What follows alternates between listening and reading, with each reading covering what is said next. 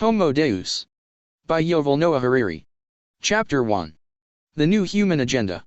At the dawn of the third millennium, humanity wakes up, stretching its limbs and rubbing its eyes.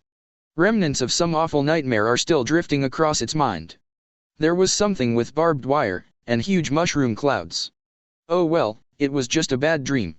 Going to the bathroom, humanity washes its face, examines its wrinkles in the mirror, makes a cup of coffee and opens the diary. Let's see what's on the agenda today. For thousands of years the answer to this question remained unchanged. The same three problems preoccupied the people of 20th century China, of medieval India and of ancient Egypt. Famine, plague and war were always at the top of the list. For generation after generation humans have prayed to every god, angel, and saint, and have invented countless tools, institutions, and social systems, but they continued to die in their millions from starvation, epidemics, and violence. Many thinkers and prophets concluded that famine, plague and war must be an integral part of God's cosmic plan or of our imperfect nature, and nothing short of the end of time would free us from them. Yet at the dawn of the third millennium, humanity wakes up to an amazing realization. Most people rarely think about it, but in the last few decades we have managed to rein in famine, plague and war. Of course, these problems have not been completely solved, but they have been transformed from incomprehensible and uncontrollable forces of nature into manageable challenges. We don't need to pray to any god or saint to rescue us from them. We know quite well what needs to be done in order to prevent famine, plague and war, and we usually succeed in doing it. True, there are still notable failures, but when faced with such failures we no longer shrug our shoulders and say, well, that's the way things work in our imperfect world, or God's will be done. Rather, when famine, plague or war break out of our control, we feel that somebody must have screwed up, we set up a commission of inquiry, and promise ourselves that next time we'll do better. And it actually works. Such calamities indeed happen less and less often. For the first time in history, more people die today from eating too much than from eating too little. More people die from old age than from infectious diseases, and more people commit suicide than are killed by soldiers, terrorists, and criminals combined. In the early 21st century, the average human is far more likely to die from binging at McDonald's than from drought, Ebola, or an Al-Qaeda attack. Hence, even though presidents, CEOs, and generals still have their daily schedules full of economic crises and military conflicts, on the cosmic scale of history humankind can lift its eyes up and start looking towards new horizons. If we are indeed bringing famine, plague and war under control, what will replace them at the top of the human agenda? Like firefighters in a world without fire, so humankind in the 21st century needs to ask itself an unprecedented question: what are we going to do with ourselves? In a healthy, prosperous, and harmonious world, what will demand our attention and ingenuity? This question becomes doubly urgent given the immense new powers that biotechnology and information technology are providing us with. What will we do with all that power? Before answering this question, we need to say a few more words about famine, plague and war. The claim that we are bringing them under control may strike many as outrageous, extremely naive, or perhaps callous. What about the billions of people scraping a living on less than $2 a day? What about the ongoing AIDS crisis in Africa, or the wars raging in Syria and Iraq? To address these concerns, let us take a closer look at the world of the early 21st century, before exploring the human agenda for the coming decades. The biological poverty line. Let's start with famine, which for thousands of years has been humanity's worst enemy. Until recently most humans lived on the very edge of the biological poverty line, below which people succumb to malnutrition and hunger. A small mistake or a bit of bad luck could easily be a death sentence for an entire family or village. If heavy rains destroyed your wheat crop, or robbers carried off your goat herd, you and your loved ones may well have starved to death. Misfortune or stupidity on the collective level resulted in mass famines. When severe drought hit ancient Egypt or medieval India, it was not uncommon that 5 or 10% of the population perished. Provisions became scarce. Transport was too slow and expensive to import sufficient food, and governments were far too weak to save the day. Open any history book and you are likely to come across horrific accounts of famished populations, driven mad by hunger. In April 1694 a French official in the town of Beauvais described the impact of famine and of soaring food prices, saying that his entire district was now filled with an infinite number of poor souls, weak from hunger and wretchedness and dying from want, because, having no work or occupation, they lack the money to buy bread. Seeking to prolong their lives a little and somewhat to appease their hunger, these poor folk eat such unclean things as cats and the flesh of horses flayed and cast onto dung heaps. Others consume the blood that flows when cows and oxen are slaughtered, and the offal that cooks throw into the streets. Other poor wretches eat nettles and weeds, or roots, and herbs which they boil in water. Similar scenes took place all over France. Bad weather had ruined the harvests throughout the kingdom in the previous 2 years, so that by the spring of 1694 the granaries were completely empty. The rich charged exorbitant prices for whatever food they managed to hoard, and the poor died in droves. About 2.8 million French, 15% of the population, starved to death between 1692 and 1694, while the Sun King, Louis XIV, was dallying with his mistresses in Versailles. The following year, 1695, famine struck Estonia, killing a fifth of the population. In 1696 it was the turn of Finland, where a quarter to a third of people died.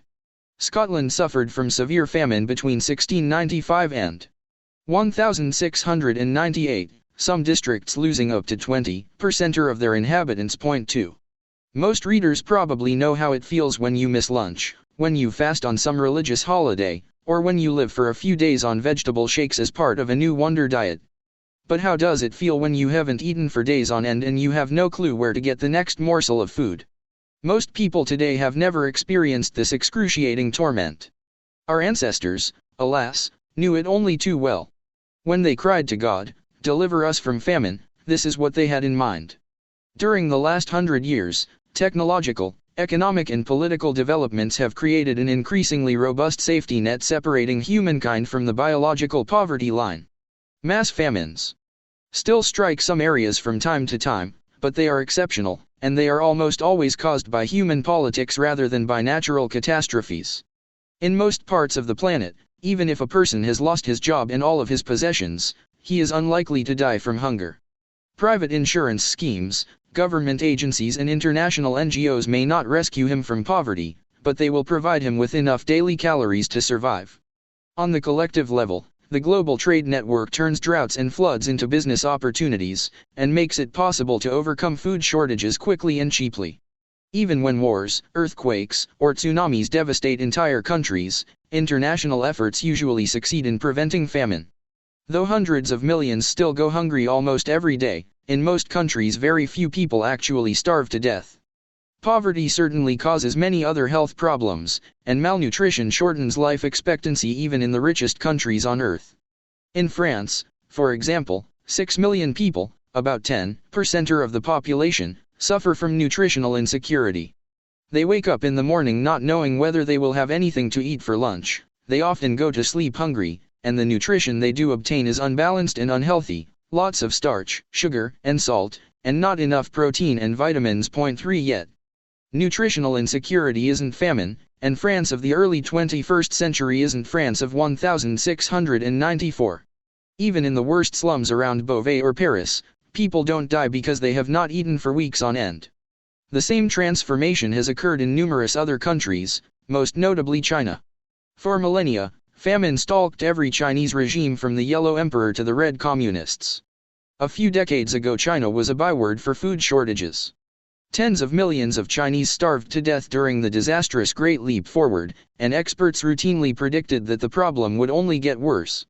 In 1974 the First World Food Conference was convened in Rome, and delegates were treated to apocalyptic scenarios. They were told that there was no way for China to feed its billion people, and that the world's most populous country was heading towards catastrophe. In fact, it was heading towards the greatest economic miracle in history. Since 1974 hundreds of millions of Chinese have been lifted out of poverty, and though hundreds of millions more still suffer greatly from privation and malnutrition, for the first time in its recorded history China is now free from famine. Indeed, in most countries today overeating has become a far worse problem than famine. In the 18th century Marie Antoinette allegedly advised the starving masses that if they ran out of bread, they should just eat cake instead. Today, the poor are following this advice to the letter. Whereas the rich residents of Beverly Hills eat lettuce salad and steamed tofu with quinoa, in the slums and ghettos the poor gorge on Twinkie cakes, Cheetos, hamburgers and pizza. In 2014 more than 2.1 billion people were overweight, compared to 850 million who suffered from malnutrition. Half of humankind is expected to be overweight by 2030.4. In 2010, famine and malnutrition combined killed about 1 million people, whereas obesity killed 3 million.5. Invisible armadas. After famine, humanity's second great enemy was plagues and infectious diseases. Bustling cities linked by a ceaseless stream of merchants, officials, and pilgrims were both the bedrock of human civilization and an ideal breeding ground for pathogens. People consequently lived their lives in ancient Athens or medieval Florence knowing that they might fall ill and die next week, or that an epidemic might suddenly erupt and destroy their entire family in one swoop. The most famous such outbreak, the so-called Black Death, began in the 1330s, somewhere in East or Central Asia, when the flea-dwelling bacterium Yersinia pestis started infecting humans bitten by the fleas. From there, riding on an army of rats and fleas, the plague quickly spread all over Asia, Europe, and North Africa, taking less than 20 years to reach the shores of the Atlantic Ocean. Between 75 million and 200 million people died, more than a quarter of the population of Eurasia. In England, 4 out of 10 people died, and the population dropped from a pre-plague high of 3.7 million people to a post-plague low of 2.2 million. The city of Florence lost 50,000 of its 100,000 inhabitants. 6. The authorities were completely helpless in the face of the calamity. Except for organizing mass prayers and processions, they had no idea how to stop the spread of the epidemic, let alone cure it. Until the modern era, humans blamed diseases on bad air, malicious demons, and angry gods, and did not suspect the existence of bacteria and viruses. People readily believed in angels and fairies, but they could not imagine that a tiny flea or a single drop of water might contain an entire armada of deadly predators. The Black Death was not a singular event, nor even the worst plague in history. More disastrous epidemics struck America, Australia, and the Pacific Islands following the arrival of the first Europeans. Unbeknown to the explorers and settlers, they brought with them new infectious diseases against which the natives had no immunity. Up to 90% of the local populations died as a result. 7. On March 5, 1520, a small Spanish flotilla left the island of Cuba on its way to Mexico. The ships carried 900 Spanish soldiers along with horses, firearms, and a few African slaves. One of the slaves, Francisco de Eguía, carried on his person a far deadlier cargo. Francisco didn't know it, but somewhere among his trillions of cells a biological time bomb was ticking, the smallpox virus. After Francisco landed in Mexico, the virus began to multiply exponentially within his body, eventually bursting out all over his skin in a terrible rash. The feverish Francisco was taken to bed in the house of a Native American family in the town of Chempa-Alán. He infected the family members, who infected the neighbors. Within 10 days, Chempa-Alán became a graveyard. Refugees spread the disease from Chempa-Alán to the nearby towns. As town after town succumbed to the plague, new waves of terrified refugees carried the disease throughout Mexico and beyond. The Mayas in the Yucatan Peninsula believed that 3 evil gods, Ecpets, Uzancoc, and Xojacoc, were flying from village to village at night, infecting people with the disease. The Aztecs blamed it on the gods Tezcatlipoca and Xipe, or perhaps on the black magic of the white people. Priests and doctors were consulted. They advised prayers, cold baths, rubbing the body with bitumen and smearing squashed black beetles on the sores. Nothing helped. Tens of thousands of corpses lay rotting in the streets, without anyone daring to approach and bury them. Entire families perished within a few days, and the authorities ordered that the houses were to be collapsed on top of the bodies. In some settlements half the population died. In September 1520 the plague had reached the Valley of Mexico, and in October it entered the gates of the Aztec capital, Tenochtitlan, a magnificent metropolis of 250,000 people. Within 2 months at least a third of the population perished, including the Aztec emperor Cuitlahuac. Whereas in March 1520, when the Spanish fleet arrived, Mexico was home to 22 million people. By December only 14 million were still alive. Smallpox was only the first blow.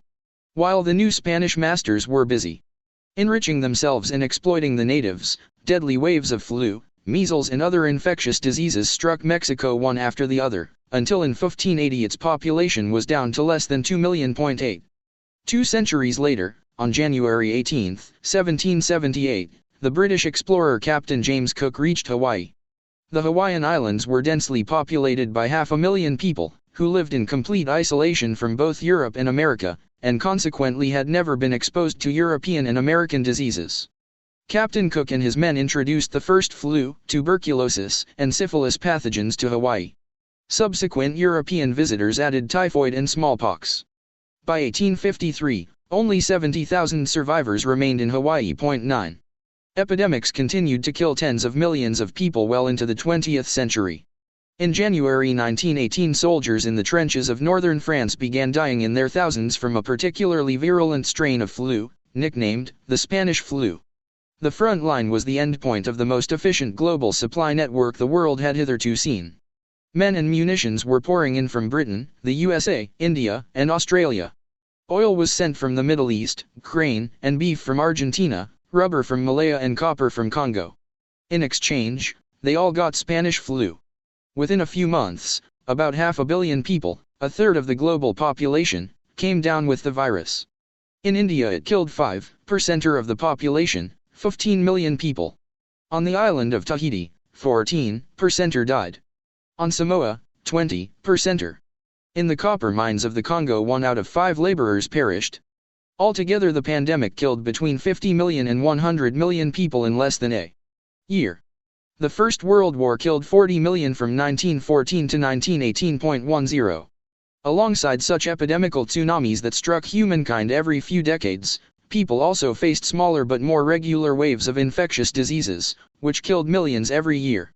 Children who lacked immunity were particularly susceptible to them, hence they are often called childhood diseases. Until the early 20th century, about a third of children died before reaching adulthood from a combination of malnutrition and disease. During the last century, humankind became ever more vulnerable to epidemics, due to a combination of growing populations and better transport.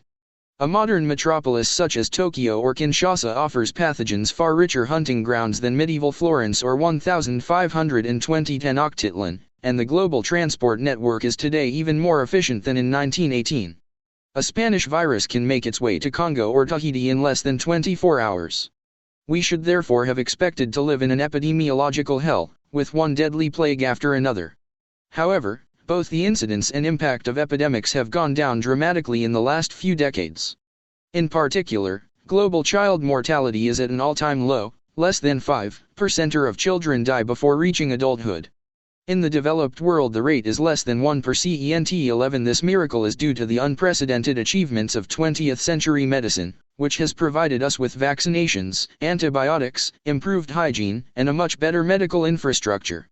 For example, a global campaign of smallpox vaccination was so successful that in 1979 the World Health Organization declared that humanity had won, and that smallpox had been completely eradicated. It was the first epidemic humans had ever managed to wipe off the face of the earth. In 1967 smallpox had still infected 15 million people and killed 2 million of them, but in 2014 not a single person was either infected or killed by smallpox. The victory has been so complete that today, the WHO has stopped vaccinating humans against smallpox. 12. Every few years we are alarmed by the outbreak of some potential new plague, such as SARS in 2002/3, bird flu in 2005, swine flu in 2009/10 and Ebola in 2014.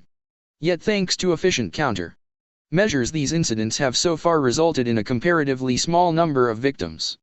SARS, for example, initially raised fears of a new Black Death, but eventually ended with the death of less than 1,000 people worldwide. 13. The Ebola outbreak in West Africa seemed at first to spiral out of control, and on September 26, 2014 the WHO described it as the most severe public health emergency seen in modern times. 14. Nevertheless, by early 2015 the epidemic had been reined in, and in January 2016 the WHO declared it over.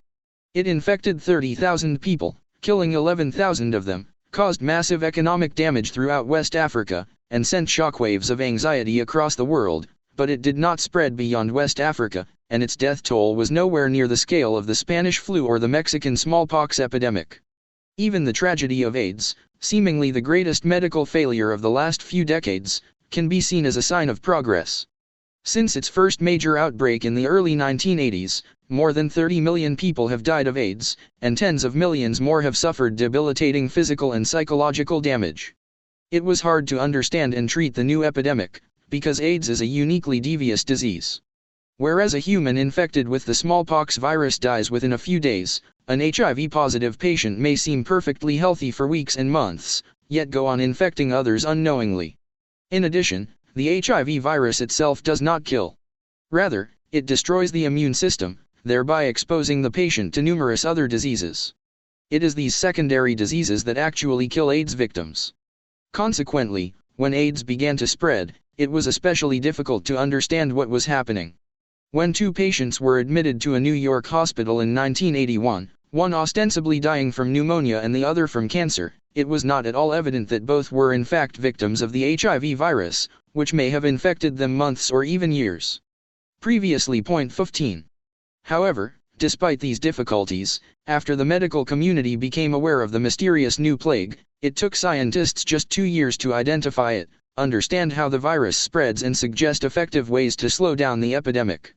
Within another 10 years, new medicines turned AIDS from a death sentence into a chronic condition, at least for those wealthy enough to afford the treatment. Point 16. Just think what would have happened if AIDS had erupted in 1581 rather than 1981.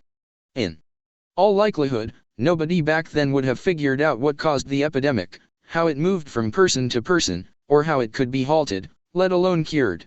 Under such conditions, AIDS might have killed a much larger proportion of the human race, equaling, and perhaps even surpassing the Black Death.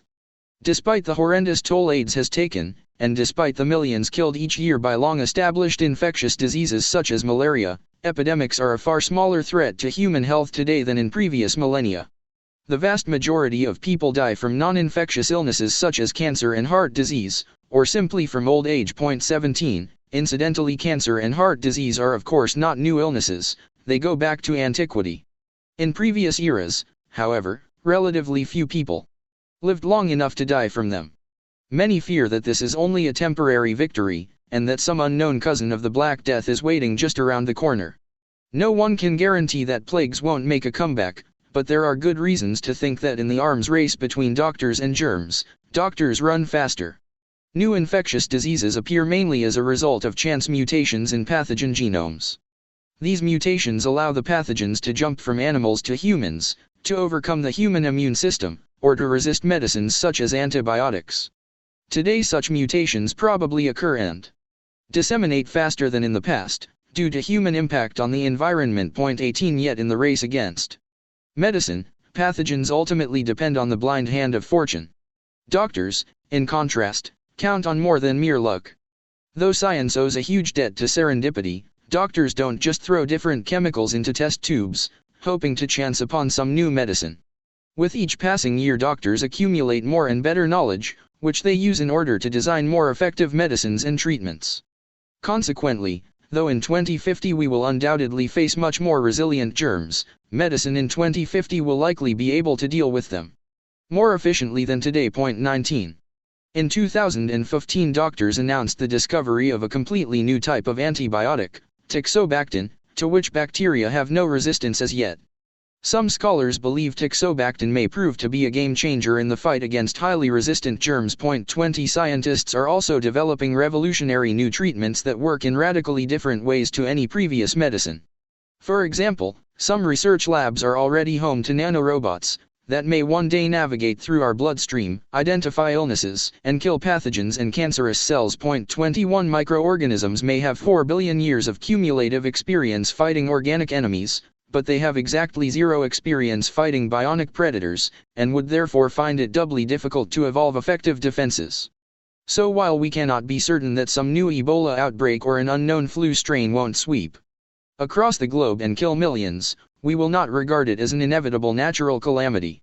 Rather, we will see it as an inexcusable human failure and demand the heads of those responsible. When in late summer 2014 it seemed for a few terrifying weeks that Ebola was gaining the upper hand over the global health authorities, investigative committees were hastily set up.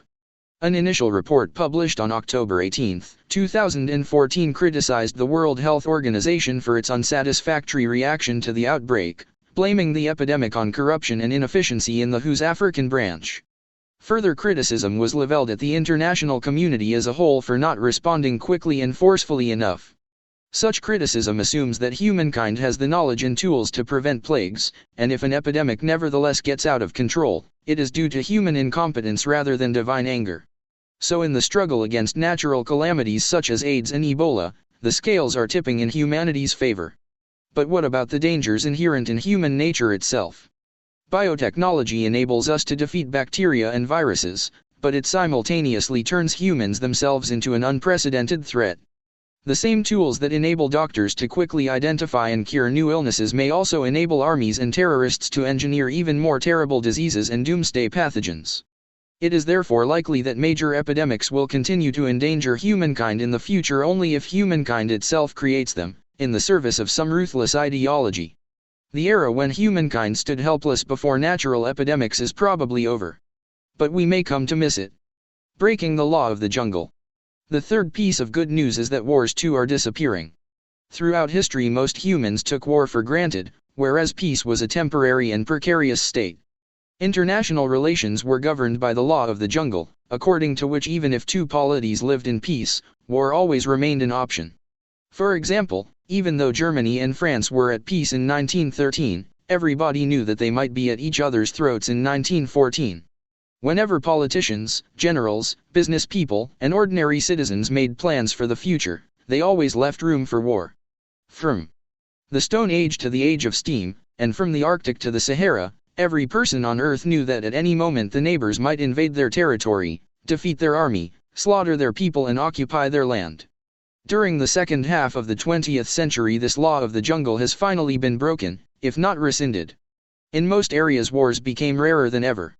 Whereas in ancient agricultural societies human violence caused about 15% of all deaths, during the 20th century violence caused only 5% of deaths, and in the early 21st century it is responsible for about 1% of global mortality. 22 In 2012 about 56 million people died throughout the world, 620,000 of them died due to human violence. War killed 120,000 people, and crime killed another 500,000. In contrast, 800,000 committed suicide, and 1.5 million died of diabetes. 23 Sugar is now more dangerous than gunpowder. Even more importantly, a growing segment of humankind has come to see war as simply inconceivable. For the first time in history, when governments, corporations, and private individuals consider their immediate future, many of them don't think about war as a likely event. Nuclear weapons have turned war between superpowers into a mad act of collective suicide, and therefore forced the most powerful nations on Earth to find alternative and peaceful ways to resolve conflicts. Simultaneously, the global economy has been transformed from a material-based economy into a knowledge-based economy. Previously the main sources of wealth were material assets such as gold mines, wheat fields, and oil wells. Today the main source of wealth is knowledge. And whereas you can conquer oil fields through war, you cannot acquire knowledge that way. Hence as knowledge became the most important economic resource, the profitability of war declined and wars became increasingly restricted to those parts of the world, such as the Middle East and Central Africa, where the economies are still old-fashioned material-based economies. In 1998 it made sense for Rwanda to seize and loot the rich coltan mines of neighboring Congo, because this ore was in high demand for the manufacture of mobile phones and laptops, and Congo held 80% of the world's coltan reserves.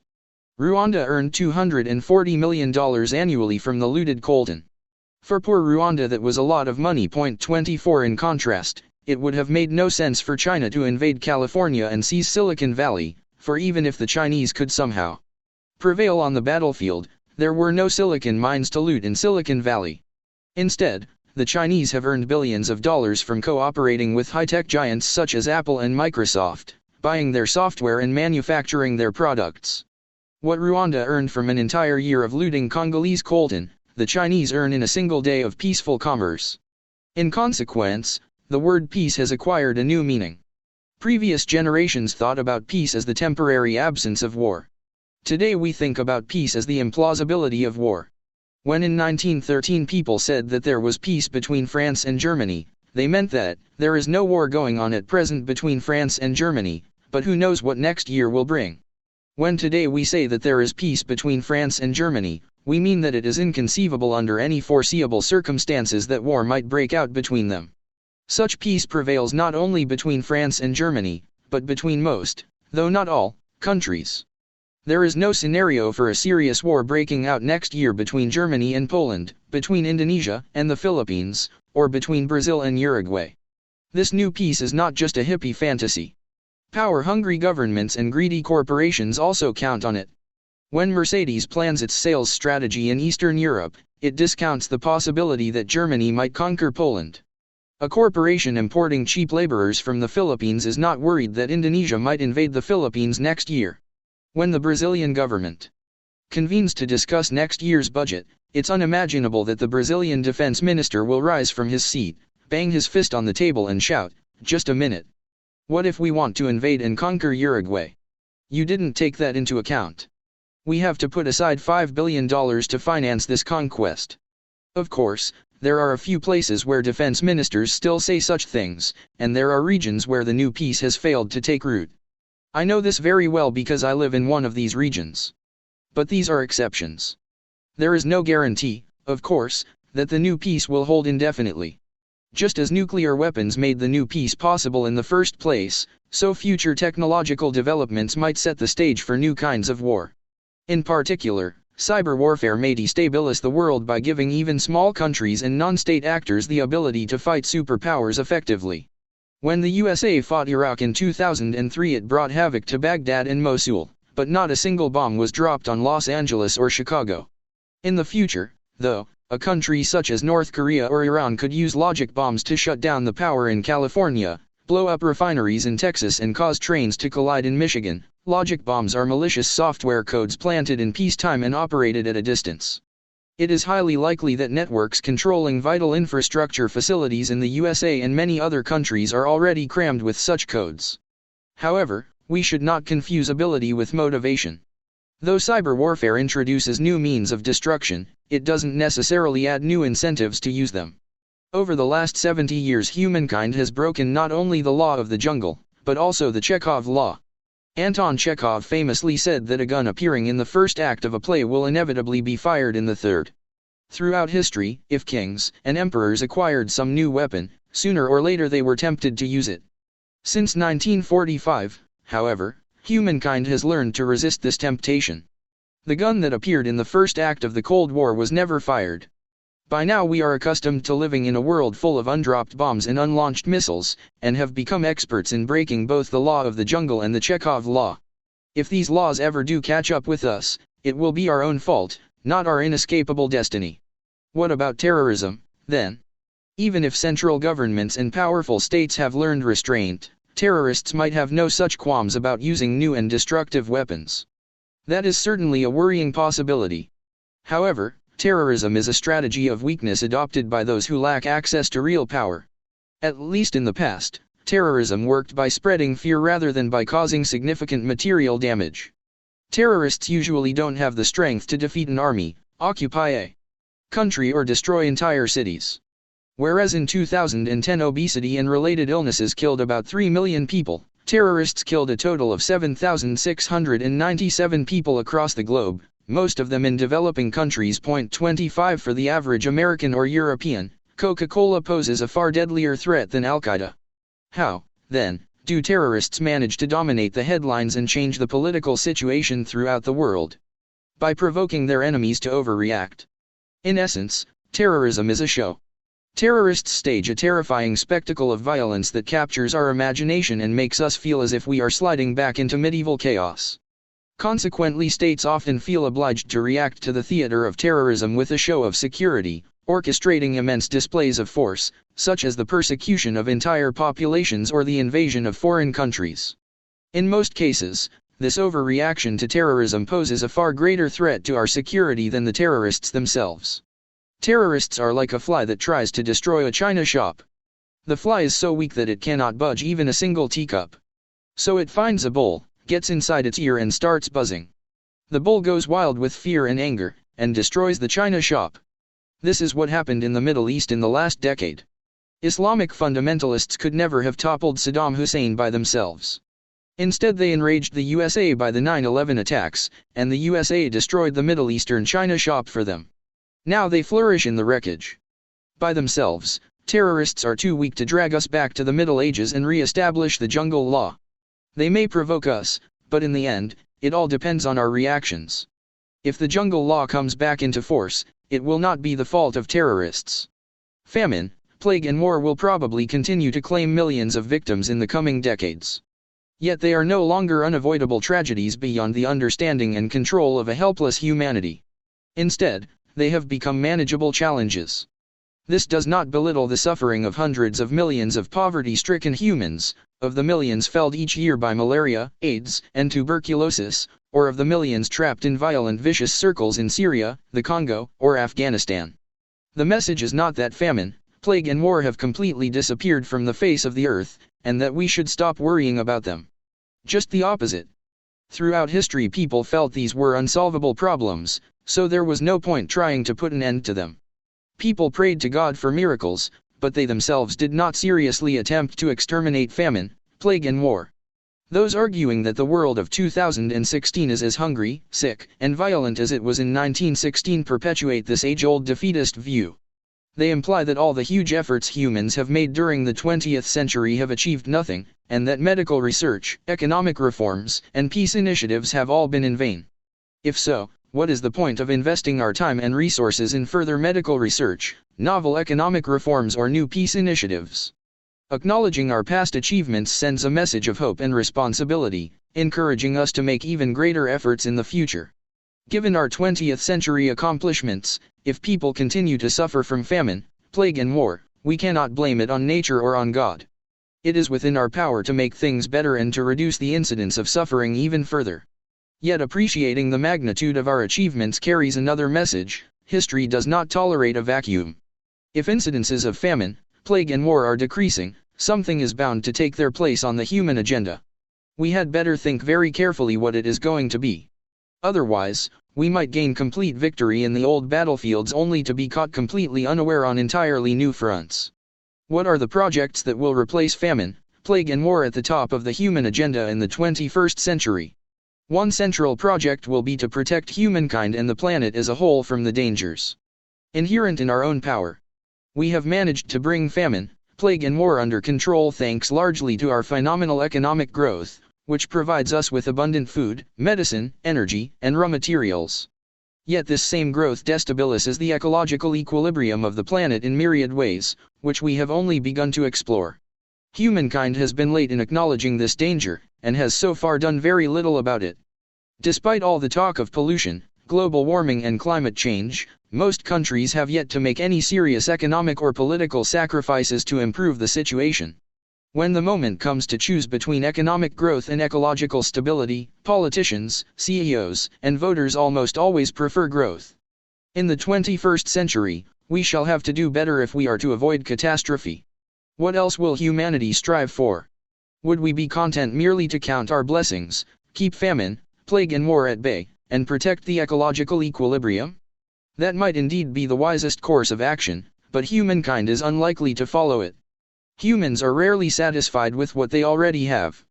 The most common reaction of the human mind to achievement is not satisfaction, but craving for more.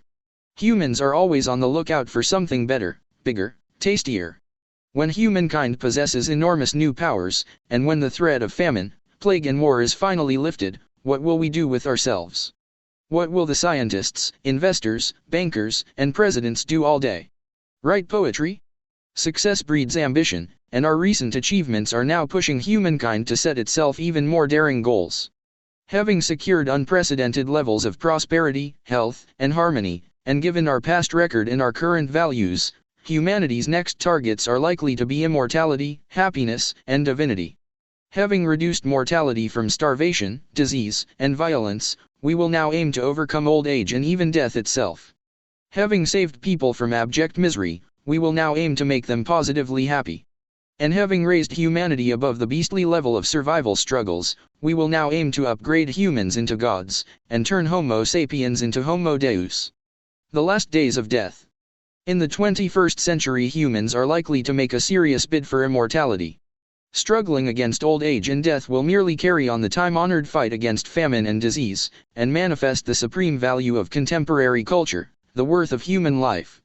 We are constantly reminded that human life is the most sacred thing in the universe. Everybody says this: teachers in schools, politicians in parliaments, lawyers in courts, and actors on theater stages.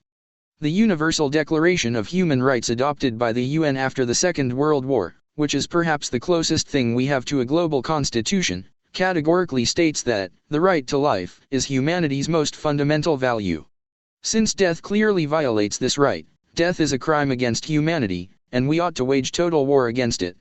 Throughout history, religions and ideologies did not sanctify life itself. They always sanctified something above or beyond earthly existence, and were consequently quite tolerant of death. Indeed, some of them have been downright fond of the Grim Reaper. Because Christianity, Islam, and Hinduism insisted that the meaning of our existence depended on our fate in the afterlife, they viewed death as a vital and positive part of the world. Humans died because God decreed it, and their moment of death was a sacred metaphysical experience exploding with meaning. When a human was about to breathe his last, this was the time to call priests, rabbis, and shamans, to draw out the balance of life, and to embrace one's true role in the universe. Just try to imagine Christianity, Islam, or Hinduism in a world without death, which is also a world without heaven, hell, or reincarnation.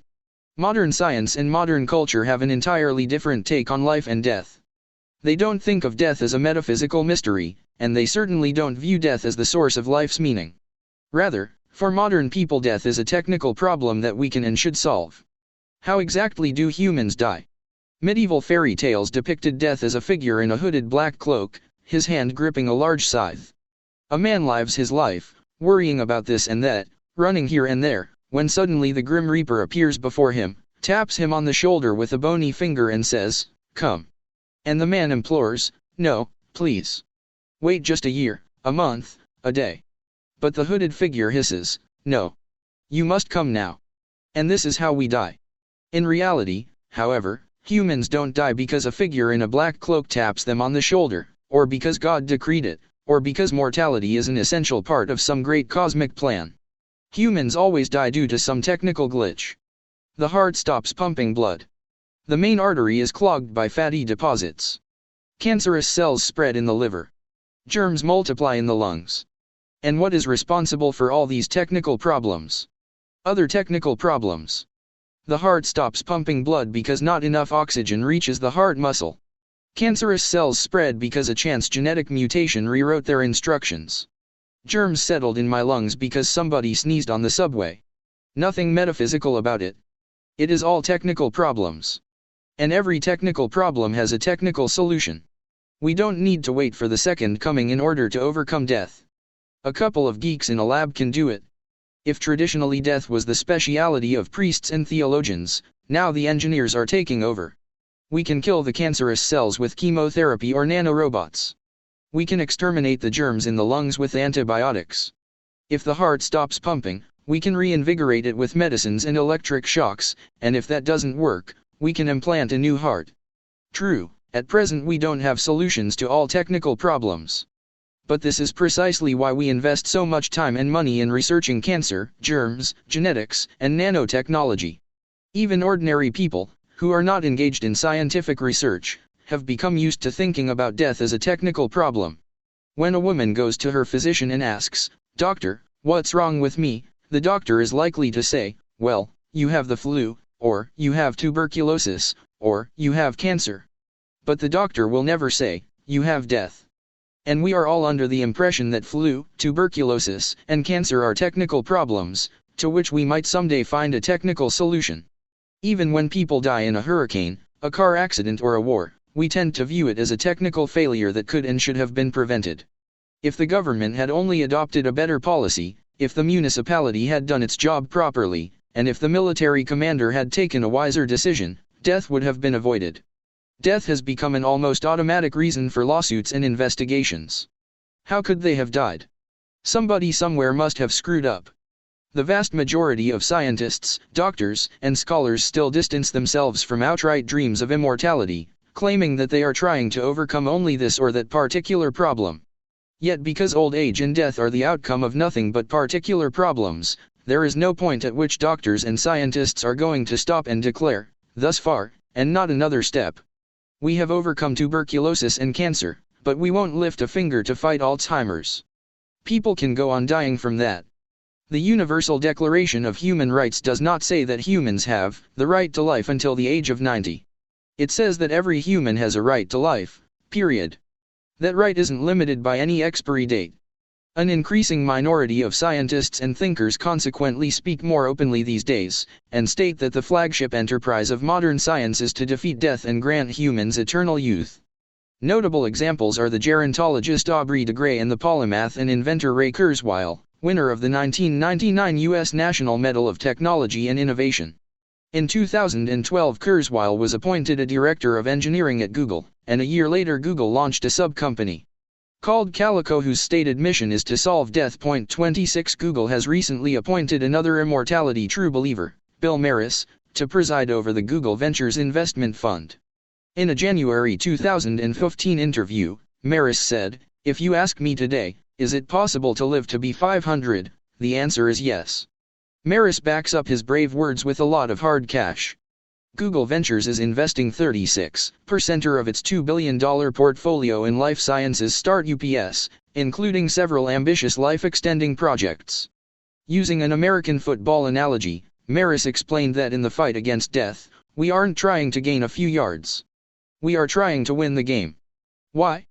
Because, says Maris, it is better to live than to die. 27. Such dreams are shared by other Silicon Valley luminaries. PayPal co-founder Peter Thiel has recently confessed that he aims to live forever.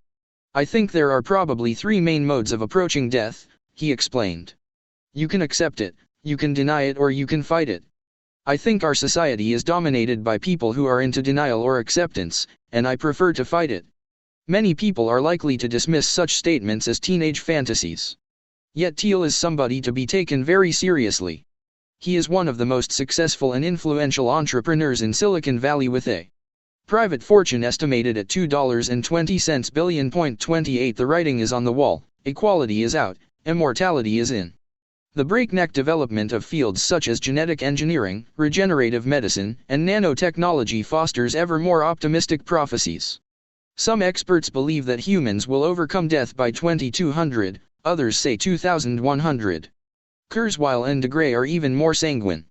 They maintain that anyone possessing a healthy body and a healthy bank account in 2050 will have a serious shot at immortality by cheating death a decade at a time.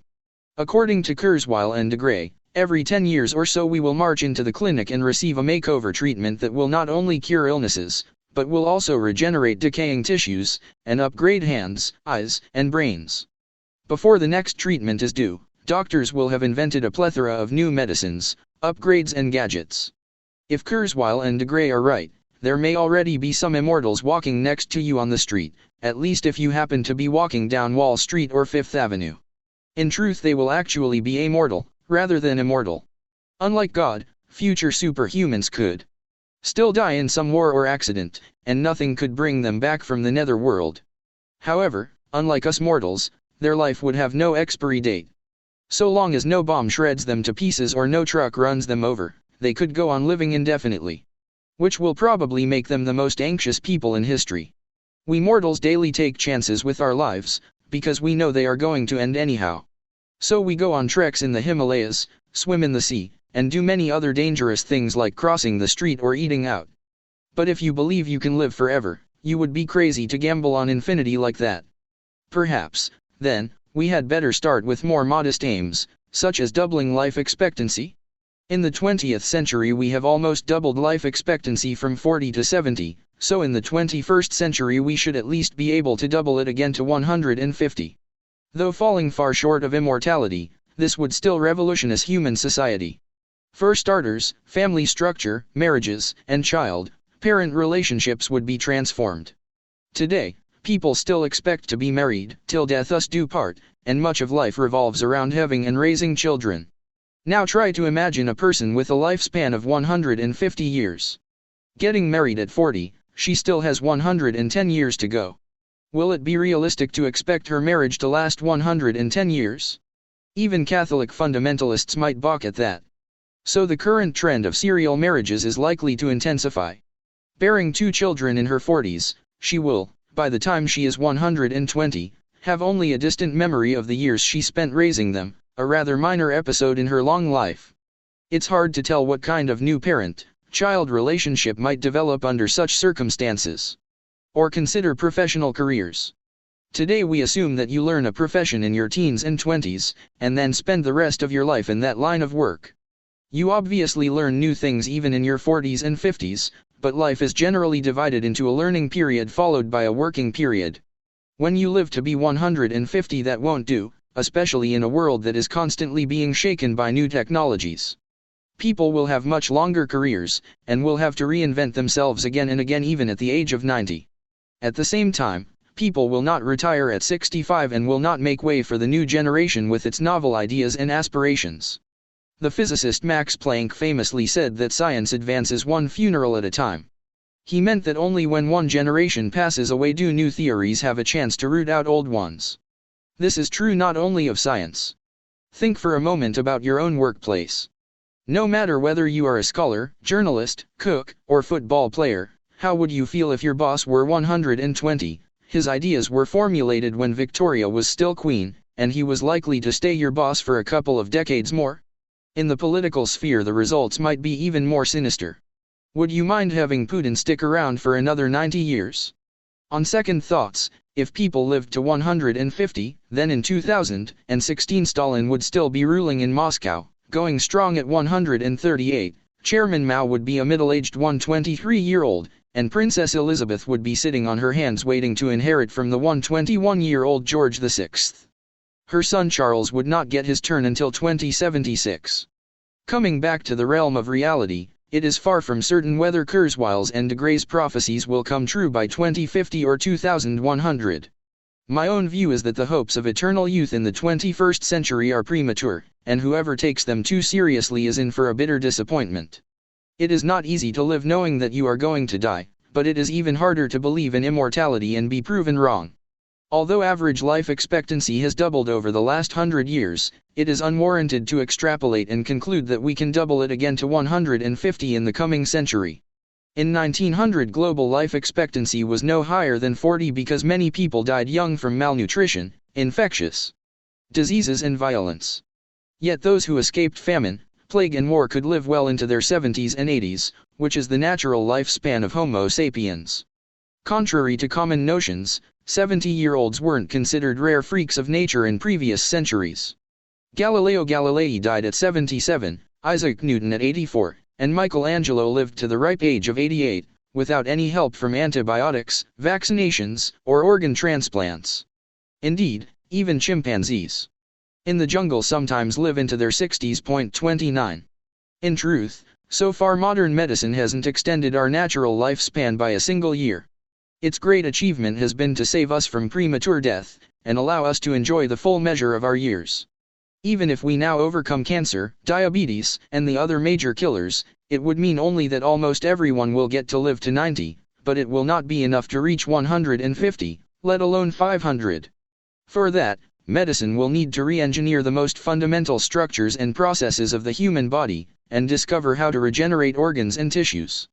It is by no means clear that we can do that by 2100. Nevertheless, every failed attempt to overcome death will get us a step closer to the target, and that will inspire greater hopes and encourage people to make even greater efforts. Though Google's Calico probably won't solve death in time to make Google co-founders Sergey Brin and Larry Page immortal, it will most probably make significant discoveries about cell biology, genetic medicines, and human health. The next generation of Googlers could therefore start their attack on death from new and better positions. The scientists who cry immortality are like the boy who cried wolf. Sooner or later, the wolf actually comes. Hence, even if we don't achieve immortality in our lifetime, the war against death is still likely to be the flagship project of the coming century. When you take into account our belief in the sanctity of human life, add the dynamics of the scientific establishment, and top it all with the needs of the capitalist economy, a relentless war against death seems to be inevitable. Our ideological commitment to human life will never allow us simply to accept human death. As long as people die of something, we will strive to overcome it. The scientific establishment and the capitalist economy will be more than happy to underwrite this struggle. Most scientists and bankers don't care what they are working on, provided it gives them an opportunity to make new discoveries and greater profits. Can anyone imagine a more exciting scientific challenge than outsmarting death, or a more promising market than the market of eternal youth? If you are over 40, close your eyes for a minute and try to remember the body you had at 25. Not only how it looked, but above all how it felt. If you could have that body back, how much would you be willing to pay for it? No doubt some people would be happy to forego the opportunity, but enough customers would pay whatever it takes, constituting a well-nigh infinite market. If all that is not enough, the fear of death ingrained in most humans will give the war against death an irresistible momentum. As long as people assumed that death is inevitable, they trained themselves from an early age to suppress the desire to live forever, or harnessed it in favor of substitute goals. People want to live forever, so they compose an immortal symphony. They strive for eternal glory in some war, or even sacrifice their lives so that their souls will enjoy everlasting bliss in paradise. A large part of our artistic creativity, our political commitment and our religious piety is fueled by the fear of death. Woody Allen, who has made a fabulous career out of the fear of death, was once asked if he hoped to live on forever through the silver screen. Allen answered that, "I'd rather live on in my apartment." He went on to add that, "I don't want to achieve immortality through my work. I want to achieve it by not dying." Eternal glory, nationalist remembrance ceremonies and dreams of paradise are very poor substitutes for what humans like Allen really want, not to die. Once people think, with or without good reason, that they have a serious chance of escaping death, the desire for life will refuse to go on pulling the rickety wagon of art, ideology, and religion, and will sweep forward like an avalanche. If you think that religious fanatics with burning eyes and flowing beards are ruthless, just wait and see what elderly retail moguls and aging Hollywood starlets will do when they think the elixir of life is within reach. If and when science makes significant progress in the war against death, the real battle will shift from the laboratories to the parliaments, courthouses, and streets. Once the scientific efforts are crowned with success, they will trigger bitter political conflicts. All the wars and conflicts of history might turn out to be but a pale prelude for the real struggle ahead of us, the struggle for eternal youth. The right to happiness. The second big project on the human agenda will probably be to find the key to happiness. Throughout history, numerous thinkers, prophets, and ordinary people defined happiness rather than life itself as the supreme good. In ancient Greece, the philosopher Epicurus explained that worshipping gods is a waste of time, that there is no existence after death, and that happiness is the sole purpose of life. Most people in ancient times rejected Epicureanism, but today it has become the default view. Skepticism about the afterlife drives humankind to seek not only immortality, but also earthly happiness. For who would like to live forever in eternal misery? For Epicurus, the pursuit of happiness was a personal quest. Modern thinkers, in contrast, tend to see it as a collective project. Without government planning, economic resources, and scientific research, individuals will not get far in their quest for happiness. If your country is torn apart by war, if the economy is in crisis, and if healthcare is non-existent, you are likely to be miserable. At the end of the 18th century, the British philosopher Jeremy Bentham declared that the supreme good is the greatest happiness of the greatest number, and concluded that the sole worthy aim of the state, the market, and the scientific community is to increase global happiness. Politicians should make peace, business people should foster prosperity, and scholars should study nature, not for the greater glory of king, country, or God, but so that you and I could enjoy a happier life. During the 19th and 20th centuries, although many paid lip service to Bentham's vision, governments, corporations, and laboratories focused on more immediate and well-defined aims. Countries measured their success by the size of their territory, the increase in their population, and the growth of their GDP, not by the happiness of their citizens. Industrialist nations such as Germany, France, and Japan established gigantic systems of education, health, and welfare, yet these systems were aimed to strengthen the nation rather than ensure individual well-being. Schools were founded to produce skillful and obedient citizens who would serve the nation loyally. At 18, youths needed to be not only patriotic but also literate, so that they could read the brigadier's order of the day and draw up tomorrow's battle plans. They had to know mathematics in order to calculate the shell's trajectory or crack the enemy's secret code. They needed a reasonable command of electrics, mechanics, and medicine, in order to operate wireless sets, drive tanks, and take care of wounded comrades. When they left the army, they were expected to serve the nation as clerks, teachers, and engineers, building a modern economy and paying lots of taxes. The same went for the health system. At the end of the 19th century, countries such as France, Germany and Japan began providing free health care for the masses. They financed vaccinations for infants, balanced diets for children and physical education for teenagers. They drained festering swamps, exterminated mosquitoes and built centralized sewage systems. The aim wasn't to make people happy, but to make the nation stronger. The country needed sturdy soldiers and workers, healthy women who would give birth to more soldiers and workers, and bureaucrats who came to the office punctually at 8 a.m. instead of lying sick at home. Even the welfare system was originally planned in the interest of the nation rather than of needy individuals. When Otto von Bismarck pioneered state pensions and social security in late 19th century Germany, his chief aim was to ensure the loyalty of the citizens rather than to increase their well-being. You fought for your country when you were 18, and paid your taxes when you were 40, because you counted on the state to take care of you when you were 70.30. In 1776, the Founding Fathers of the United States established the right to the pursuit of happiness as one of 3 unalienable human rights, alongside the right to life and the right to liberty. It's important to note, however, that the American Declaration of Independence guaranteed the right to the pursuit of happiness, not the right to happiness itself. Crucially, Thomas Jefferson did not make the state responsible for its citizens' happiness. Rather, he sought only to limit the power of the state. The idea was to reserve for individuals a private sphere of choice, free from state supervision. If I think I'll be happier marrying John rather than Mary, living in San Francisco rather than Salt Lake City, and working as a bartender rather than a dairy farmer, then it's my right to pursue happiness my way, and the state shouldn't intervene even if I make the wrong choice. Yet over the last few decades the tables have turned, and Bentham's vision has been taken far more seriously. People increasingly believe that the immense systems established more than a century ago to strengthen the nation should actually serve the happiness and well-being of individual citizens. We are not here to serve the state, it is here to serve us. The right to the pursuit of happiness, originally envisaged as a restraint on state power, has imperceptibly morphed into the right to happiness, as if human beings have a natural right to be happy, and anything which makes us dissatisfied is a violation of our basic human rights, so the state should do something about it. In the 20th century, per capita GDP was perhaps the supreme yardstick for evaluating national success. From this perspective, Singapore, each of whose citizens produces on average $56,000 worth of goods and services a year, is a more successful country than Costa Rica, whose citizens produce only $14,000 a year. But nowadays thinkers, politicians, and even economists are calling to supplement or even replace GDP with GDH, gross domestic happiness. After all, what do people want? They don't want to produce. They want to be happy. Production is important because it provides the material basis for happiness. But it is only the means, not the end. In one survey after another, Costa Ricans report far higher levels of life satisfaction than Singaporeans. Would you rather be a highly productive but dissatisfied Singaporean, or a less productive but satisfied Costa Rican?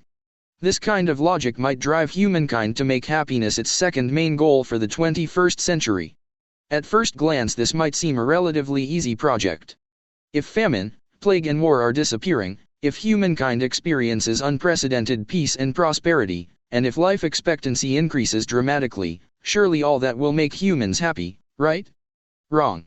When Epicurus defined happiness as the supreme good, he warned his disciples that it is hard work to be happy. Material achievements alone will not satisfy us for long. Indeed, the blind pursuit of money, fame, and pleasure will only make us miserable. Epicurus recommended, for example, to eat and drink in moderation, and to curb one's sexual appetites. In the long run, a deep friendship will make us more content than a frenzied orgy. Epicurus outlined an entire ethic of dos and don'ts to guide people along the treacherous path to happiness. Epicurus was apparently onto something. Being happy doesn't come easy. Despite our unprecedented achievements in the last few decades, it is far from obvious that contemporary people are significantly more satisfied than their ancestors in bygone years. Indeed, it is an ominous sign that despite higher prosperity, comfort, and security, the rate of suicide in the developed world is also much higher than in traditional societies. In Peru, Guatemala, the Philippines, and Albania, developing countries suffering from poverty and political instability, about 1 person in 100,000 commits suicide each year.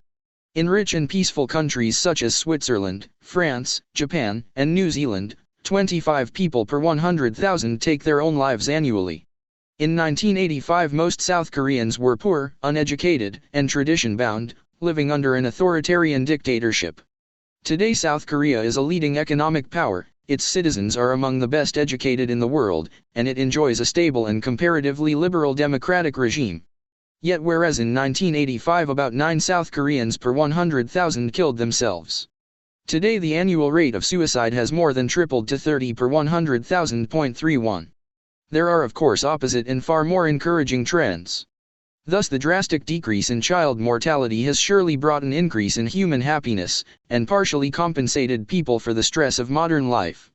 Still, even if we are somewhat happier than our ancestors, the increase in our well-being is far less than we might have expected. In the Stone Age, the average human had at his or her disposal about 4,000 calories of energy per day. This included not only food, but also the energy invested in preparing tools, clothing, art, and campfires. Today Americans use on average 228,000 calories of energy per person per day, to feed not only their stomachs but also their cars, computers, refrigerators and televisions. 32 The average American thus uses 60 times more energy than the average Stone Age hunter-gatherer. Is the average American 60 times happier? We may well be skeptical about such rosy views. And even if we have overcome many of yesterday's miseries, attaining positive happiness may be far more difficult than abolishing downright suffering. It took just a piece of bread to make a starving medieval peasant joyful. How do you bring joy to a bored, overpaid, and overweight engineer? The second half of the 20th century was a golden age for the USA. Victory in the Second World War, followed by an even more decisive victory in the Cold War, turned it into the leading global superpower. Between 1950 and 2000 American GDP grew from $2 trillion to $12 trillion. Real per capita income doubled. The newly invented contraceptive pill made sex freer than ever. Women, gays, African Americans, and other minorities finally got a bigger slice of the American pie. A flood of cheap cars, refrigerators, air conditioners, vacuum cleaners, dishwashers, laundry machines, telephones, televisions and computers changed daily life almost beyond recognition. Yet studies have shown that American subjective well-being levels in the 1990s remained roughly the same as they were in the 1950s. 33. In Japan, average real income rose by a factor of 5 between 1958 and 1987, in one of the fastest economic booms of history. This avalanche of wealth, coupled with myriad positive and negative changes in Japanese lifestyles and social relations, had surprisingly little impact on Japanese subjective well-being levels. The Japanese in the 1990s were as satisfied, or dissatisfied, as they were in the 1950s. 34. It appears that our happiness bangs against some mysterious glass ceiling that does not allow it to grow despite all our unprecedented accomplishments. Even if we provide free food for everybody, cure all diseases and ensure world peace, it won't necessarily shatter that glass ceiling. Achieving real happiness is not going to be much easier than overcoming old age and death. The glass ceiling of happiness is held in place by two stout pillars, one psychological, the other biological. On the psychological level, happiness depends on expectations rather than objective conditions. We don't become satisfied by leading a peaceful and prosperous existence. Rather, we become satisfied when reality matches our expectations. The bad news is that as conditions improve, expectations balloon. Dramatic improvements in conditions, as humankind has experienced in recent decades, translate into greater expectations rather than greater contentment. If we don't do something about this, our future achievements too might leave us as dissatisfied as ever. On the biological level, both our expectations and our happiness are determined by our biochemistry, rather than by our economic, social, or political situation. According to Epicurus, we are happy when we feel pleasant sensations and are free from unpleasant ones. Jeremy Bentham similarly maintained that nature gave dominion over man to two masters, pleasure and pain, and they alone determine everything we do, say, and think. Bentham's successor, John Stuart Mill, explained that happiness is nothing but pleasure and freedom from pain, and that beyond pleasure and pain there is no good and no evil. Anyone who tries to deduce good and evil from something else, such as the Word of God, or the national interest, is fooling you, and perhaps fooling himself too. 35 In the days of Epicurus such talk was blasphemous. In the days of Bentham and Mill it was radical subversion. But in the early 21st century this is scientific orthodoxy. According to the life sciences, happiness and suffering are nothing but different balances of bodily sensations. We never react to events in the outside world, but only to sensations in our own bodies. Nobody suffers because she lost her job, because she got divorced, or because the government went to war. The only thing that makes people miserable is unpleasant sensations in their own bodies. Losing one's job can certainly trigger depression, but depression itself is a kind of unpleasant bodily sensation. 1,000 things may make us angry, but anger is never an abstraction. It is always felt as a sensation of heat and tension in the body, which is what makes anger so infuriating. Not for nothing do we say that we burn with anger. Conversely, science says that nobody is ever made happy by getting a promotion, winning the lottery, or even finding true love. People are made happy by one thing and one thing only: pleasant sensations in their bodies. Imagine that you are Mario Götze, the attacking midfielder of the German football team in the 2014 World Cup final against Argentina. 113 minutes have already elapsed, without a goal being scored. Only 7 minutes remain before the dreaded penalty shootout. Some 75,000 excited fans fill the Maracanã Stadium in Rio, with countless millions anxiously watching all over the world. You are a few meters from the Argentinian goal when André Skirl sends a magnificent pass in your direction. You stop the ball with your chest, it drops down towards your leg, you give it a kick in midair, and you see it fly past the Argentinian goalkeeper and bury itself deep inside the net. Goal! The stadium erupts like a volcano. Tens of thousands of people roar like mad, your teammates are racing to hug and kiss you, millions of people back home in Berlin and Munich collapse in tears before the television screen. You are ecstatic, but not because of the ball in the Argentinian net or the celebrations going on in crammed Bavarian beer gardens. You are actually reacting to the storm of sensations within you. Chills run up and down your spine, waves of electricity wash over your body, and it feels as if you are dissolving into millions of exploding energy balls. You don't have to score the winning goal in the World Cup final to feel such sensations. If you receive an unexpected promotion at work, and start jumping for joy, you are reacting to the same kind of sensations. The deeper parts of your mind know nothing about football or about jobs. They know only sensations. If you get a promotion, but for some reason don't feel any pleasant sensations, you will not feel satisfied. The opposite is also true. If you have just been fired, or lost a decisive football match, but you are experiencing very pleasant sensations, perhaps because you popped some pill, you might still feel on top of the world. The bad news is that pleasant sensations quickly subside and sooner or later turn into unpleasant ones. Even scoring the winning goal in the World Cup final doesn't guarantee lifelong bliss. In fact, it might all be downhill from there. Similarly, if last year I received an unexpected promotion at work, I might still be occupying that new position, but the very pleasant sensations I experienced on hearing the news disappeared within hours. If I want to feel those wonderful sensations again, I must get another promotion. And another. And if I don't get a promotion, I might end up far more bitter and angry than if I had remained a humble pawn. This is all the fault of evolution. For countless generations our biochemical system adapted to increasing our chances of survival and reproduction, not our happiness. The biochemical system rewards actions conducive to survival and reproduction with pleasant sensations. But these are only an ephemeral sales gimmick. We struggle to get food and mates in order to avoid unpleasant sensations of hunger and to enjoy pleasing tastes and blissful orgasms. But nice tastes and blissful orgasms don't last very long, and if we want to feel them again we have to go out looking for more food and mates. What might have happened if a rare mutation had created a squirrel who, after eating a single nut, enjoys an everlasting sensation of bliss? Technically, this could actually be done by rewiring the squirrel's brain. Who knows, perhaps it really happened to some lucky squirrel millions of years ago. But if so, that squirrel enjoyed an extremely happy and extremely short life, and that was the end of the rare mutation. For the blissful squirrel would not have bothered to look for more nuts, let alone mates. The rival squirrels, who felt hungry again 5 minutes after eating a nut, had much better chances of surviving and passing their genes to the next generation. For exactly the same reason, the nuts we humans seek to gather, lucrative jobs, big houses, good-looking partners, seldom satisfy us for long.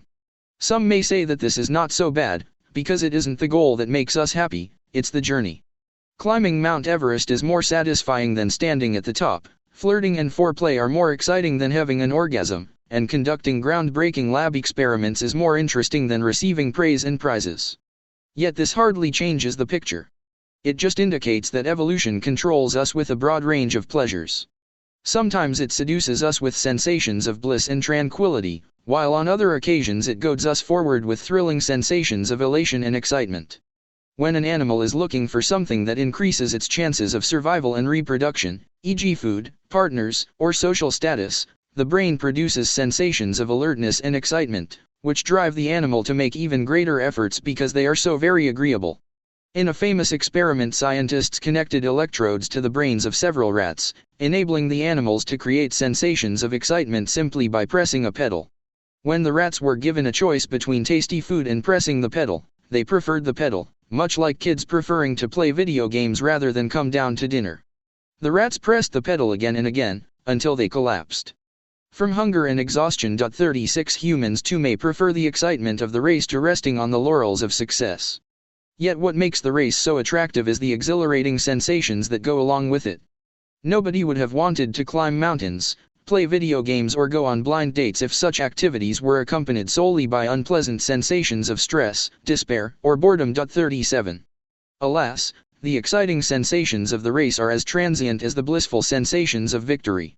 The Don Juan enjoying the thrill of a one-night stand, the businessman enjoying biting his fingernails watching the Dow Jones rise and fall, and the gamer enjoying killing monsters on the computer screen will find no satisfaction remembering yesterday's adventures.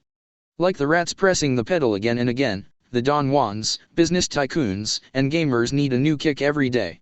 Worse still, here too expectations adapt to conditions, and yesterday's challenges all too quickly become today's tedium. Perhaps the key to happiness is neither the race nor the gold medal, but rather combining the right doses of excitement and tranquility, but most of us tend to jump all the way from stress to boredom and back, remaining as discontented with one as with the other. If science is right and our happiness is determined by our biochemical system, then the only way to ensure lasting contentment is by rigging this system. Forget economic growth, social reforms, and political revolutions. In order to raise global happiness levels, we need to manipulate human biochemistry. And this is exactly what we have begun doing over the last few decades. 50 years ago, psychiatric drugs carried a severe stigma. Today, that stigma has been broken. For better or worse, a growing percentage of the population is taking psychiatric medicines on a regular basis, not only to cure debilitating mental illnesses, but also to face more mundane depressions and the occasional blues. For example, increasing numbers of school children take stimulants such as Ritalin. In 2011, 3.5 million American children were taking medications for ADHD, attention deficit hyperactivity disorder. In the UK, the number rose from 92,000 in 1997 to 786,000 in 2012.38. The original aim had been to treat attention disorders, but today completely healthy kids take such medications to improve their performance and live up to the growing expectations of teachers and parents. 39 Many object to this development and argue that the problem lies with the education system rather than with the children. If pupils suffer from attention disorders, stress and low grades, perhaps we ought to blame outdated teaching methods, overcrowded classrooms, and an unnaturally fast tempo of life. Maybe we should modify the schools rather than the kids? It is interesting to see how the arguments have evolved. People have been quarreling about education methods for thousands of years. Whether in ancient China or Victorian Britain, everybody had his or her pet method, and vehemently opposed all alternatives. Yet hitherto everybody still agreed on one thing: in order to improve education, we need to change the schools. Today, for the first time in history, at least some people think it would be more efficient to change the pupils' biochemistry. 40. Armies are heading the same way. 12% of American soldiers in Iraq and 17% of American soldiers in Afghanistan took either sleeping pills or antidepressants to help them deal with the pressure and distress of war. Fear, depression, and trauma are not caused by shells, booby traps or car bombs. They are caused by hormones, neurotransmitters, and neural networks. Two soldiers may find themselves shoulder to shoulder in the same ambush. One will freeze in terror, lose his wits and suffer from nightmares for years after the event. the other will charge forward courageously and win a medal. The difference is in the soldier's biochemistry, and if we find ways to control it, we will at one stroke produce both happier soldiers and more efficient armies. Point 41. The biochemical pursuit of happiness is also the #1 cause of crime in the world.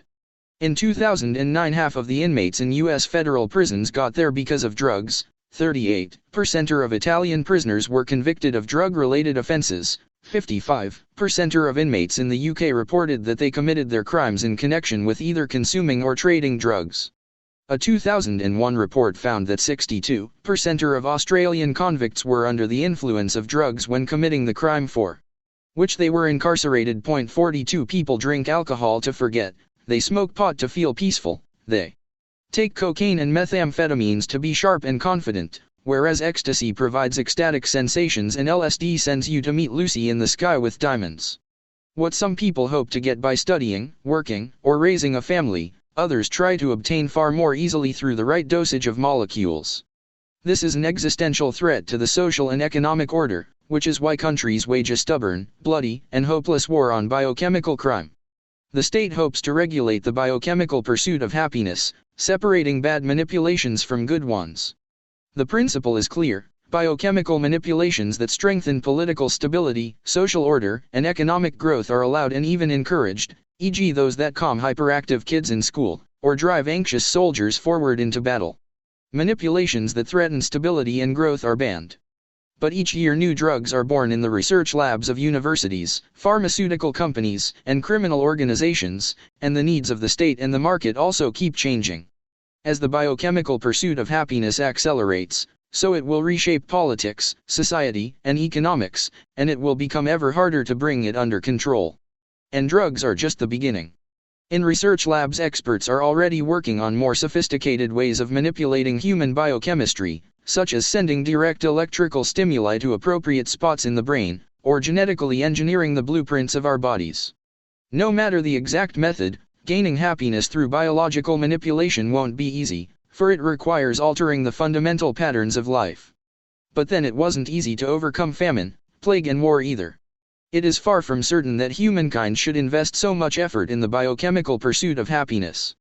Some would argue that happiness simply isn't important enough, and that it is misguided to regard individual satisfaction as the highest aim of human society. Others may agree that happiness is indeed the supreme good, yet would take issue with the biological definition of happiness as the experience of pleasant sensations. Some 2,300 years ago, Epicurus warned his disciples that immoderate pursuit of pleasure is likely to make them miserable rather than happy. A couple of centuries earlier, Buddha had made an even more radical claim, teaching that the pursuit of pleasant sensations is in fact the very root of suffering. Such sensations are just ephemeral and meaningless vibrations. Even when we experience them, we don't react to them with contentment, rather, we just crave for more. Hence, no matter how many blissful or exciting sensations I may experience, they will never satisfy me.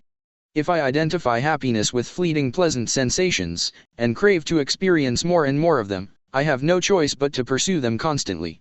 When I finally get them, they quickly disappear, and because the mere memory of past pleasures will not satisfy me, I have to start all over again. Even if I continue this pursuit for decades, it will never bring me any lasting achievement. On the contrary, the more I crave these pleasant sensations, the more stressed and dissatisfied I will become. To attain real happiness, humans need to slow down the pursuit of pleasant sensations, not accelerate it. This Buddhist view of happiness has a lot in common with the biochemical view. Both agree that pleasant sensations disappear as fast as they arise, and that as long as people crave pleasant sensations without actually experiencing them, they remain dissatisfied.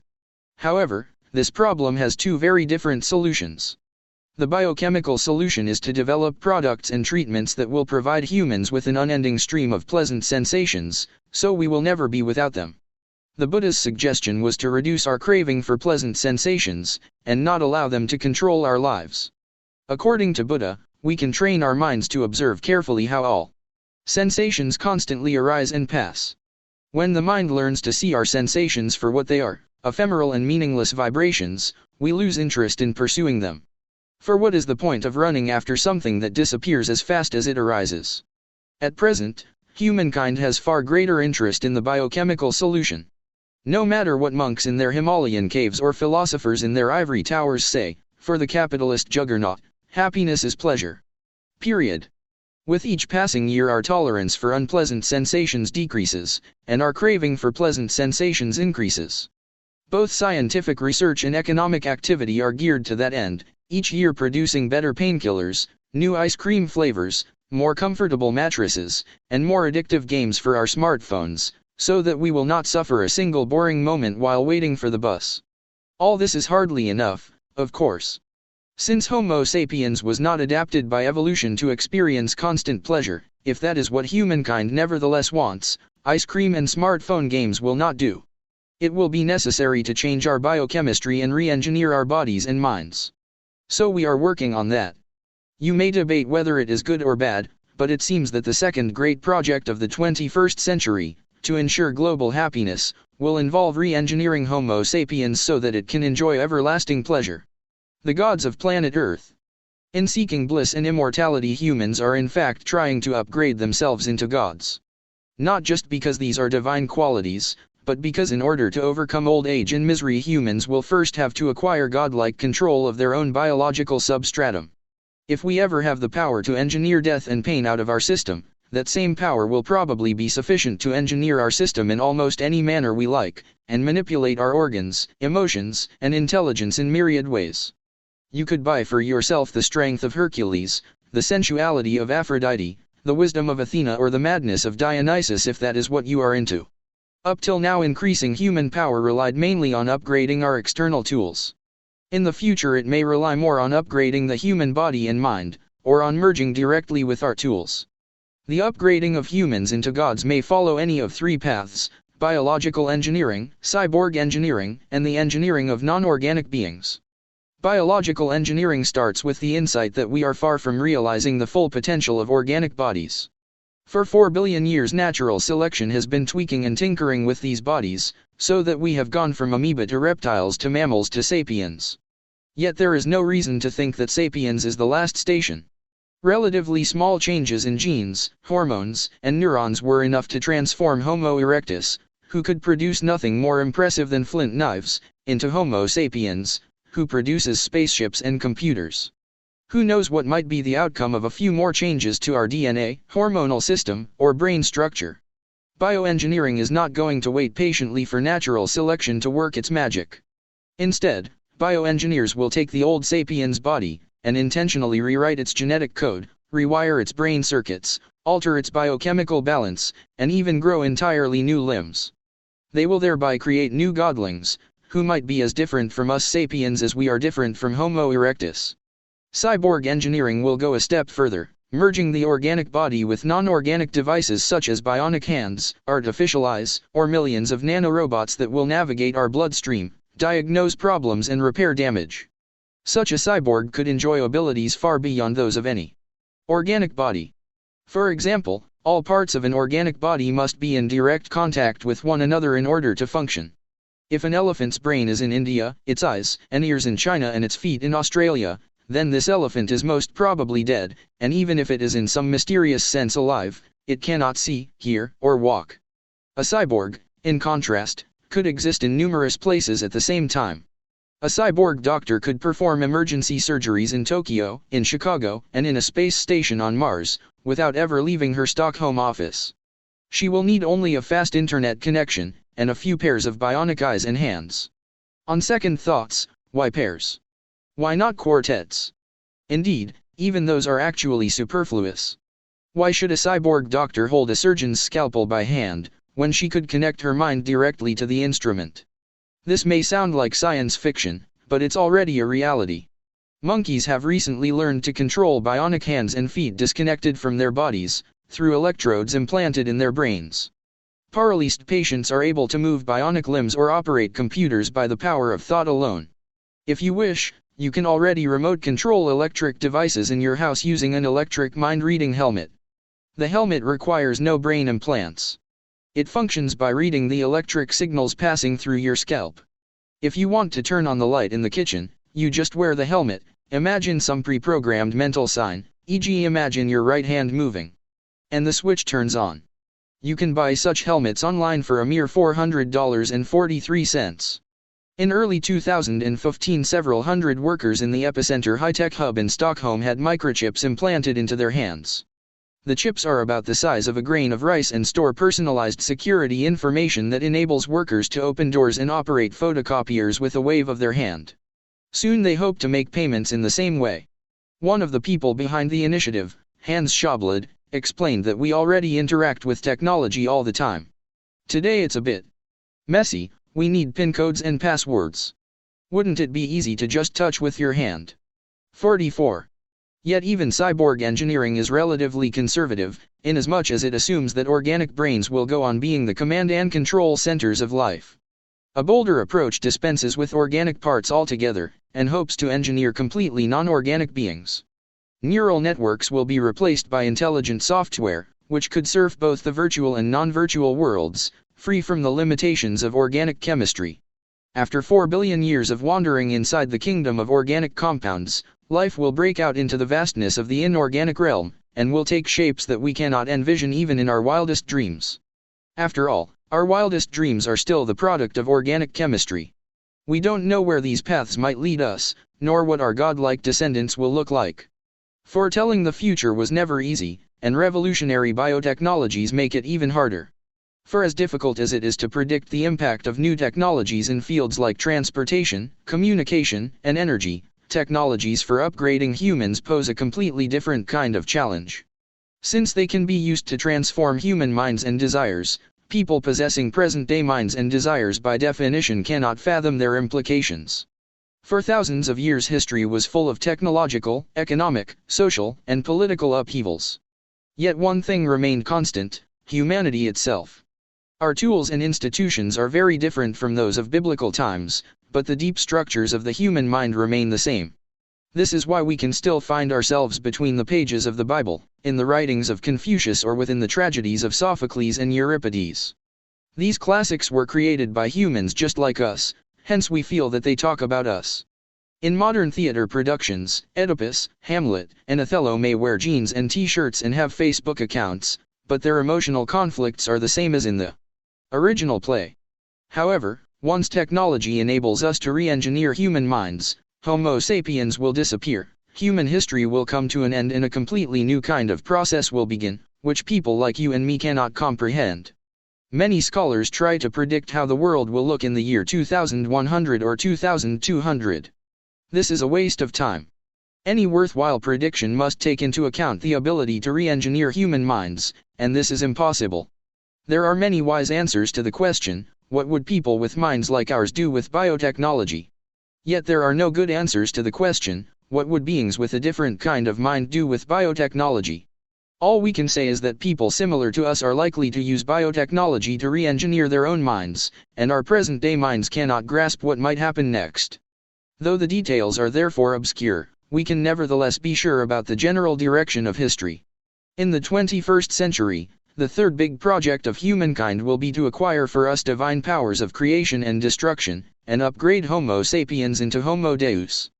This third project obviously subsumes the first two projects, and is fueled by them. We want the ability to re-engineer our bodies and minds in order, above all, to escape old age, death, and misery, but once we have it, who knows what else we might do with such ability. So we may well think of the new human agenda as consisting really of only one project, with many branches attaining divinity. If this sounds unscientific or downright eccentric, it is because people often misunderstand the meaning of divinity. Divinity isn't a vague metaphysical quality. And it isn't the same as omnipotence. When speaking of upgrading humans into gods, think more in terms of Greek gods or Hindu devas rather than the omnipotent biblical Sky Father. Our descendants would still have their foibles, kinks and limitations, just as Zeus and Indra had theirs. But they could love, hate, create, and destroy on a much grander scale than us. Throughout history most gods were believed to enjoy not omnipotence but rather specific super abilities, such as the ability to design and create living beings, to transform their own bodies, to control the environment and the weather, to read minds and to communicate at a distance, to travel at very high speeds, and of course to escape death and live indefinitely. Humans are in the business of acquiring all these abilities, and then some. Certain traditional abilities that were considered divine for many millennia have today become so commonplace that we hardly think about them. The average person now moves and communicates across distances much more easily than the Greek, Hindu or African gods of old. For example, the Igbo people of Nigeria believe that the creator god Chukwu initially wanted to make people immortal. He sent a dog to tell humans that when someone dies, they should sprinkle ashes on the corpse, and the body will come back to life. Unfortunately, the dog was tired and he dallied on the way. The impatient Chukwu then sent a sheep, telling her to make haste with this important message. Alas, when the breathless sheep reached her destination, she garbled the instructions, and told the humans to bury their dead, thus making death permanent. This is why to this day we humans must die. If only Chukwu had a Twitter account instead of relying on laggard dogs and dim-witted sheep to deliver his messages. In ancient agricultural societies, most religions revolved not around metaphysical questions and the afterlife, but around the very mundane issue of increasing agricultural output. Thus the Old Testament God never promises any rewards or punishments after death. He instead tells the people of Israel that if you carefully observe the commands that I'm giving you, then I will send rain on the land in its season and you'll gather grain, wine, and oil. I will provide grass in the fields for your livestock, and you'll eat and be satisfied. Be careful. Otherwise, your hearts will deceive you and you will turn away to serve other gods and worship them. The wrath of God will burn against you so that he will restrain the heavens and it won't rain. The ground won't yield its produce and you'll be swiftly destroyed from the good land that the Lord is about to give you. Deuteronomy 11:13-17. Scientists today can do much better than the Old Testament God. Thanks to artificial fertilizers, industrial insecticides, and genetically modified crops, agricultural production nowadays outstrips the highest expectations ancient farmers had of their gods. And the parched state of Israel no longer fears that some angry deity will restrain the heavens and stop all rain, for the Israelis have recently built a huge desalination plant on the shores of the Mediterranean, so they can now get all their drinking water from the sea. So far we have competed with the gods of old by creating better and better tools. In the not too distant future, we might create superhumans who will outstrip the ancient gods not in their tools, but in their bodily and mental faculties. If and when we get there, however, divinity will become as mundane as cyberspace, a wonder of wonders that we just take for granted. We can be quite certain that humans will make a bid for divinity, because humans have many reasons to desire such an upgrade, and many ways to achieve it. Even if one promising path turns out to be a dead end, alternative routes will remain open. For example, we may discover that the human genome is far too complicated for serious manipulation, but this will not prevent the development of brain, computer interfaces, nanorobots or artificial intelligence. No need to panic, though. At least not immediately. Upgrading sapiens will be a gradual historical process rather than a Hollywood apocalypse. Homo sapiens is not going to be exterminated by a robot revolt. Rather, Homo sapiens is likely to upgrade itself step by step, merging with robots and computers in the process, until our descendants will look back and realize that they are no longer the kind of animal that wrote the Bible, built the Great Wall of China and laughed at Charlie Chaplin's antics. This will not happen in a day, or a year. Indeed, it is already happening right now, through innumerable mundane actions. Every day millions of people decide to grant their smartphone a bit more control over their lives or try a new and more effective antidepressant drug. In pursuit of health, happiness, and power, humans will gradually change first one of their features and then another, until they will no longer be human. Can someone please hit the brakes? Calm explanations aside, many people panic when they hear of such possibilities. They are happy to follow the advice of their smartphones or to take whatever drug the doctor prescribes, but when they hear of upgraded superhumans, they say, I hope I will be dead before that happens. A friend once told me that what she fears most about growing old is becoming irrelevant, turning into a nostalgic old woman who cannot understand the world around her, or contribute much to it. This is what we fear collectively, as a species, when we hear of superhumans. We sense that in such a world, our identity, our dreams, and even our fears will be irrelevant, and we will have nothing more to contribute. Whatever you are today, be it a devout Hindu cricket player or an aspiring lesbian journalist, in an upgraded world you will feel like a Neanderthal hunter in Wall Street. You won't belong. The Neanderthals didn't have to worry about the Nasdaq, since they were shielded from it by tens of thousands of years. Nowadays, however, our world of meaning might collapse within decades. You cannot count on death to save you from becoming completely irrelevant. Even if gods don't walk our streets by 2100, the attempt to upgrade Homo sapiens is likely to change the world beyond recognition in this century. Scientific research and technological developments are moving at a far faster rate than most of us can grasp. If you speak with the experts, many of them will tell you that we are still very far away from genetically engineered babies or human-level artificial intelligence. But most experts think on a time scale of academic grants and college jobs. Hence, very far away may mean 20 years, and never may denote no more than 50. I still remember the day I first came across the internet. It was back in 1993, when I was in high school. I went with a couple of buddies to visit our friend Ito, who is now a computer scientist. We wanted to play table tennis. Ito was already a huge computer fan, and before opening the ping-pong table he insisted on showing us the latest wonder. He connected the phone cable to his computer and pressed some keys. For a minute all we could hear were squeaks, shrieks and buzzes, and then silence. It didn't succeed. We mumbled and grumbled, but Ito tried again. And again. And again.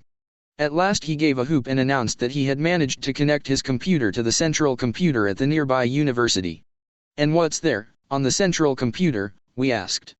Well, he admitted, there's nothing there yet. But you could put all kinds of things there.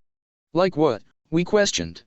I don't know, he said, all kinds of things. It didn't sound very promising. We went to play ping pong, and for the following weeks enjoyed a new pastime, making fun of Ito's ridiculous idea. That was less than 25 years ago, at the time of writing. Who knows what will come to pass 25 years from now? That's why more and more individuals, organizations, corporations, and governments are taking very seriously the quest for immortality, happiness and godlike powers. Insurance companies, pension funds, health systems, and finance ministries are already aghast at the jump in life expectancy. People are living much longer than expected, and there is not enough money to pay for their pensions and medical treatment. As 70 threatens to become the new 40, experts are calling to raise the retirement age, and to restructure the entire job market. When people realize how fast we are rushing towards the great unknown, and that they cannot count even on death to shield them from it, their reaction is to hope that somebody will hit the brakes and slow us down. But we cannot hit the brakes, for several reasons. Firstly, nobody knows where the brakes are. While some experts are familiar with developments in one field, such as artificial intelligence, nanotechnology, big data, or genetics, no one is an expert on everything. No one is therefore capable of connecting all the dots and seeing the full picture. Different fields influence one another in such intricate ways that even the best minds cannot fathom how breakthroughs in artificial intelligence might impact nanotechnology, or vice versa. Nobody can absorb all the latest scientific discoveries, nobody can predict how the global economy will look in 10 years, and nobody has a clue where we are heading in such a rush. Since no one understands the system anymore, no one can stop it. Secondly, if we somehow succeed in hitting the brakes, our economy will collapse, along with our society. As explained in a later chapter, the modern economy needs constant and indefinite growth in order to survive. If growth ever stops, the economy won't settle down to some cozy equilibrium, it will fall to pieces. That's why capitalism encourages us to seek immortality, happiness, and divinity. There's a limit to how many shoes we can wear, how many cars we can drive and how many skiing holidays we can enjoy. An economy built on everlasting growth needs endless projects, just like the quests for immortality, bliss, and divinity. Well, if we need limitless projects, why not settle for bliss and immortality, and at least put aside the frightening quest for superhuman powers? Because it is inextricable from the other two. When you develop bionic legs that enable paraplegics to walk again, you can also use the same technology to upgrade healthy people. When you discover how to stop memory loss among older people, the same treatments might enhance the memory of the young. No clear line separates healing from upgrading. Medicine almost always begins by saving people from falling below the norm, but the same tools and know-how can then be used to surpass the norm. Viagra began life as a treatment for blood pressure problems. To the surprise and delight of Pfizer, it transpired that Viagra can also cure impotence. It enabled millions of men to regain normal sexual abilities, but soon enough men who had no impotence problems in the first place began using the same pill to surpass the norm, and acquire sexual powers they never had before. 45. What happens to particular drugs can also happen to entire fields of medicine. Modern plastic surgery was born in the First World War, when Harold Gillies began treating facial injuries in the Aldershot Military Hospital. 46 When the war was over, surgeons discovered that the same techniques could also turn perfectly healthy but ugly noses into more beautiful specimens. Though plastic surgery continued to help the sick and wounded, it devoted increasing attention to upgrading the healthy. Nowadays plastic surgeons make millions in private clinics whose explicit and sole aim is to upgrade the healthy and beautify the wealthy. 47. The same might happen with genetic engineering. If a billionaire openly stated that he intended to engineer super smart offspring, imagine the public outcry. But it won't happen like that. We are more likely to slide down a slippery slope. It begins with parents whose genetic profile puts their children at high risk of deadly genetic diseases. So they perform in vitro fertilization, and test the DNA of the fertilized egg. If everything is in order, all well and good. But if the DNA test discovers the dreaded mutations, the embryo is destroyed. Yet why take a chance by fertilizing just one egg? Better fertilize several, so that even if 3 or 4 are defective there is at least one good embryo. When this in vitro selection procedure becomes acceptable and cheap enough, its usage may spread. Mutations are a ubiquitous risk. All people carry in their DNA some harmful mutations and less than optimal alleles. Sexual reproduction is a lottery. A famous, and probably apocryphal, anecdote tells of a meeting in 1923 between Nobel Prize laureate Anatole France and the beautiful and talented dancer Isadora Duncan. Discussing the then popular eugenics movement, Duncan said, "Just imagine a child with my beauty and your brains." France responded, "Yes, but imagine a child with my beauty and your brains." Well then, why not rig the lottery? Fertilize several eggs, and choose the one with the best combination. Once stem cell research enables us to create an unlimited supply of human embryos on the cheap, you can select your optimal baby from among hundreds of candidates, all carrying your DNA, all perfectly natural, and none requiring any futuristic genetic engineering. Iterate this procedure for a few generations, and you could easily end up with superhumans, or a creepy dystopia. But what if after fertilizing even numerous eggs, you find that all of them contain some deadly mutations? Should you destroy all the embryos? Instead of doing that, why not replace the problematic genes? A breakthrough case involves mitochondrial DNA. Mitochondria are tiny organelles within human cells, which produce the energy used by the cell. They have their own set of genes, which is completely separate from the DNA in the cell's nucleus. Defective mitochondrial DNA leads to various debilitating or even deadly diseases. It is technically feasible with current in vitro technology to overcome mitochondrial genetic diseases by creating a 3-parent baby.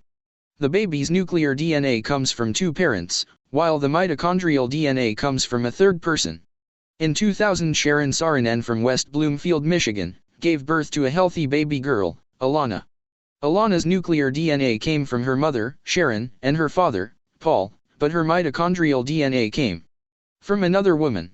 From a purely technical perspective, Alana has 3 biological parents. A year later, in 2001, the US government banned this treatment, due to safety and ethical concerns. 48. However, on February 3, 2015, the British Parliament voted in favor of the so-called 3-parent embryo law, allowing this treatment, and related research. In the UK. 49 At present it is technically unfeasible, and illegal, to replace nuclear DNA, but if and when the technical difficulties are solved, the same logic that favored the replacement of defective mitochondrial DNA would seem to warrant doing the same with nuclear DNA. Following selection and replacement, the next potential step is amendment. Once it becomes possible to amend deadly genes, why go through the hassle of inserting some foreign DNA, when you can just rewrite the code and turn a dangerous mutant gene into its benign version? Then we might start using the same mechanism to fix not just lethal genes, but also those responsible for less deadly illnesses, for autism, for stupidity, and for obesity. Who would like his or her child to suffer from any of these? Suppose a genetic test indicates that your would-be daughter will in all likelihood be smart, beautiful, and kind, but will suffer from chronic depression. Wouldn't you want to save her from years of misery by a quick and painless intervention in the test tube? And while you are at it, why not give the child a little push?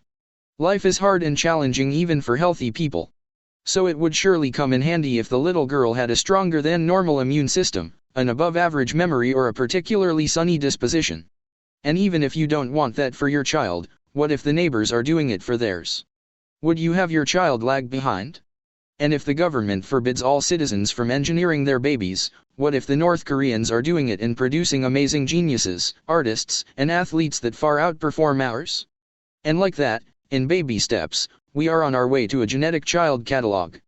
Healing is the initial justification for every upgrade. Find some professors experimenting in genetic engineering or brain-computer interfaces, and ask them why they are engaged in such research. In all likelihood they would reply that they are doing it to cure disease. With the help of genetic engineering, they would explain, we could defeat cancer.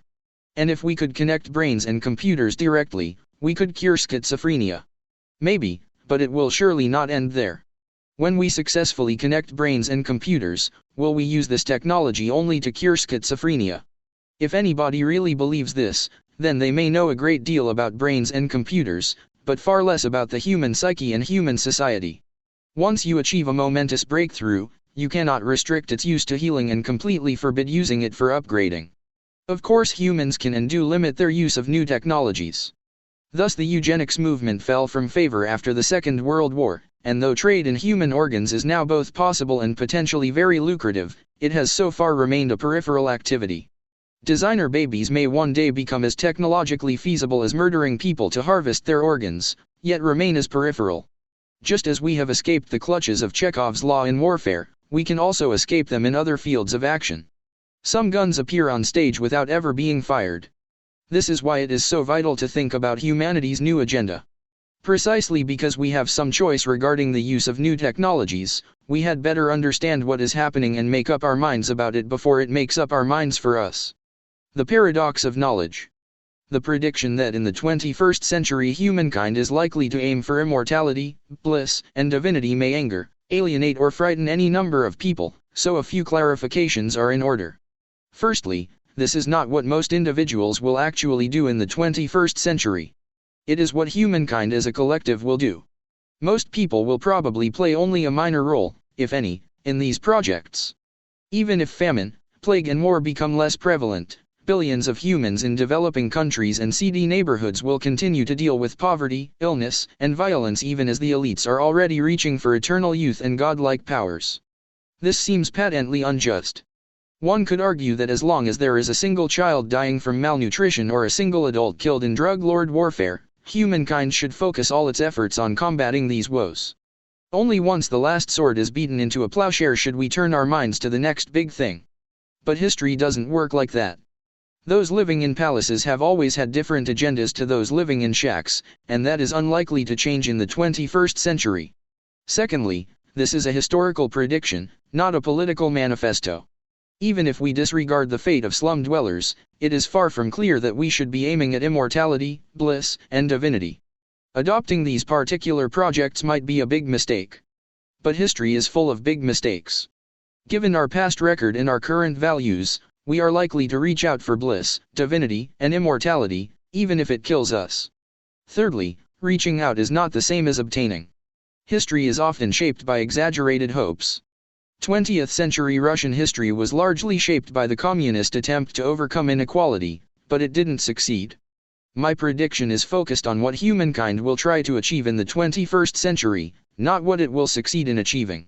Our future economy, society, and politics will be shaped by the attempt to overcome death. It does not follow that in 2100 humans will be immortal. Fourthly, and most importantly, this prediction is less of a prophecy and more a way of discussing our present choices. If the discussion makes us choose differently, so that the prediction is proven wrong, all the better. What's the point of making predictions if they cannot change anything? Some complex systems, such as the weather, are oblivious to our predictions. The process of human development, in contrast, reacts to them. Indeed, the better our forecasts, the more reactions they engender. Hence paradoxically, as we accumulate more data and increase our computing power, events become wilder and more unexpected. The more we know, the less we can predict. Imagine, for example, that one day experts decipher the basic laws of the economy. Once this happens, banks, governments, investors and customers will begin to use this new knowledge to act in novel ways, and gain an edge over their competitors. For what is the use of new knowledge if it doesn't lead to novel behaviors? Alas, once people change the way they behave, the economic theories become obsolete. We may know how the economy functioned in the past, but we no longer understand how it functions in the present, not to mention the future. This is not a hypothetical example. In the middle of the 19th century, Karl Marx reached brilliant economic insights. Based on these insights, he predicted an increasingly violent conflict between the proletariat and the capitalists, ending with the inevitable victory of the former and the collapse of the capitalist system. Marx was certain that the revolution would start in countries that spearheaded the Industrial Revolution, such as Britain, France, and the USA, and spread to the rest of the world. Marx forgot that capitalists know how to read. At first only a handful of disciples took Marx seriously and read his writings. But as these socialist firebrands gained adherents and power, the capitalists became alarmed. They too perused Das Kapital, adopting many of the tools and insights of Marxist analysis. In the 20th century, everybody from street urchins to presidents embraced a Marxist approach to economics and history. Even die-hard capitalists who vehemently resisted the Marxist prognosis still made use of the Marxist diagnosis. When the CIA analyzed the situation in Vietnam or Chile in the 1960s, it divided society into classes. When Nixon or Thatcher looked at the globe, they asked themselves who controls the vital means of production. From 1989 to 1991, George Bush oversaw the demise of the evil empire of communism, only to be defeated in the 1992 elections by Bill Clinton. Clinton's winning campaign strategy was summarized in the motto, "It's the economy, stupid." Marx could not have said it better.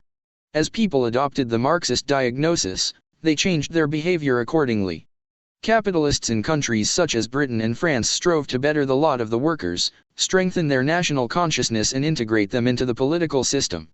Consequently, when workers began voting in elections and labor gained power in one country after another, the capitalists could still sleep soundly in their beds. As a result, Marx's predictions came to naught. Communist revolutions never engulfed the leading industrial powers such as Britain, France, and the USA, and the dictatorship of the proletariat was consigned to the dustbin of history. This is the paradox of historical knowledge. Knowledge that does not change behavior is useless. But knowledge that changes behavior quickly loses its relevance. The more data we have and the better we understand history, the faster history alters its course, and the faster our knowledge becomes outdated. Centuries ago human knowledge increased slowly, so politics and economics changed at a leisurely pace too. Today our knowledge is increasing at breakneck speed, and theoretically we should understand the world better and better. But the very opposite is happening. Our newfound knowledge leads to faster economic, social, and political changes. In an attempt to understand what is happening, we accelerate the accumulation of knowledge, which leads only to faster and greater upheavals. Consequently, we are less and less able to make sense of the present or forecast the future. In 1016 it was relatively easy to predict how Europe would look in 1050. Sure, dynasties might fall, unknown raiders might invade, and natural disasters might strike, yet it was clear that in 1050 Europe would still be ruled by kings and priests, that it would be an agricultural society, that most of its inhabitants would be peasants, and that it would continue to suffer greatly from famines, plagues and wars. In contrast, in 2016 we have no idea how Europe will look in 2050. We cannot say what kind of political system it will have, how its job market will be structured, or even what kind of bodies its inhabitants will possess. A brief history of lawns. If history doesn't follow any stable rules, and if we cannot predict its future course, why study it? It often seems that the chief aim of science is to predict the future. Meteorologists are expected to forecast whether tomorrow will bring rain or sunshine. Economists should know whether devaluing the currency will avert or precipitate an economic crisis. Good doctors foresee whether chemotherapy or radiation therapy will be more successful in curing lung cancer. Similarly, historians are asked to examine the actions of our ancestors so that we can repeat their wise decisions and avoid their mistakes. But it almost never works like that because the present is just too different from the past. It is a waste of time to study Hannibal's tactics in the Second Punic War so as to copy them in the Third World War. What worked well in cavalry battles will not necessarily be of much benefit in cyber warfare. Science is not just about predicting the future, though. Scholars in all fields often seek to broaden our horizons, thereby opening before us new and unknown futures. This is especially true of history. Though historians occasionally try their hand at prophecy, without notable success, the study of history aims above all to make us aware of possibilities we don't normally consider. Historians study the past not in order to repeat it, but in order to be liberated from it. Each and every one of us has been born into a given historical reality, ruled by particular norms and values, and managed by a unique economic and political system. We take this reality for granted, thinking it is natural, inevitable, and immutable. We forget that our world was created by an accidental chain of events, and that history shaped not only our technology, politics, and society, but also our thoughts, fears, and dreams. The cold hand of the past emerges from the grave of our ancestors, grips us by the neck and directs our gaze towards a single future. We have felt that grip from the moment we were born, so we assume that it is a natural and inescapable part of who we are. Therefore we seldom try to shake ourselves free, and envision alternative futures. Studying history aims to loosen the grip of the past. It enables us to turn our head this way and that, and begin to notice possibilities that our ancestors could not imagine, or didn't want us to imagine.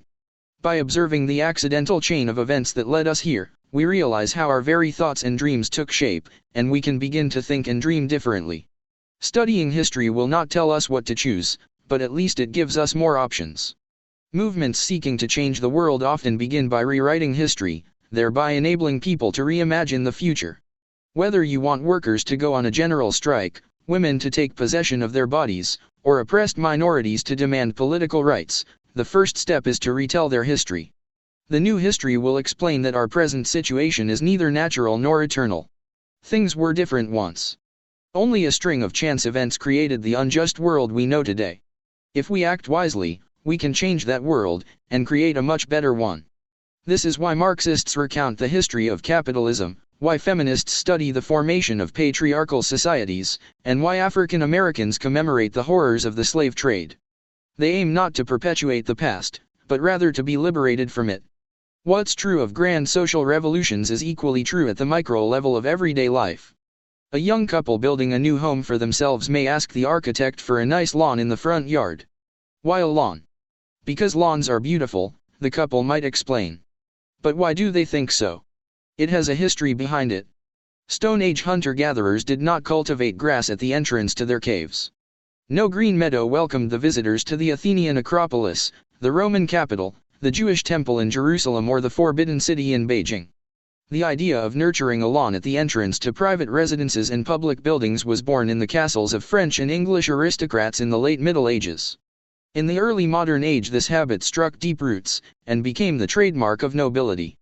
Well-kept lawns demanded land and a lot of work, particularly in the days before lawnmowers and automatic water sprinklers.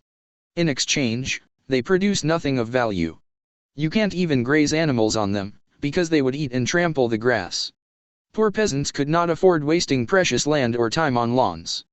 The neat turf at the entrance to chateaux was accordingly a status symbol nobody could fake. It boldly proclaimed to every passerby, "I am so rich and powerful, and I have so many acres and serfs, that I can afford this green extravaganza." The bigger and neater the lawn, the more powerful the dynasty. If you came to visit a duke and saw that his lawn was in bad shape, you knew he was in trouble. 50. The precious lawn was often the setting for important celebrations and social events, and at all other times was strictly off limits. To this day, in countless palaces, government buildings, and public venues a stern sign commands people to keep off the grass. In my former Oxford college the entire quad was formed of a large, attractive lawn, on which we were allowed to walk or sit on only one day a year. On any other day, woe to the poor student whose foot desecrated the holy turf. Royal palaces and ducal chateaux turned the lawn into a symbol of authority. When in the late modern period kings were toppled and dukes were guillotined, the new presidents and prime ministers kept the lawns. Parliaments, supreme courts, presidential residences and other public buildings increasingly proclaimed their power in row upon row of neat green blades. Simultaneously, lawns conquered the world of sports. For thousands of years humans played on almost every conceivable kind of ground, from ice to desert. Yet in the last 2 centuries, the really important games, such as football and tennis, are played on lawns. Provided, of course, you have money. In the favelas of Rio de Janeiro the future generation of Brazilian football is kicking makeshift balls over sand and dirt. But in the wealthy suburbs, the sons of the rich are enjoying themselves over meticulously kept lawns. Humans thereby came to identify lawns with political power, social status, and economic wealth. No wonder that in the 19th century the rising bourgeoisie enthusiastically adopted the lawn. At first only bankers, lawyers, and industrialists could afford such luxuries at their private residences. Yet when the Industrial Revolution broadened the middle class and gave rise to the lawnmower and then the automatic sprinkler, millions of families could suddenly afford a home turf. In American suburbia, a spick-and-span lawn switched from being a rich person's luxury into a middle-class necessity. This was when a new rite was added to the suburban liturgy. After Sunday morning service at church, many people devotedly mowed their lawns. Walking along the streets, you could quickly ascertain the wealth and position of every family by the size and quality of their turf. There is no surer sign that something is wrong at the Joneses than a neglected lawn in the front yard. Grass is nowadays the most widespread crop in the USA after maize and wheat, and the lawn industry, plants, manure, mowers, sprinklers, gardeners, accounts for billions of dollars every year. 51. The lawn did not remain solely a European or American craze. Even people who have never visited the Loire Valley see U.S. presidents giving speeches on the White House lawn, important football games played out in green stadiums, and Homer and Bart Simpson quarreling about whose turn it is to mow the grass. People all over the globe associate lawns with power, money, and prestige. The lawn has therefore spread far and wide, and is now set to conquer even the heart of the Muslim world. Qatar's newly built Museum of Islamic Art is flanked by magnificent lawns that hark back to Louis XIV's Versailles much more than to Harun al-Rashid's Baghdad. They were designed and constructed by an American company, and their more than 100,000 square meters of grass, in the midst of the Arabian desert, require a stupendous amount of fresh water each day to stay green. Meanwhile, in the suburbs of Doha and Dubai, middle-class families pride themselves on their lawns. If it were not for the white robes and black hijabs, you could easily think you were in the Midwest rather than the Middle East. Having read this short history of the lawn, when you now come to plan your dream house, you might think twice about having a lawn in the front yard. You are of course still free to do it. But you are also free to shake off the cultural cargo bequeathed to you by European dukes, capitalist moguls, and the Simpsons, and imagine for yourself a Japanese rock garden, or some altogether new creation.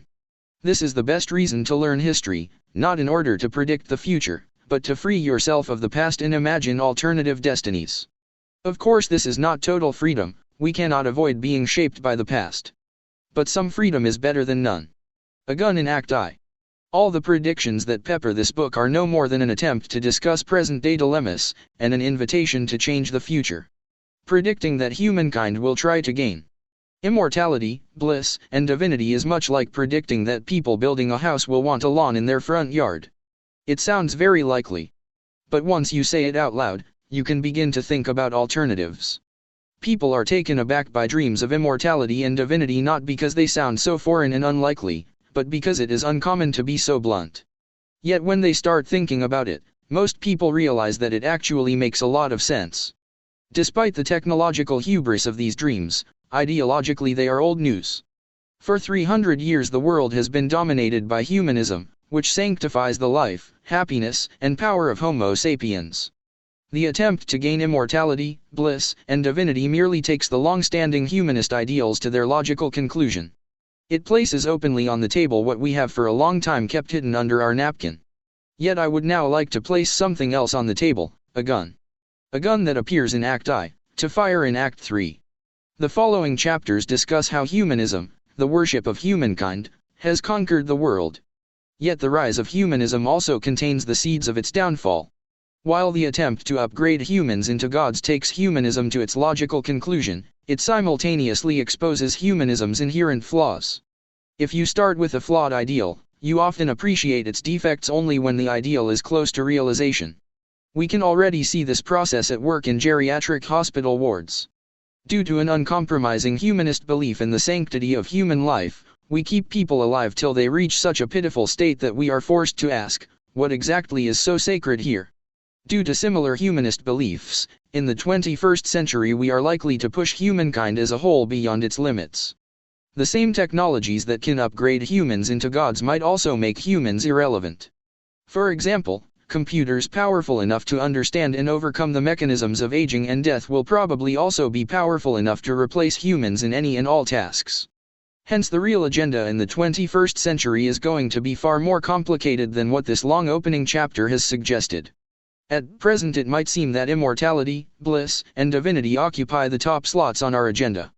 But once we come nearer to achieving these goals, the resulting upheavals are likely to deflect us towards entirely different destinations. The future described in this chapter is merely the future of the past, i.e. a future based on the ideas and hopes that dominated the world for the last 300 years. The real future, i.e. a future born of the new ideas and hopes of the 21st century, might be completely different. To understand all this we need to go back and investigate who Homo sapiens really is, how humanism became the dominant world religion, and why attempting to fulfill the humanist dream is likely to cause its disintegration. This is the basic plan of the book. The first part of the book looks at the relationship between Homo sapiens and other animals, in an attempt to comprehend what makes our species so special. Some readers may wonder why animals receive so much attention in a book about the future. In my view, you cannot have a serious discussion about the nature and future of humankind without beginning with our fellow animals. Homo sapiens does its best to forget the fact, but it is an animal. And it is doubly important to remember our origins at a time when we seek to turn ourselves into gods. No investigation of our divine future can ignore our own animal past, or our relations with other animals, because the relationship between humans and animals is the best model we have for future relations between superhumans and humans. You want to know how super-intelligent cyborgs might treat ordinary flesh and blood humans? Better start by investigating how humans treat their less intelligent animal cousins. It's not a perfect analogy, of course, but it is the best archetype we can actually observe rather than just imagine. Based on the conclusions of this first part, the second part of the book examines the bizarre world Homo sapiens has created in the last millennia, and the path that took us to our present crossroads. How did Homo sapiens come to believe in the humanist creed, according to which the universe revolves around humankind and humans are the source of all meaning and authority? What are the economic, social, and political implications of this creed? How does it shape our daily life, our art, and our most secret desires? The third and last part of the book comes back to the early 21st century. Based on a much deeper understanding of humankind and of the humanist creed, it describes our current predicament and our possible futures. Why might attempts to fulfill humanism result in its downfall? How would the search for immortality, bliss, and divinity shake the foundations of our belief in humanity? What signs foretell this cataclysm, and how is it reflected in the day-to-day decisions each of us makes? And if humanism is indeed in danger, what might take its place? This part of the book does not consist of mere philosophizing or idle future-telling. Rather, it scrutinizes our smartphones, dating practices, and job market for clues of things to come. For humanist true believers, all this may sound very pessimistic and depressing. But it is best not to jump to conclusions. History has witnessed the rise and fall of many religions, empires, and cultures. Such upheavals are not necessarily bad. Humanism has dominated the world for 300 years, which is not such a long time. The pharaohs ruled Egypt for 3,000 years, and the popes dominated Europe for a millennium. If you told an Egyptian in the time of Ramses II that one day the pharaohs will be gone, he would probably have been aghast. How can we live without a pharaoh? Who will ensure order, peace, and justice? If you told people in the Middle Ages that within a few centuries God will be dead, they would have been horrified. How can we live without God? Who will give life meaning and protect us from chaos? Looking back, many think that the downfall of the pharaohs and the death of God were both positive developments. Maybe the collapse of humanism will also be beneficial. People are usually afraid of change because they fear the unknown. But the single greatest constant of history is that everything changes. Part 1. Homo sapiens conquers the world. What is the difference between humans and all other animals? How did our species conquer the world? Is Homo sapiens a superior life form, or just the local bully?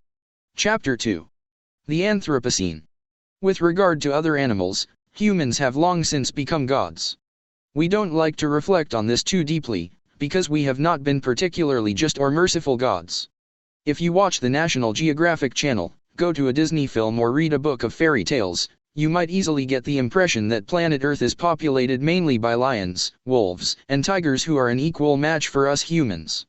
Simba the Lion King holds sway over the forest animals, Little Red Riding Hood tries to evade the big bad wolf, and Little Mowgli bravely confronts Shere Khan the tiger.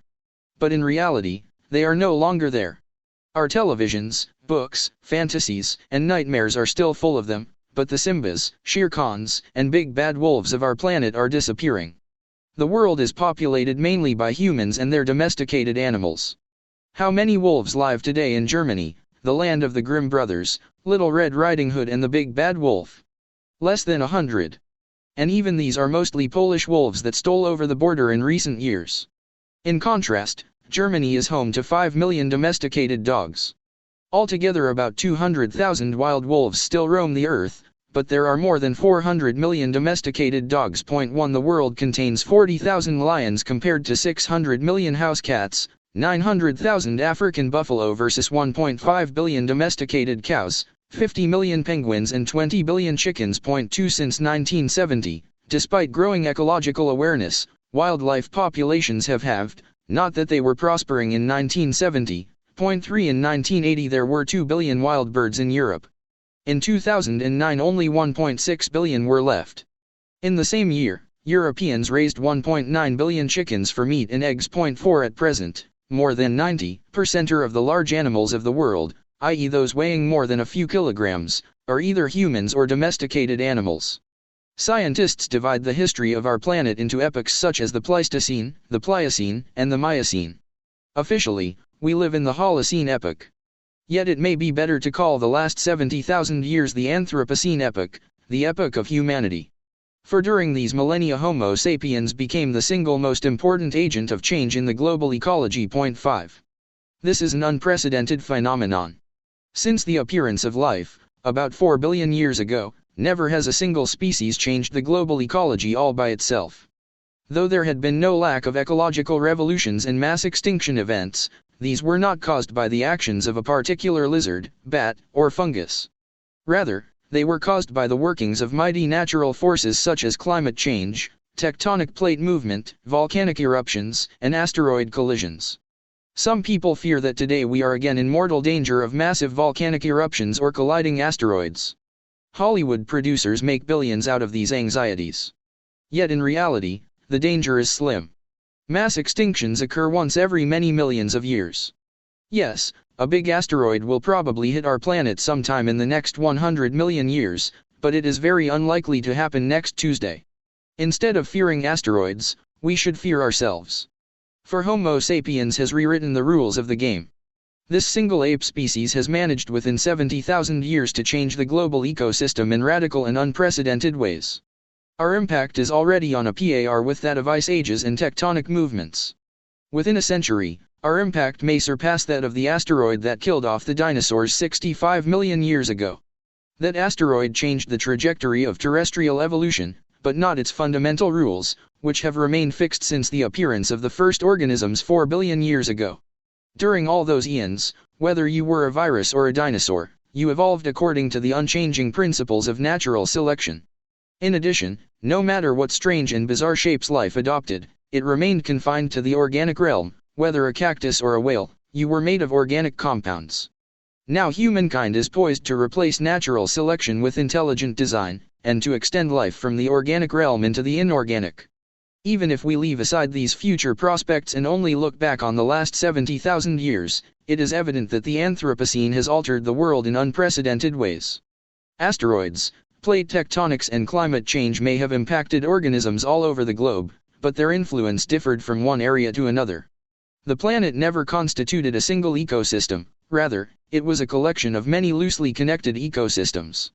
When tectonic movements joined North America with South America, it led to the extinction of most South American marsupials, but had no detrimental effect on the Australian kangaroo. When the last ice age reached its peak 20,000 years ago, jellyfish in the Persian Gulf and jellyfish in Tokyo Bay both had to adapt to the new climate. Yet since there was no connection between the two populations, each reacted in a different way, evolving in distinct directions. In contrast, sapiens broke the barriers that had separated the globe into independent ecological zones. In the Anthropocene, the planet became for the first time a single ecological unit. Australia, Europe, and America continued to have different climates and topographies, Yet humans caused organisms from throughout the world to mingle on a regular basis, irrespective of distance and geography. What began as a trickle of wooden boats has turned into a torrent of aeroplanes, oil tankers, and giant cargo ships that crisscross every ocean and bind every island and continent. Consequently, the ecology of, say, Australia can no longer be understood without taking into account the European mammals or American microorganisms that flood its shores and deserts. Sheep, wheat, rats and flu viruses that humans brought to Australia during the last 300 years are today far more important to its ecology than the native kangaroos and koalas. But the Anthropocene isn't a novel phenomenon of the last few centuries. Already tens of thousands of years ago, when our Stone Age ancestors spread from East Africa to the four corners of the earth, they changed the flora and fauna of every continent and island on which they settled. They drove to extinction all the other human species of the world, 90% of the large animals of Australia, 75% of the large mammals of America and about 50% of all the large land mammals of the planet, and all before they planted the first wheat field, shaped the first metal tool, wrote the first text or struck the first coin. 6. Large animals were the main victims because they were relatively few, and they bred slowly. Compare, for example, mammoths, which became extinct, to rabbits, which survived. A troop of mammoths numbered no more than a few dozen individuals, and bred at a rate of perhaps just 2 youngsters per year. Hence, if the local human tribe hunted just 3 mammoths a year, it would have been enough for deaths to outstrip births, and within a few generations the mammoths disappeared. Rabbits, in contrast, bred like rabbits. Even if humans hunted hundreds of rabbits each year, it was not enough to drive them to extinction. Not that our ancestors planned on wiping out the mammoths, they were simply unaware of the consequences of their actions.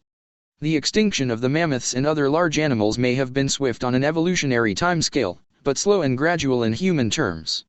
People lived no more than 70 or 80 years, whereas the extinction process took centuries.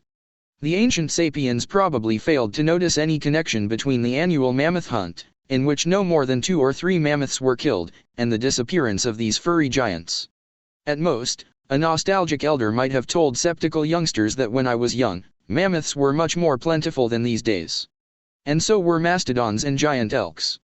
And, of course, the tribal chiefs were honest, and children respected their elders. The serpent's children. Anthropological and archaeological evidence indicates that archaic hunter-gatherers were probably animists. They believed that there was no essential gap separating humans from other animals. The world, i.e. the local valley and the surrounding mountain chains, belonged to all its inhabitants, and everyone followed a common set of rules. These rules involved ceaseless negotiation between all concerned beings. People talked with animals, trees, and stones, as well as with fairies, demons, and ghosts. Out of this web of communications emerged the values and norms that were binding on humans, elephants, oak trees, and wraiths alike. 7. The animist worldview still guides some hunter-gatherer communities that have survived into the modern age. One of them is the Nagka people, who live in the tropical forests of South India. The anthropologist Dan E. Nava, who studied the Nagka for several years, reports that when a Nagka walking in the jungle encounters a dangerous animal such as a tiger, snake, or elephant, he or she might address the animal and say, "You live in the forest. I too live here in the forest. You came here to eat, and I too came here to gather roots and tubers. I didn't come to hurt you." A Nagka was once killed by a male elephant they called, "the elephant who always walks alone." The Nagkas refused to help officials from the Indian Forestry Department capture him. They explained to Nava that this elephant used to be very close to another male elephant, with whom he always roamed. One day the Forestry Department captured the second elephant, and since then, the elephant who always walks alone, had become angry and violent. How would you have felt if your spouse had been taken away from you? This is exactly how this elephant felt. These two elephants sometimes separated at night, each walking its own path, but in the morning they always came together again. On that day, the elephant saw his buddy falling, lying down. If two are always together, and then you shoot one, how would the other feel? 8. Such an animistic attitude strikes many industrialist people as alien. Most of us automatically see animals as essentially different and inferior. This is because even our most ancient traditions were created thousands of years after the end of the hunter-gatherer era. The Old Testament, for example, was written down in the first millennium BC, and its oldest stories reflect the realities of the 2nd millennium BC. But in the Middle East the age of the hunter-gatherers ended more than 7,000 years earlier. It is hardly surprising, therefore, that the Bible rejects animistic beliefs and its only animistic story appears right at the beginning, as a dire warning. The Bible is a long book, bursting with miracles, wonders and marvels. Yet the only time an animal initiates a conversation with a human is when the serpent tempts Eve to eat the forbidden fruit of knowledge. Bilam's donkey also speaks a few words, but she is merely conveying to Bilam a message from God. In the Garden of Eden, Adam and Eve lived as foragers. The expulsion from Eden bears a striking resemblance to the agricultural revolution. Instead of allowing Adam to keep gathering wild fruits, an angry God condemns him to eat bread by the sweat of your brow. It might be no coincidence, then, that biblical animals spoke with humans only in the pre-agricultural era of Eden. What lessons does the Bible draw from the episode? That you shouldn't listen to snakes, and it is generally best to avoid talking with animals and plants. It leads to nothing but disaster. Yet the biblical story has deeper and more ancient layers of meaning. In most Semitic languages, Eve means snake or even female snake.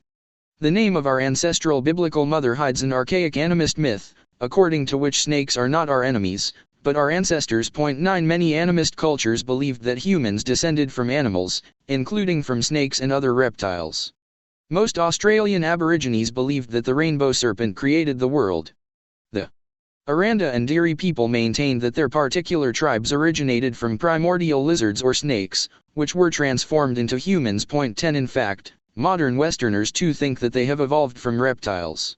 The brain of each and every one of us is built around a reptilian core, and the structure of our bodies is essentially that of modified reptiles.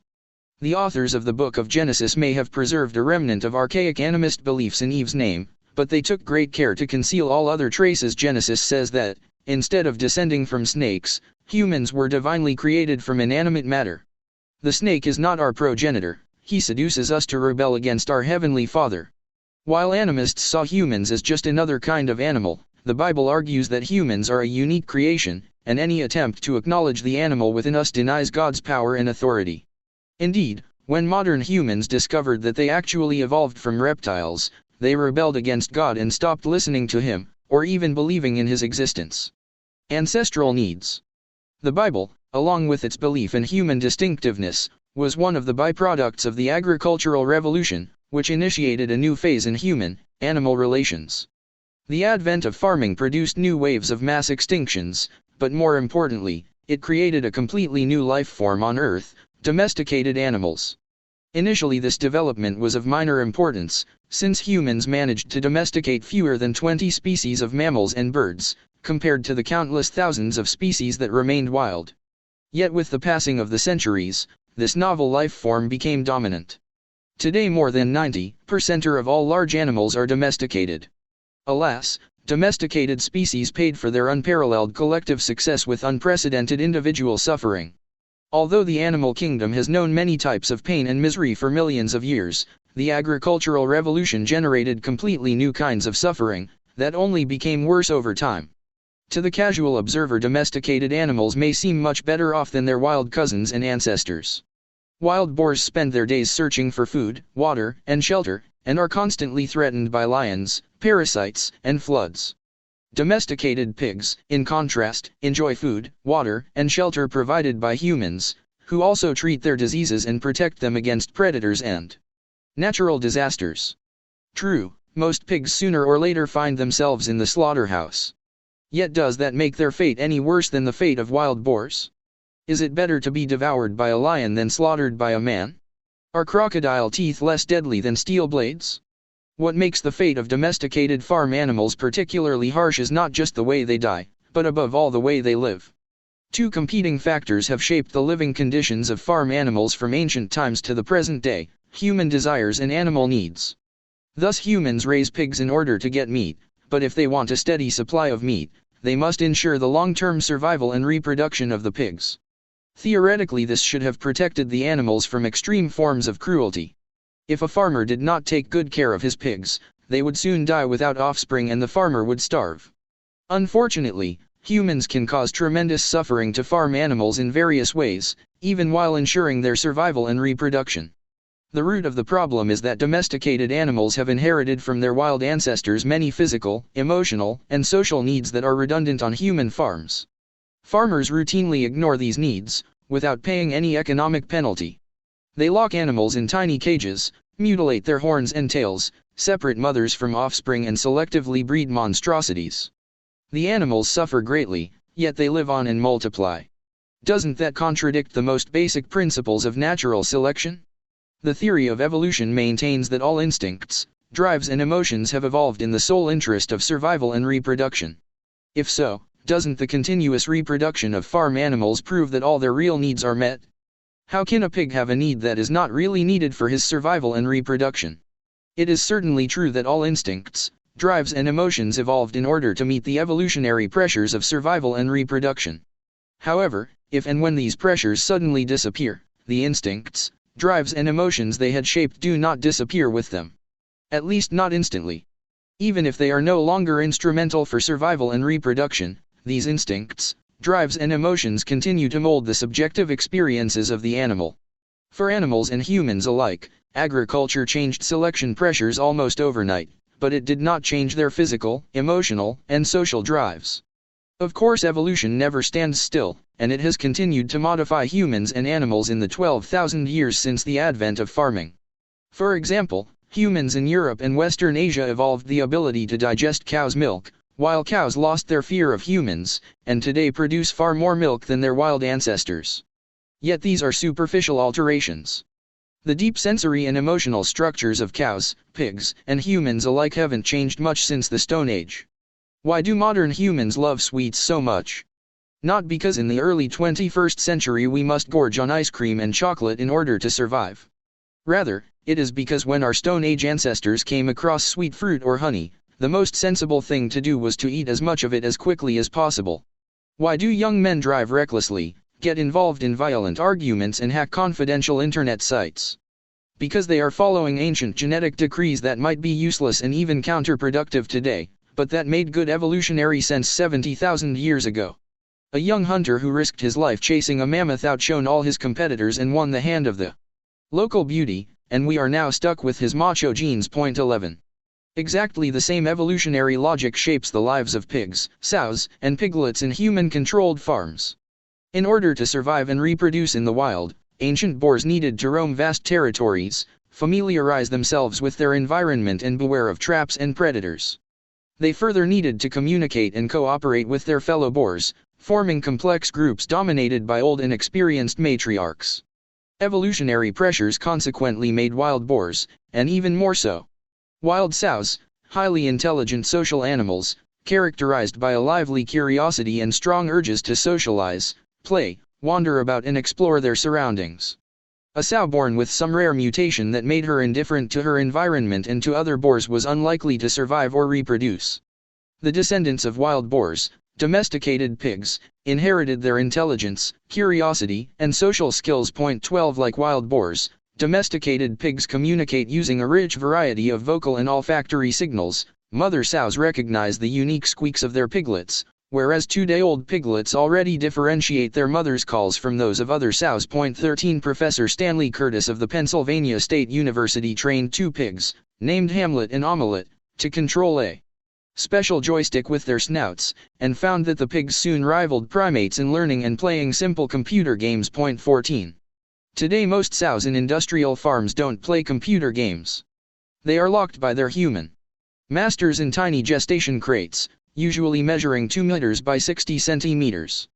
The crates have a concrete floor and metal bars, and hardly allow the pregnant sows even to turn around or sleep on their side, never mind walk.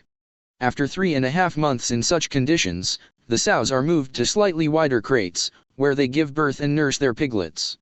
Whereas piglets would naturally suckle for 10 to 20 weeks, in industrial farms they are forcibly weaned within 2 to 4 weeks, separated from their mother and shipped to be fattened and slaughtered.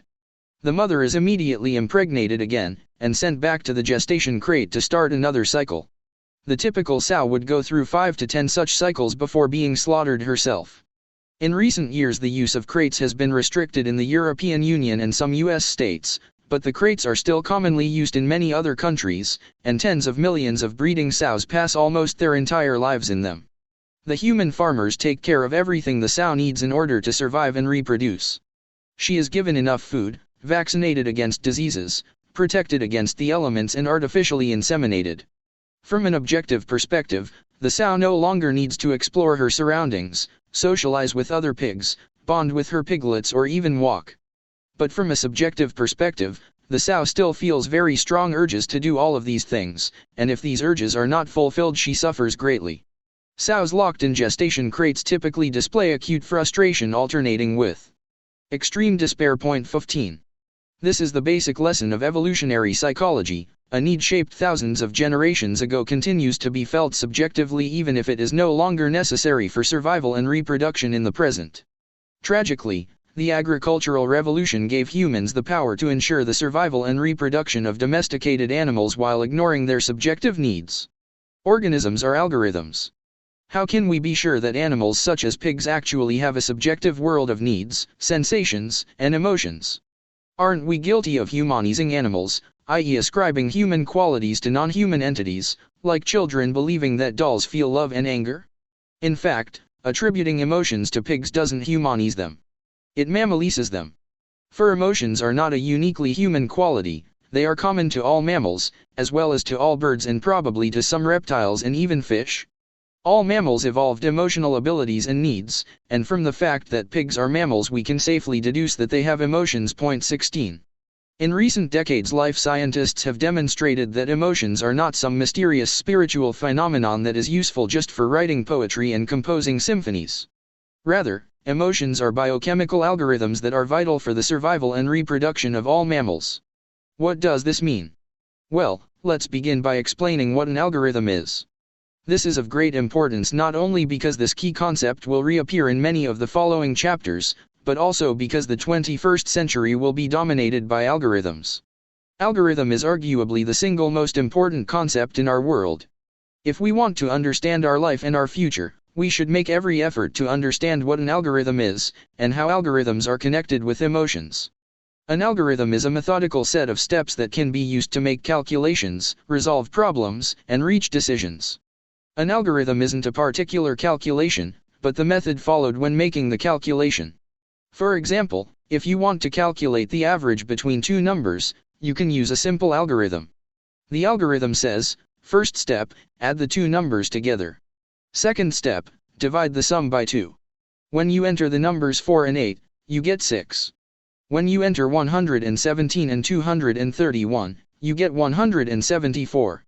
A more complex example is a cooking recipe. An algorithm for preparing vegetable soup may tell us: 1. Heat half a cup of oil in a pot. 2. Finely chop 4 onions. 3. Fry the onion until golden. 4. Cut 3 potatoes into chunks and add to the pot. 5. Slice a cabbage into strips and add to the pot. And so forth. You can follow the same algorithm dozens of times, each time using slightly different vegetables, and therefore getting a slightly different soup. But the algorithm remains the same. A recipe by itself cannot make soup. You need a person to read the recipe and follow the prescribed set of steps. But you can build a machine that embodies this algorithm and follows it automatically. Then you just need to provide the machine with water, electricity, and vegetables, and it will prepare the soup by itself. There aren't many soup machines around, but you are probably familiar with beverage vending machines. Such machines usually have a slot for coins, an opening for cups, and rows of buttons. The first row has buttons for coffee, tea, and cocoa. The second row is marked, no sugar, 1 spoon of sugar, 2 spoons of sugar. The third row indicates milk, soy milk, no milk. A man approaches the machine, inserts a coin into the slot and presses the buttons marked tea, 1 sugar and milk. The machine kicks into action, following a precise set of steps. It drops a tea bag into a cup, pours boiling water, adds a spoonful of sugar and milk, and ding! A nice cup of tea emerges. This is an algorithm. 17. Over the last few decades biologists have reached the firm conclusion that the man pressing the buttons and drinking the tea is also an algorithm. A much more complicated algorithm than the vending machine, no doubt, but still an algorithm. Humans are algorithms that produce not cups of tea, but copies of themselves, like a vending machine which, if you press the right combination of buttons, produces another vending machine. The algorithms controlling vending machines work through mechanical gears and electric circuits. The algorithms controlling humans work through sensations, emotions, and thoughts. And exactly the same kind of algorithms control pigs, baboons, otters, and chickens. Consider, for example, the following survival problem. A baboon spots some bananas hanging on a tree, but also notices a lion lurking nearby. Should the baboon risk his life for those bananas?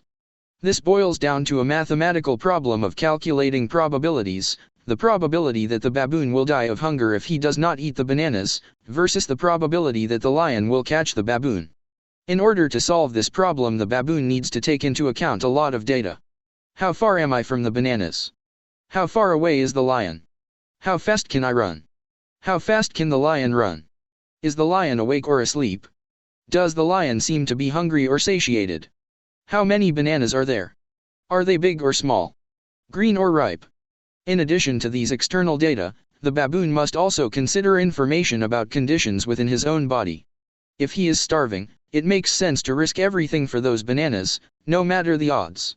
In contrast, if he has just eaten, and the bananas are mere greed, why take any risks at all? In order to weigh and balance all these variables and probabilities, the baboon requires far more complicated algorithms than the ones controlling automatic vending machines. The price for making correct calculations is correspondingly greater. The prize is the very survival of the baboon. A timid baboon, one whose algorithms overestimate dangers, will starve to death, and the genes that shaped these cowardly algorithms will perish with him. A rash baboon, one whose algorithms underestimate dangers, will fall prey to the lion, and his reckless genes will also fail to make it to the next generation. These algorithms undergo constant quality control by natural selection. Only animals that calculate probabilities correctly leave offspring behind. Yet this is all very abstract. How exactly does a baboon calculate probabilities? He certainly doesn't draw a pencil from behind his ear, a notebook from a back pocket, and start computing running speeds and energy levels with a calculator. Rather, the baboon's entire body is the calculator.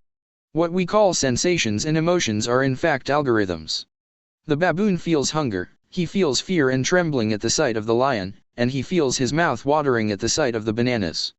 Within a split second, he experiences a storm of sensations, emotions, and desires, which is nothing but the process of calculation.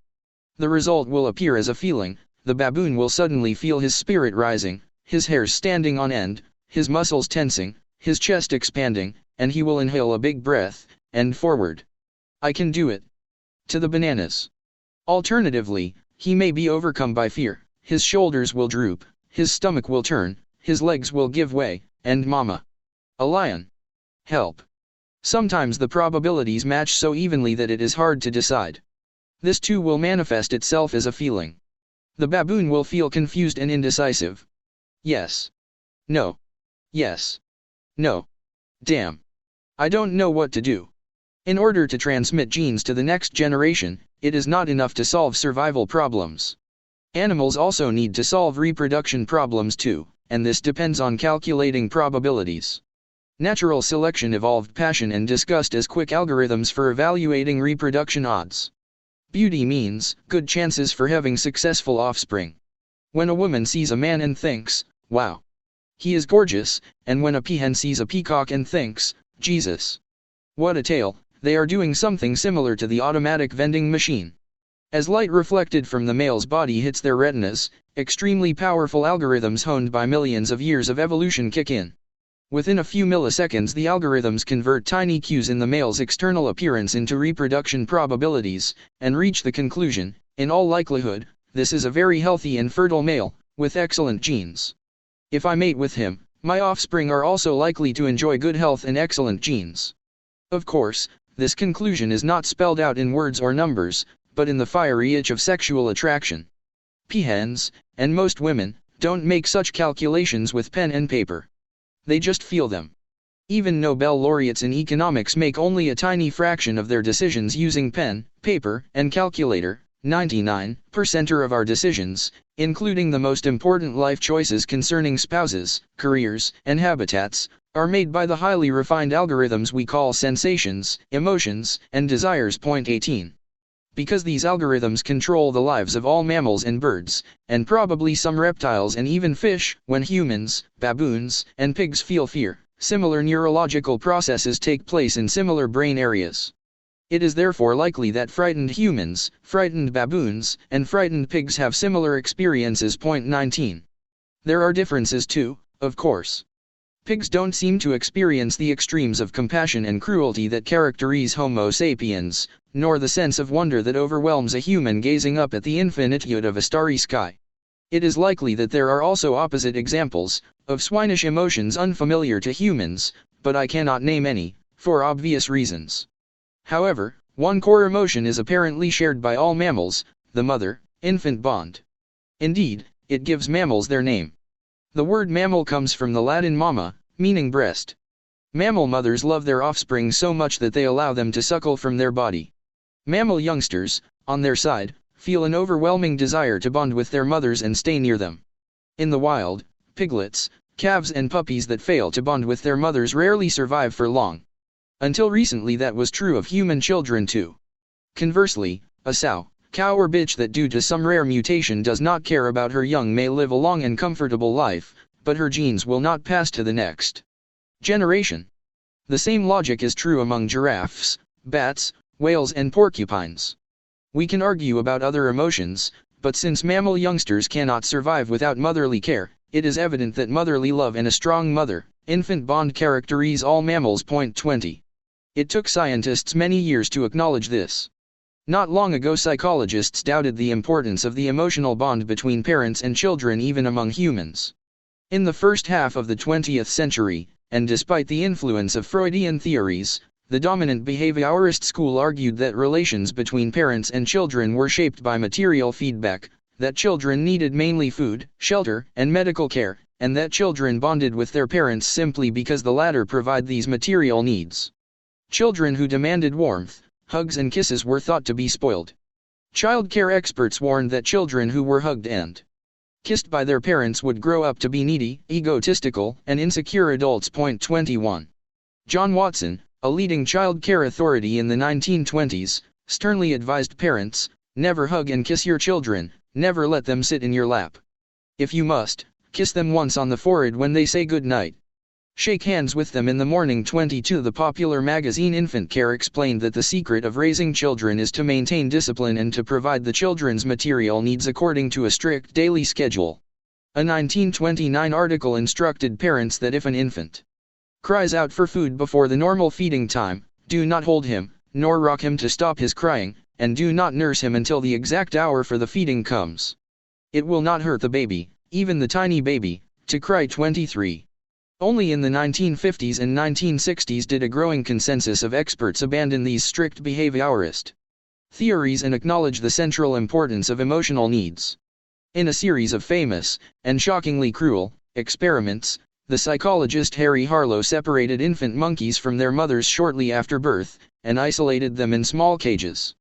When given a choice between a metal dummy mother fitted with a milk bottle, and a soft cloth-covered dummy with no milk, the baby monkeys clung to the barren cloth mother for all they were worth. Those baby monkeys knew something that John Watson and the experts of infant care failed to realize: mammals can't live on food alone. They need emotional bonds too. Millions of years of evolution pre-programmed the monkeys with an overwhelming desire for emotional bonding.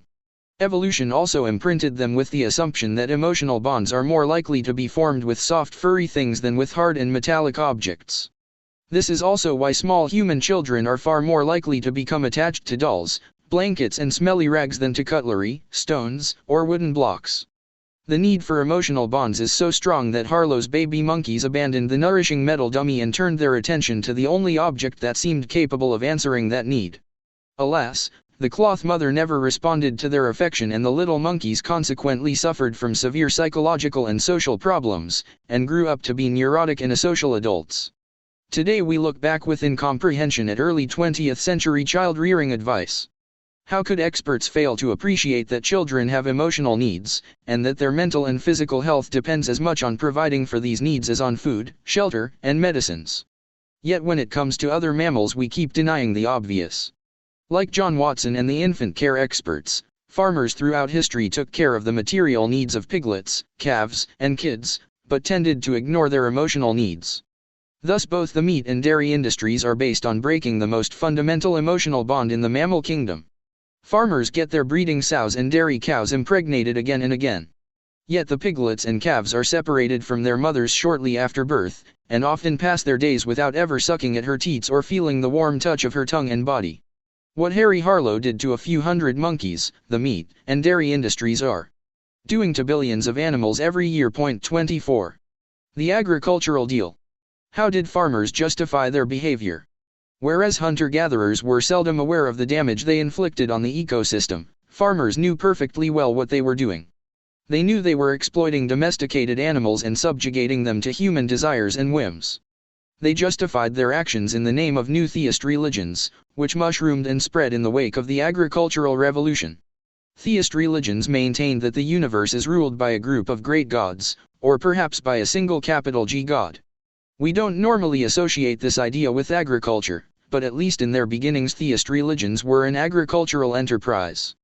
The theology, mythology, and liturgy of religions such as Judaism, Hinduism and Christianity revolved first around the relationship between humans, domesticated plants, and farm animals. 25.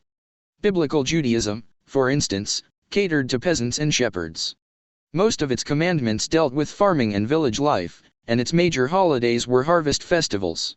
People today imagine the ancient temple in Jerusalem as a kind of big synagogue where priests clad in snow-white robes welcomed devout pilgrims, melodious choirs sang psalms and incense perfumed the air. In reality, it looked much more like a cross between a slaughterhouse and a barbecue joint than a modern synagogue. The pilgrims did not come empty-handed. They brought with them a never-ending stream of sheep, goats, chickens, and other animals, which were sacrificed at the god's altar and then cooked and eaten. The psalm-singing choirs could hardly be heard over the bellowing and bleating of calves and kids. Priests in blood-stained outfits cut the victims' throats, collected the gushing blood in jars and spilled it over the altar. The perfume of incense mixed with the odors of congealed blood and roasted meat, while swarms of black flies buzzed just about everywhere. See, for example, Numbers 28, Deuteronomy 12, and 1 Samuel 2. A modern Jewish family that celebrates a holiday by having a barbecue on their front lawn is much closer to the spirit of biblical times than an Orthodox family that spends the time studying scriptures in a synagogue. Theist religions, such as biblical Judaism, justified the agricultural economy through new cosmological myths. Animist religions had previously depicted the universe as a grand Chinese opera with a limitless cast of colorful actors. Elephants and oak trees, crocodiles and rivers, mountains and frogs, ghosts and fairies, angels and demons, each had a role in the cosmic opera. Theist religions rewrote the script, turning the universe into a bleak Ibsen drama with just two main characters, man and God. The angels and demons somehow survived the transition, becoming the messengers and servants of the great gods. Yet the rest of the animist caste, all the animals, plants, and other natural phenomena, were transformed into silent decor. True, some animals were considered sacred to this or that god, and many gods had animal features. The Egyptian god Anubis had the head of a jackal, and even Jesus Christ was frequently depicted as a lamb. Yet ancient Egyptians could easily tell the difference between Anubis and an ordinary jackal sneaking into the village to hunt chickens, and no Christian butcher ever mistook the lamb under his knife for Jesus. We normally think that theist religions sanctified the great gods. We tend to forget that they sanctified humans, too. Hitherto Homo sapiens had been just one actor in a cast of thousands. In the new theist drama, Sapiens became the central hero around whom the entire universe revolved. The gods, meanwhile, were given two related roles to play. Firstly, they explained what is so special about sapiens and why humans should dominate and exploit all other organisms. Christianity, for example, maintained that humans hold sway over the rest of creation because the Creator charged them with that authority.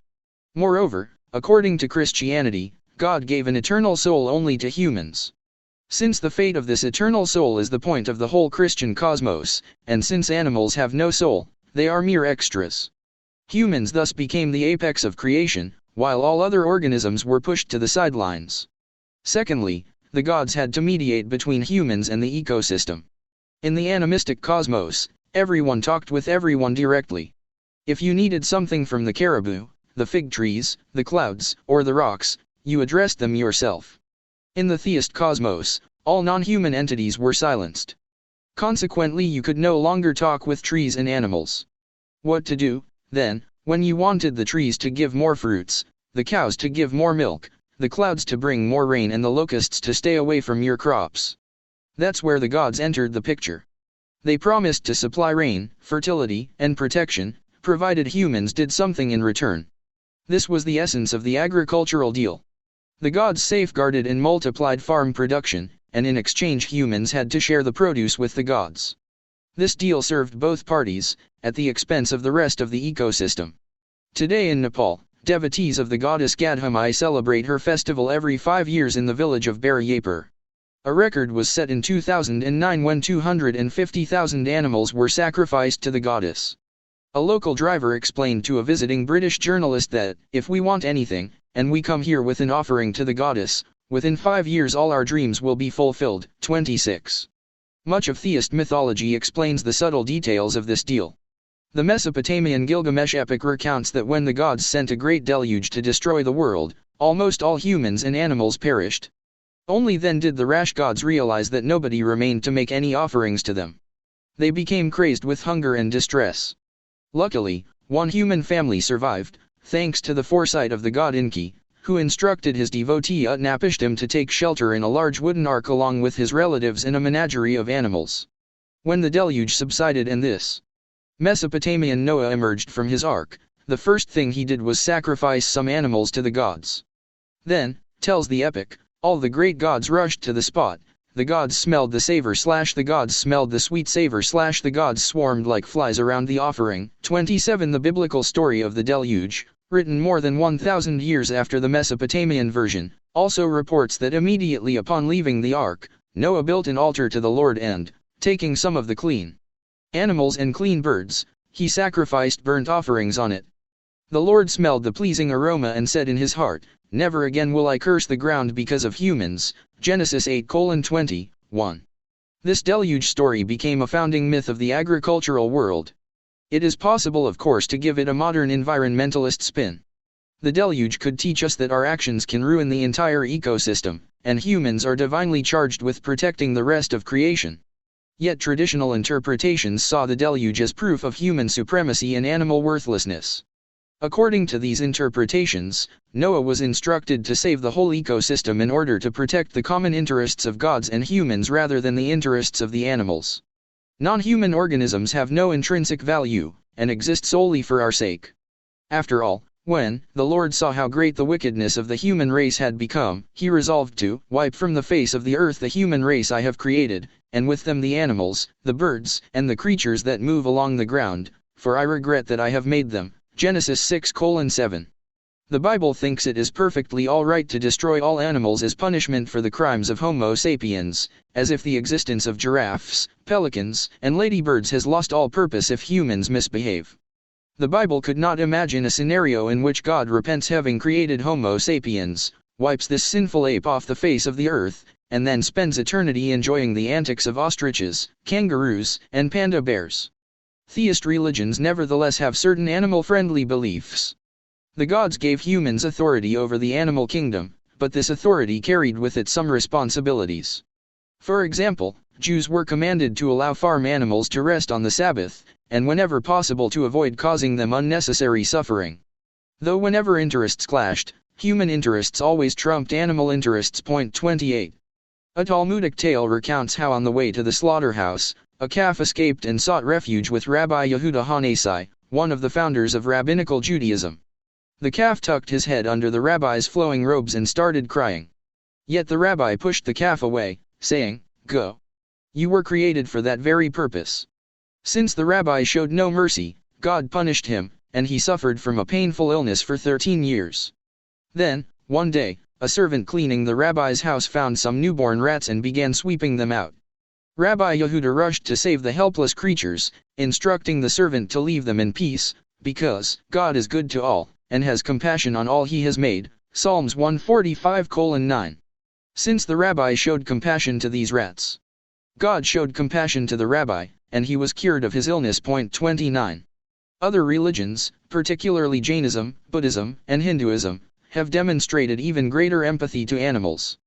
They emphasize the connection between humans and the rest of the ecosystem, and their foremost ethical commandment has been to avoid killing any living being. Whereas the biblical, "Thou shalt not kill," covered only humans, the ancient Indian principle of ahimsa, non-violence, extends to every sentient being. Jain monks are particularly careful in this regard. They always cover their mouths with a white cloth, lest they inhale an insect, and whenever they walk they carry a broom to gently sweep any ant or beetle from their path. 30. Nevertheless, all agricultural religions, Jainism, Buddhism, and Hinduism included, found ways to justify human superiority and the exploitation of animals, if not for meat, then for milk and muscle power. They have all claimed that a natural hierarchy of beings entitles humans to control and use other animals, provided that the humans observe certain restrictions. Hinduism, for example, has sanctified cows and forbidden eating beef, but has also provided the ultimate justification for the dairy industry, alleging that cows are generous creatures, and positively yearn to share their milk with humankind. Humans thus committed themselves to an agricultural deal. According to this deal, cosmic forces gave humans command over other animals, on condition that humans fulfilled certain obligations towards the gods, towards nature, and towards the animals themselves. It was easy to believe in the existence of such a cosmic compact, because it reflected the daily routine of farming life. Hunter-gatherers had not seen themselves as superior beings because they were seldom aware of their impact on the ecosystem. A typical band numbered in the dozens, it was surrounded by thousands of wild animals, and its survival depended on understanding and respecting the desires of these animals. Foragers had to constantly ask themselves what deer dream about, and what lions think. Otherwise, they could not hunt the deer, nor escape the lions. Farmers, in contrast, lived in a world controlled and shaped by human dreams and thoughts. Humans were still subject to formidable natural forces such as storms and earthquakes, but they were far less dependent on the wishes of other animals. A farm boy learned early on to ride a horse, harness a bull, whip a stubborn donkey and lead the sheep to pasture. It was easy and tempting to believe that such everyday activities reflected either the natural order of things or the will of heaven. It is no coincidence that the Nayaka of southern India treat elephants, snakes, and forest trees as beings equal to humans, but have a very different view of domesticated plants and animals. In the Nayaka language, a living being possessing a unique personality is called manzan. When probed by the anthropologist Dan E. Nava, they explained that all elephants are manzan. We live in the forest, they live in the forest. We are all manzan. So are bears, deer, and tigers. All forest animals. What about cows? Cows are different. You have to lead them everywhere. And chickens? They are nothing. They are not manzan. And forest trees? Yes, they live for such a long time. And tea bushes? Oh, these I cultivate so that I can sell the tea leaves and buy what I need from the store. No. They aren't manzan. 31. We should also bear in mind how humans themselves were treated in most agricultural societies. In biblical Israel or medieval China, it was common to whip humans, enslave them, torture and execute them. Humans were considered as mere property. Rulers did not dream of asking peasants for their opinions and cared little about their needs. Parents frequently sold their children into slavery, or married them off to the highest bidder. Under such conditions, ignoring the feelings of cows and chickens was hardly surprising. 500 years of solitude. The rise of modern science and industry brought about the next revolution in human-animal relations. During the agricultural revolution, humankind silenced animals and plants, and turned the animist grand opera into a dialogue between man and gods. During the scientific revolution, humankind silenced the gods too. The world was now a one-man show. Humankind stood alone on an empty stage, talking to itself, negotiating with no one and acquiring enormous powers without any obligations. Having deciphered the mute laws of physics, chemistry, and biology, humankind now does with them as it pleases. When an archaic hunter went out to the savannah, he asked the help of the wild bull, and the bull demanded something of the hunter. When an ancient farmer wanted his cows to produce lots of milk, he asked some great heavenly god for help, and the god stipulated his conditions. When the white-coated staff in Nestle's Research and Development Department want to increase dairy production, they study genetics, and the genes don't ask for anything in return. But just as the hunters and farmers had their myths, so do the people in the RD department. Their most famous myth shamelessly plagiarizes the legend of the Tree of Knowledge and the Garden of Eden, but transports the action to the garden at Woolsthorpe Manor in Lincolnshire. According to this myth, Isaac Newton was sitting there under an apple tree when a ripe apple dropped on his head. Newton began wondering why the apple fell straight downwards, rather than sideways or upwards. His inquiry led him to discover gravity and the laws of Newtonian mechanics. Newton's story turns the Tree of Knowledge myth on its head.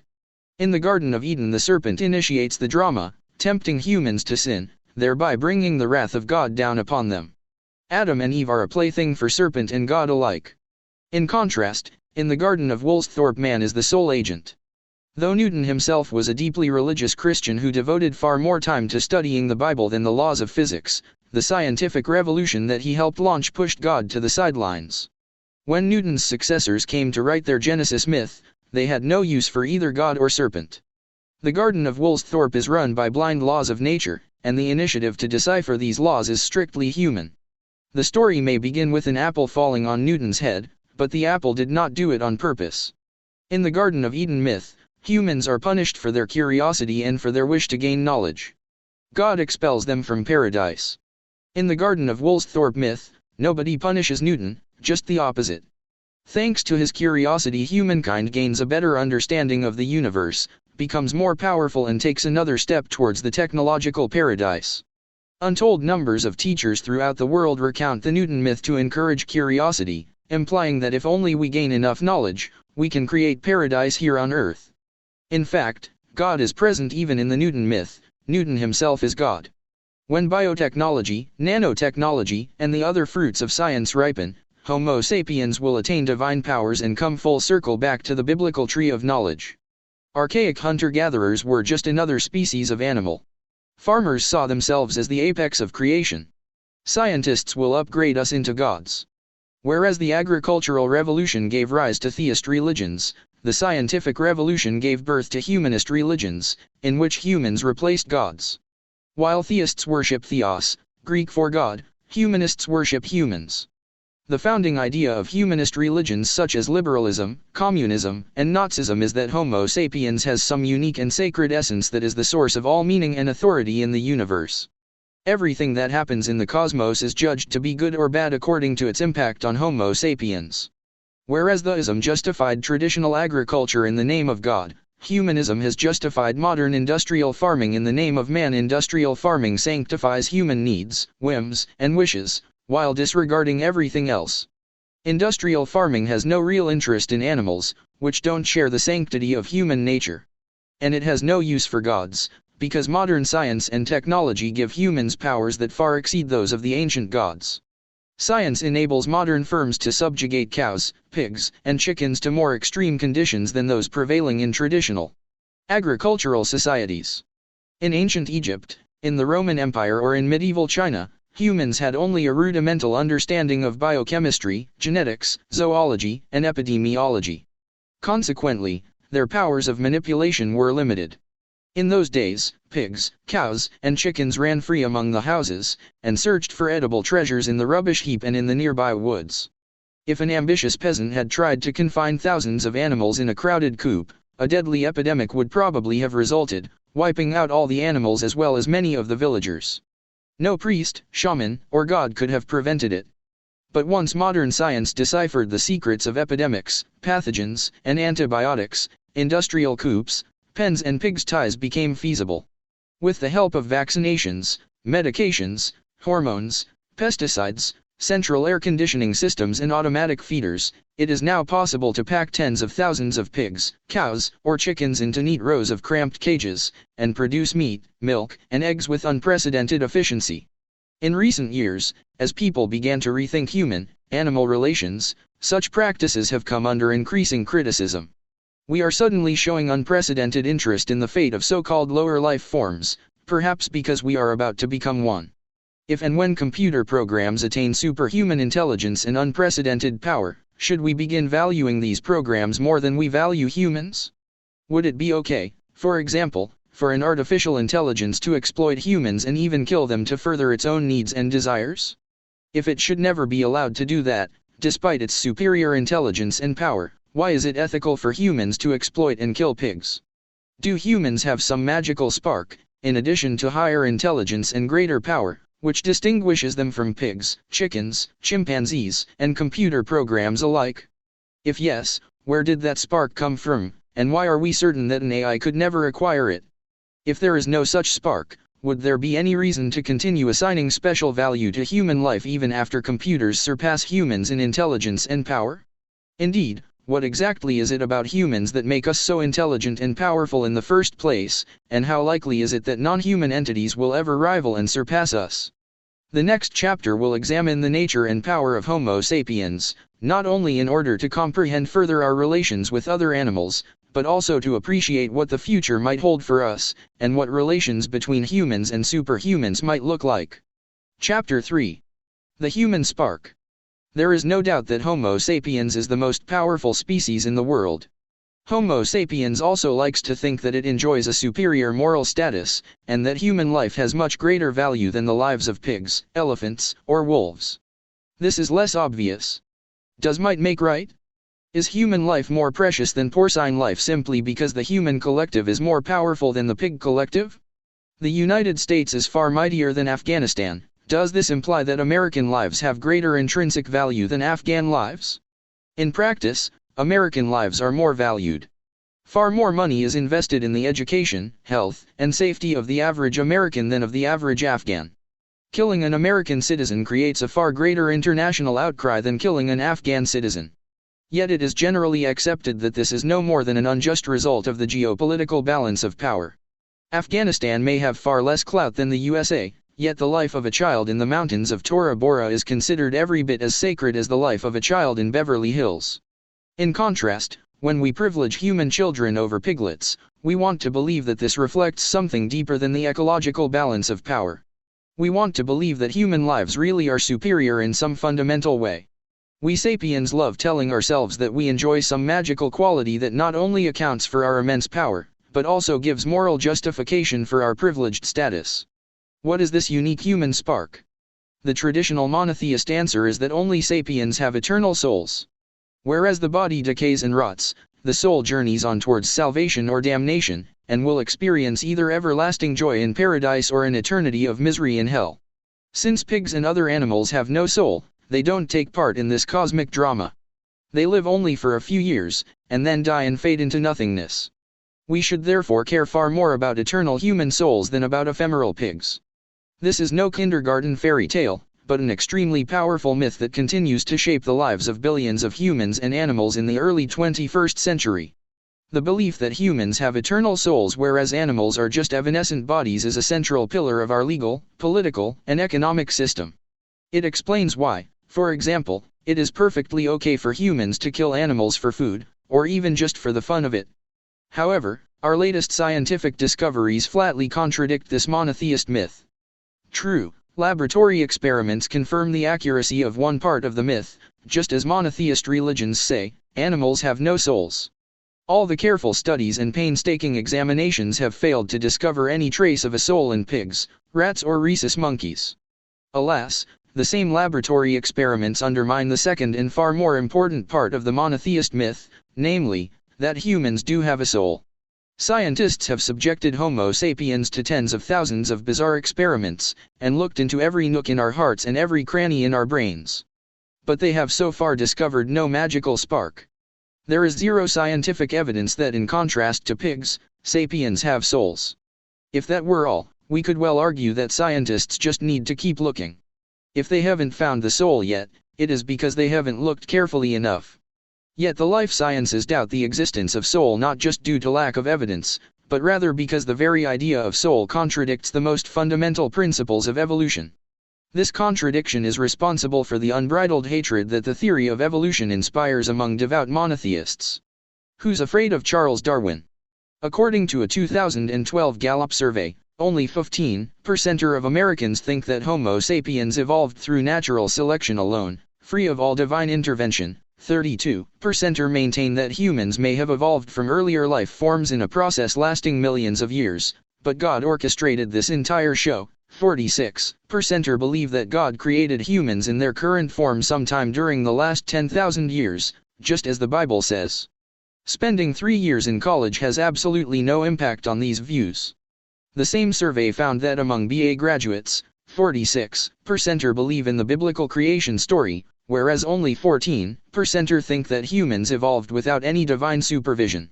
Even among holders of MA and PhD degrees, 25% believe the Bible, whereas only 29% credit natural selection alone with the creation of our species. Point 1. Though schools evidently do a very poor job teaching evolution, religious zealots still insist that it should not be taught at all. Alternatively, they demand that children must also be taught the theory of intelligent design, according to which all organisms were created by the design of some higher intelligence, aka God. Teach them both theories, say the zealots, and let the kids decide for themselves. Why does the theory of evolution provoke such objections, whereas nobody seems to care about the theory of relativity or quantum mechanics? How come politicians don't ask that kids be exposed to alternative theories about matter, energy, space, and time? After all, Darwin's ideas seem at first sight far less threatening than the monstrosities of Einstein and Werner Heisenberg. The theory of evolution rests on the principle of the survival of the fittest, which is a clear and simple, not to say humdrum, idea. In contrast, the theory of relativity and quantum mechanics argue that you can twist time and space, that something can appear out of nothing, and that a cat can be both alive and dead at the same time. This makes a mockery of our common sense, yet nobody seeks to protect innocent school children from these scandalous ideas. Why? The theory of relativity makes nobody angry, because it doesn't contradict any of our cherished beliefs. Most people don't care an iota whether space and time are absolute or relative. If you think it is possible to bend space and time, well, be my guest. Go ahead and bend them. What do I care? In contrast, Darwin has deprived us of our souls. If you really understand the theory of evolution, you understand that there is no soul.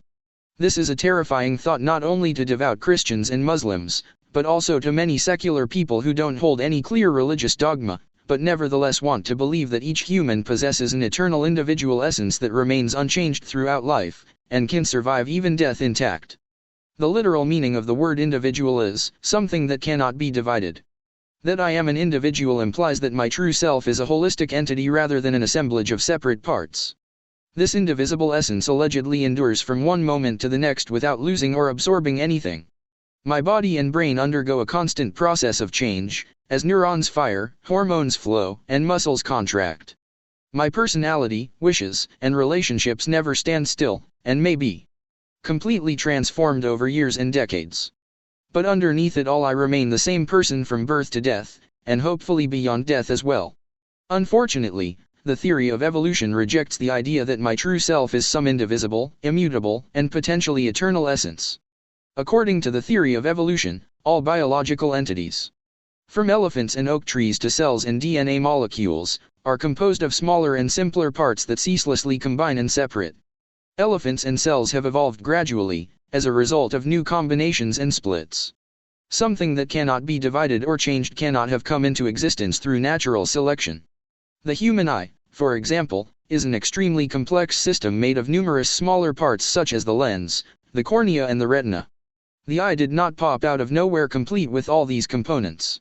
Rather, it evolved step by tiny step through millions of years.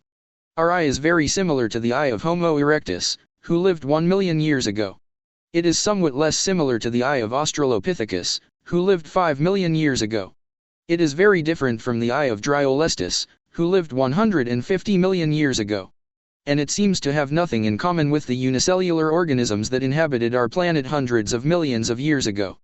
Yet even unicellular organisms have tiny organelles that enable the microorganism to distinguish light from darkness, and move towards one or the other. The path leading from such archaic sensors to the human eye is long and winding, but if you have hundreds of millions of years to spare, you can certainly cover the entire path, step by step. You can do that because the eye is composed of many different parts. If every few generations a small mutation slightly changes one of these parts, say, the cornea becomes a bit more curved, after millions of generations these changes can result in a human eye. If the eye were a holistic entity, devoid of any parts, it could never have evolved by natural selection. That's why the theory of evolution cannot accept the idea of souls, at least if by soul we mean something indivisible, immutable, and potentially eternal. Such an entity cannot possibly result from a step-by-step evolution. Natural selection could produce a human eye, because the eye has parts. But the soul has no parts. If the sapiens soul evolved step by step from the erectus soul, what exactly were these steps? Is there some part of the soul that is more developed in sapiens than in erectus? But the soul has no parts. You might argue that human souls did not evolve, but appeared one bright day in the fullness of their glory. But when exactly was that bright day? When we look closely at the evolution of humankind, it is embarrassingly difficult to find it. Every human that ever existed came into being as a result of male sperm inseminating a female egg. Think of the first baby to possess a soul. That baby was very similar to her mother and father, except that she had a soul and they didn't. Our biological knowledge can certainly explain the birth of a baby whose cornea was a bit more curved than her parents' corneas. A slight mutation in a single gene can account for that. But biology cannot explain the birth of a baby possessing an eternal soul from parents who did not have even a shred of a soul. Is a single mutation, or even several mutations, enough to give an animal an essence secure against all changes, including even death? Hence the existence of souls cannot be squared with the theory of evolution. Evolution means change, and is incapable of producing everlasting entities. From an evolutionary perspective, the closest thing we have to a human essence is our DNA, and the DNA molecule is the vehicle of mutation rather than the seat of eternity. This terrifies large numbers of people, who prefer to reject the theory of evolution rather than give up their souls. Why the stock exchange has no consciousness. Another story employed to justify human superiority says that of all the animals on Earth, only Homo sapiens has a conscious mind. Mind is something very different from soul. The mind isn't some mystical eternal entity. Nor is it an organ such as the eye or the brain. Rather, the mind is a flow of subjective experiences, such as pain, pleasure, anger, and love. These mental experiences are made of interlinked sensations, emotions, and thoughts, which flash for a brief moment, and immediately disappear. Then other experiences flicker and vanish, arising for an instant and passing away. When reflecting on it, we often try to sort the experiences into distinct categories such as sensations, emotions, and thoughts, but in actuality they are all mingled together. This frenzied collection of experiences constitutes the stream of consciousness.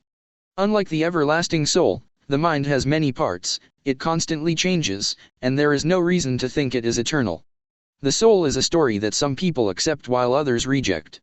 The stream of consciousness, in contrast, is the concrete reality we directly witness every moment. It is the surest thing in the world. You cannot doubt its existence. Even when we are consumed by doubt and ask ourselves, do subjective experiences really exist, we can be certain that we are experiencing doubt. What exactly are the conscious experiences that constitute the flow of the mind?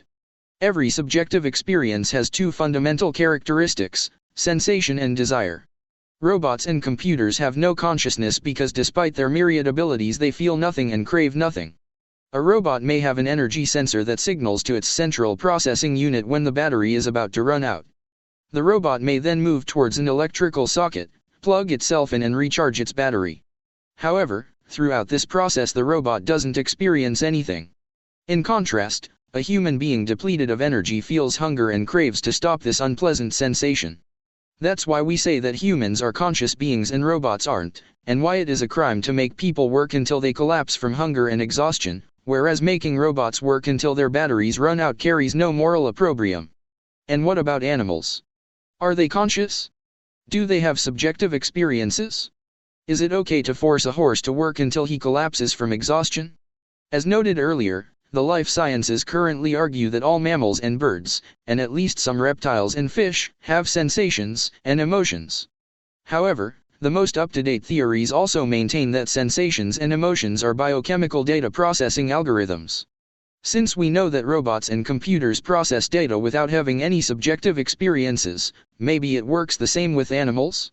Indeed, we know that even in humans many sensory and emotional brain circuits can process data and initiate actions completely unconsciously.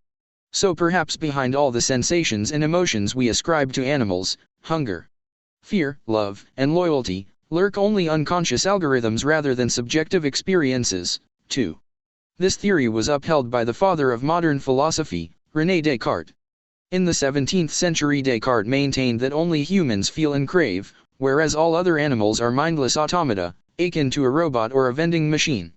When a man kicks a dog, the dog experiences nothing.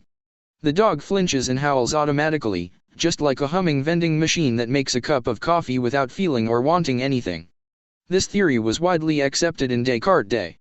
17th century doctors and scholars dissected live dogs and observed the working of their internal organs, without either anesthetics or scruples. They didn't see anything wrong with that, just as we don't see anything wrong in opening the lid of a vending machine and observing its gears and conveyors. In the early 21st century there are still plenty of people who argue that animals have no consciousness, or at most, that they have a very different and inferior type of consciousness. In order to decide whether animals have conscious minds similar to our own, we must first get a better understanding of how minds function, and what role they play. These are extremely difficult questions, but it is worthwhile to devote some time to them, because the mind will be the hero of several subsequent chapters. We won't be able to grasp the full implications of novel technologies such as artificial intelligence if we don't know what minds are. Hence let's leave aside for a moment the particular question of animal minds, and examine what science knows about minds and consciousness in general. We will focus on examples taken from the study of human consciousness, which is more accessible to us, and later on return to animals and ask whether what's true of humans is also true of our furry and feathery cousins. To be frank, science knows surprisingly little about mind and consciousness. Current orthodoxy holds that consciousness is created by electrochemical reactions in the brain, and that mental experiences fulfill some essential data processing function. Point 3 However, nobody has any idea how a series of biochemical reactions and electrical currents in the brain creates the subjective experience of pain, anger, or love. Perhaps we will have a solid explanation in 10 or 50 years. But, as of 2016, we have no such explanation, and we had better be clear about that. Using fMRI scans, implanted electrodes and other sophisticated gadgets, scientists have certainly identified correlations and even causal links between electrical currents in the brain and various subjective experiences. Just by looking at brain activity, scientists can know whether you are awake, dreaming or in deep sleep. They can briefly flash an image in front of your eyes, just at the threshold of conscious perception, and determine, without asking you, whether you have become aware of the image or not. They have even managed to link individual brain neurons with specific mental content, discovering for example a Bill Clinton neuron and a Homer Simpson neuron. When the Bill Clinton neuron is on, the person is thinking of the 42nd President of the USA, show the person an image of Homer Simpson, and the eponymous neuron is bound to ignite. More broadly, scientists know that if an electric storm arises in a given brain area, you probably feel angry. If this storm subsides and a different area lights up, you are experiencing love. Indeed, scientists can even induce feelings of anger or love by electrically stimulating the right neurons. But how on earth does the movement of electrons from one place to the other translate into a subjective image of Bill Clinton, or a subjective feeling of anger or love? The most common explanation points out that the brain is a highly complex system, with more than 80 billion neurons connected into numerous intricate webs. When billions of neurons send billions of electric signals back and forth, subjective experiences emerge. Even though the sending and receiving of each electric signal is a simple biochemical phenomenon, the interaction among all these signals creates something far more complex, the stream of consciousness. We observe the same dynamic in many other fields. The movement of a single car is a simple action, but when millions of cars move and interact simultaneously, traffic jams emerge. The buying and selling of a single share is simple enough, but when millions of traders buy and sell millions of shares, it can lead to economic crises that dumbfound even the experts. Yet this explanation explains nothing. It merely affirms that the problem is very complicated. It does not offer any insight into how one kind of phenomenon, billions of electric signals moving from here to there, creates a very different kind of phenomenon, subjective experiences of anger or love. The analogy to other complex processes such as traffic jams and economic crises is flawed. What creates a traffic jam? If you follow a single car, you will never understand it. The jam results from the interactions among many cars. Car A influences the movement of car B, which blocks the path of car C, and so on. Yet if you map the movements of all the relevant cars, and how each impacts the other, you will get a complete account of the traffic jam. It would be pointless to ask, but how do all these movements create the traffic jam?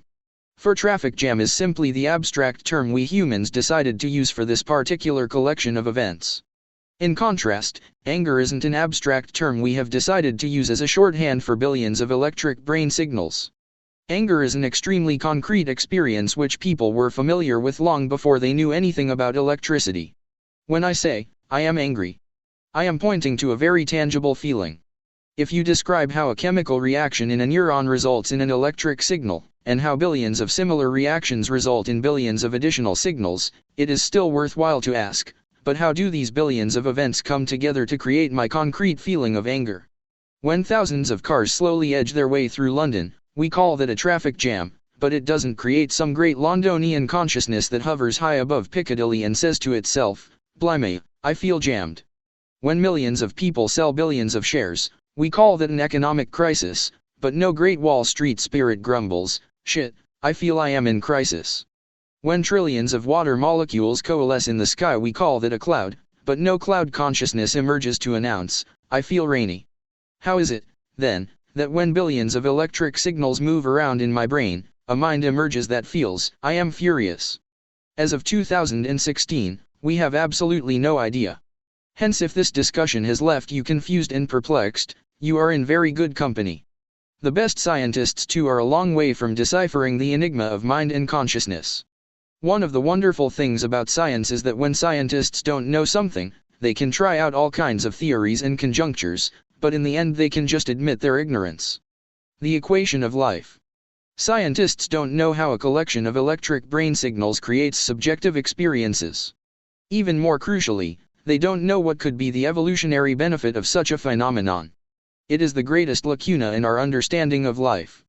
Humans have feet, because for millions of generations feet enabled our ancestors to chase rabbits and escape lions.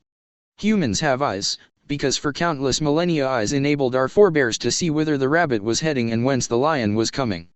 But why do humans have subjective experiences of hunger and fear? Not long ago, biologists gave a very simple answer.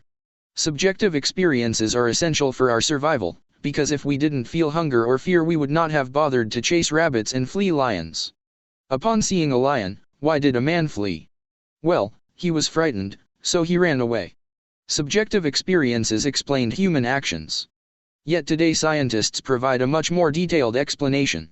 When a man sees a lion, electric signals move from the eye to the brain.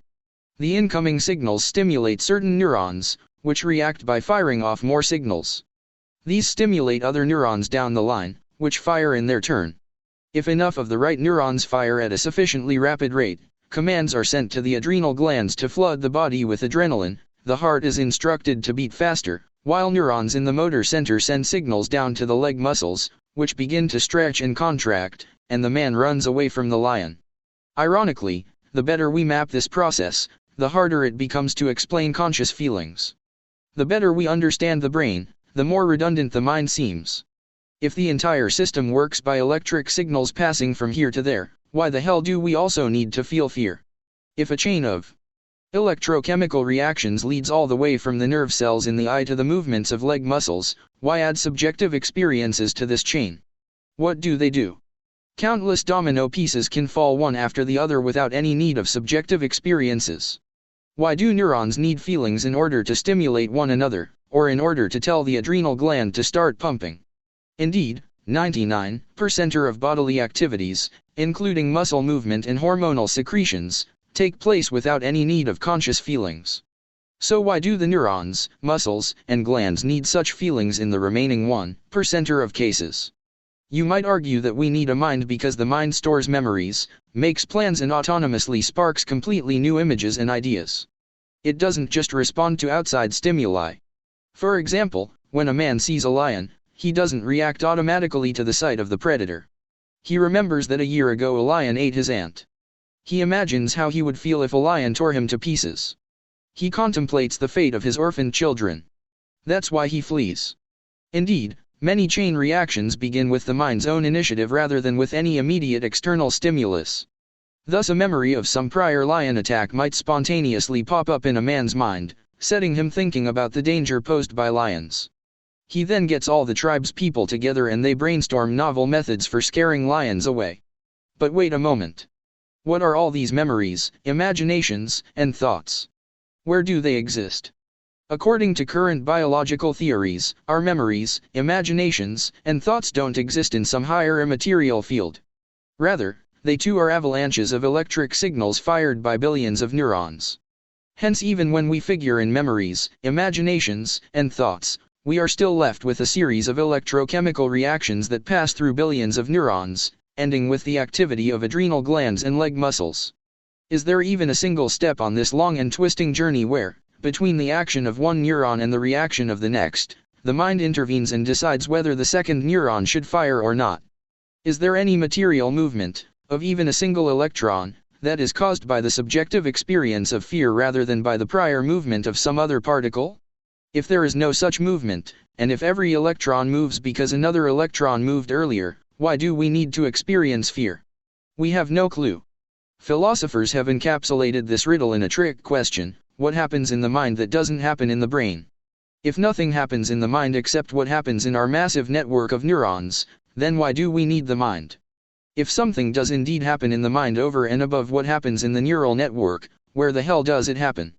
Suppose I ask you what Homer Simpson thought about Bill Clinton and the Monica Lewinsky scandal.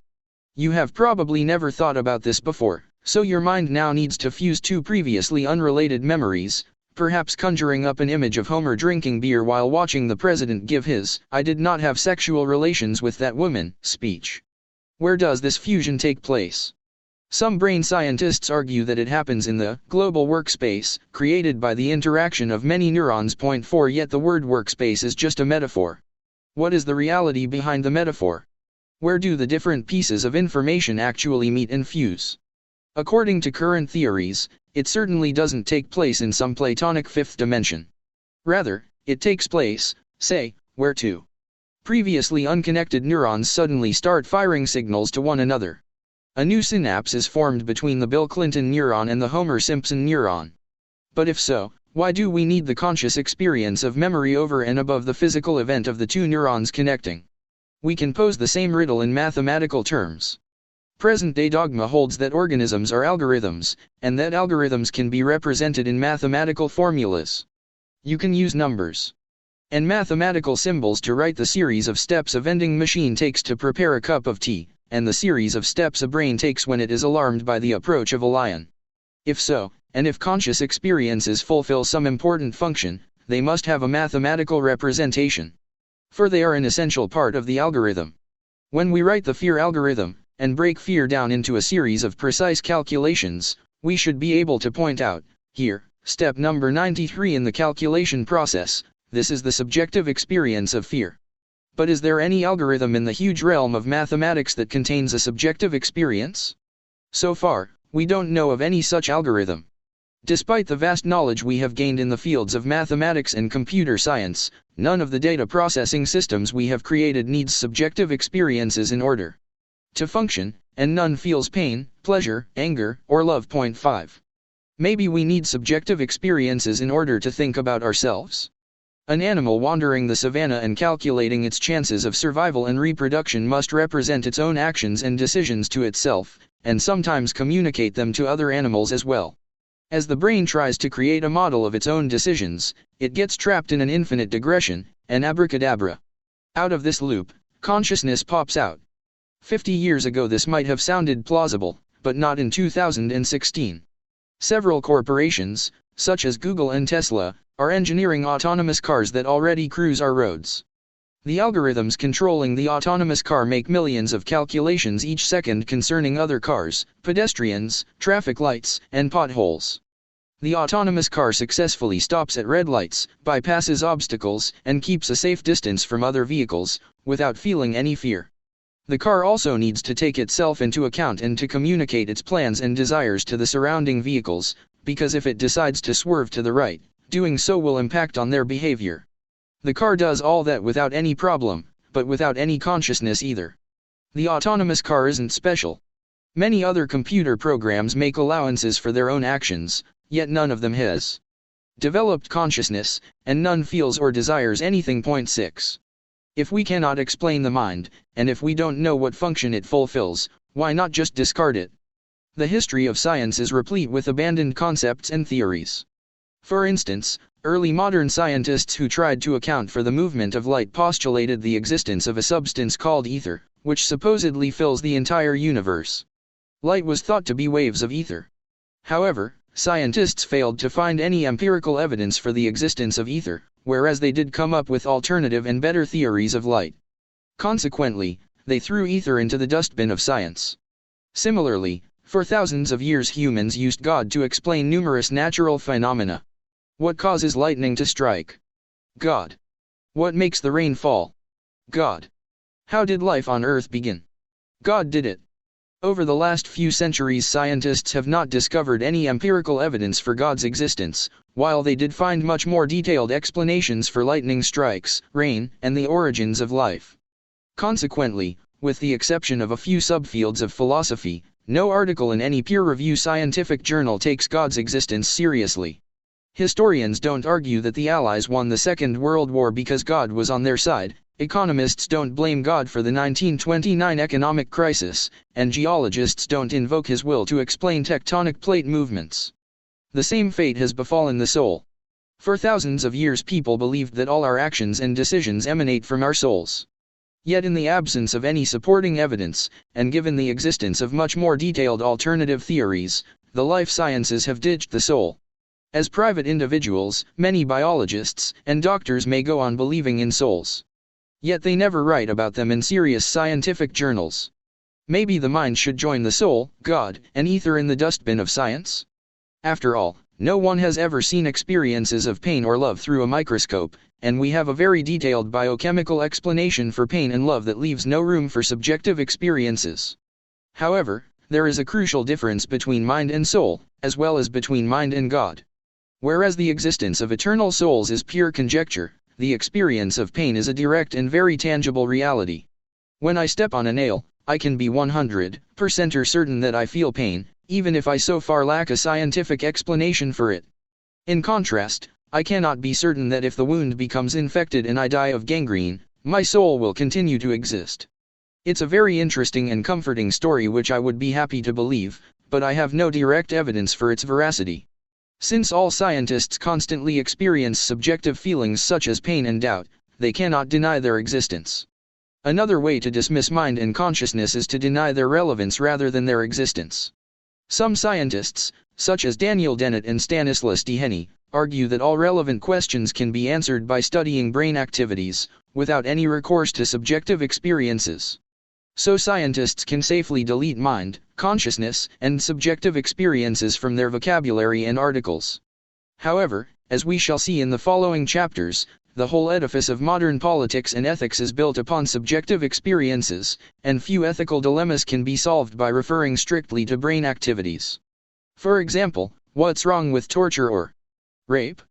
From a purely neurological perspective, when a human is tortured or raped, certain biochemical reactions happen in the brain, and various electrical signals move from one bunch of neurons to another. What could possibly be wrong with that? Most modern people have ethical qualms about torture and rape because of the subjective experiences involved. If any scientist wants to argue that subjective experiences are irrelevant, their challenge is to explain why torture or rape are wrong without reference to any subjective experience. Finally, some scientists concede that consciousness is real and may actually have great moral and political value, but that it fulfills no biological function whatsoever. Consciousness is the biologically useless byproduct of certain brain processes. Jet engines roar loudly, but the noise doesn't propel the aeroplane forward. Humans don't need carbon dioxide, but each and every breath fills the air with more of the stuff. Similarly, consciousness may be a kind of mental pollution produced by the firing of complex neural networks. It doesn't do anything. It is just there. If this is true, it implies that all the pain and pleasure experienced by billions of creatures for millions of years is just mental pollution. This is certainly a thought worth thinking, even if it isn't true. But it is quite amazing to realize that as of 2016, this is the best theory of consciousness that contemporary science has to offer us. Maybe the life sciences view the problem from the wrong angle. They believe that life is all about data processing, and that organisms are machines for making calculations and taking decisions. However, this analogy between organisms and algorithms might mislead us. In the 19th century, scientists described brains and minds as if they were steam engines. Why steam engines? Because that was the leading technology of the day, which powered trains, ships, and factories, so when humans tried to explain life, they assumed it must work according to analogous principles. Mind and body are made of pipes, cylinders, valves, and pistons that build and release pressure, thereby producing movements and actions. Such thinking had a deep influence even on Freudian psychology, which is why much of our psychological jargon is still replete with concepts borrowed from mechanical engineering. Consider, for example, the following Freudian argument: armies harness the sex drive to fuel military aggression. The army recruits young men just when their sexual drive is at its peak. The army limits the soldiers' opportunities of actually having sex and releasing all that pressure, which consequently accumulates inside them. The army then redirects this pent-up pressure and allows it to be released in the form of military aggression. This is exactly how a steam engine works. You trap boiling steam inside a closed container. The steam builds up more and more pressure, until suddenly you open a valve, and release the pressure in a predetermined direction, harnessing it to propel a train or a loom. Not only in armies, but in all fields of activity, we often complain about the pressure building up inside us, and we fear that unless we let off some steam, we might explode. In the 21st century it sounds childish to compare the human psyche to a steam engine. Today we know of a far more sophisticated technology, the computer, so we explain the human psyche as if it were a computer processing data rather than a steam engine regulating pressure. But this new analogy may turn out to be just as naive. After all, computers have no minds. They don't crave anything even when they have a bug, and the internet doesn't feel pain even when authoritarian regimes sever entire countries from the web. So why use computers as a model for understanding the mind? Well, are we really sure that computers have no sensations or desires? And even if they haven't got any at present, perhaps once they become complex enough they might develop consciousness? If that were to happen, how could we ascertain it? When computers replace our bus driver, our teacher and our shrink, how could we determine whether they have feelings or whether they are just a collection of mindless algorithms? When it comes to humans, we are today capable of differentiating between conscious mental experiences and non-conscious brain activities.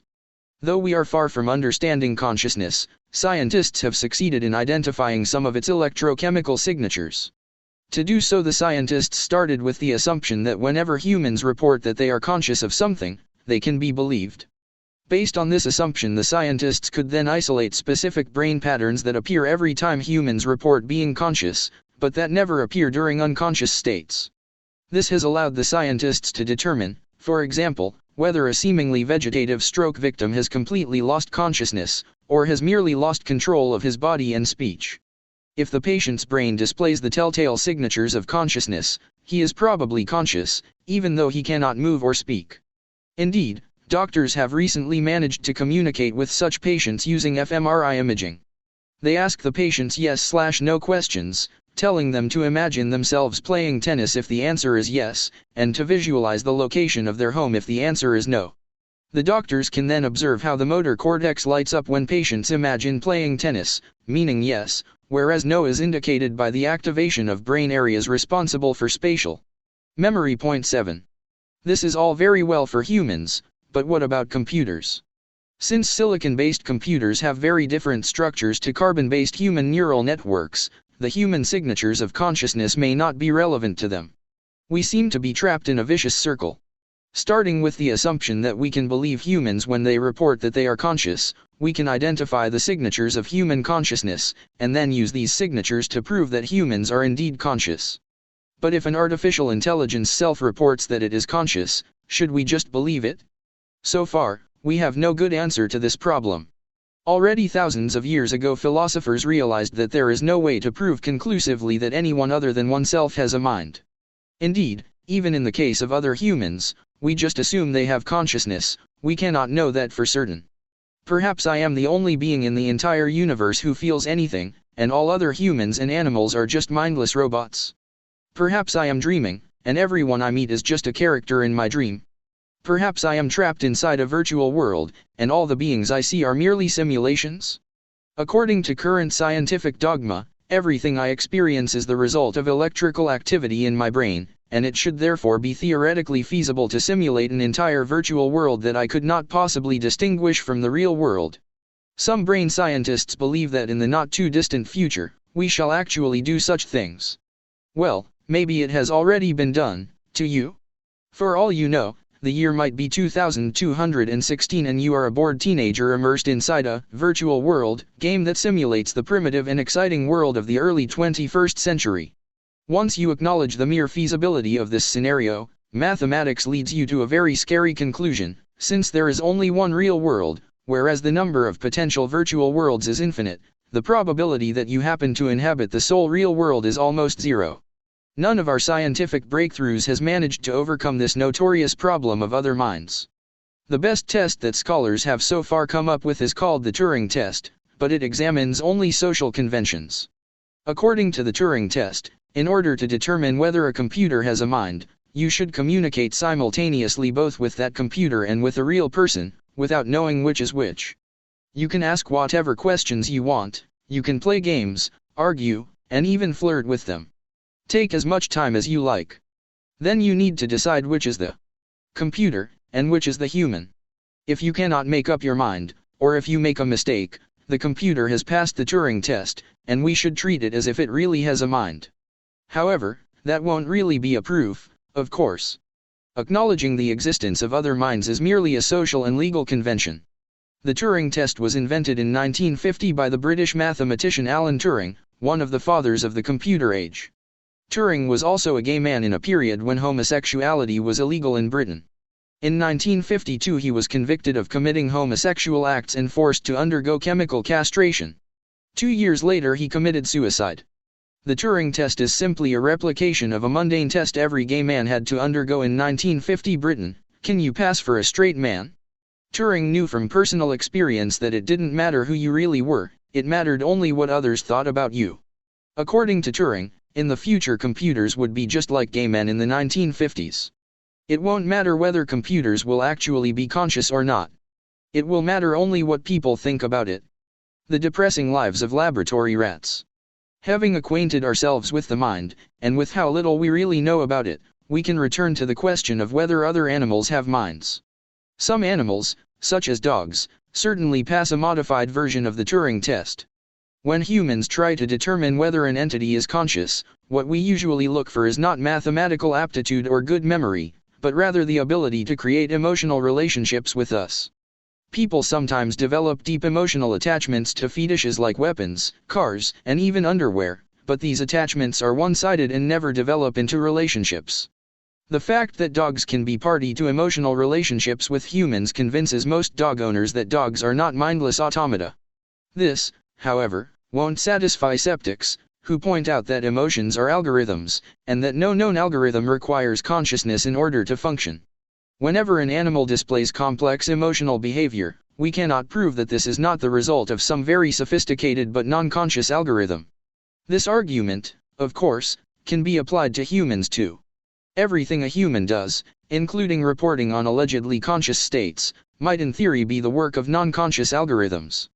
In the case of humans, we nevertheless assume that whenever someone reports that he or she is conscious, we can take their word for it.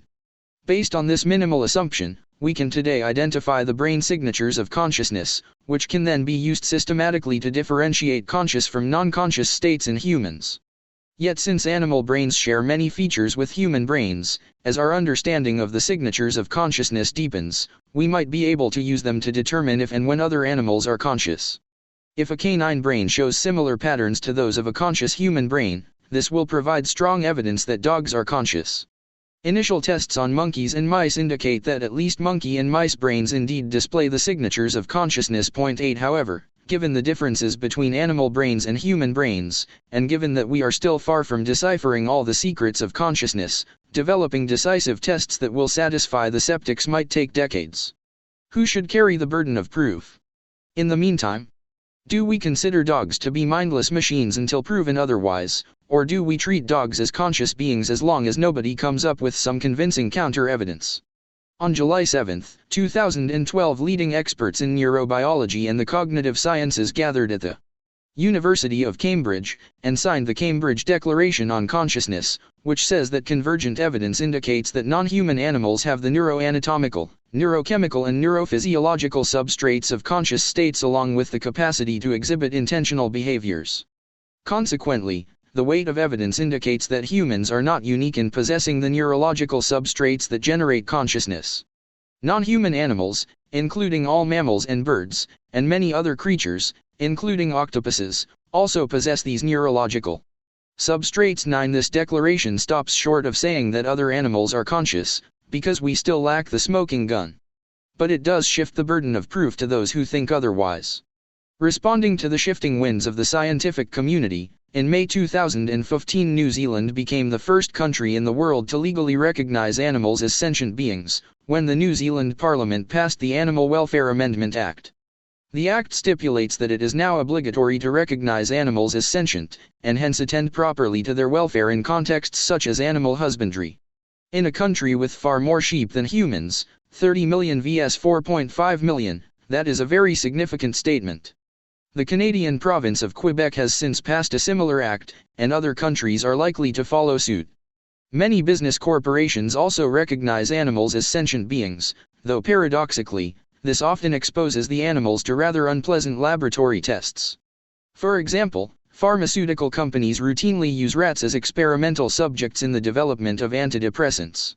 According to one widely used protocol, you take 100 rats, for statistical reliability, and place each rat inside a glass tube filled with water. The rats struggle again and again to climb out of the tubes, without success. After 15 minutes most give up and stop moving. They just float in the tube, apathetic to their surroundings.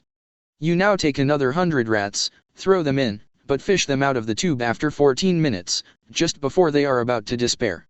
You dry them, feed them, give them a little rest, and then throw them back in. The second time, most rats struggle for 20 minutes before calling it quits. Why the extra 6 minutes? Because the memory of past success triggers the release of some biochemical in the brain that gives the rats hope and delays the advent of despair. If we could only isolate this biochemical, we might use it as an antidepressant for humans. But numerous chemicals flood a rat's brain at any given moment. How can we pinpoint the right one? For this you take more groups of rats, who have never participated in the test before.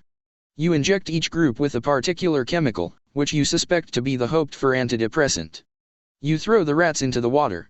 If rats injected with chemical A struggle for only 15 minutes before becoming depressed, you can cross out A on your list. If rats injected with chemical B go on thrashing for 20 minutes, you can tell the CEO and the shareholders that you might have just hit the jackpot. Skeptics could object that this entire description needlessly humanizes rats. Rats experience neither hope nor despair. Sometimes rats move quickly and sometimes they stand still, but they never feel anything. They are driven only by non-conscious algorithms. Yet if so, what's the point of all these experiments? Psychiatric drugs are aimed to induce changes not just in human behavior, but above all in human feeling. When customers go to a psychiatrist and say, "Doctor, give me something that will lift me out of this depression," they don't want a mechanical stimulant that will cause them to flail about while still feeling blue. They want to feel cheerful. Conducting experiments on rats can help corporations develop such a magic pill only if they presuppose that rat behavior is accompanied by human-like emotions. And indeed, this is a common presupposition in psychiatric laboratories. Point 10. The self-conscious chimpanzee. Another attempt to enshrine human superiority accepts that rats, dogs and other animals have consciousness, but argues that, unlike humans, they lack self-consciousness. They may feel depressed, happy, hungry or satiated, but they have no notion of self, and they are not aware that the depression or hunger they feel belongs to a unique entity called I. This idea is as common as it is opaque. Obviously, when a dog feels hungry, he grabs a piece of meat for himself rather than serve food to another dog. Let a dog sniff a tree watered by the neighborhood dogs, and he will immediately know whether it smells of his own urine, of the neighbor's cute Labradors or of some strangers. Dogs react very differently to their own odor and to the odors of potential mates and rivals. Point 11. So what does it mean that they lack self-consciousness? A more sophisticated version of the argument says that there are different levels of self-consciousness. Only humans understand themselves as an enduring self that has a past and a future, perhaps because only humans can use language in order to contemplate their past experiences and future actions. Other animals exist in an eternal present. Even when they seem to remember the past or plan for the future, they are in fact reacting only to present stimuli and momentary urges. Point 12. For instance, a squirrel hiding nuts for the winter doesn't really remember the hunger he felt last winter, nor is he thinking about the future. He just follows a momentary urge, oblivious to the origins and purpose of this urge. That's why even very young squirrels, who haven't yet lived through a winter and hence cannot remember winter, nevertheless cache nuts during the summer. Yet it is unclear why language should be a necessary condition for being aware of past or future events. The fact that humans use language to do so is hardly a proof. Humans also use language to express their love or their fear, but other animals may well experience and even express love and fear nonverbally. Indeed, humans themselves are often aware of past and future events without verbalizing them. Especially in dream states, we can be aware of entire nonverbal narratives, which upon waking we struggle to describe in words. Various experiments indicate that at least some animals, including birds such as parrots and scrub jays, do remember individual incidents and consciously plan for future eventualities. Point 13. However, it is impossible to prove this beyond doubt, because no matter how sophisticated a behavior an animal exhibits, skeptics can always claim that it results from unconscious algorithms in its brain rather than from conscious images in its mind. To illustrate this problem, consider the case of Santino, a male chimpanzee from the Furuvik Zoo in Sweden. To relieve the boredom in his compound, Santino developed an exciting hobby, throwing stones at visitors to the zoo. In itself, this is hardly unique. Angry chimpanzees often throw stones, sticks and even excrement. However, Santino was planning his moves in advance. During the early morning, long before the zoo opened for visitors, Santino collected projectiles and placed them in a heap, without showing any visible signs of anger. Guides and visitors soon learned to be wary of Santino, especially when he was standing near his pile of stones, hence he had increasing difficulties in finding targets. In May 2010, Santino responded with a new strategy. In the early morning he took bales of straw from his sleeping quarters and placed them close to the compound's wall, where visitors usually gather to watch the chimps. He then collected stones and hid them under the straw. An hour or so later, when the first visitors approached, Santino kept his cool, showing no signs of irritation or aggression. Only when his victims were within range did Santino suddenly grab the stones from their hiding place and bombard the frightened humans, who would scuttle in all directions. In the summer of 2012, Santino sped up the arms race, caching stones not only under straw bales, but also in tree trunks, buildings, and any other suitable hiding place. Yet even Santino doesn't satisfy the skeptics. How can we be certain that at 7 a.m., when Santino goes about secreting stones here and there, he is imagining how fun it will be to pelt the visiting humans at noon? Maybe Santino is driven by some non-conscious algorithm, just like a young squirrel hiding nuts for winter even though he has never experienced winter. 14. Similarly, say the skeptics, a male chimpanzee attacking a rival who hurt him weeks earlier isn't really avenging the old insult. He is just reacting to a momentary feeling of anger, the cause of which is beyond him. When a mother elephant sees a lion threatening her calf, she rushes forward and risks her life not because she remembers that this is her beloved offspring whom she has been nurturing for months, rather, she is impelled by some unfathomable sense of hostility towards the lion. And when a dog jumps for joy when his owner comes home, the dog isn't recognizing the man who fed and cuddled him from infancy. He is simply overwhelmed by an unexplained ecstasy. 15. We cannot prove or disprove any of these claims, because they are in fact variations on the problem of other minds. Since we aren't familiar with any algorithm that requires consciousness, anything an animal does can be seen as the product of non-conscious algorithms rather than of conscious memories and plans. So in Santino's case too, the real question concerns the burden of proof. What is the most likely explanation for Santino's behavior? Should we assume that he is consciously planning for the future, and anyone who disagrees should provide some counter-evidence? Or is it more reasonable to think that the chimpanzee is driven by a non-conscious algorithm, and all he consciously feels is a mysterious urge to place stones under bales of straw? And even if Santino doesn't remember the past and doesn't imagine the future, does it mean he lacks self-consciousness? After all, we ascribe self-consciousness to humans even when they are not busy remembering the past or dreaming about the future. For example, when a human mother sees her toddler wandering onto a busy road, she doesn't stop to think about either past or future. Just like the mother elephant, she too just races to save her child. Why not say about her what we say about the elephant, namely that when the mother rushed to save her baby from the oncoming danger, she did it without any self-consciousness. She was merely driven by a momentary urge. Similarly, consider a young couple kissing passionately on their first date, a soldier charging into heavy enemy fire to save a wounded comrade, or an artist drawing a masterpiece in a frenzy of brush strokes. None of them stops to contemplate the past or the future. Does it mean they lack self-consciousness, and that their state of being is inferior to that of a politician giving an election speech about his past achievements and future plans? The clever horse. In 2010, scientists conducted an unusually touching rat experiment.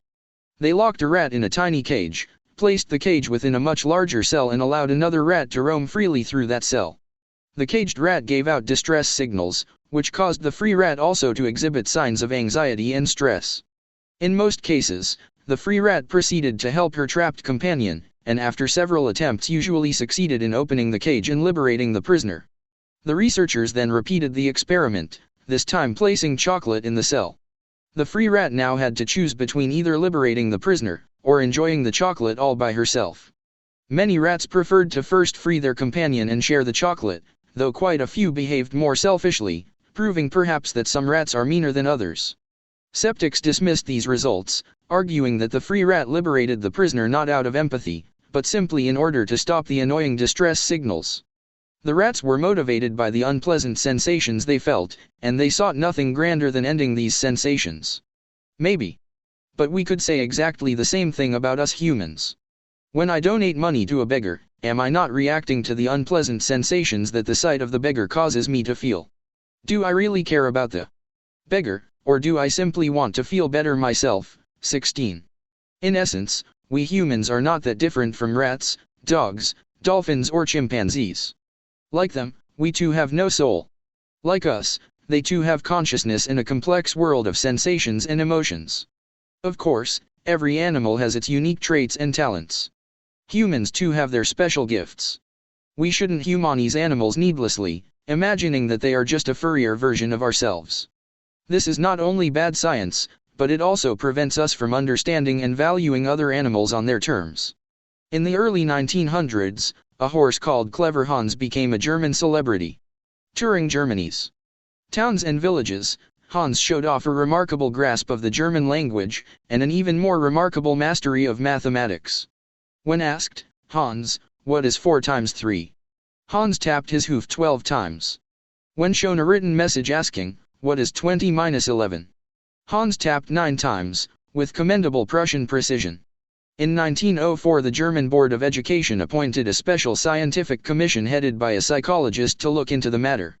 The 13 members of the commission, which included a circus manager and a veterinarian, were convinced this must be a scam, but despite their best efforts they couldn't uncover any fraud or subterfuge.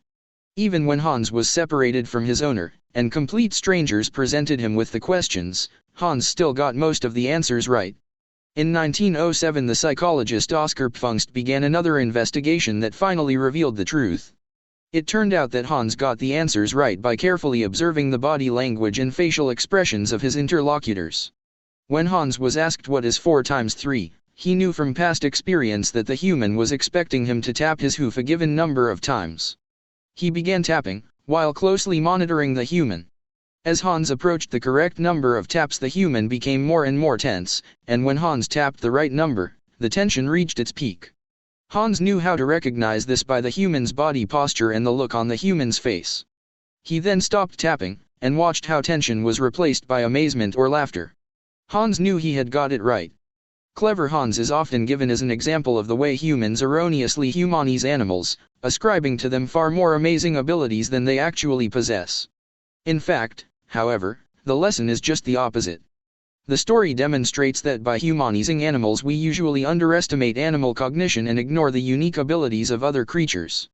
As far as maths goes, Hans was hardly a genius. Any 8-year-old kid could do much better.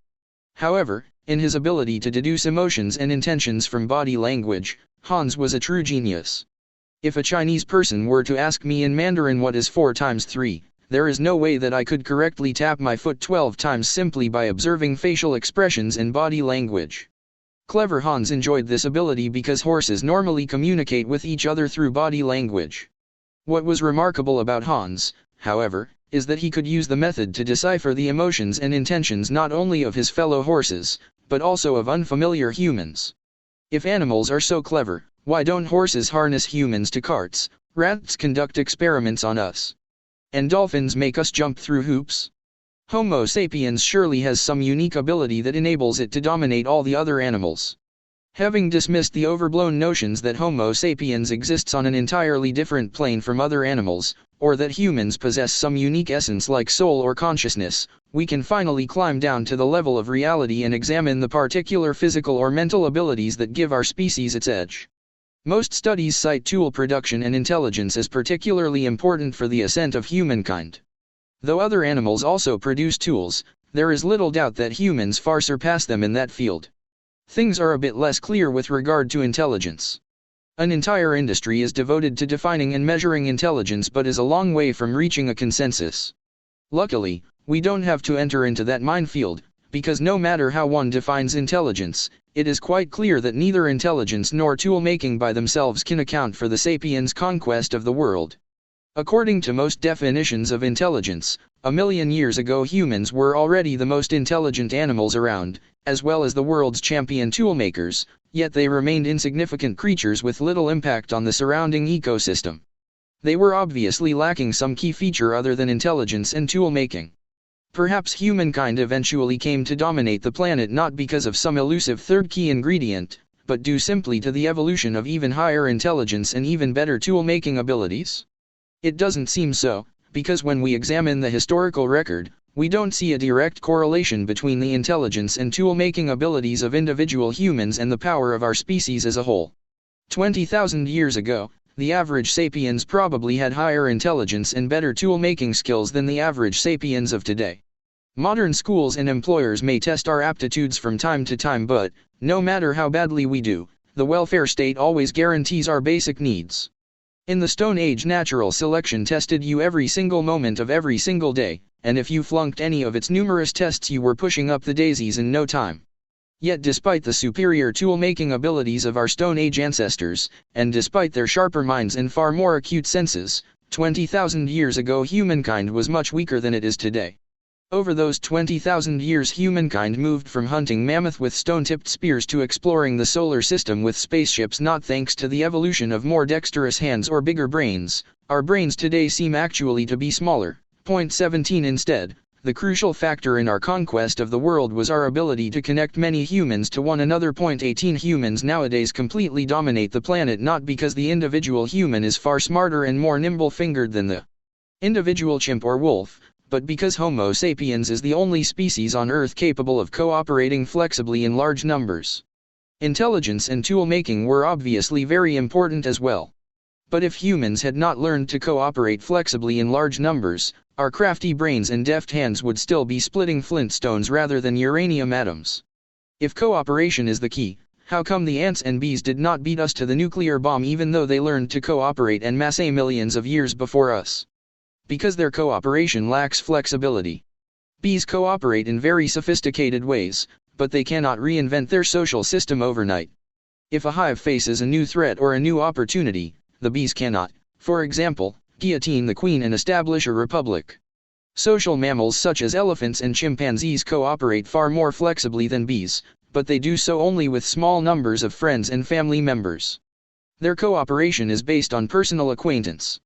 If I am a chimpanzee and you are a chimpanzee and I want to cooperate with you, I must know you personally. What kind of chimp are you? Are you a nice chimp? Are you an evil chimp? How can I cooperate with you if I don't know you? To the best of our knowledge, only sapiens can cooperate in very flexible ways with countless numbers of strangers. This concrete capability, rather than an eternal soul or some unique kind of consciousness, explains our mastery of planet Earth. Long live the revolution! History provides ample evidence for the crucial importance of large-scale cooperation. Victory almost invariably went to those who cooperated better, not only in struggles between Homo sapiens and other animals, but also in conflicts between different human groups. Thus Rome conquered Greece not because the Romans had larger brains or better tool-making techniques, but because they were able to cooperate more effectively. Throughout history, disciplined armies easily routed disorganized hordes, and unified elites dominated the disorderly masses. In 1914, for example, 3 million Russian noblemen, officials, and business people lorded over 180 million peasants and workers. The Russian elite knew how to cooperate in defense of its common interests, whereas the 180 million commoners were incapable of effective mobilization. Indeed, much of the elite's efforts focused on ensuring that the 180 million people at the bottom would never learn to cooperate. In order to mount a revolution, numbers are never enough. Revolutions are usually made by small networks of agitators rather than by the masses. If you want to launch a revolution, don't ask yourself, how many people support my ideas? Instead, ask yourself, how many of my supporters are capable of effective collaboration? The Russian Revolution finally erupted not when 180 million peasants rose against the Tsar, but rather when a handful of communists placed themselves at the right place at the right time. In 1917, at a time when the Russian upper and middle classes numbered at least 3 million people, the Communist Party had just 23,000 members. 19 The Communists nevertheless gained control of the vast Russian Empire because they organized themselves well. When authority in Russia slipped from the decrepit hands of the Tsar and the equally shaky hands of Kerensky's provisional government, the Communists seized it with alacrity, gripping the reins of power like a bulldog locking its jaws on a bone. The Communists didn't release their grip until the late 1980s. Effective organization kept them in power for 8 long decades, and they eventually fell due to defective organization. On December 21, 1989, Nicolae Ceausescu, the communist dictator of Romania, organized a mass demonstration of support in the center of Bucharest. Over the previous months, the Soviet Union had withdrawn its support from the Eastern European communist regimes, the Berlin Wall had fallen, and revolutions had swept Poland, East Germany, Hungary, Bulgaria, and Czechoslovakia. Ceausescu, who had ruled Romania since 1965, believed he could withstand the tsunami, even though riots against his rule had erupted in the Romanian city of Timișoara on December 17. As one of his countermeasures, Ceausescu arranged a massive rally in Bucharest to prove to Romanians and the rest of the world that the majority of the populace still loved him, or at least feared him. The creaking party apparatus mobilized 80,000 people to fill the city's central square, and citizens throughout Romania were instructed to stop all their activities and tune in on their radios and televisions. To the cheering of the seemingly enthusiastic crowd, Ceausescu mounted the balcony overlooking the square, as he had done scores of times in previous decades. Flanked by his wife Elena, leading party officials and a bevy of bodyguards, Ceausescu began delivering one of his trademark dreary speeches.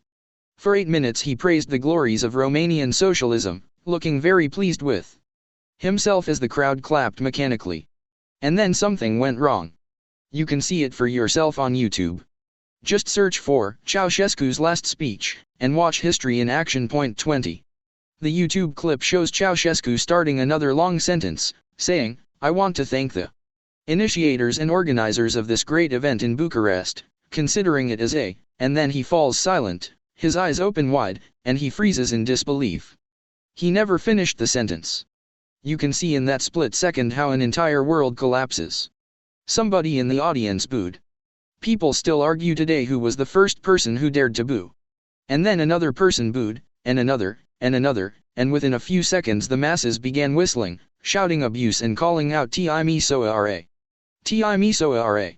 All this happened live on Romanian television, as 3/4 of the populace sat glued to the screens, their hearts throbbing wildly. The notorious secret police, the Securitate, immediately ordered the broadcast to be stopped, but the television crews disobeyed. The cameraman pointed the camera towards the sky so that viewers couldn't see the panic among the party leaders on the balcony, but the soundman kept recording, and the technicians continued the transmission. The whole of Romania heard the crowd booing, while Ceausescu yelled, "Hello! Hello! Hello!" as if the problem was with the microphone. His wife Elena began scolding the audience, "Be quiet! Be quiet," until Ceausescu turned and yelled at her, "Still live on television, you be quiet." Ceausescu then appealed to the excited crowds in the square, imploring them, "Comrades! Comrades! Be quiet, comrades!" But the comrades were unwilling to be quiet. Communist Romania crumbled when 80,000 people in the Bucharest Central Square realized they were much stronger than the old man in the fur hat on the balcony. What is truly astounding, however, is not the moment the system collapsed, but the fact that it managed to survive for decades. Why are revolutions so rare?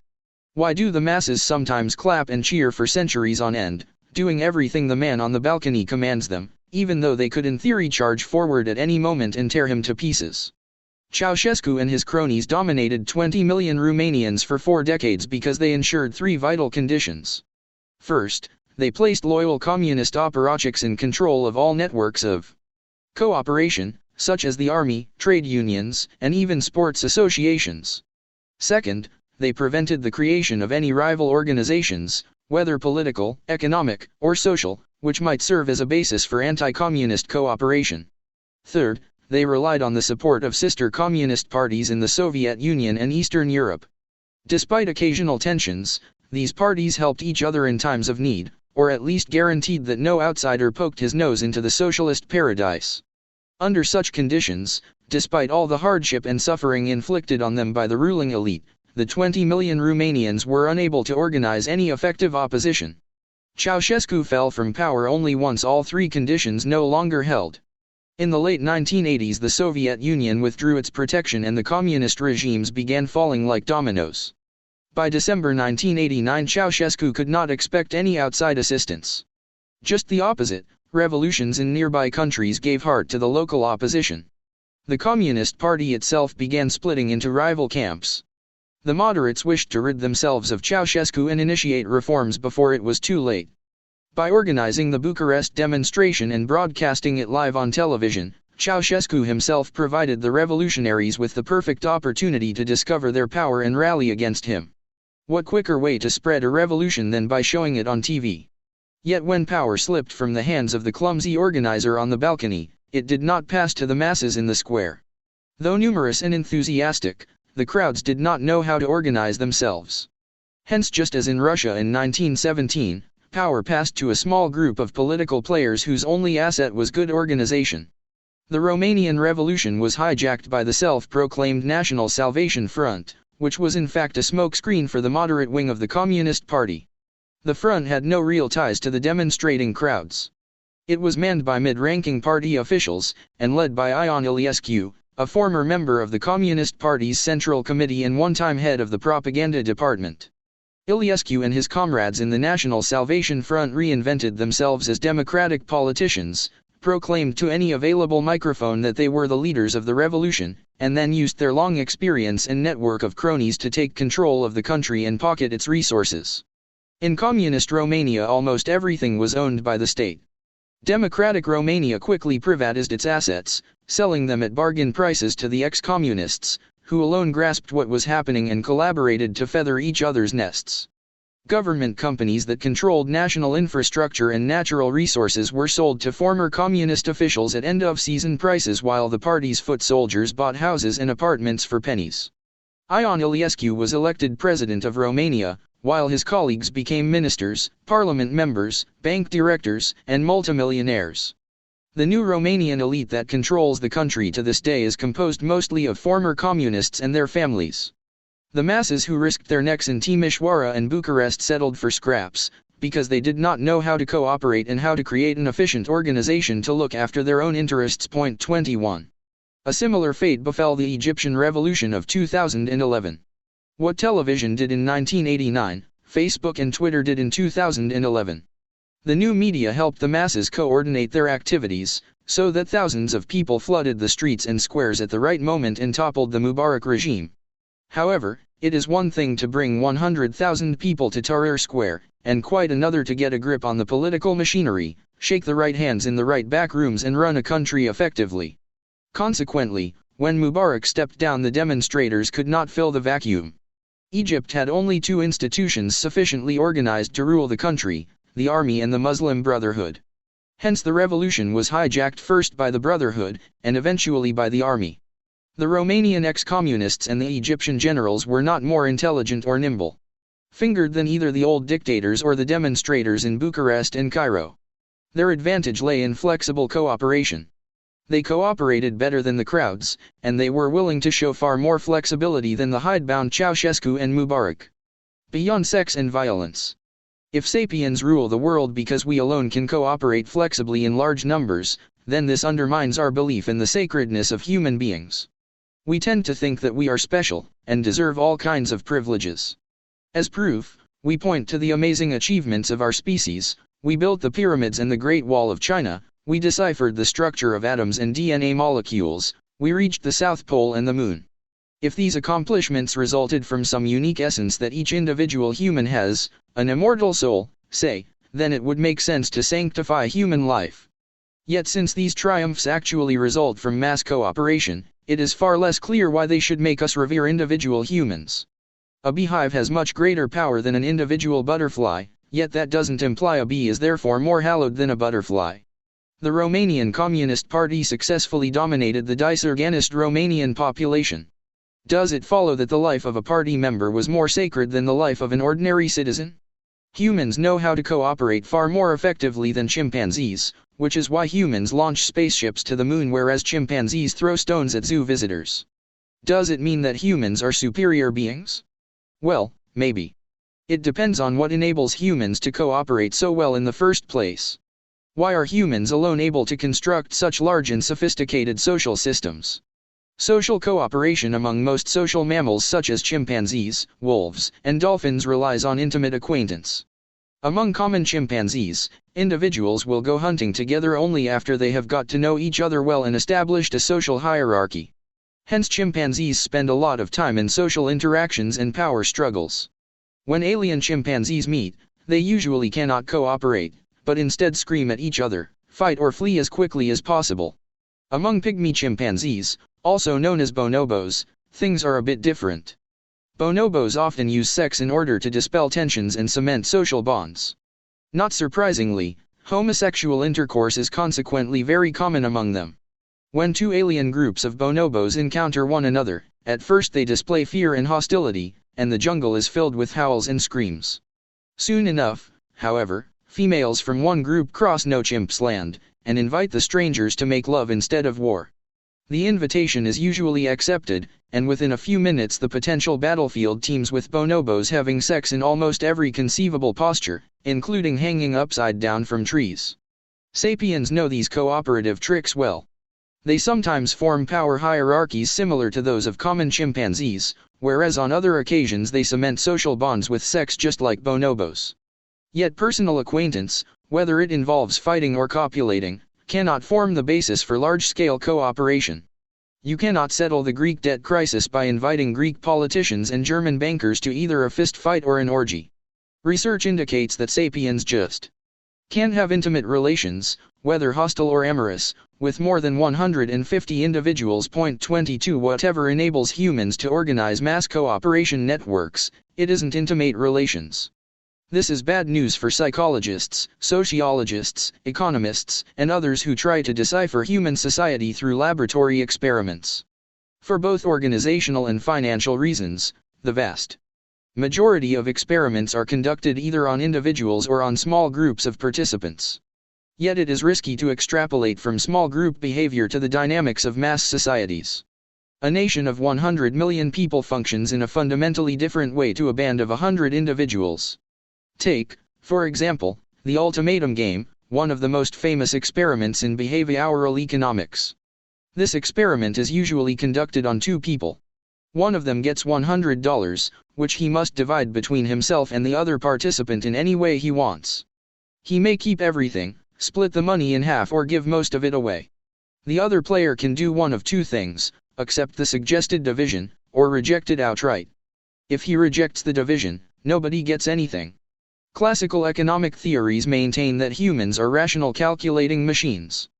They propose that most people will keep $99 and offer $1 to the other participant. They further propose that the other participant will accept the offer.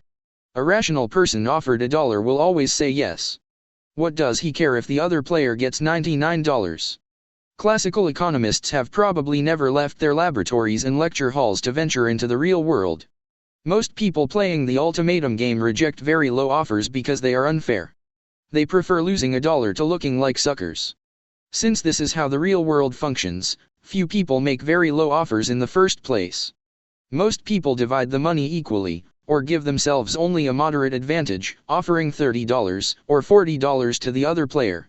The ultimatum game made a significant contribution to undermining classical economic theories and to establishing the most important economic discovery of the last few decades. Sapiens don't behave according to a cold mathematical logic, but rather according to a warm social logic. We are ruled by emotions. These emotions, as we saw earlier, are in fact sophisticated algorithms that reflect the social mechanisms of ancient hunter-gatherer bands.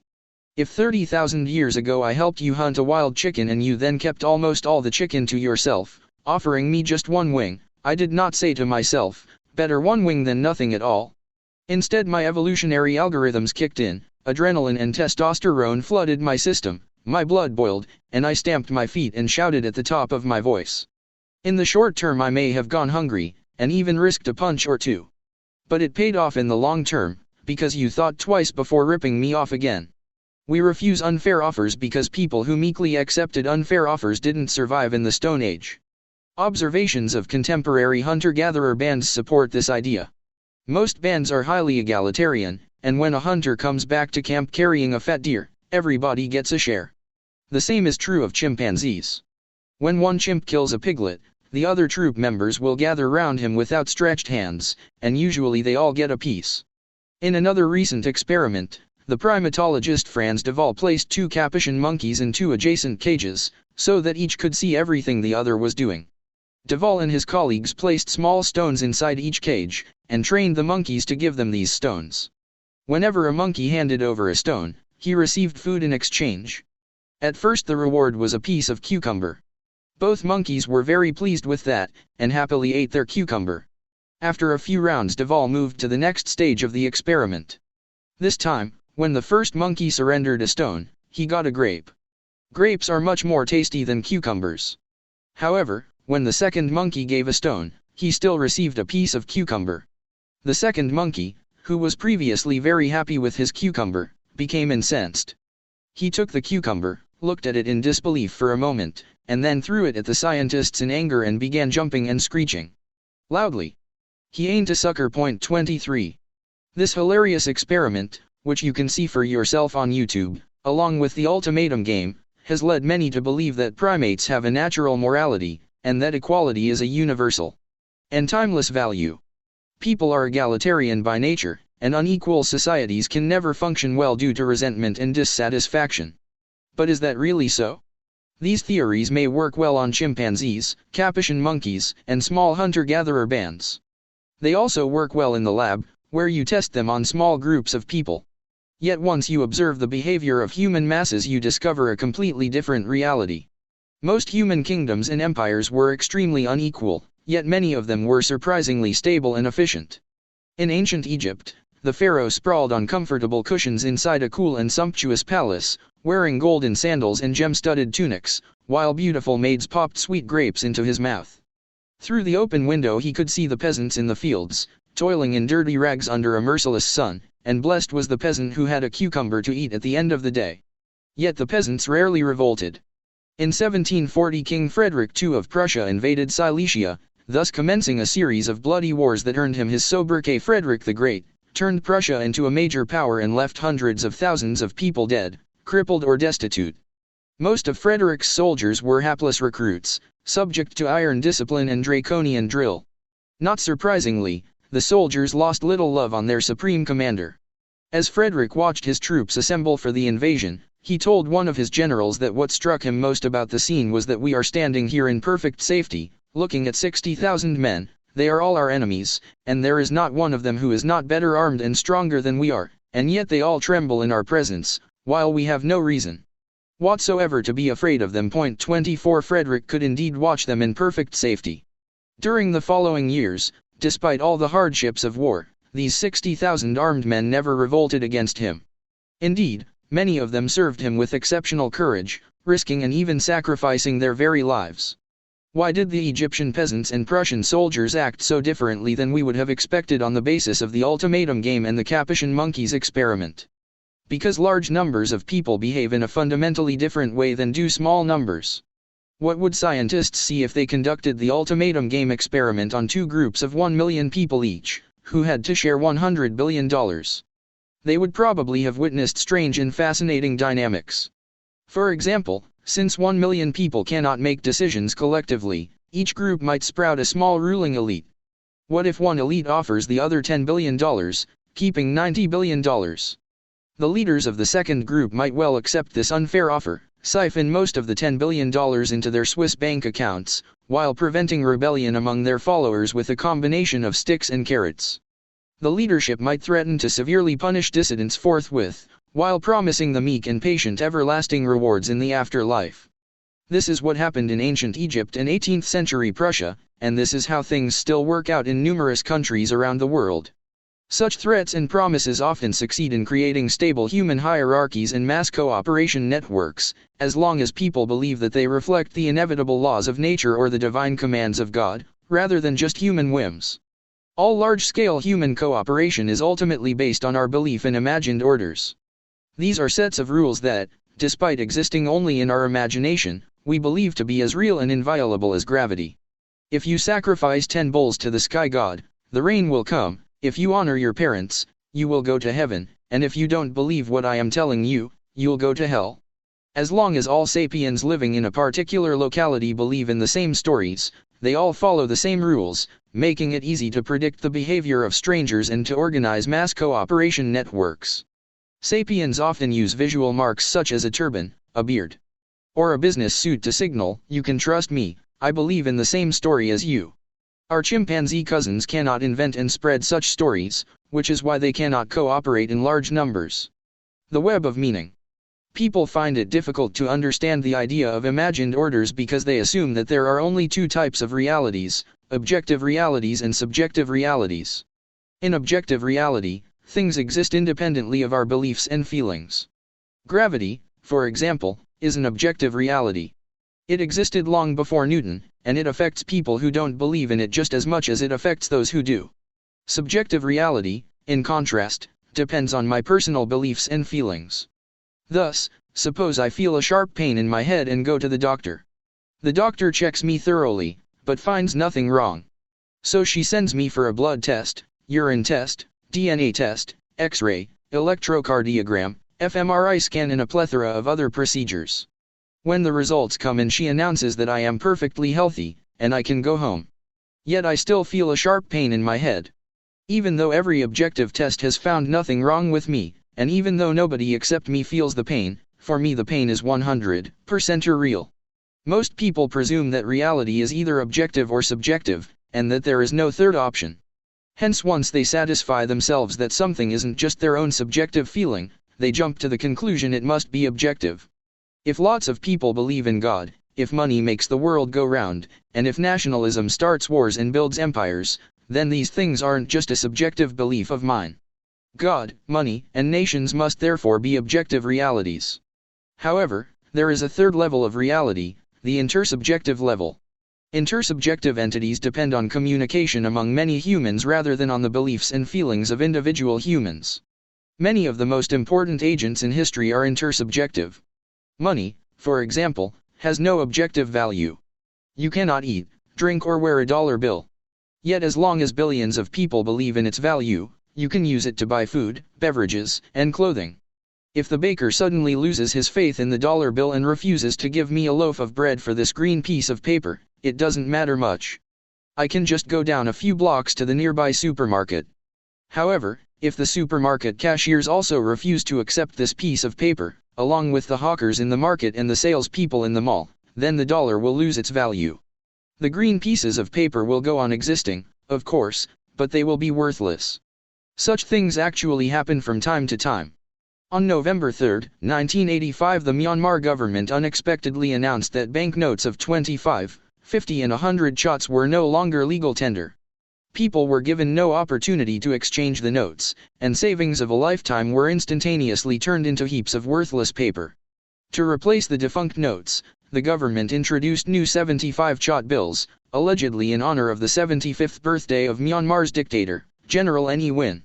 In August 1986, banknotes of 15 chots and 35 chots were issued.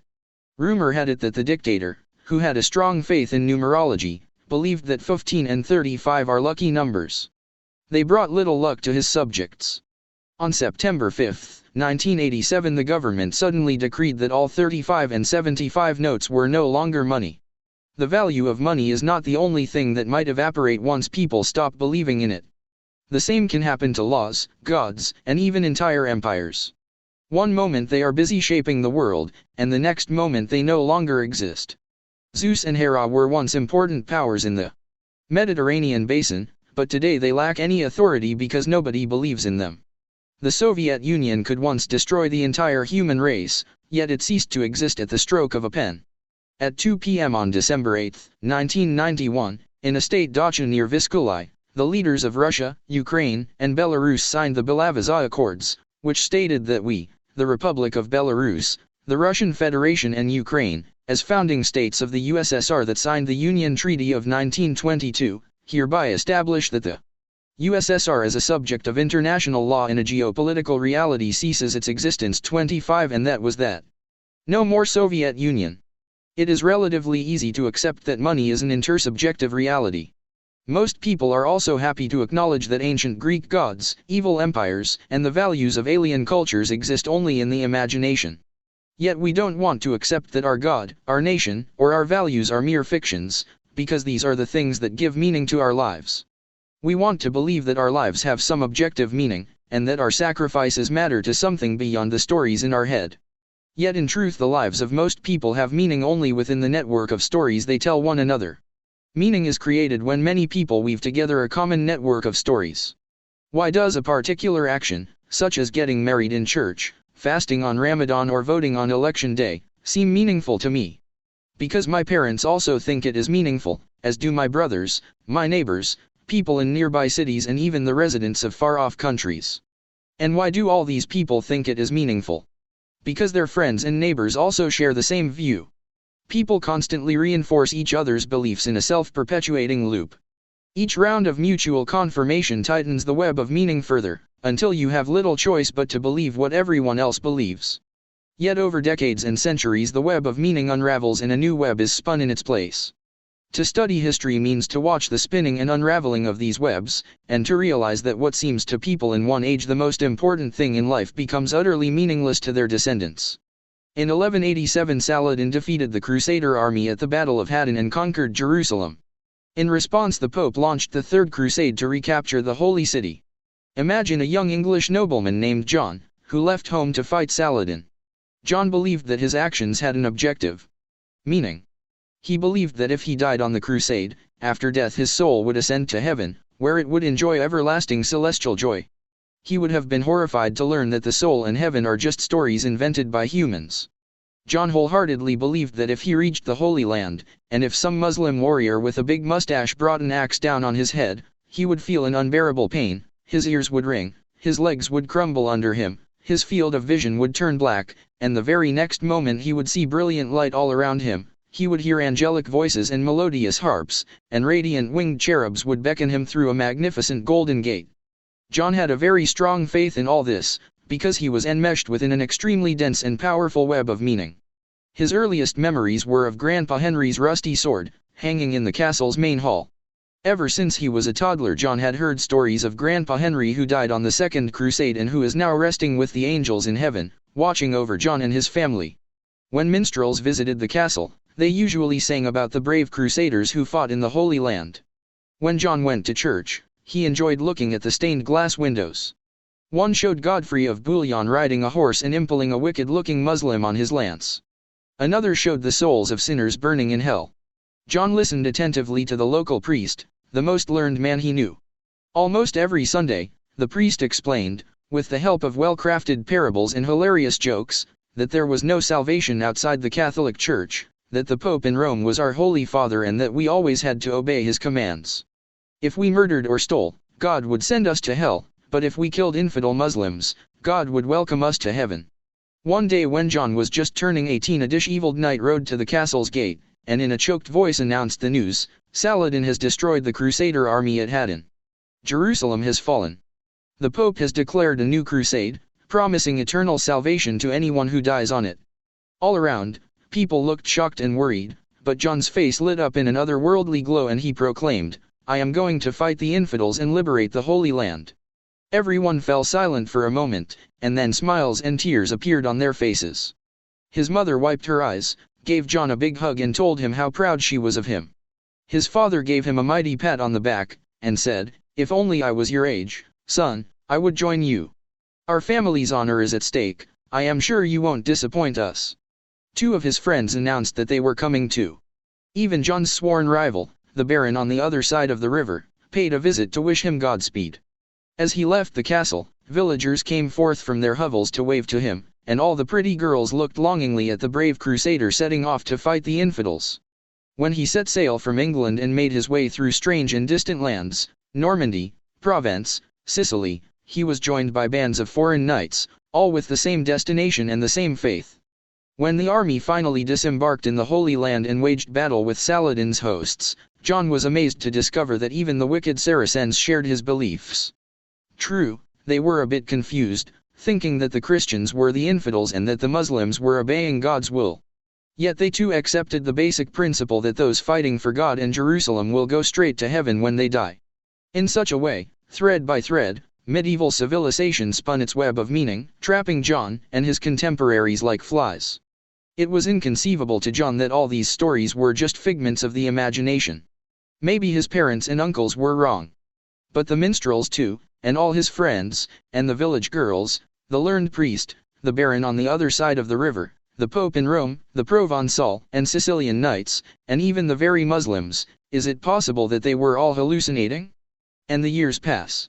As the historian watches, the web of meaning unravels and another is spun in its stead.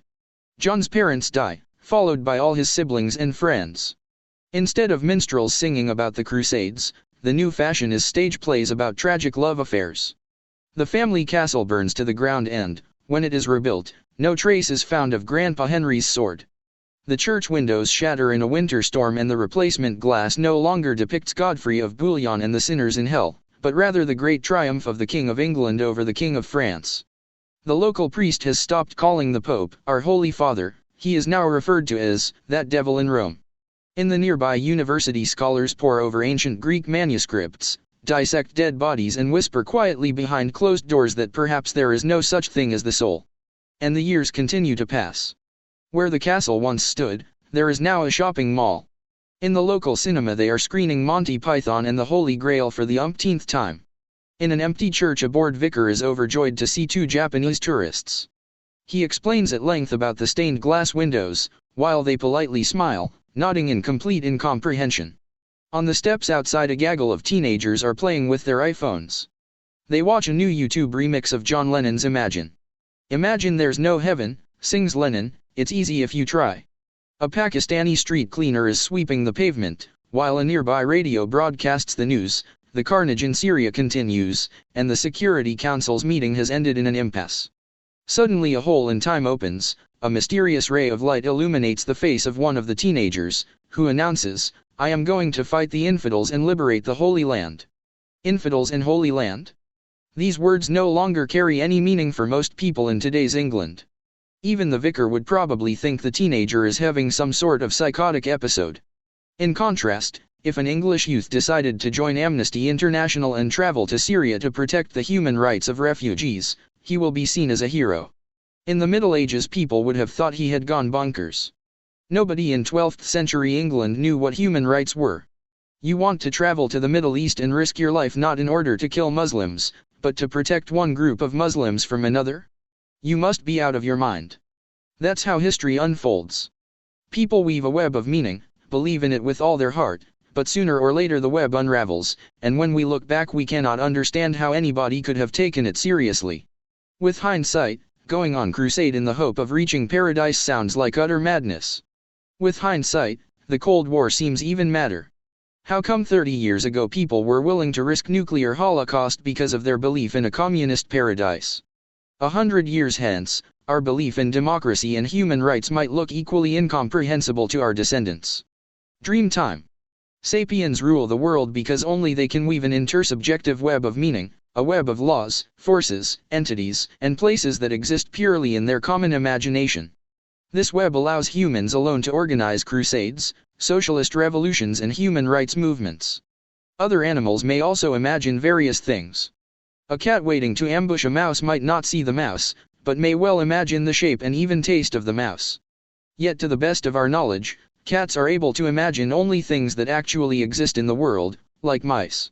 They cannot imagine things that they have never seen or smelled or tasted, such as the US dollar, Google Corporation, or the European Union. Only sapiens can imagine such chimeras.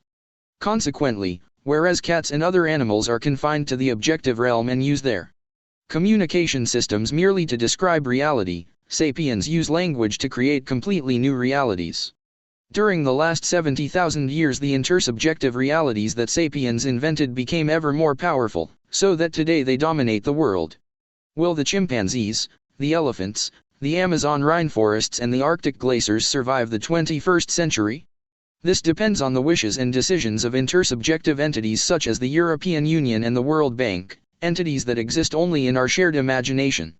No other animal can stand up to us, not because they lack a soul or a mind, but because they lack the necessary imagination. Lions can run, jump, claw and bite. Yet they cannot open a bank account or file a lawsuit. And in the 21st century, a banker who knows how to file a lawsuit is far more powerful than the most ferocious lion in the savannah. As well as separating humans from other animals, this ability to create intersubjective entities also separates the humanities from the life sciences. Historians seek to understand the development of intersubjective entities like gods and nations, whereas biologists hardly recognize the existence of such things.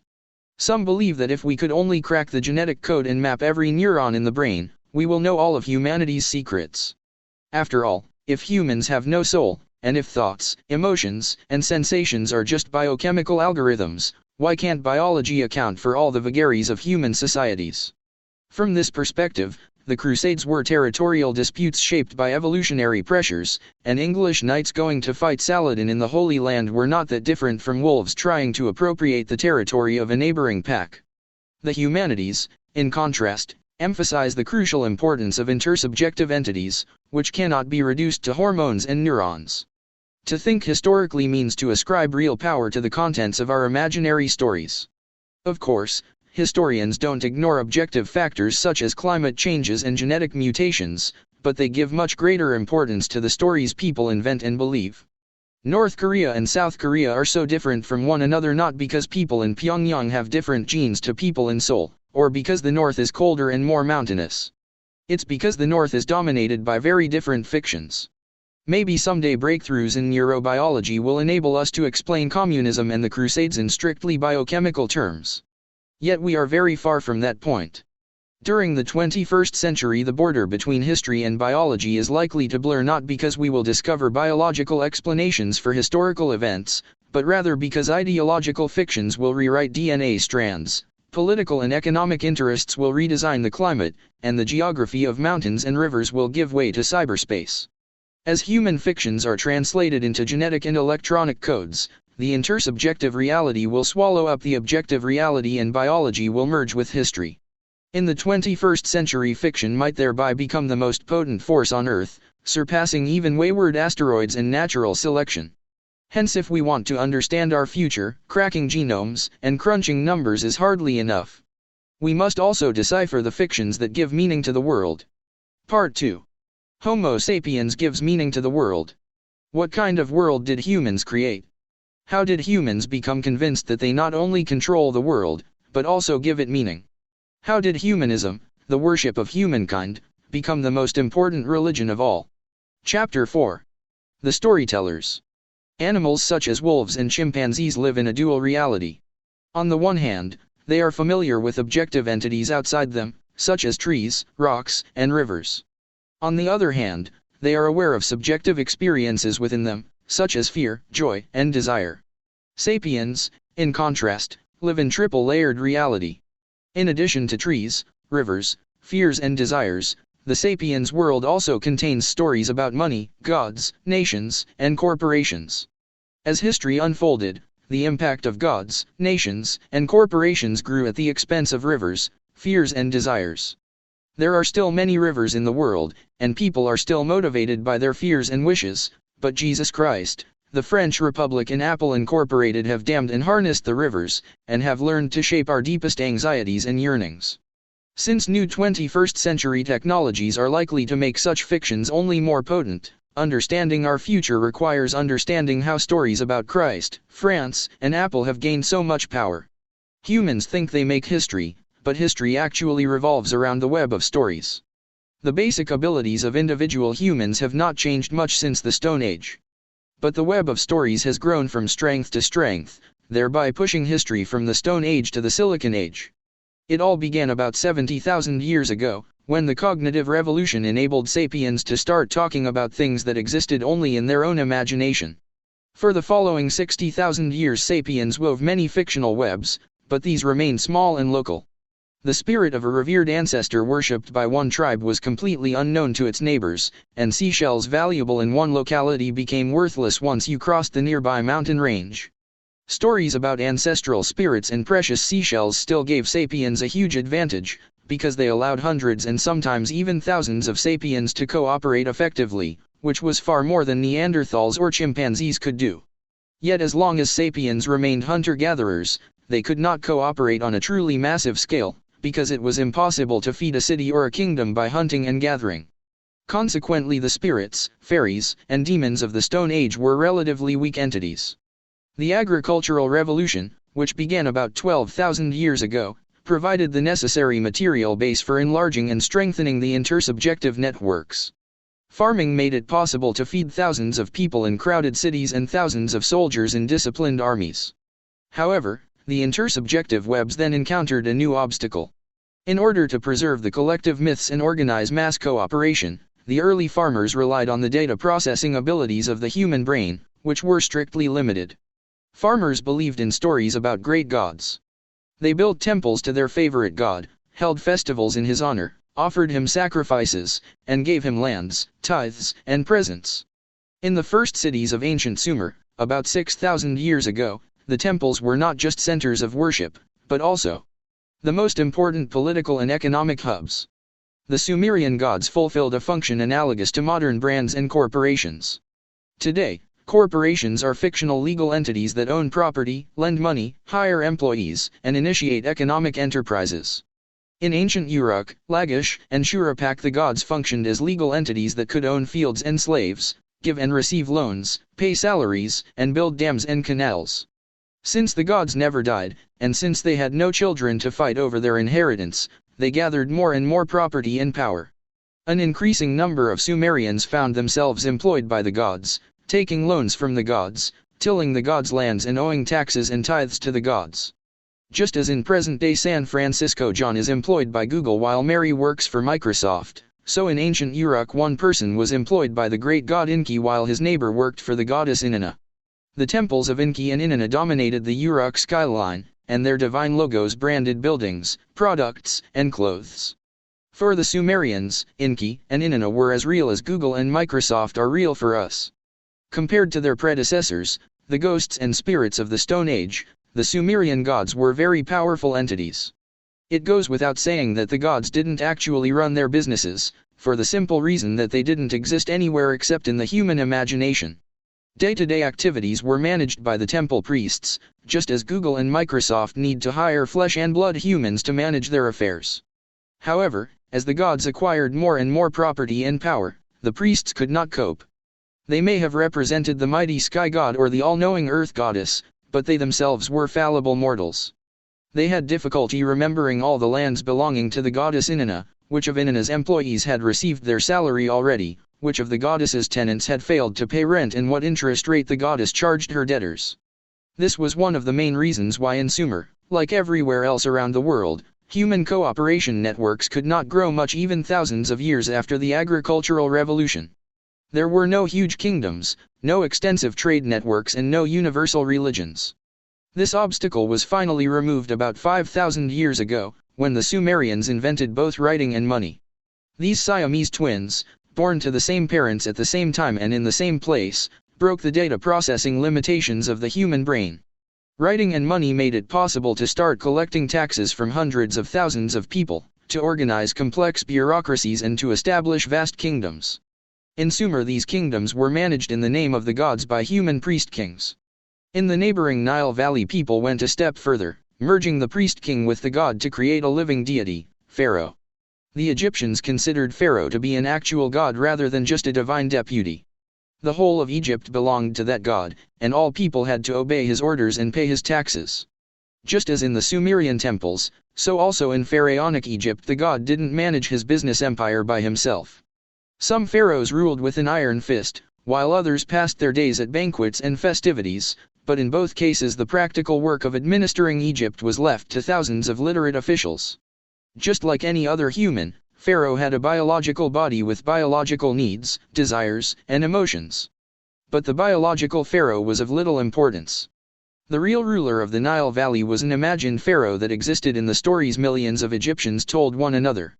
While Pharaoh sat in his palace in the capital city of Memphis, eating grapes and dallying with his wives and mistresses, Pharaoh's officials crisscrossed the kingdom from the Mediterranean shore to the Nubian desert. The bureaucrats calculated the taxes each village had to pay, wrote them on long papyrus scrolls and sent them to Memphis. When a written order came from Memphis to recruit soldiers to the army or laborers for some construction project, the officials gathered the necessary men. They computed how many kilograms of wheat the royal granaries contained, how many work days were required to clean the canals and reservoirs, and how many ducks and pigs to send to Memphis so that Pharaoh's harem could dine well.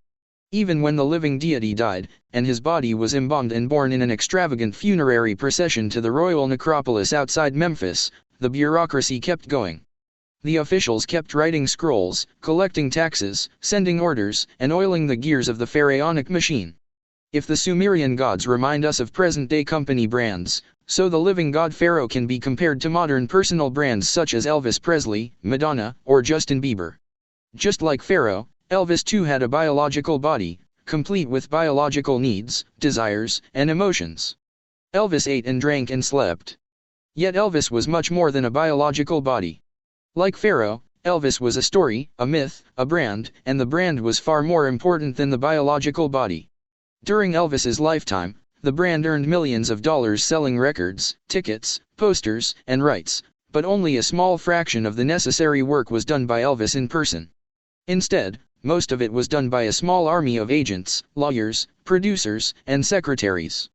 Consequently, when the biological Elvis died, for the brand it was business as usual. Even today fans still buy the King's posters and albums, radio stations go on paying royalties, and more than 500,000 pilgrims flock each year to Graceland, the King's necropolis in Memphis, Tennessee. Prior to the invention of writing, stories were confined by the limited capacity of human brains. You couldn't invent overly complex stories which people couldn't remember. With writing you could suddenly create extremely long and intricate stories, which were stored on tablets and papyri rather than in human heads. No ancient Egyptian remembered all of Pharaoh's lands, taxes, and tithes. Elvis Presley never even read all the contracts signed in his name. No living soul is familiar with all the laws and regulations of the European Union, and no banker or CIA agent tracks down every dollar in the world. Yet all of these minutiae are written somewhere, and the assemblage of relevant documents defines the identity and power of Pharaoh, Elvis, the EU, and the dollar. Writing has thus enabled humans to organize entire societies in an algorithmic fashion. We encountered the term algorithm when we tried to understand what emotions are and how brains function, and defined it as a methodical set of steps that can be used to make calculations, resolve problems, and reach decisions. In illiterate societies people make all calculations and decisions in their heads. In literate societies people are organized into networks, so that each person is only a small step in a huge algorithm, and it is the algorithm as a whole that makes the important decisions. This is the essence of bureaucracy. Think about a modern hospital, for example. When you arrive the receptionist hands you a standard form, and asks you a predetermined set of questions. Your answers are forwarded to a nurse, who compares them with the hospital's regulations in order to decide what preliminary tests to give you. She then measures, say, your blood pressure and heart rate, and takes a blood test. The doctor on duty examines the results, and follows a strict protocol to decide in which ward to hospitalize you. In the ward you are subjected to much more thorough examinations, such as an X-ray or an fMRI scan, mandated by thick medical guidebooks. Specialists then analyze the results according to well-known statistical databases, deciding what medicines to give you or what further tests to run. This algorithmic structure ensures that it doesn't really matter who is the receptionist, nurse, or doctor on duty. Their personality type, their political opinions and their momentary moods are irrelevant. As long as they all follow the regulations and protocols, they have a good chance of curing you. According to the algorithmic ideal, your fate is in the hands of the system, and not in the hands of the flesh and blood mortals who happen to man this or that post. What's true of hospitals is also true of armies, prisons, schools, corporations, and ancient kingdoms. Of course, ancient Egypt was far less technologically sophisticated than a modern hospital, but the algorithmic principle was the same. In ancient Egypt too, most decisions were made not by a single wise person, but by a network of officials linked together through papyri and stone inscriptions. Acting in the name of the living god Pharaoh, the network restructured human society and reshaped the natural world. For example, Pharaohs Senusret III and his son Amenemhat III, who ruled Egypt from 1878 BC to 1814 BC, dug a huge canal linking the Nile to the swamps of the Fayum Valley. An intricate system of dams, reservoirs and subsidiary canals diverted some of the Nile waters to Fayum, creating an immense artificial lake holding 50 billion cubic meters of water. 1 By comparison, Lake Mead, the largest man-made reservoir in the United States, formed by the Hoover Dam, holds at most 35 billion cubic meters of water. The Fayum engineering project gave Pharaoh the power to regulate the Nile, prevent destructive floods and provide precious water relief in times of drought. In addition, it turned the Fayum Valley from a crocodile-infested swamp surrounded by barren desert into Egypt's granary. A new city called Shedeh was built on the shore of the new artificial lake. The Greeks called it Crocodilopolis, the city of crocodiles. It was dominated by the temple of the crocodile god Sobuk, who was identified with Pharaoh. Contemporary statues sometimes show Pharaoh sporting a crocodile head. The temple housed a sacred crocodile called Petsuchos, who was considered the living incarnation of Sobuk. Just like the living god Pharaoh, the living god Petsuchos was lovingly groomed by the attending priests, who provided the lucky reptile with lavish food and even toys, and dressed him up in gold cloaks and gem-encrusted crowns. After all, Petsuchos was the priest's brand, and their authority and livelihood depended on him. When Petsuchos died, a new crocodile was immediately elected to fill his sandals, while the dead reptile was carefully embalmed and mummified. In the days of Senusret III and Amenemhat III, the Egyptians had neither bulldozers nor dynamite. They didn't even have iron tools, work horses, or wheels. The wheel did not enter common usage in Egypt until about 1500 BC. Bronze tools were considered cutting-edge technology, but they were so expensive and rare that most of the building work was done only with tools made of stone and wood, operated by human muscle power. Many people argue that the great building projects of ancient Egypt, all the dams and reservoirs and pyramids, must have been built by aliens from outer space. How else could a culture lacking even wheels and iron accomplish such wonders? The truth is very different. Egyptians built Lake Fayum and the pyramids not thanks to extraterrestrial help, but thanks to superb organizational skills. Relying on thousands of literate bureaucrats, Pharaoh recruited tens of thousands of laborers and enough food to maintain them for years on end. When tens of thousands of laborers cooperate for several decades, they can build an artificial lake or a pyramid even with stone tools. Pharaoh himself hardly lifted a finger, of course. He didn't collect taxes himself, he didn't draw any architectural plans, and he certainly never picked up a shovel. But the Egyptians believed that only prayers to the living god Pharaoh and to his heavenly patron Sobuk could save the Nile Valley from devastating floods and droughts. They were right. Pharaoh and Sobuk were imaginary entities that did nothing to raise or lower the Nile water level, but when millions of people believed in Pharaoh and Sobuk and therefore cooperated to build dams and dig canals, floods and droughts became rare. Compared to the Sumerian gods, not to mention the Stone Age spirits, the gods of ancient Egypt were truly powerful entities that founded cities, raised armies, and controlled the lives of millions of humans, cows and crocodiles. It may sound strange to credit imaginary entities with building or controlling things. But nowadays we habitually say that the United States built the first nuclear bomb, that China built the Three Gorges Dam, or that Google is building an autonomous car. Why not say, then, that Pharaoh built a reservoir and Sobuk dug a canal? Living on paper. Writing thus facilitated the appearance of powerful fictional entities that organized millions of people and reshaped the reality of rivers, swamps and crocodiles.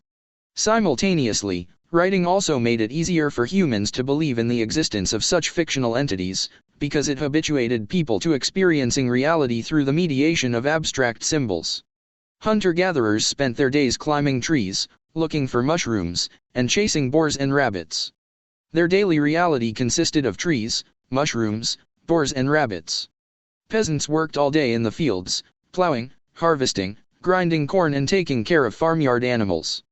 Their daily reality was the feeling of muddy earth under bare feet, the smell of oxen pulling the plow and the taste of warm bread fresh from the oven. In contrast, scribes in ancient Egypt devoted most of their time to reading, writing, and calculating. Their daily reality consisted of ink marks on papyrus scrolls, which determined who owned which field, how much an ox cost and what yearly taxes peasants had to pay. A scribe could decide the fate of an entire village with a stroke of his stylus. The vast majority of people remained illiterate until the modern age, but the all-important administrators increasingly saw reality through the medium of written texts. For this literate elite, whether in ancient Egypt or in 20th century Europe, anything written on a piece of paper was at least as real as trees, oxen, and human beings. When the Nazis overran France in the spring of 1940, much of its Jewish population tried to escape the country. In order to cross the border south, they needed visas to Spain and Portugal, and tens of thousands of Jews, along with many other refugees, besieged the Portuguese consulate in Bordeaux in a desperate attempt to get the life-saving piece of paper. The Portuguese government forbade its consuls in France to issue visas without prior approval from the foreign ministry, but the consul in Bordeaux, Aristides de Sousa Mendes, decided to disregard the order, throwing to the wind a 30-year diplomatic career. As Nazi tanks were closing in on Bordeaux, Sousa Mendes and his team worked around the clock for 10 days and nights, barely stopping to sleep, just issuing visas and stamping pieces of paper. Sousa Mendes issued thousands of visas before collapsing from exhaustion. The Portuguese government, which had little desire to accept any of these refugees, sent agents to escort the disobedient consul back home, and fired him from the Foreign Office. Yet officials who cared little for the plight of human beings nevertheless had deep respect for documents, and the visas Sousa Mendes issued against orders were respected by French, Spanish, and Portuguese bureaucrats alike, spiriting up to 30,000 people out of the Nazi death trap.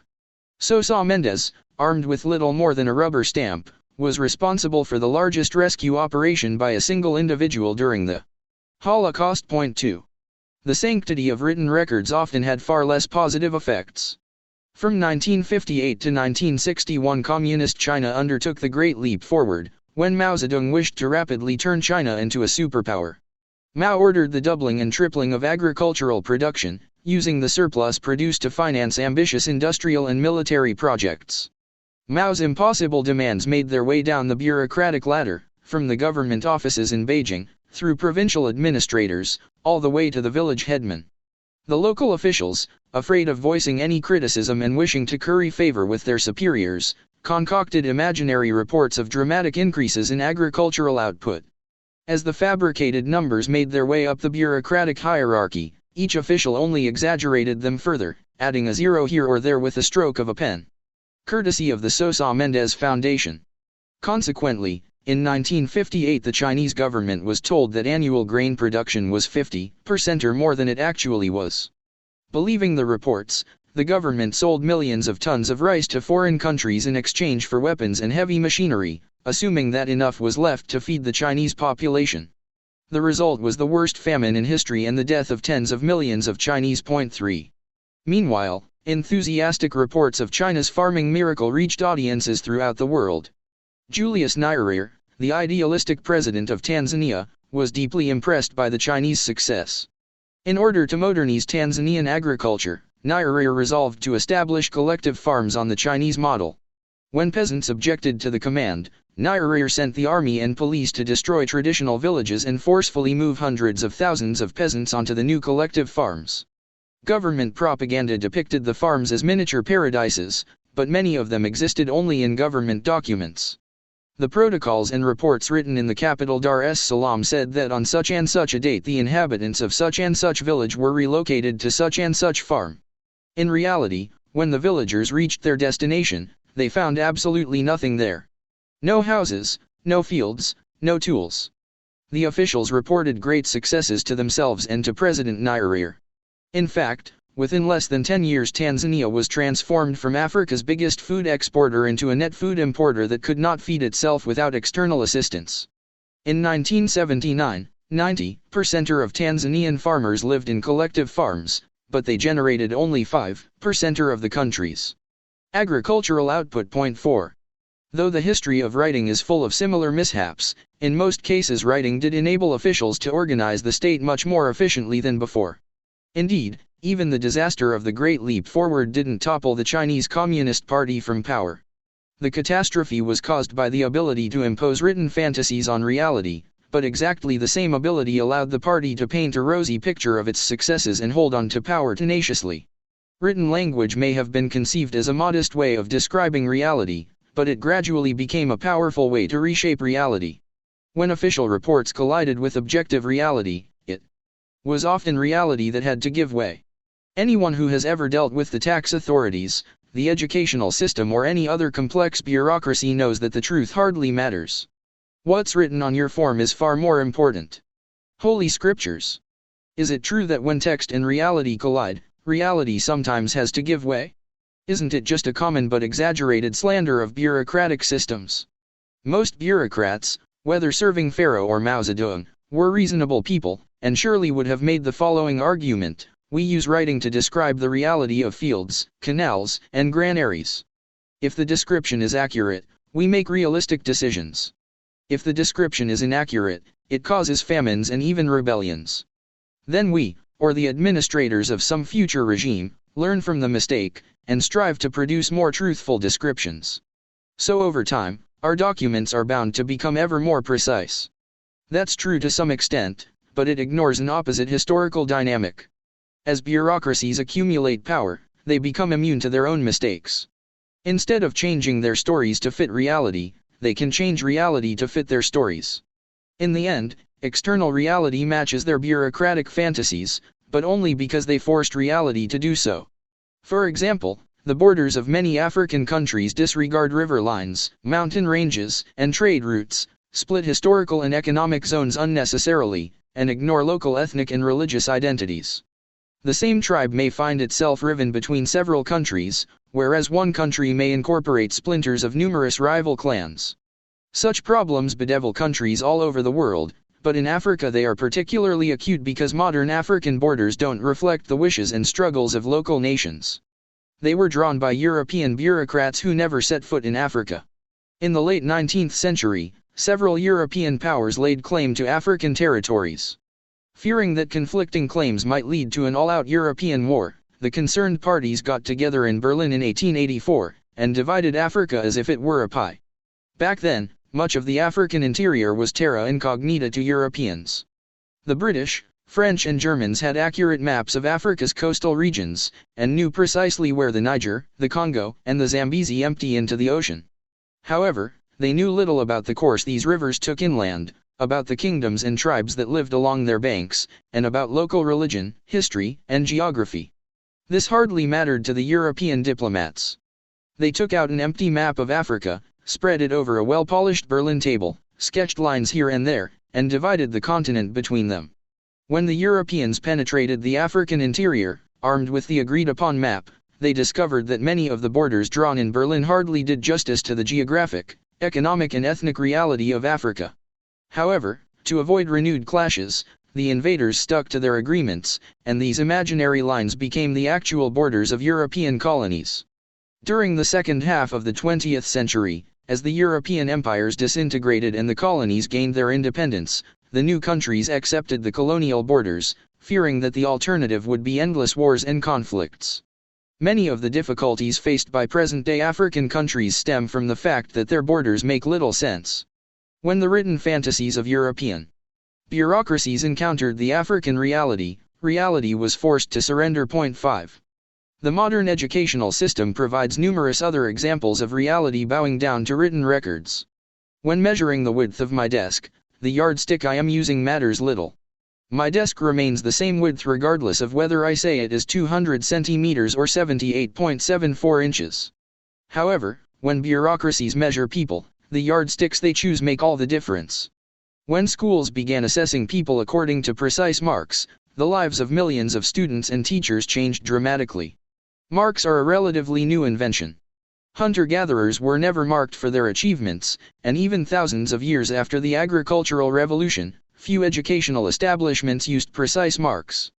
A medieval apprentice cobbler did not receive at the end of the year a piece of paper saying he has got an A on shoelaces but a C- on buckles. An undergraduate in Shakespeare's day left Oxford with one of only two possible results, with a degree. Or without one. Nobody thought of giving one student a final mark of 74 and another student 88.6. Only the mass educational systems of the industrial age began using precise marks on a regular basis.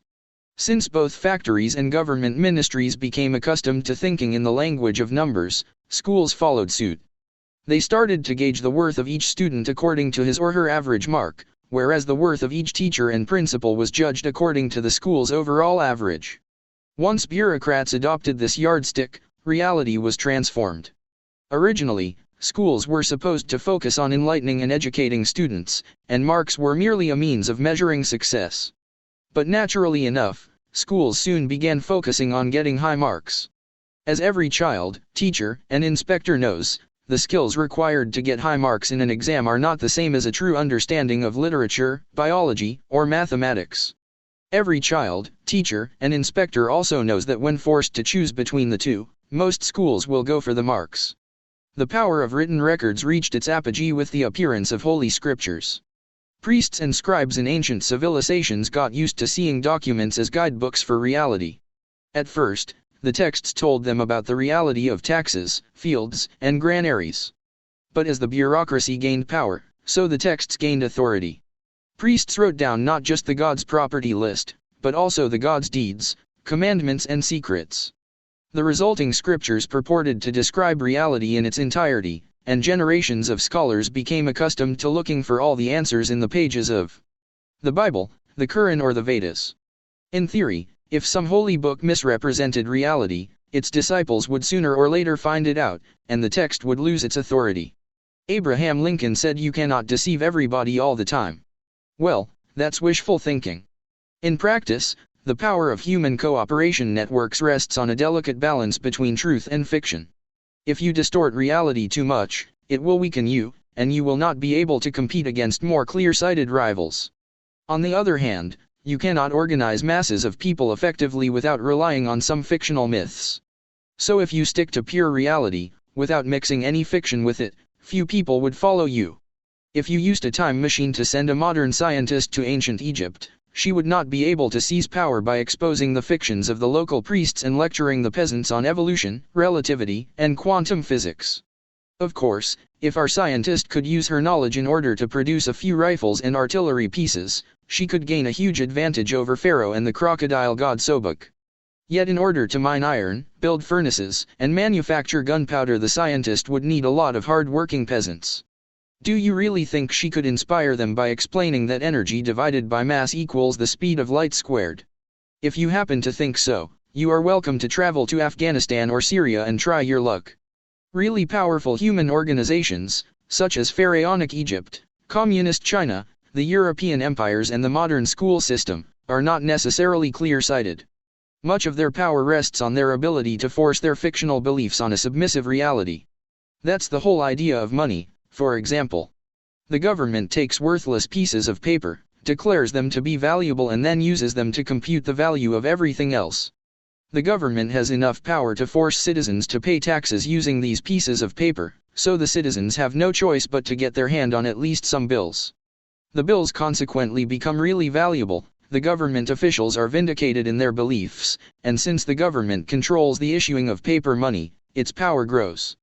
If somebody protests that these are just worthless pieces of paper, and behaves as if they are only pieces of paper, he won't get very far in life.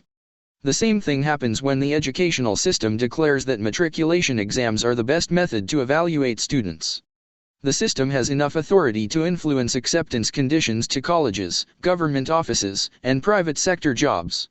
Students therefore invest all their efforts in getting good marks. Coveted positions are manned by people with high marks, who naturally support the system that brought them there.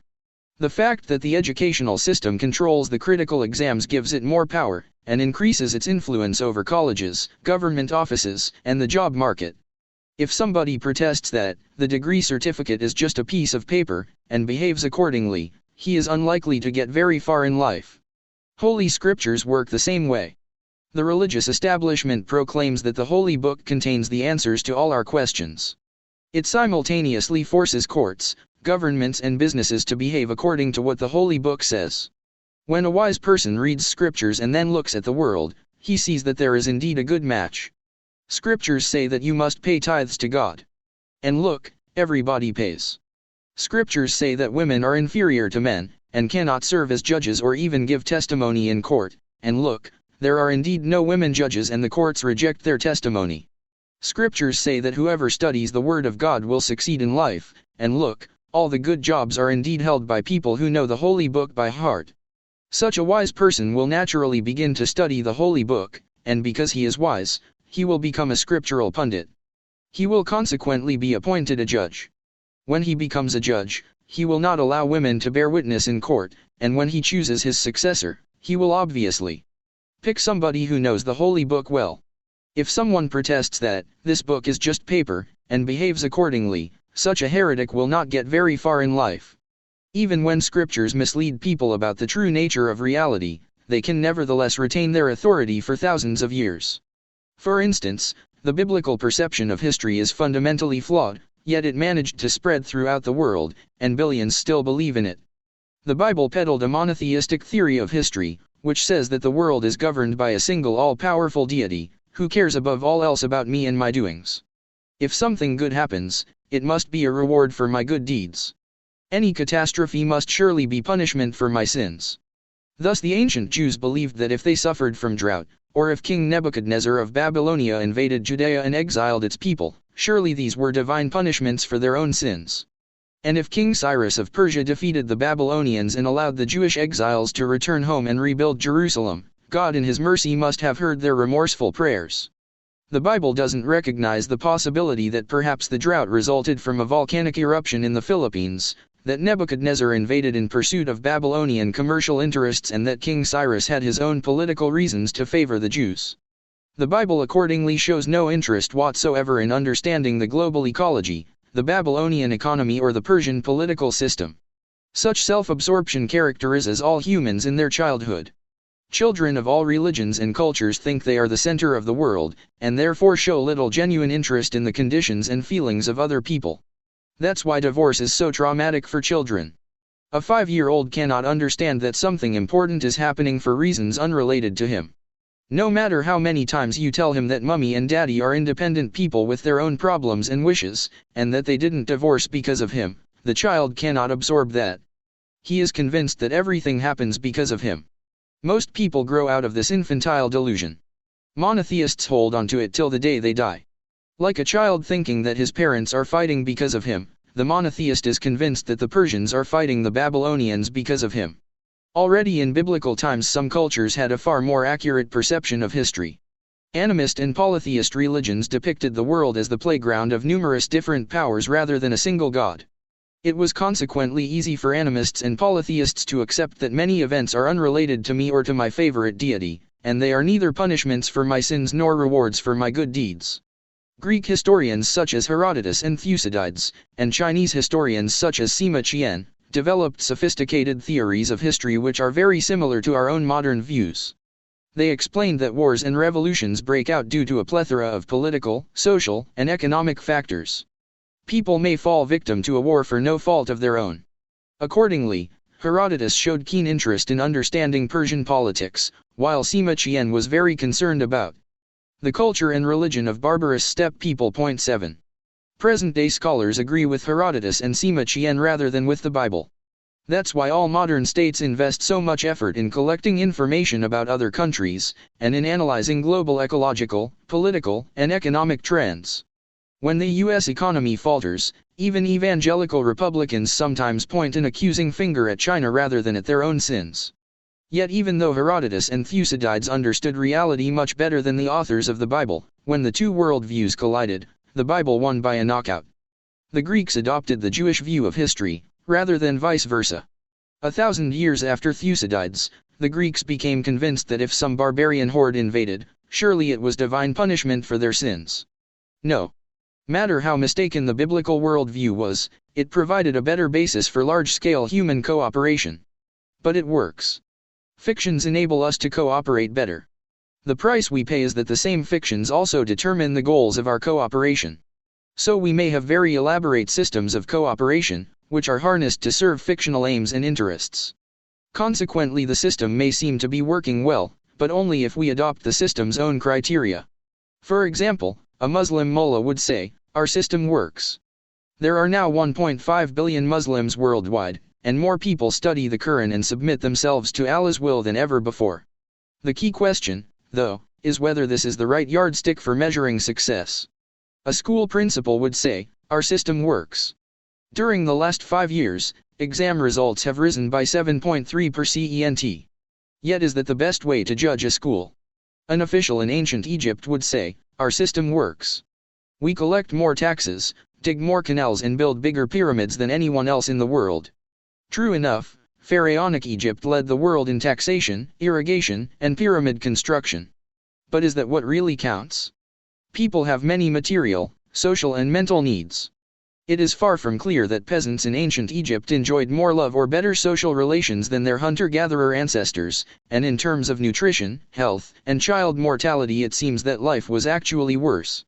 A document dated c.1850 BC from the reign of Amenemhat III, the pharaoh who created Lake Fayum, tells of a well-to-do man called Duakidi who took his son Pepei to school, so that he could learn to be a scribe.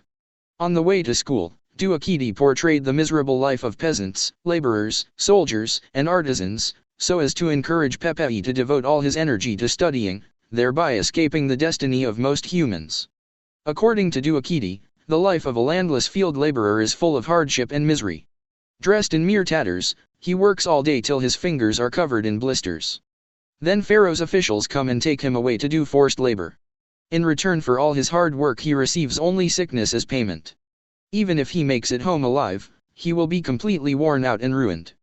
The fate of the land-holding peasant is hardly better. He spends his days carrying water in buckets from the river to the field. The heavy load bends his shoulders and covers his neck with festering swellings. In the morning he has to water his plot of leeks, in the afternoon his date palms and in the evening his coriander field. Eventually he drops down and dies. 8 The text might exaggerate things on purpose, but not by much. Pharaonic Egypt was the most powerful kingdom of its day, but for the simple peasant all that power meant taxes and forced labor rather than clinics and social security services. This was not a uniquely Egyptian defect. Despite all the immense achievements of the Chinese dynasties, the Muslim empires and the European kingdoms, even in AD 1850 the life of the average person was not better, and might actually have been worse, than the lives of archaic hunter-gatherers. In 1850 a Chinese peasant or a Manchester factory hand worked longer hours than their hunter-gatherer ancestors, their jobs were physically harder and mentally less fulfilling, their diet was less balanced, hygiene conditions were incomparably worse, and infectious diseases were far more common. Suppose you were given a choice between the following 2 vacation packages. Stone Age package: on day 1 we will hike for 10 hours in a pristine forest, setting camp for the night in a clearing by a river. On day 2 we will canoe down the river for 10 hours, camping on the shores of a small lake. On day 3 we will learn from the native people how to fish in the lake and how to find mushrooms in the nearby woods.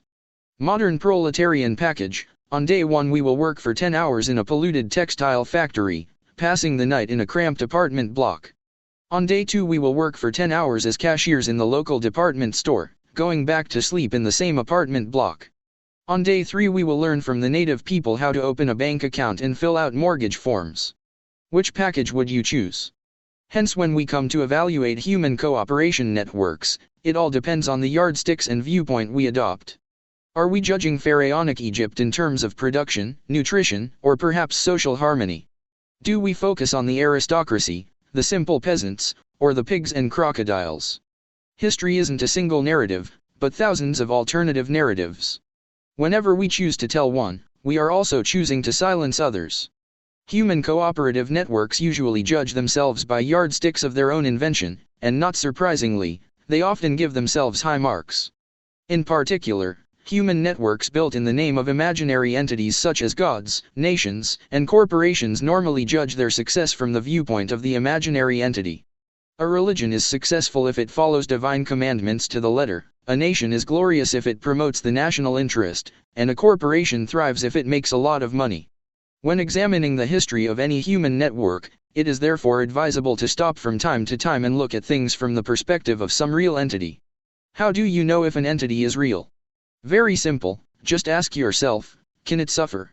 When people burn down the temple of Zeus, Zeus doesn't suffer.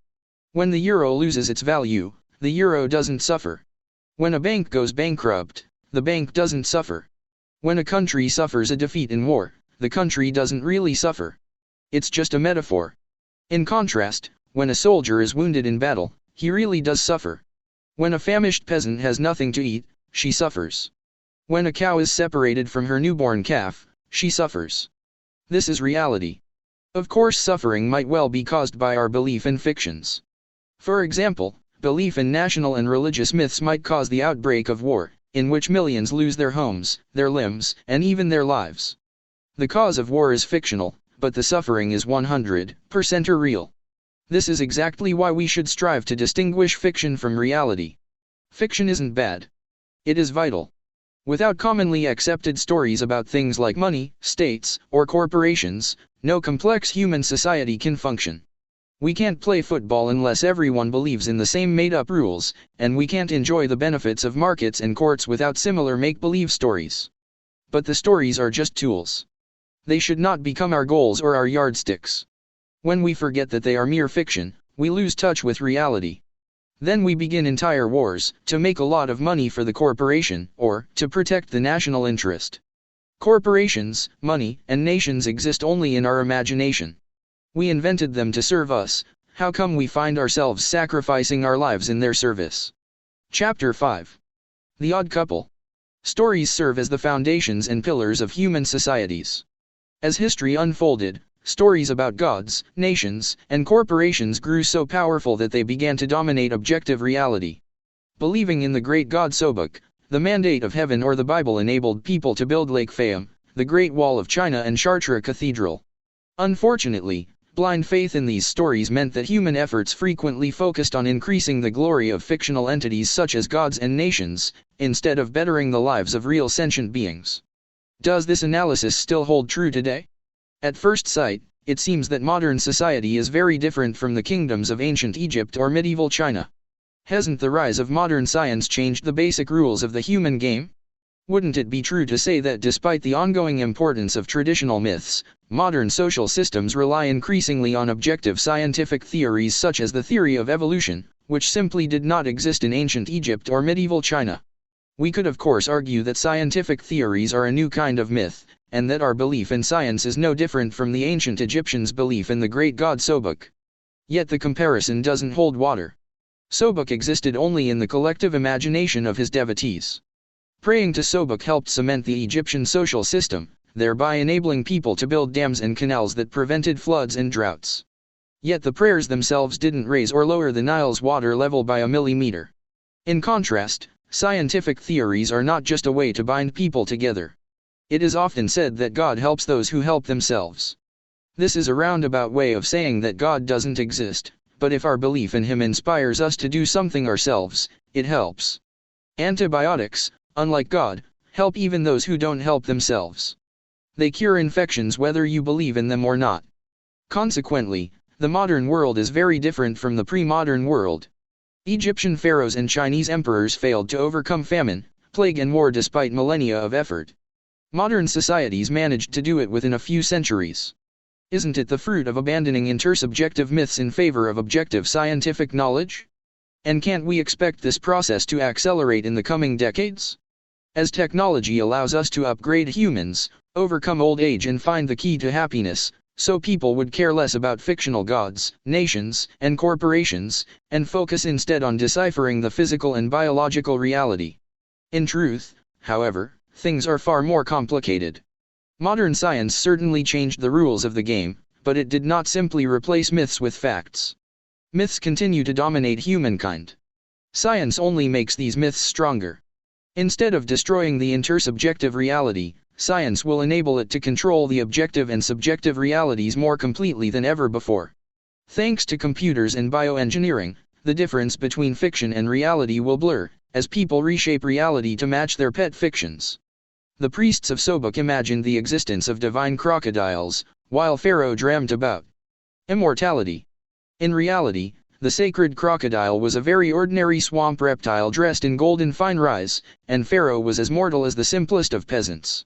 After death, his corpse was mummified using preservative bombs and scented perfumes, but it was as lifeless as one can get. In contrast, 21st century scientists might be able to really engineer super crocodiles, and to provide the human elite with eternal youth here on Earth. Consequently, the rise of science will make at least some myths and religions mightier than ever. To understand why, and to face the challenges of the 21st century, we should therefore revisit one of the most nagging questions of all: how does modern science relate to religion? It seems that people have already said a million times everything there is to say about this question. Yet in practice, science and religion are like a husband and wife who after 500 years of marriage counseling still don't know each other. He still dreams about Cinderella and she keeps pining for Prince Charming, while they argue about whose turn it is to take out the rubbish. Germs and demons. Most of the misunderstandings regarding science and religion result from faulty definitions of religion. All too often, people confuse religion with superstition, spirituality, belief in supernatural powers, or belief in gods. Religion is none of these things. Religion cannot be equated with superstition, because most people are unlikely to call their cherished beliefs superstitions. We always believe in the truth. It's only other people who believe in superstitions. Similarly, few people put their faith in supernatural powers. For those who believe in demons, demons aren't supernatural. They are an integral part of nature, just like porcupines, scorpions, and germs. Modern physicians blame disease on invisible germs, and voodoo priests blame disease on invisible demons. There's nothing supernatural about it. You make some demon angry, so the demon enters your body and causes you pain. What could be more natural than that? Only those who don't believe in demons think of them as standing apart from the natural order of things. Equating religion with faith in supernatural powers implies that you can understand all known natural phenomena without religion, which is just an optional supplement. Having understood perfectly well the whole of nature, you can now choose whether to add some supernatural religious dogma or not. However, most religions argue that you simply cannot understand the world without them. You will never comprehend the true reason for disease, drought, or earthquakes if you do not take their dogma into account. Defining religion as belief in gods is also problematic. We tend to say that a devout Christian is religious because she believes in God, whereas a fervent communist isn't religious, because communism has no gods. However, religion is created by humans rather than by gods, and it is defined by its social function rather than by the existence of deities. Religion is anything that confers superhuman legitimacy on human social structures. It legitimizes human norms and values by arguing that they reflect superhuman laws. Religion asserts that we humans are subject to a system of moral laws that we did not invent and that we cannot change. A devout Jew would say that this is the system of moral laws created by God and revealed in the Bible. A Hindu would say that Brahma, Vishnu, and Shiva created the laws, which were revealed to us humans in the Vedas. Other religions, from Buddhism and Daoism to Nazism, communism and liberalism, argue that the superhuman laws are natural laws, and not the creation of this or that God. Of course, each believes in a different set of natural laws discovered and revealed by different seers and prophets, from Buddha and Lao Tzu to Hitler and Lenin. A Jewish boy comes to his father and asks, "Dad, why shouldn't we eat pork?" The father strokes his long white beard thoughtfully and answers, "Well, Yankel, that's how the world works. You are still young and you don't understand, but if we eat pork, God will punish us and we will come to a bad end." It isn't my idea. It's not even the rabbi's idea. If the rabbi had created the world, maybe he would have created a world in which pork was perfectly kosher. But the rabbi didn't create the world. God did it. And God said, "I don't know why, that we shouldn't eat pork. So we shouldn't." Capiche? In 1943 a German boy comes to his father, a senior SS officer, and asks, "Dad, why are we killing the Jews?" The father puts on his shiny leather boots, and meanwhile explains, "Well, Fritz, that's how the world works. You are still young and you don't understand, but if we allow the Jews to live, they will cause the degeneration and extinction of humankind. It's not my idea, and it's not even the Führer's idea. If Hitler had created the world, maybe he would have created a world in which the laws of natural selection did not apply, and Jews and Aryans could all live together in perfect harmony. But Hitler didn't create the world. He just managed to decipher the laws of nature, and then instructed us how to live in line with them. If we disobey these laws, we will come to a bad end. Is that clear? In 2016, a British boy comes to his father, a Liberal MP, and asks, "Dad, why should we care about the human rights of Muslims in the Middle East?" The father puts down his cup of tea, thinks for a moment, and says, "Well, Duncan, that's how the world works. You are still young and you don't understand, but all humans, even Muslims in the Middle East, have the same nature and therefore enjoy the same natural rights."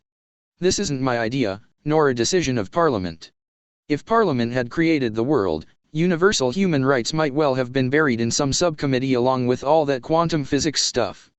But Parliament didn't create the world, it just tries to make sense of it, and we must respect the natural rights even of Muslims in the Middle East, or very soon our own rights will also be violated, and we will come to a bad end. Now off you go. Liberals, communists, and followers of other modern creeds dislike describing their own system as a religion, because they identify religion with superstitions and supernatural powers. If you tell communists or liberals that they are religious, they think you accuse them of blindly believing in groundless pipe dreams. In fact, it means only that they believe in some system of moral laws that wasn't invented by humans, but which humans must nevertheless obey. As far as we know, all human societies believe in this. Every society tells its members that they must obey some superhuman moral law, and that breaking this law will result in catastrophe. Religions differ of course in the details of their stories, their concrete commandments, and the rewards and punishments they promise. Thus in medieval Europe the Catholic Church argued that God doesn't like rich people. Jesus said that it is harder for a rich man to pass through the gates of heaven than for a camel to pass through the eye of a needle, and the Church encouraged the rich to give lots of alms, threatening that misers will burn in hell. Modern communism also dislikes rich people, but it threatens them with class conflict here and now, rather than with burning sulfur after death. The communist laws of history are similar to the commandments of the Christian God, inasmuch as they are superhuman forces that humans cannot change at will. People can decide tomorrow morning to cancel the offside rule in football, because we invented that law, and we are free to change it. However, at least according to Marx, we cannot change the laws of history.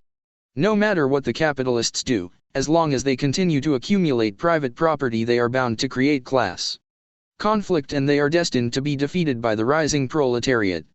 If you happen to be a communist yourself you might argue that communism and Christianity are nevertheless very different, because communism is right, whereas Christianity is wrong.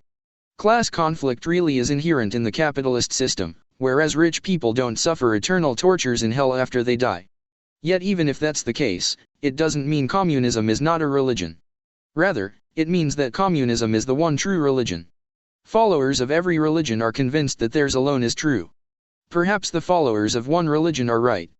If you meet the Buddha, the assertion that religion is a tool for preserving social order and for organizing large-scale cooperation may vex many people for whom it represents first and foremost a spiritual path. However, just as the gap between religion and science is smaller than we commonly think, so the gap between religion and spirituality is much bigger. Religion is a deal, whereas spirituality is a journey. Religion gives a complete description of the world, and offers us a well-defined contract with predetermined goals. God exists. He told us to behave in certain ways. If you obey God, you'll be admitted to heaven. If you disobey Him, you'll burn in hell. The very clarity of this deal allows society to define common norms and values that regulate human behavior. Spiritual journeys are nothing like that. They usually take people in mysterious ways towards unknown destinations. The quest usually begins with some big question, such as who am I? What is the meaning of life? What is good? Whereas many people just accept the ready-made answers provided by the powers that be, spiritual seekers are not so easily satisfied. They are determined to follow the big question wherever it leads, and not just to places you know well or wish to visit. Thus for most people, academic studies are a deal rather than a spiritual journey, because they take us to a predetermined goal approved by our elders, governments, and banks. I'll study for 3 years, pass the exams, get my BA certificate and secure a well-paid job.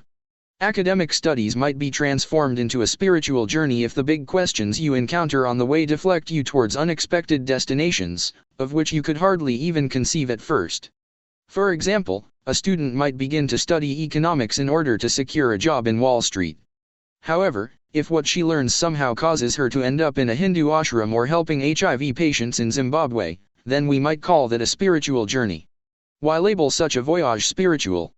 This is a legacy from ancient dualist religions that believed in the existence of two gods, one good and one evil. According to dualism, the good God created pure and everlasting souls that lived in a wonderful world of spirit.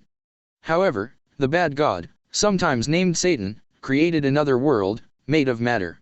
Satan didn't know how to make his creation last, hence in the world of matter everything rots and disintegrates. In order to breathe life into his defective creation, Satan tempted souls from the pure world of spirit, and locked them up inside material bodies.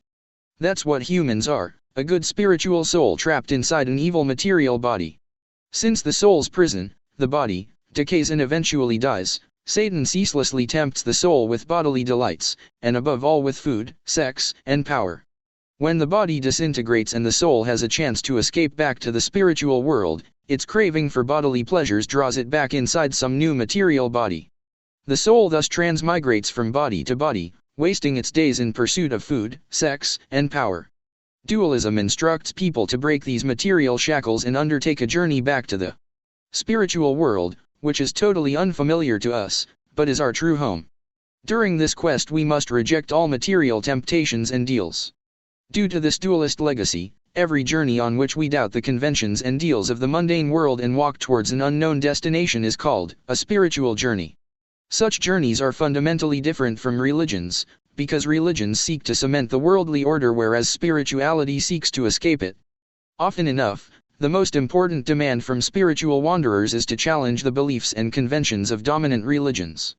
In Zen Buddhism it is said that, if you meet the Buddha on the road, kill him. Which means that if while walking on the spiritual path you encounter the rigid ideas and fixed laws of institutional East Buddhism, you must free yourself from them too. For religions, spirituality is a dangerous threat. Religions typically strive to rein in the spiritual quests of their followers, and many religious systems were challenged not by lay people preoccupied with food, sex, and power, but rather by spiritual truth seekers who wanted more than platitudes. Thus the Protestant revolt against the authority of the Catholic Church was ignited not by hedonistic atheists but rather by a devout and ascetic monk, Martin Luther. Luther wanted answers to the existential questions of life, and refused to settle for the rites, rituals, and deals offered by the Church. In Luther's day, the Church promised its followers very enticing deals. If you sinned, and feared eternal damnation in the afterlife, all you needed to do was buy an indulgence. In the early 16th century the Church employed professional salvation peddlers who wandered the towns and villages of Europe and sold indulgences for fixed prices. You want an entry visa to heaven? Pay 10 gold coins. You want Grandpa Heinz and Grandma Gertrude to join you there? No problem, but it will cost you 30 coins. The most famous of these peddlers, the Dominican friar Johannes Tetzel, allegedly said that the moment the coin clinks in the money chest, the soul flies out of purgatory to heaven. 1. The more Luther thought about it, the more he doubted this deal, and the church that offered it. You cannot just buy your way to salvation. The Pope couldn't possibly have the authority to forgive people their sins, and open the gates of heaven. According to Protestant tradition, on October 31, 1517 Luther walked to the All Saints' Church in Wittenberg, carrying a lengthy document, a hammer, and some nails. The document listed 95 theses against contemporary religious practices, including against the selling of indulgences. Luther nailed it to the church door, sparking the Protestant Reformation, which called upon any human who cared about salvation to rebel against the Pope's authority and search for alternative routes to heaven. From a historical perspective, the spiritual journey is always tragic, for it is a lonely path fit for individuals rather than for entire societies. Human cooperation requires firm answers rather than just questions, and those who foam against stultified religious structures end up forging new structures in their place. It happened to the dualists, whose spiritual journeys became religious establishments. It happened to Martin Luther, who after challenging the laws, institutions, and rituals of the Catholic Church found himself writing new law books, founding new institutions and inventing new ceremonies. It happened even to Buddha and Jesus. In their uncompromising quest for the truth, they subverted the laws, rituals, and structures of traditional Hinduism and Judaism. But eventually more laws, more rituals, and more structures were created in their name than in the name of any other person in history. Counterfeiting God. Now that we have a better understanding of religion, we can go back to examining the relationship between religion and science. There are two extreme interpretations for this relationship. One view says that science and religion are sworn enemies, and that modern history was shaped by the life and death struggle of scientific knowledge against religious superstition. With time, the light of science dispelled the darkness of religion, and the world became increasingly secular, rational, and prosperous. However, though some scientific findings certainly undermine religious dogmas, this is not inevitable. For example, Muslim dogma holds that Islam was founded by the Prophet Muhammad in 7th century Arabia, and there is ample scientific evidence supporting this. More importantly, science always needs religious assistance in order to create viable human institutions. Scientists study how the world functions, but there is no scientific method for determining how humans ought to behave. Science tells us that humans cannot survive without oxygen. However, is it okay to execute criminals by asphyxiation? Science doesn't know how to answer such a question. Only religions provide us with the necessary guidance. Hence every practical project scientists undertake also relies on religious insights. Take, for example, the building of the Three Gorges Dam over the Yangtze River. When the Chinese government decided to build the dam in 1992, physicists could calculate what pressures the dam would have to withstand, economists could forecast how much money it would probably cost, while electrical engineers could predict how much electricity it would produce. However, the government needed to take additional factors into account. Building the dam flooded huge territories containing many villages and towns, thousands of archaeological sites, and unique landscapes and habitats. More than 1 million people were displaced and hundreds of species were endangered. It seems that the dam directly caused the extinction of the Chinese river dolphin. No matter what you personally think about the Three Gorges Dam, it is clear that building it was an ethical rather than a purely scientific issue. No physics experiment, no economic model and no mathematical equation can determine whether generating thousands of megawatts and making billions of yuan is more valuable than saving an ancient pagoda or the Chinese river dolphin. Consequently, China cannot function on the basis of scientific theories alone. It requires some religion or ideology, too. Some jump to the opposite extreme, and say that science and religion are completely separate kingdoms. Science studies facts, religion speaks about values, and never the twain shall meet. Religion has nothing to say about scientific facts, and science should keep its mouth shut concerning religious convictions. If the Pope believes that human life is sacred, and abortion is therefore a sin, biologists can neither prove nor refute this claim. As a private individual, each biologist is welcome to argue with the Pope. But as a scientist, the biologist cannot enter the fray. This approach may sound sensible, but it misunderstands religion. Though science indeed deals only with facts, religion never confines itself to ethical judgments. Religion cannot provide us with any practical guidance unless it makes some factual claims too, and here it may well collide with science. The most important segments of many religious dogmas are not their ethical principles, but rather factual statements such as God exists, the soul is punished for its sins in the afterlife, the Bible was written by a deity rather than by humans, the Pope is never wrong. These are all factual claims. Many of the most heated religious debates, and many of the conflicts between science and religion, involve such factual claims rather than ethical judgments. Take abortion, for example. Devout Christians often oppose abortion, whereas many liberals support it. The main bone of contention is factual rather than ethical. Both Christians and liberals believe that human life is sacred, and that murder is a heinous crime. But they disagree about certain biological facts. Does human life begin at the moment of conception, at the moment of birth, or at some middle point? Indeed, some human cultures maintain that life doesn't begin even at birth. According to the Kung of the Kalahari Desert and to various Inuit groups in the Arctic, human life begins only after the person is given a name.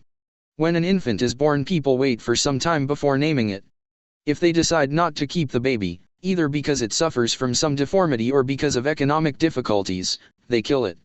Provided they do so before the naming ceremony, it is not Considered murder. 2 People from such cultures might well agree with liberals and Christians that human life is sacred and that murder is a terrible crime, yet they support infanticide.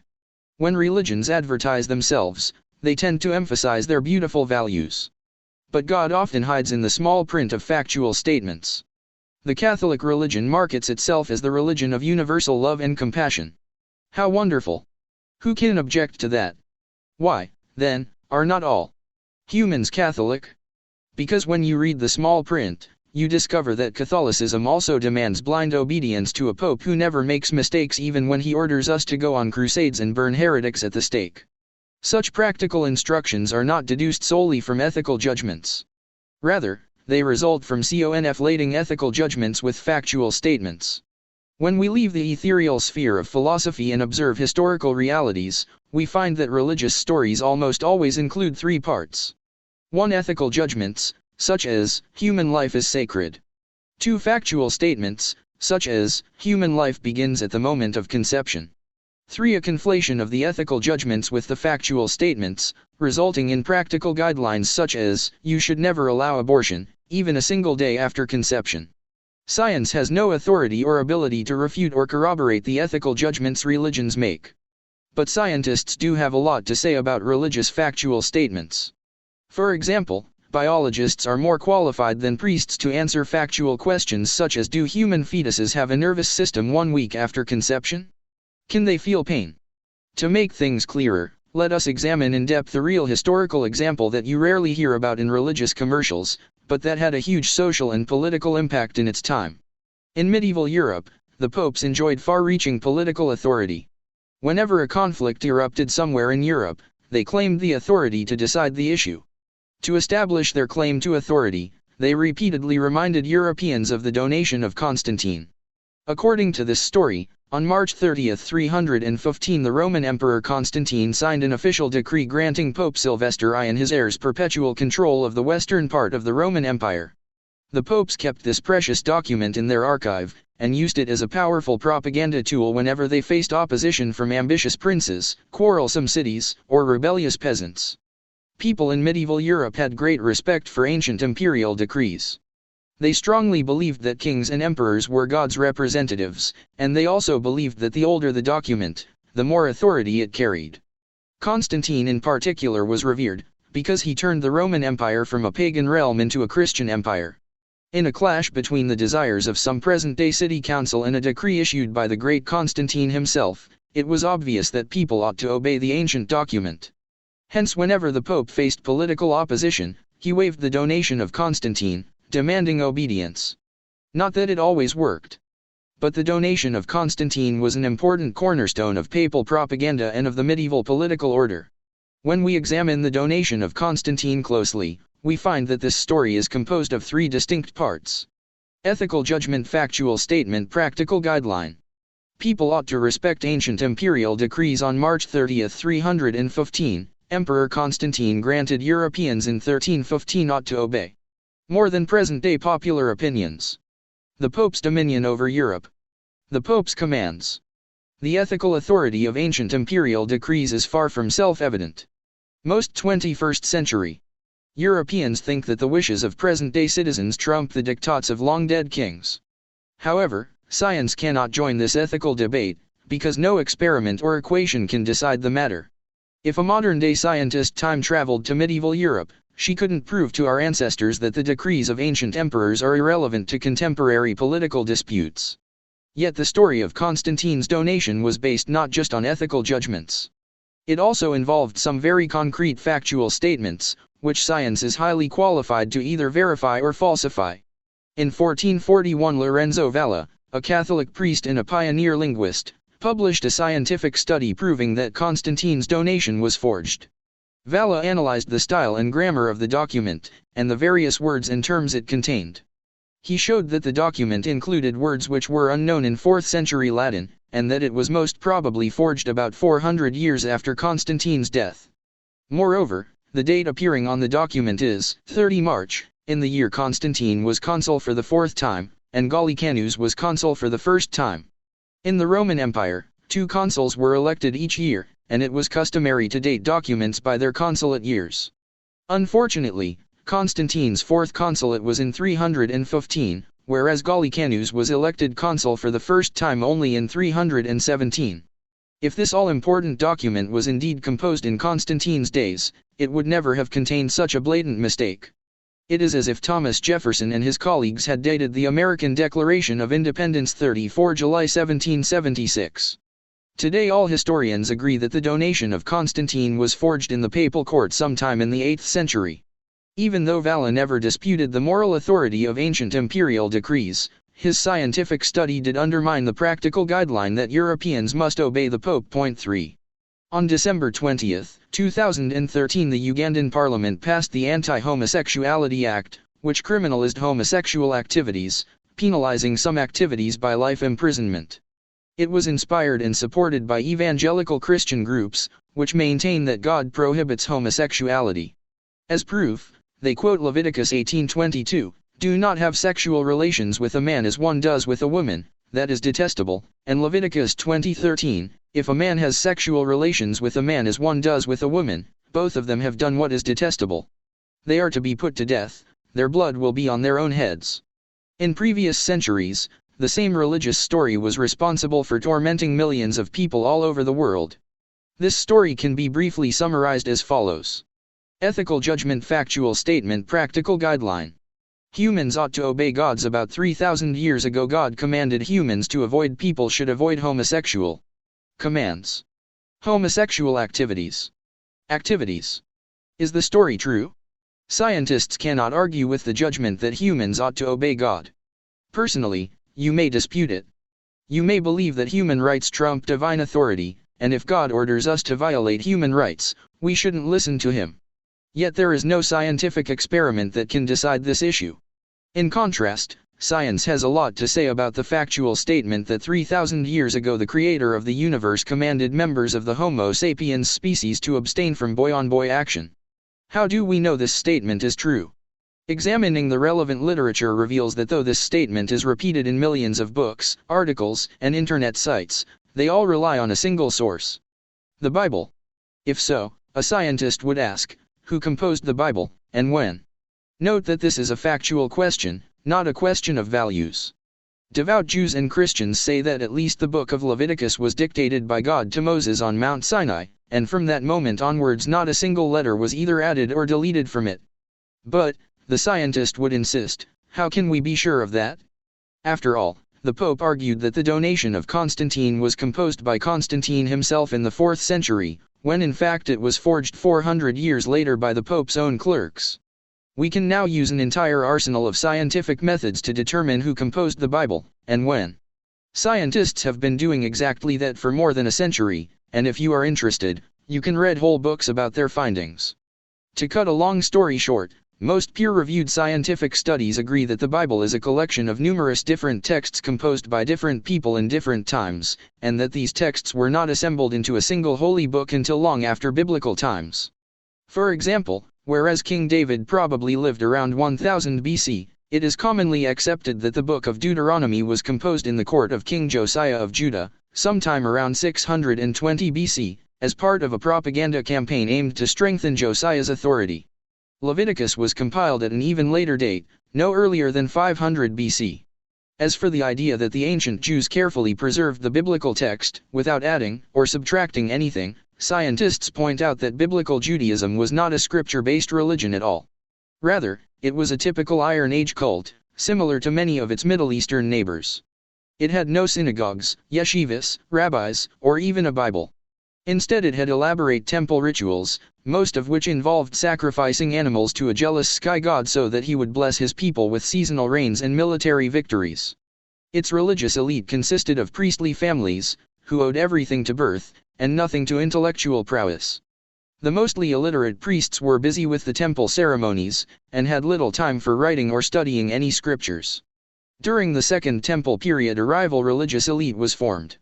Due partly to Persian and Greek influences, Jewish scholars who wrote and interpreted texts gained increasing prominence.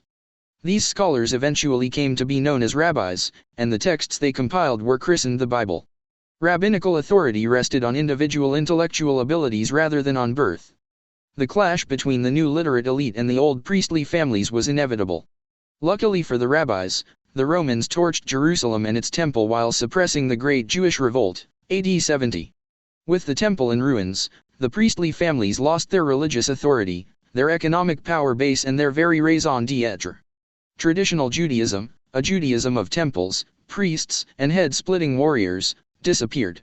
Its place was taken by a new Judaism of books, rabbis, and hair-splitting scholars. The scholars' main forte was interpretation. They used this ability not only to explain how an almighty God allowed his temple to be destroyed, but also to bridge the immense gaps between the old Judaism described in biblical stories and the very different Judaism they created. Point 4. Hence, according to our best scientific knowledge, the Leviticus injunctions against homosexuality reflect nothing grander than the biases of a few priests and scholars in ancient Jerusalem. Though science cannot decide whether people ought to obey God's commands, it has many relevant things to say about the provenance of the Bible. If Ugandan politicians think that the power that created the cosmos, the galaxies, and the black holes becomes terribly upset whenever two Homo sapiens males have a bit of fun together, then science can help disabuse them of this rather bizarre notion. Holy dogma. In truth, it is not always easy to separate ethical judgments from factual statements. Religions have the nagging tendency to turn factual statements into ethical judgments, thereby creating terrible confusion and obfuscating what should have been relatively simple debates. Thus the factual statement, God wrote the Bible, all too often mutates into the ethical injunction, you ought to believe that God wrote the Bible. Merely believing in this factual statement becomes a virtue, whereas doubting it becomes a terrible sin. Conversely, ethical judgments often hide within them factual statements that people don't bother to mention, because they think they have been proven beyond doubt. Thus the ethical judgment, human life is sacred, which science cannot test, may shroud the factual statement, every human has an eternal soul, which is open for scientific debate. Similarly, when American nationalists proclaim that the American nation is sacred, this seemingly ethical judgment is in fact predicated on factual statements such as the USA has spearheaded most of the moral, scientific, and economic advances of the last few centuries. Whereas it is impossible to scientifically scrutinize the claim that the American nation is sacred, once we unpack this judgment we may well examine scientifically whether the USA has indeed been responsible for a disproportionate share of moral, scientific, and economic breakthroughs. This has led some philosophers, such as Sam Harris, to argue that science can always resolve ethical dilemmas, because human values always hide within them some factual statements. Harris thinks all humans share a single supreme value, minimizing suffering and maximizing happiness, and all ethical debates are factual arguments concerning the most efficient way to maximize happiness. Point 5. Islamic fundamentalists want to reach heaven in order to be happy. Liberals believe that increasing human liberty maximizes happiness, and German nationalists think that everyone would be better off if they only allowed Berlin to run this planet. According to Harris, Islamists, liberals, and nationalists have no ethical dispute. They have a factual disagreement about how best to realize their common goal. Yet even if Harris is right, and even if all humans cherish happiness, in practice it would be extremely difficult to use this insight to decide ethical disputes, particularly because we have no scientific definition or measurement of happiness. Consider the case of the Three Gorges Dam. Even if we agree that the ultimate aim of the project is to make the world a happier place, how can we tell whether generating cheap electricity contributes more to global happiness than protecting traditional lifestyles or saving the rare Chinese river dolphin? As long as we haven't deciphered the mysteries of consciousness, we cannot develop a universal measurement for happiness and suffering, and we don't know how to compare the happiness and suffering of different individuals, let alone different species. How many units of happiness are generated when a billion Chinese enjoy cheaper electricity? How many units of misery are produced when an entire dolphin species becomes extinct? Indeed, are happiness and misery mathematical entities that can be added or subtracted in the first place? Eating ice cream is enjoyable. Finding true love is more enjoyable. Do you think that if you just eat enough ice cream, the accumulated pleasure could ever equal the rapture of true love? Consequently, although science has much more to contribute to ethical debates than we commonly think, there is a line it cannot cross, at least not yet. Without the guiding hand of some religion, it is impossible to maintain large-scale social orders. Even universities and laboratories need religious backing. Religion provides the ethical justification for scientific research, and in exchange gets to influence the scientific agenda and the uses of scientific discoveries. Hence you cannot understand the history of science without taking religious beliefs into account. Scientists seldom dwell on this fact, but the scientific revolution itself began in one of the most dogmatic, intolerant, and religious societies in history. The witch hunt. We often associate science with the values of secularism and tolerance. If so, early modern Europe is the last place you would have expected a scientific revolution. Europe in the days of Columbus, Copernicus, and Newton had the highest concentration of religious fanatics in the world, and the lowest level of tolerance. The luminaries of the scientific revolution lived in a society that expelled Jews and Muslims, burned heretics wholesale, saw a witch in every cat-loving elderly lady, and started a new religious war every full moon. If you traveled to Cairo or Istanbul around 1600, you would find there a multicultural and tolerant metropolis, where Sunnis, Shiites, Orthodox Christians, Catholics, Armenians, Copts, Jews, and even the occasional Hindu lived side by side in relative harmony. Though they had their share of disagreements and riots, and though the Ottoman Empire routinely discriminated against people on religious grounds, it was a liberal paradise compared with Europe. If you then traveled to contemporary Paris or London, you would find cities awash with religious extremism, in which only those belonging to the dominant sect could live. In London they killed Catholics, in Paris they killed Protestants, the Jews had long been driven out, and nobody in his right mind would dream of letting any Muslims in. And yet, the scientific revolution began in London and Paris rather than in Cairo and Istanbul. It is customary to tell the history of modernity as a struggle between science and religion. In theory, both science and religion are interested above all in the truth, and because each upholds a different truth, they are doomed to clash. In fact, neither science nor religion cares that much about the truth, hence they can easily compromise, coexist, and even cooperate. Religion is interested above all in order. It aims to create and maintain the social structure. Science is interested above all in power. It aims to acquire the power to cure diseases, fight wars, and produce food. As individuals, scientists and priests may give immense importance to the truth, but as collective institutions, science and religion prefer order and power over truth. They can therefore make good bedfellows. The uncompromising quest for truth is a spiritual journey, which can seldom remain within the confines of either religious or scientific establishments. It would accordingly be far more correct to view modern history as the process of formulating a deal between science and one particular religion, namely, humanism. Modern society believes in humanist dogmas, and uses science not in order to question these dogmas, but rather in order to implement them. In the 21st century, the humanist dogmas are unlikely to be replaced by pure scientific theories. However, the covenant linking science and humanism may well crumble, and give way to a very different kind of deal between science and some new post-humanist religion. We will dedicate the next 2 chapters to understanding the modern covenant between science and humanism. The third and final part of the book will then explain why this covenant is disintegrating, and what new deal might replace it. 6. The modern covenant. Modernity is a deal. All of us sign up to this deal on the day we are born, and it regulates our lives until the day we die. Very few of us can ever rescind or transcend this deal. It shapes our food, our jobs, and our dreams, and it decides where we dwell, whom we love, and how we pass away. At first sight, modernity looks like an extremely complicated deal, hence few try to understand what they have signed up to. It's like when you download some software and are asked to sign an accompanying contract which is dozens of pages of legalese. You take one look at it, immediately scroll down to the last page, tick I agree, and forget about it. Yet in fact modernity is a surprisingly simple deal. The entire contract can be summarized in a single phrase: humans agree to give up meaning in exchange for power. Up until modern times, most cultures believed that humans play a part in some great cosmic plan. The plan was devised by the omnipotent gods, or by the eternal laws of nature, and humankind could not change it. The cosmic plan gave meaning to human life, but also restricted human power. Humans were much like actors on a stage.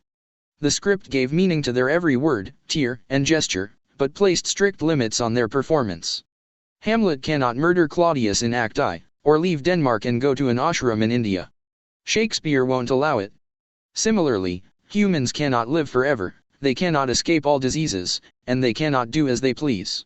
It's not in the script. In exchange for giving up power, pre-modern humans believed that their lives gained meaning.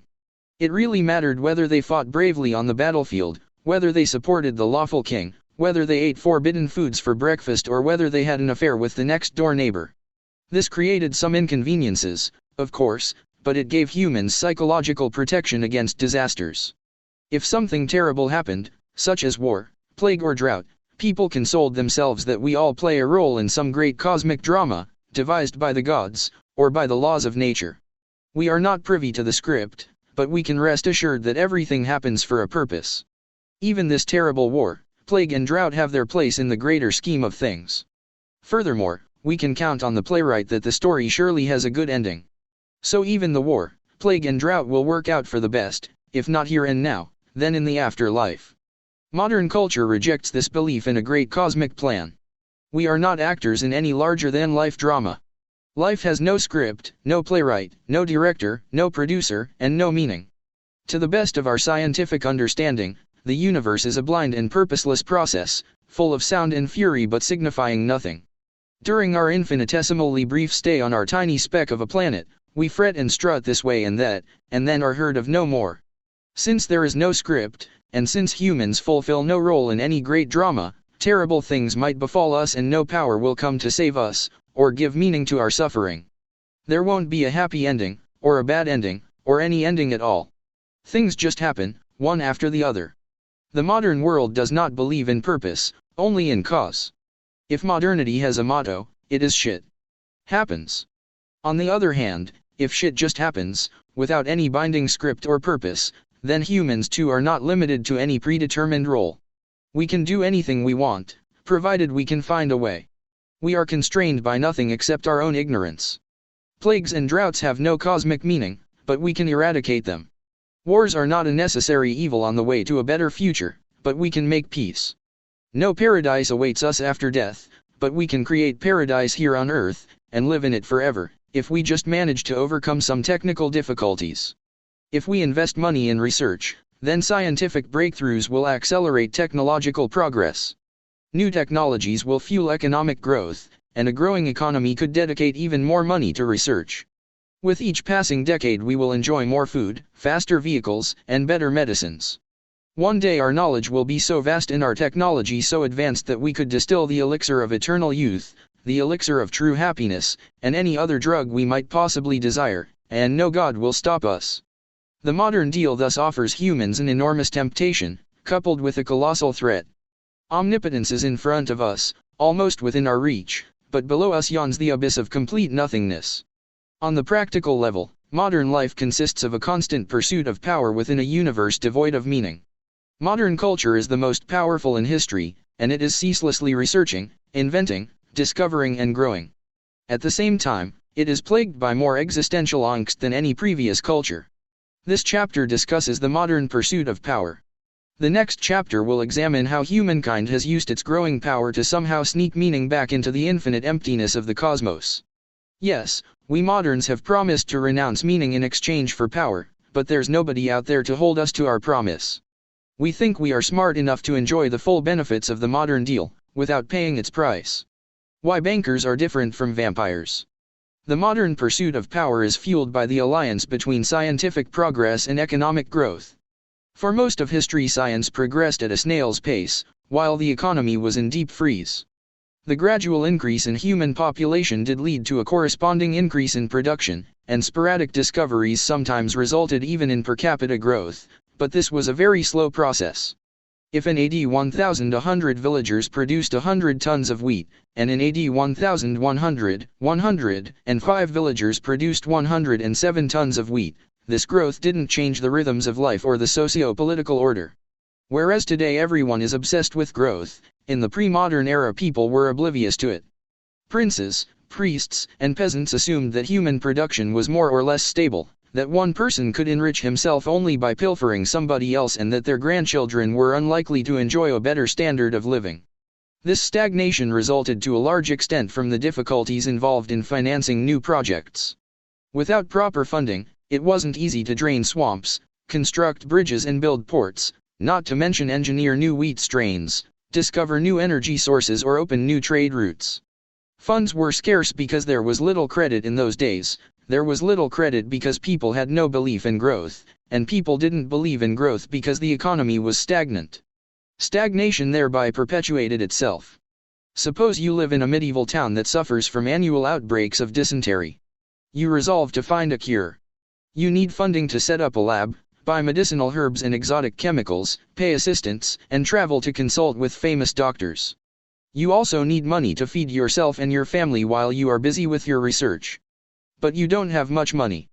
You can approach the local lumberjack, blacksmith, and baker and ask them to fulfill all your needs for a few years, promising that when you finally discover the cure and become rich, you will pay your debts.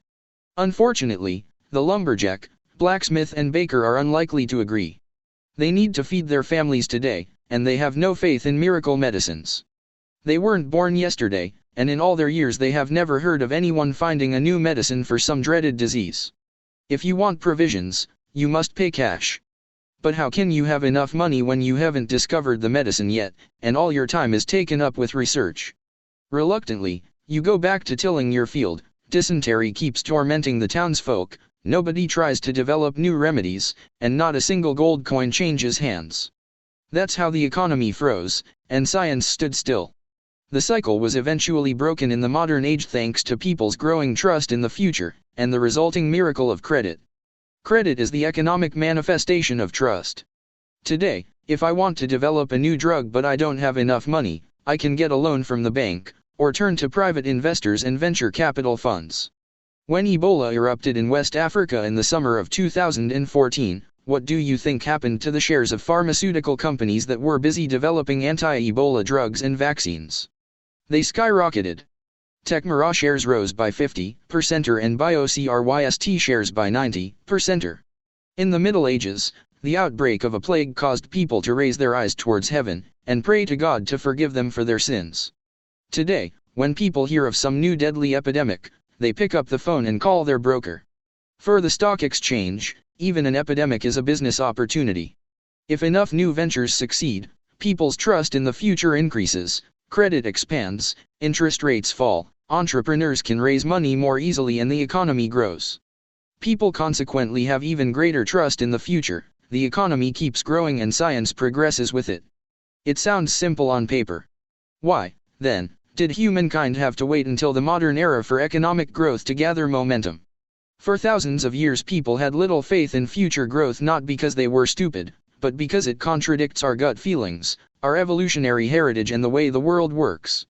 Most natural systems exist in equilibrium, and most survival struggles are a zero-sum game in which one can prosper only at the expense of another. For example, each year roughly the same amount of grass grows in a given valley. The grass supports a population of about 10,000 rabbits, which contains enough slow, dim-witted, or unlucky rabbits to provide prey for 100 foxes. If one fox is very diligent, and captures more rabbits than usual, then another fox will probably starve to death. If all foxes somehow manage to capture more rabbits simultaneously, the rabbit population will crash, and next year many foxes will starve. Even though there are occasional fluctuations in the rabbit market, in the long run the foxes cannot expect to hunt, say, 3% or more rabbits per year than the preceding year. Of course, some ecological realities are more complex, and not all survival struggles are zero-sum games. Many animals cooperate effectively, and a few even give loans. The most famous lenders in nature are vampire bats. These vampires congregate in their thousands inside caves, and every night they fly out to look for prey. When they find a sleeping bird or a careless mammal, they make a small incision in its skin, and suck its blood. Not all bats find a victim every night. In order to cope with the uncertainty of their life, the vampires loan blood to each other. A vampire that fails to find prey will come home and ask for some stolen blood from a more fortunate friend.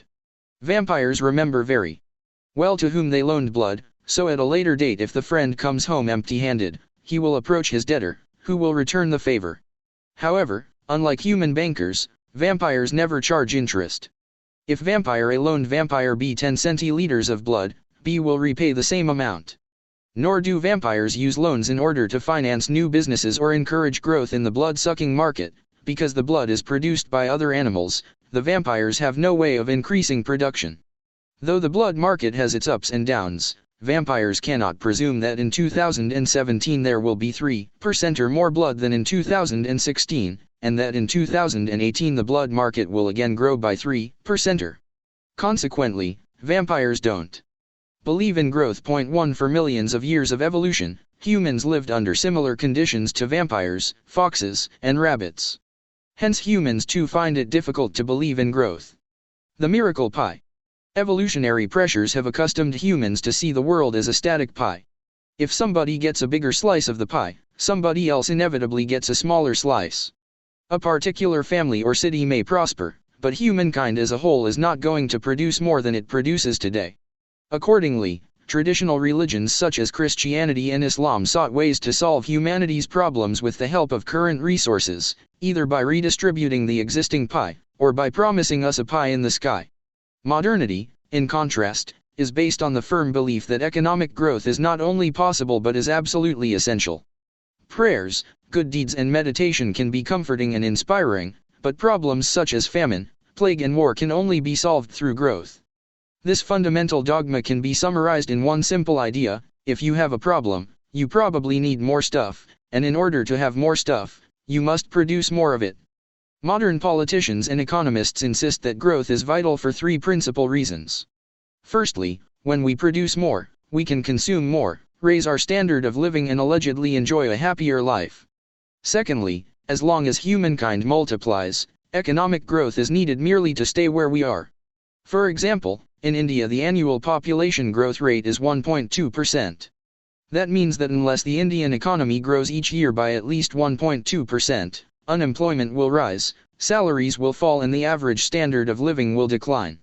Thirdly, even if Indians stop multiplying, and even if the Indian middle class can be satisfied with its present standard of living, what should India do about its hundreds of millions of poverty-stricken citizens?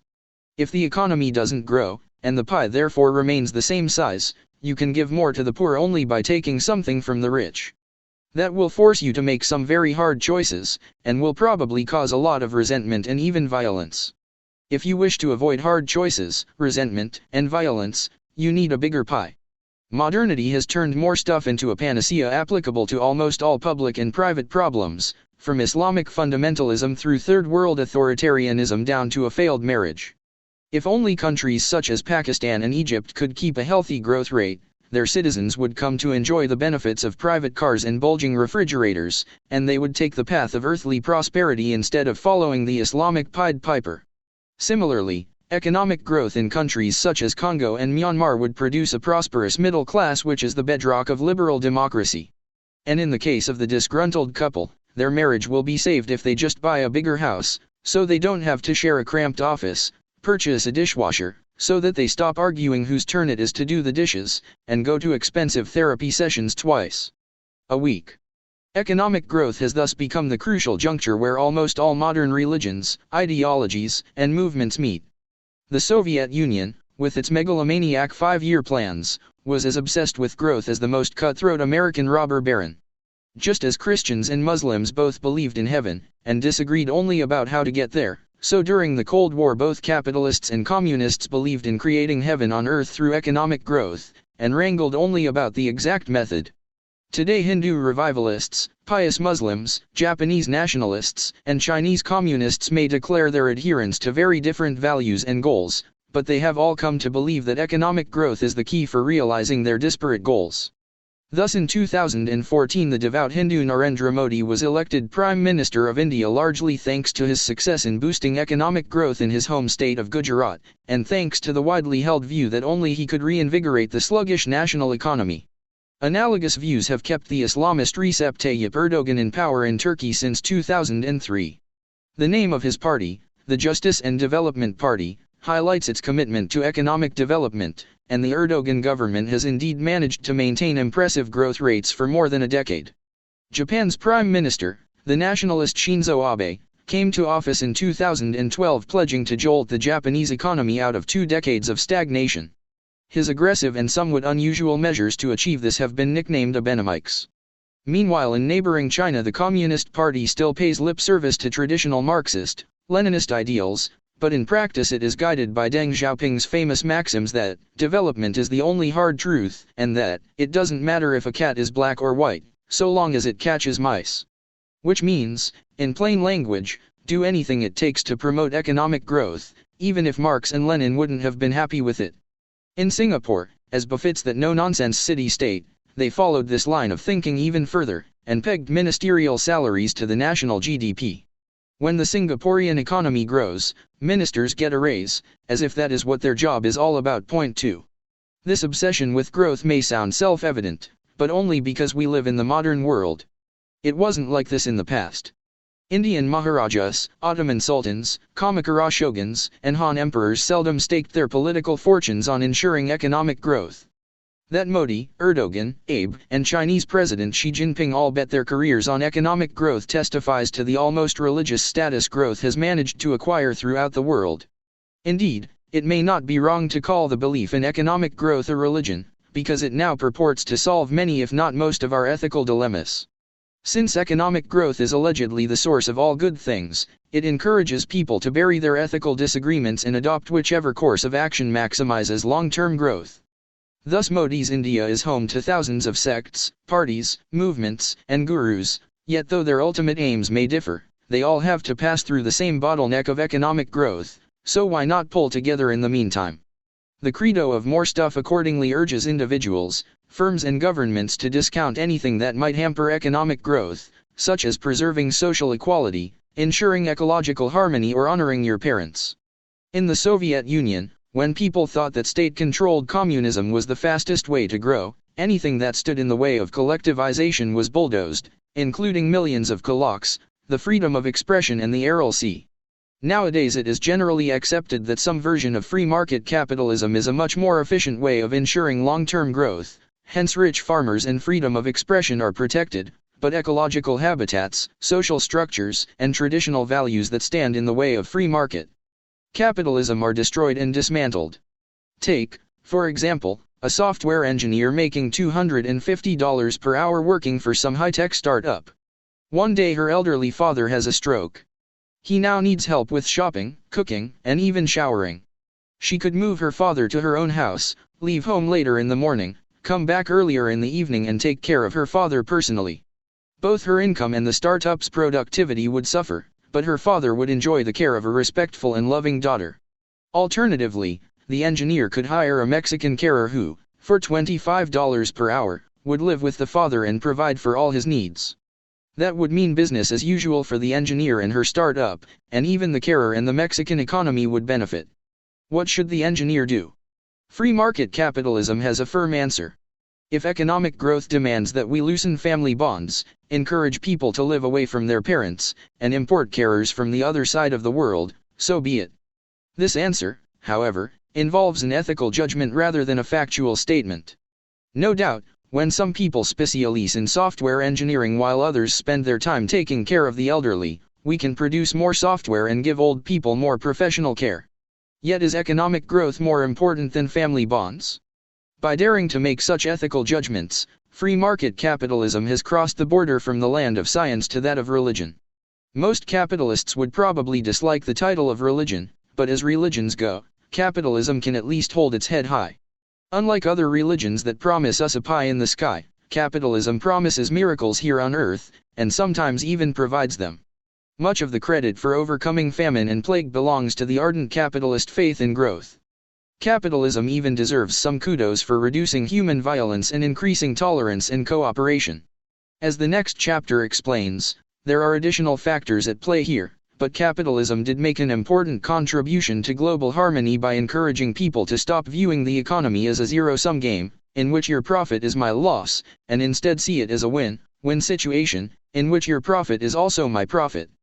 This has probably helped global harmony far more than centuries of Christian preaching about loving your neighbor and turning the other cheek. From its belief in the supreme value of growth, capitalism deduces its number one commandment: thou shalt invest thy profits in increasing growth. For most of history, princes and priests wasted their profits on flamboyant carnivals, sumptuous palaces, and unnecessary wars. Alternatively, they put gold coins in an iron chest, sealed it and buried it in a dungeon. Today, devout capitalists use their profits to hire new employees, enlarge the factory or develop a new product. If they don't know how to do it themselves, they give their money to somebody who does, such as bankers and venture capitalists. The latter lend the money to various entrepreneurs. Farmers take loans to plant new wheat fields, contractors build new houses, energy corporations explore new oil fields, and arms factories develop new weapons. The profits from all these activities enable the entrepreneurs to repay the loans with interest. We now have not only more wheat, houses, oil, and weapons, but also more money, which the banks and funds can again lend. This wheel will never stop, at least not according to capitalism. We will never reach a moment when capitalism says, "That's it. You have grown enough. You can now take it easy." If you want to know why the capitalist wheel is unlikely ever to stop, talk for an hour with a friend who has just earned $100,000 and wonders what to do with it. The banks offer such low interest rates, he would complain. I don't want to put my money in a savings account that pays hardly 0.5% a year. You can make perhaps 2% in government bonds. My cousin Richie bought a flat in Seattle last year, and he has already made 20% on his investment. Maybe I should go into real estate too, but everybody is saying there's a new real estate bubble. So what do you think about the stock exchange? A friend told me the best deal these days is to buy an ETF that follows emerging economies, like Brazil or China. As he stops for a moment to breathe, you ask, well, why not just be satisfied with your $100,000? He will explain to you better than I can why capitalism will never stop. This lesson is hammered home even to children and teenagers through ubiquitous capitalist games. Pre-modern games such as chess assumed a stagnant economy. You begin a game of chess with 16 pieces, and you never finish a game with more. In rare cases a pawn may be transformed into a queen, but you cannot produce new pawns, nor can you upgrade your knights into tanks. So chess players never have to think about investment. In contrast, many modern board games and computer games revolve around investment and growth. Particularly telling are civilization-style strategy games, such as Minecraft, The Settlers of Catan or Sid Meier's Civilization. The game may be set in the Middle Ages, in the Stone Age or in some imaginary fairyland, but the principles always remain the same, and they are always capitalist. Your aim is to establish a city, a kingdom, or maybe an entire civilization.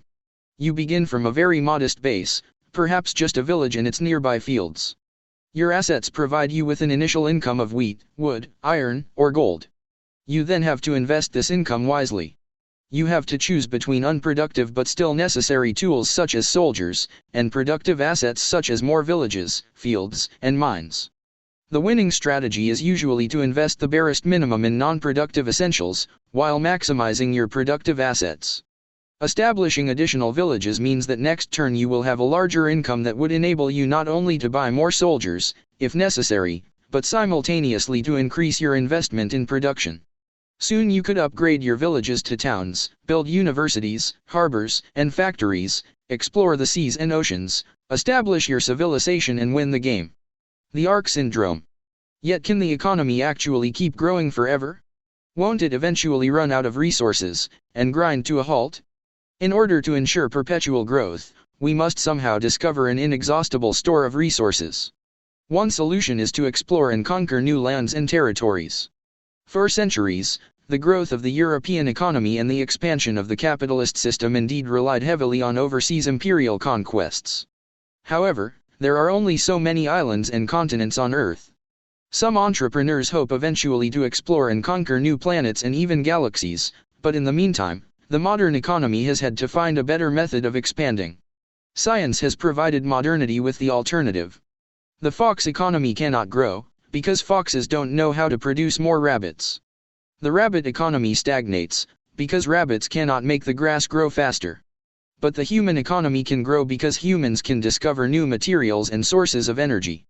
The traditional view of the world as a pie of a fixed size presupposes there are only two kinds of resources in the world, raw materials and energy. But in truth, there are three kinds of resources: raw materials, energy, and knowledge. Raw materials and energy are exhaustible. The more you use, the less you have. Knowledge, in contrast, is a growing resource. The more you use, the more you have. Indeed, when you increase your stock of knowledge, it can give you more raw materials and energy as well. If I invest $100 million searching for oil in Alaska and I find it, then I now have more oil, but my grandchildren will have less of it. In contrast, if I invest $100 million researching solar energy, and I find a new and more efficient way of harnessing it, then both I and my grandchildren will have more energy.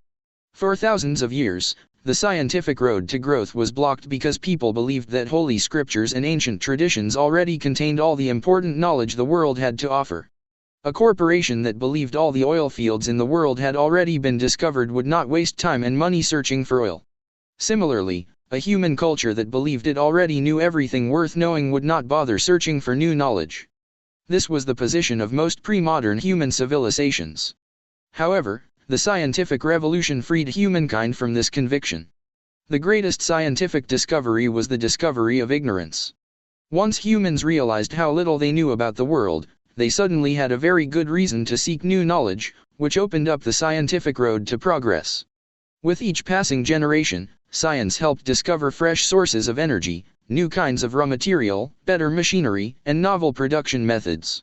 Consequently, in 2016 humankind commands far more energy and raw materials than ever before, and production skyrockets. Inventions such as the steam engine, the internal combustion engine and the computer have created whole new industries from scratch. As we look 20 years to the future, we confidently expect to produce and consume far more in 2036 than we do today. We trust nanotechnology, genetic engineering, and artificial intelligence to revolutionize production yet again, and to open whole new sections in our ever-expanding supermarkets. We therefore have a good chance of overcoming the problem of resource scarcity. The real nemesis of the modern economy is ecological collapse. Both scientific progress and economic growth take place within a brittle biosphere, and as they gather steam, so the shock waves destabilize the ecology. In order to provide every person in the world with the same standard of living as affluent Americans, we would need a few more planets, but we only have this one.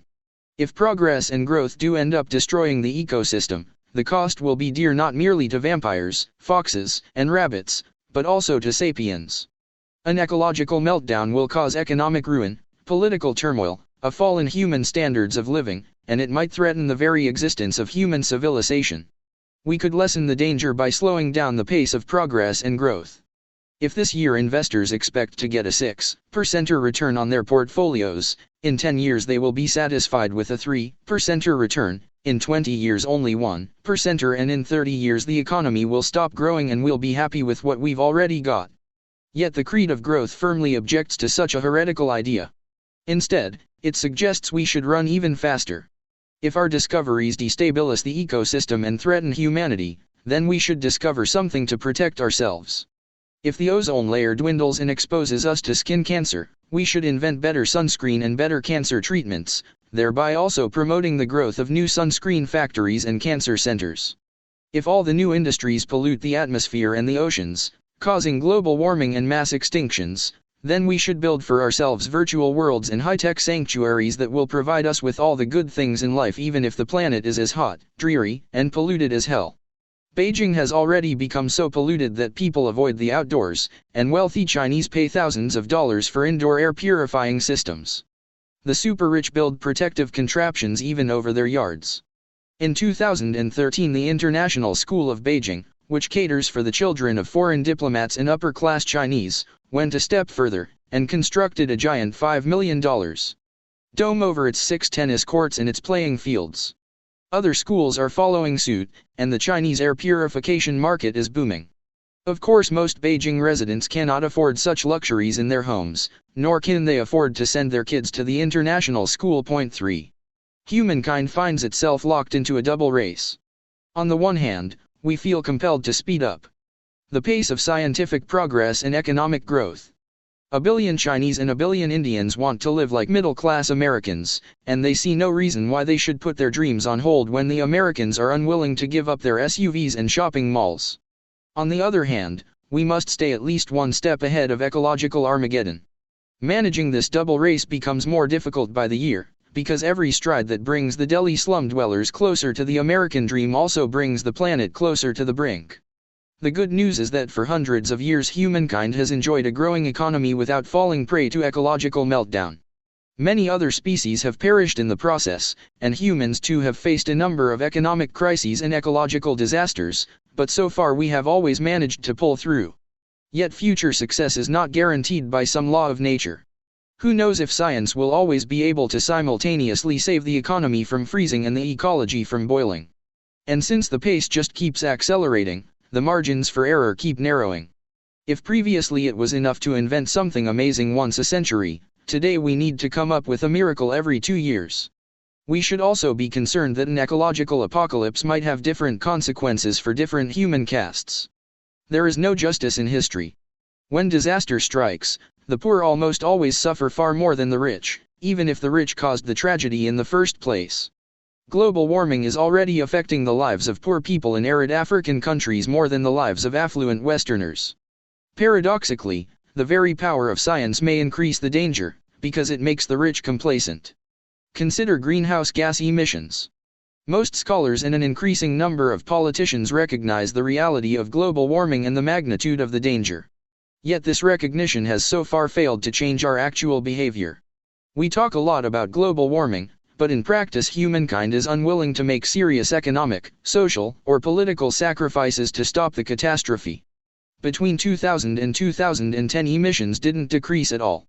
On the contrary, they increased at an annual rate of 2.2%, compared with an annual increase rate of 1.3% between 1970 and 2000.4. The 1997 Kyoto Protocol on reduction of greenhouse gas emissions aimed merely to slow down global warming rather than stop it, yet the world's #1 polluter, the United States, refused to ratify it, and has made no attempt to significantly reduce its emissions, for fear of slowing down its economic growth. 5. In December 2015 more ambitious targets were set in the Paris Agreement, which calls for limiting average temperature increase to 1.5 degrees above pre-industrial levels. But many of the painful steps necessary to reach this aim have conveniently been postponed to after 2030, or even to the second half of the 21st century, effectively passing the hot potato to the next generation. Current administrations would be able to reap immediate political benefits from looking green, while the heavy political price of reducing emissions, and slowing growth, is bequeathed to future administrations. Even so, at the time of writing, January 2016, it is far from certain that the USA and other leading polluters will ratify the Paris Agreement. Too many politicians and voters believe that as long as the economy grows, scientists and engineers could always save us from doomsday. When it comes to climate change, many growth true believers do not just hope for miracles, they take it for granted that the miracles will happen. How rational is it to risk the future of humankind on the assumption that future scientists will make some unknown discoveries? Most of the presidents, ministers, and CEOs who run the world are very rational people. Why are they willing to take such a gamble? Maybe because they don't think they are gambling on their own personal future. Even if bad comes to worse and science cannot hold off the deluge, engineers could still build a high-tech Noah's Ark for the upper caste, while leaving billions of others to drown. The belief in this high-tech ark is currently one of the biggest threats to the future of humankind and of the entire ecosystem. People who believe in the high-tech ark should not be put in charge of the global ecology, for the same reason that people who believe in a heavenly afterlife should not be given nuclear weapons. And what about the poor? Why aren't they protesting? If and when the deluge comes, they will bear the full cost of it. However, they will also be the first to bear the cost of economic stagnation. In a capitalist world, the lives of the poor improve only when the economy grows. Hence they are unlikely to support any steps to reduce future ecological threats that are based on slowing down present-day economic growth. Protecting the environment is a very nice idea, but those who cannot pay their rent are worried about their overdraft far more than about melting ice caps. The rat race. Even if we go on running fast enough and manage to fend off both economic collapse and ecological meltdown, the race itself creates huge problems. On the individual level, it results in high levels of stress and tension. After centuries of economic growth and scientific progress, life should have become calm and peaceful, at least in the most advanced countries. If our ancestors knew what tools and resources stand ready at our command, they would have surmised we must be enjoying celestial tranquility, free of all cares and worries. The truth is very different. Despite all our achievements, we feel a constant pressure to do and produce even more. We blame ourselves, our boss, the mortgage, the government, the school system. But it's not really their fault. It's the modern deal, which we have all signed up to on the day we were born. In the pre-modern world, people were akin to lowly clerks in a socialist bureaucracy. They punched their card, and then waited for somebody else to do something. In the modern world, we humans run the business. So we are under constant pressure day and night. On the collective level, the race manifests itself in ceaseless upheavals. Whereas previously social and political systems endured for centuries, today every generation destroys the old world and builds a new one in its place. As the Communist Manifesto brilliantly put it, the modern world positively requires uncertainty and disturbance. All fixed relations and ancient prejudices are swept away, and new structures become antiquated before they can ossify. All that is solid melts into air. It isn't easy to live in such a chaotic world, and it is even harder to govern it. Hence modernity needs to work hard to ensure that neither human individuals nor the human collective will try to retire from the race, despite all the tension and chaos it creates. For that purpose, modernity upholds growth as a supreme value for whose sake we should make every sacrifice and risk every danger. On the collective level, governments, firms and organizations are encouraged to measure their success in terms of growth, and to fear equilibrium as if it were the devil. On the individual level, we are inspired to constantly increase our income and our standard of living. Even if you are quite satisfied with your current conditions, you should strive for more. Yesterday's luxuries become today's necessities. If once you could live well in a 3-bedroom apartment with 1 car and a single desktop, today you need a 5-bedroom house with 2 cars and a host of iPods, tablets, and smartphones. It wasn't very hard to convince individuals to want more. Greed comes easily to humans. The big problem was to convince collective institutions such as states and churches to go along with the new ideal. For millennia, societies strove to curb individual desires and bring them into some kind of balance. It was well known that people wanted more and more for themselves, but when the pie was of a fixed size, social harmony depended on restraint. Avarice was bad. Modernity turned the world upside down. It convinced human collectives that equilibrium is far more frightening than chaos, and because avarice fuels growth, it is a force for good. Modernity accordingly inspired people to want more, and dismantled the age-old disciplines that curbed greed. The resulting anxieties were assuaged to a large extent by free market capitalism, which is one reason why this particular ideology has become so popular. Capitalist thinkers repeatedly calm us, "Don't worry, it will be okay. Provided the economy grows, the invisible hand of the market will take care of everything else." Capitalism has thus sanctified a voracious and chaotic system that grows by leaps and bounds, without anyone understanding what is happening and where we are rushing. Communism, which also believed in growth, thought it could prevent chaos and orchestrate growth through state planning. After initial successes, it eventually fell far behind the messy free market. Cavalcade. Bashing free market capitalism is high on the intellectual agenda nowadays. Since capitalism dominates our world, we should indeed make every effort to understand its shortcomings, before they cause apocalyptic catastrophes. Yet criticizing capitalism should not blind us to its advantages and attainments.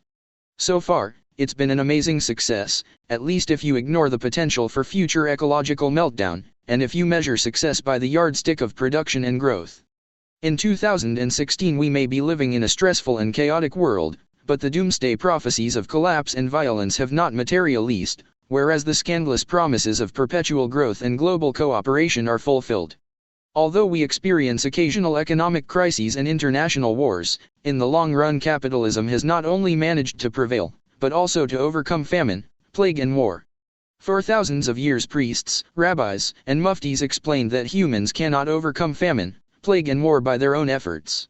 Then along came the bankers, investors, and industrialists, and within 200 years managed to do exactly that. So the modern deal promised us unprecedented power, and the promise has been kept. Now what about the price? In exchange for power, the modern deal expects us to give up meaning. How did humans handle this chilling demand? Complying with it could easily have resulted in a dark world, devoid of ethics, aesthetics, and compassion. Yet the fact remains that humankind is today not only far more powerful than ever, it is also far more peaceful and cooperative. How did humans manage that? How did morality, beauty, and even compassion survive and flourish in a world devoid of gods, of heaven and of hell? Capitalists are, again, quick to give all the credit to the invisible hand of the market. Yet the market's hand is blind as well as invisible, and by itself could never have saved human society. Indeed, not even a country fair can maintain itself without the helping hand of some god, king, or church. If everything is for sale, including the courts and the police, trust evaporates, credit vanishes and business withers. 6 What, then, rescued modern society from collapse? Humankind was salvaged.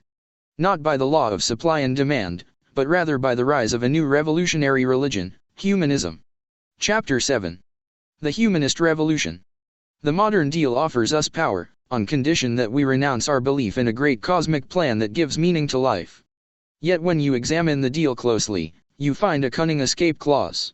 If humans somehow manage to find meaning without deriving it from a great cosmic plan, this is not considered a breach of contract. This escape clause has been the salvation of modern society, for it is impossible to sustain order without meaning. The great political, artistic, and religious project of modernity has been to find a meaning to life that is not rooted in some great cosmic plan. We are not actors in a divine drama, and nobody cares about us and our deeds, so nobody sets limits to our power, but we are still convinced our lives have meaning. As of 2016, humankind indeed manages to hold the stick at both ends. Not only do we possess far more power than ever before, but against all expectations, God's death did not lead to social collapse. Throughout history, prophets and philosophers have argued that if humans stopped believing in a great cosmic plan, all law and order would vanish. Yet today, those who pose the greatest threat to global law and order are precisely those people who continue to believe in God and His all-encompassing plans. God-fearing Syria is a far more violent place than the atheist Netherlands. If there is no cosmic plan, and we are not committed to any divine or natural laws, what prevents social collapse? How come you can travel for thousands of kilometers, from Amsterdam to Bucharest or from New Orleans to Montreal, without being kidnapped by slave traders, ambushed by outlaws or killed by feuding tribes? Look inside. The antidote to a meaningless and lawless existence was provided by humanism, a revolutionary new creed that conquered the world during the last few centuries. The humanist religion worships humanity, and expects humanity to play the part that God played in Christianity and Islam, and that the laws of nature played in Buddhism and Taoism. Whereas traditionally the great cosmic plan gave meaning to the life of humans, humanism reverses the roles, and expects the experiences of humans to give meaning to the great cosmos. According to humanism, humans must draw from within their inner experiences not only the meaning of their own lives, but also the meaning of the entire universe. This is the primary commandment humanism has given us: create meaning for a meaningless world. Accordingly, the central religious revolution of modernity was not losing faith in God, rather, it was gaining faith in humanity. It took centuries of hard work. Thinkers wrote pamphlets, artists composed poems and symphonies, politicians struck deals, and together they convinced humanity that it can imbue the universe with meaning. To grasp the depth and implications of the humanist revolution, consider how modern European culture differs from medieval European culture. People in London, Paris, or Toledo in 1300 did not believe that humans could determine by themselves what is good and what is evil, what is right and what is wrong, what is beautiful and what is ugly. Only God could create and define goodness, righteousness, and beauty. Although humans were viewed as enjoying unique abilities and opportunities, they were also seen as ignorant and corruptible beings. Without external supervision and guidance, humans could never understand the eternal truth, and would instead be drawn to fleeting sensual pleasures and worldly delusions. In addition, medieval thinkers pointed out that humans are mortal, and their opinions and feelings are as fickle as the wind. Today I love something with all my heart, tomorrow I am disgusted by it, and next week I am dead and buried. Hence any meaning that depends on human opinion is necessarily fragile and ephemeral. Absolute truths, and the meaning of life and of the universe, must therefore be based on some eternal law emanating from a superhuman source. This view made God the supreme source not only of meaning, but also of authority. Meaning and authority always go hand in hand. Whoever determines the meaning of our actions, whether they are good or evil, right or wrong, beautiful or ugly, also gains the authority to tell us what to think and how to behave. God's role as the source of meaning and authority was not just a philosophical theory. It affected every facet of daily life. Suppose that in 1300, in some small English town, a married woman took a fancy to the next-door neighbor and had sex with him. As she sneaked back home, hiding a smile and straightening her dress, her mind began to race. What was that all about? Why did I do it? Was it good or bad? What does it imply about me? Should I do it again? In order to answer such questions, the woman was supposed to go to the local priest, confess and ask the Holy Father for guidance. The priest was well versed in scriptures, and these sacred texts revealed to him exactly what God thought about adultery. Based on the eternal word of God, the priest could determine beyond all doubt that the woman had committed a mortal sin, that if she doesn't make amends she will end up in hell, and that she ought to repent immediately, donate 10 gold coins to the coming crusade, avoid eating meat for the next 6 months and make a pilgrimage to the tomb of St. Thomas à Becket at Canterbury. And it goes without saying that she must never repeat her awful sin. Today things are very different. For centuries humanism has been convincing us that we are the ultimate source of meaning, and that our free will is therefore the highest authority of all. Instead of waiting for some external entity to tell us what's what, we can rely on our own feelings and desires. From infancy we are bombarded with a barrage of humanist slogans counseling us: listen to yourself, follow your heart, be true to yourself, trust yourself, do what feels good. Jean-Jacques Rousseau summed it all up in his novel Émile, the 18th century Bible of feeling. Rousseau held that when looking for the rules of conduct in life, he found them in the depths of my heart, traced by nature in characters which nothing can efface. I need only consult myself with regard to what I wish to do. What I feel to be good is good, what I feel to be bad is bad one. Accordingly, when a modern woman wants to understand the meaning of an affair she is having, she is far less prone to blindly accept the judgments of a priest or an ancient book. Instead, she will carefully examine her feelings. If her feelings aren't very clear, she will call a good friend, meet for coffee and pour out her heart. If things are still vague, she will go to her therapist, and tell him all about it. Theoretically, the modern therapist occupies the same place as the medieval priest, and it is an overworked cliché to compare the two professions. Yet in practice, a huge chasm separates them. The therapist does not possess a holy book that defines good and evil. When the woman finishes her story, it is highly unlikely that the therapist will burst out, "You wicked woman! You have committed a terrible sin." It is equally unlikely that he will say, "Wonderful! Good for you!" Instead, no matter what the woman may have done and said, the therapist is most likely to ask in a caring voice, "Well, how do you feel about what happened?" True, the therapist's bookshelf sags under the weight of Freud, Jung, and the Diagnostic and Statistical Manual of Mental Disorders, DSM. Yet these are not holy scriptures. The DSM diagnoses the ailments of life, not the meaning of life. Most psychologists believe that only human feelings are authorized to determine the true meaning of our actions. Hence, no matter what the therapist thinks about his patient's affair, and no matter what Freud, Jung, and the DSM think about affairs in general, the therapist should not force his views on the patient. Instead, he should help her examine the most secret chambers of her heart. There and only there will she find the answers. Whereas medieval priests had a hotline to God, and could distinguish for us between good and evil, modern therapists merely help us get in touch with our own inner feelings. This partly explains the changing fortunes of the institution of marriage. In the Middle Ages, marriage was considered a sacrament ordained by God, and God also authorized the father to marry his children according to his wishes and interests. An extramarital affair was accordingly a brazen rebellion against both divine and parental authority. It was a mortal sin, no matter what the lovers felt and thought about it. Today people marry for love, and it is their inner feelings that give value to this bond. Hence, if the very same feelings that once drove you into the arms of one man now drive you into the arms of another, what's wrong with that? If an extramarital affair provides an outlet for emotional and sexual desires that are not satisfied by your spouse of 20 years, and if your new lover is kind, passionate and sensitive to your needs, why not enjoy it? But wait a minute, you might say. We cannot ignore the feelings of the other concerned parties. The woman and her lover might feel wonderful in each other's arms, but if their respective spouses find out, everybody will probably feel awful for quite some time. And if it leads to divorce, their children might carry the emotional scars for decades. Even if the affair is never discovered, hiding it involves a lot of tension, and may lead to growing feelings of alienation and resentment. The most interesting discussions in humanist ethics concern situations like extramarital affairs, when human feelings collide.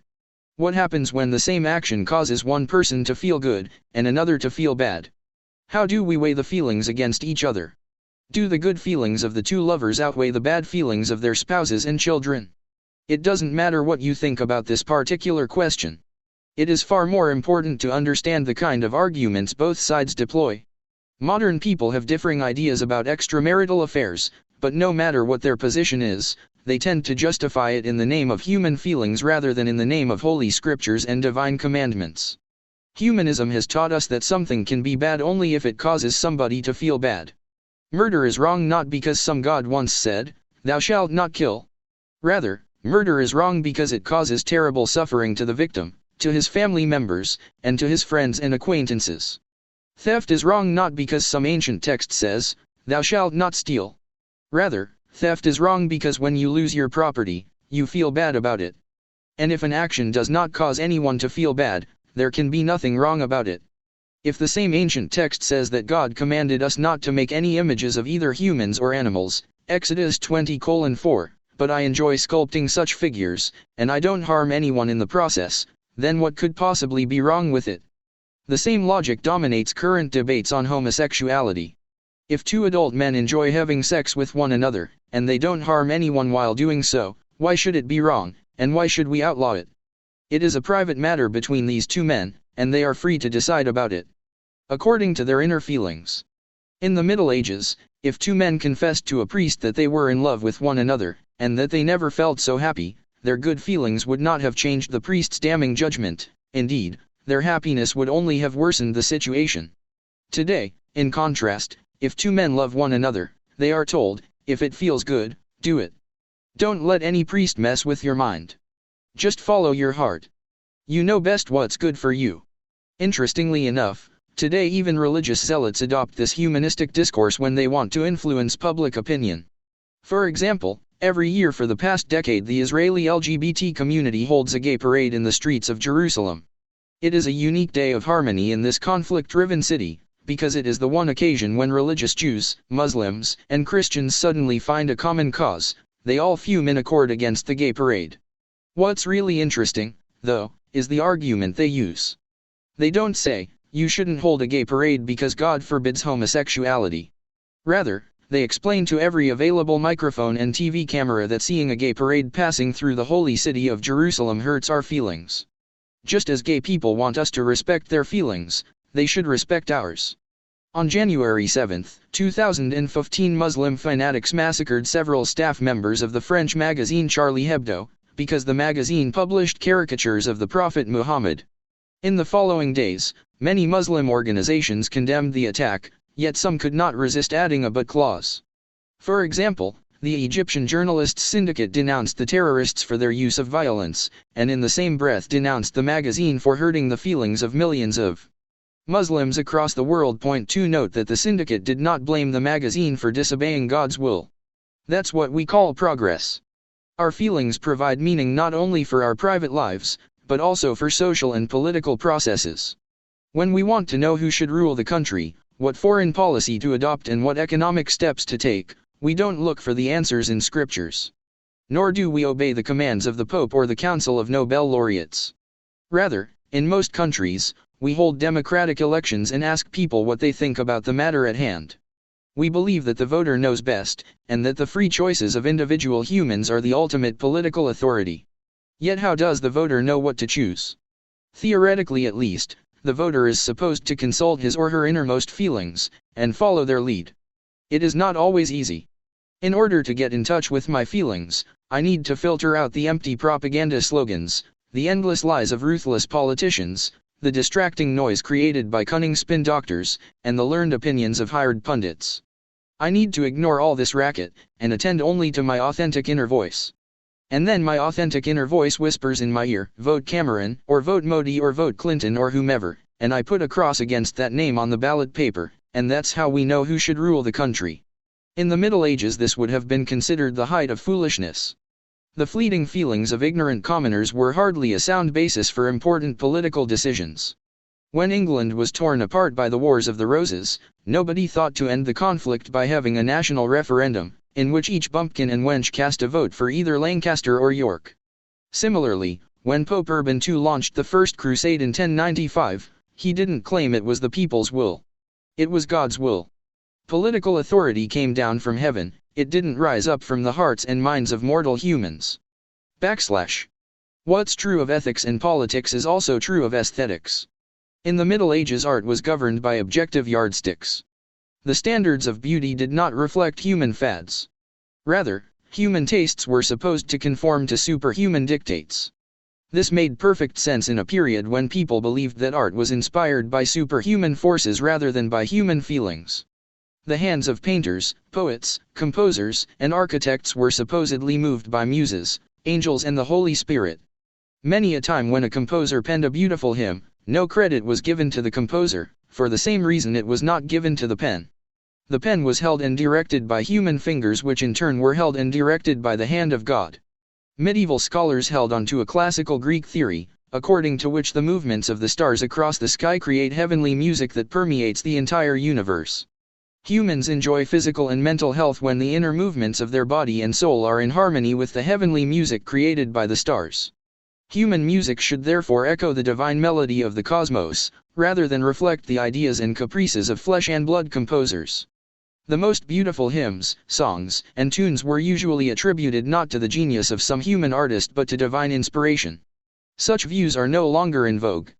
Today humanists believe that the only source for artistic creation and aesthetic value is human feelings. Music is created and judged by our inner voice, which need follow neither the rhythms of the stars nor the commands of muses and angels. For the stars are mute, while muses and angels exist only in our own imagination.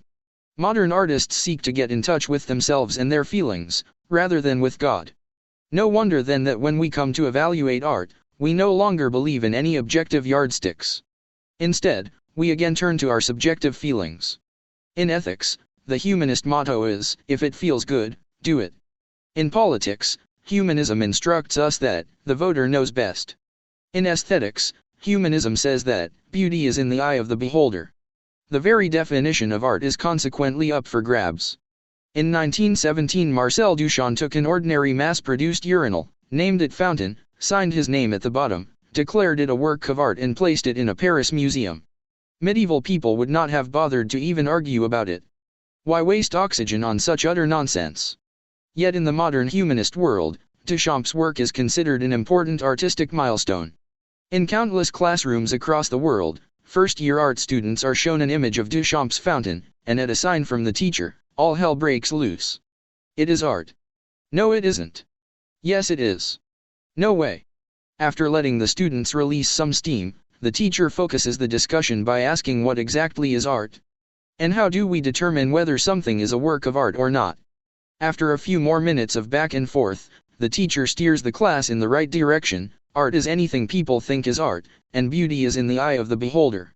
If people think that a urinal is a beautiful work of art, then it is. What higher authority is there that can tell people they are wrong? Today, copies of Duchamp's masterpiece are presented in some of the most important museums in the world, including the San Francisco Museum of Modern Art, the National Gallery of Canada, the Tate Gallery in London and the Pompidou Centre in Paris. The copies are placed in the museum's showrooms, not in the lavatories. Such humanist approaches have had a deep impact on the economic field as well. In the Middle Ages, guilds controlled the production process, leaving little room for the initiative or taste of individual artisans and customers. The Carpenters' Guild determined what was a good chair, the Bakers' Guild defined good bread, and the Meistersinger Guild decided which songs were first class and which were rubbish. Meanwhile, princes and city councils regulated salaries and prices, occasionally forcing people to buy fixed amounts of goods at a non-negotiable price.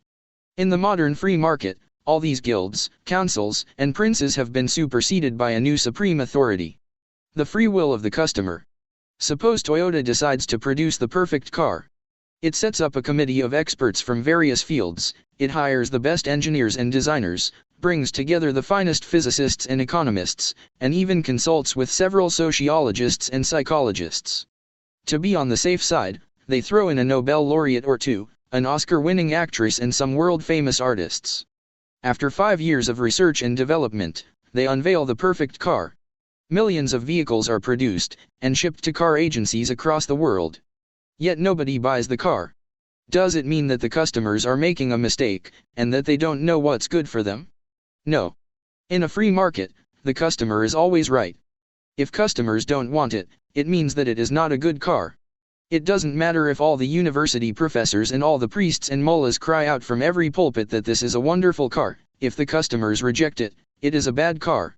Nobody has the authority to tell customers that they are wrong, and heaven forbid that a government would try to force citizens to buy a particular car against their will. What's true of cars is true of all other products. Listen, for example, to Professor Leif Anderson from the University of Uppsala.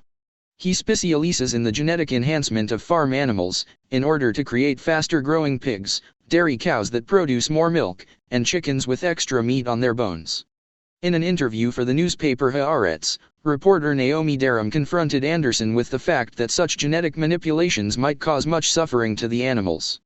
Already today enhanced dairy cows have such heavy udders that they can barely walk, while upgraded chickens cannot even stand up.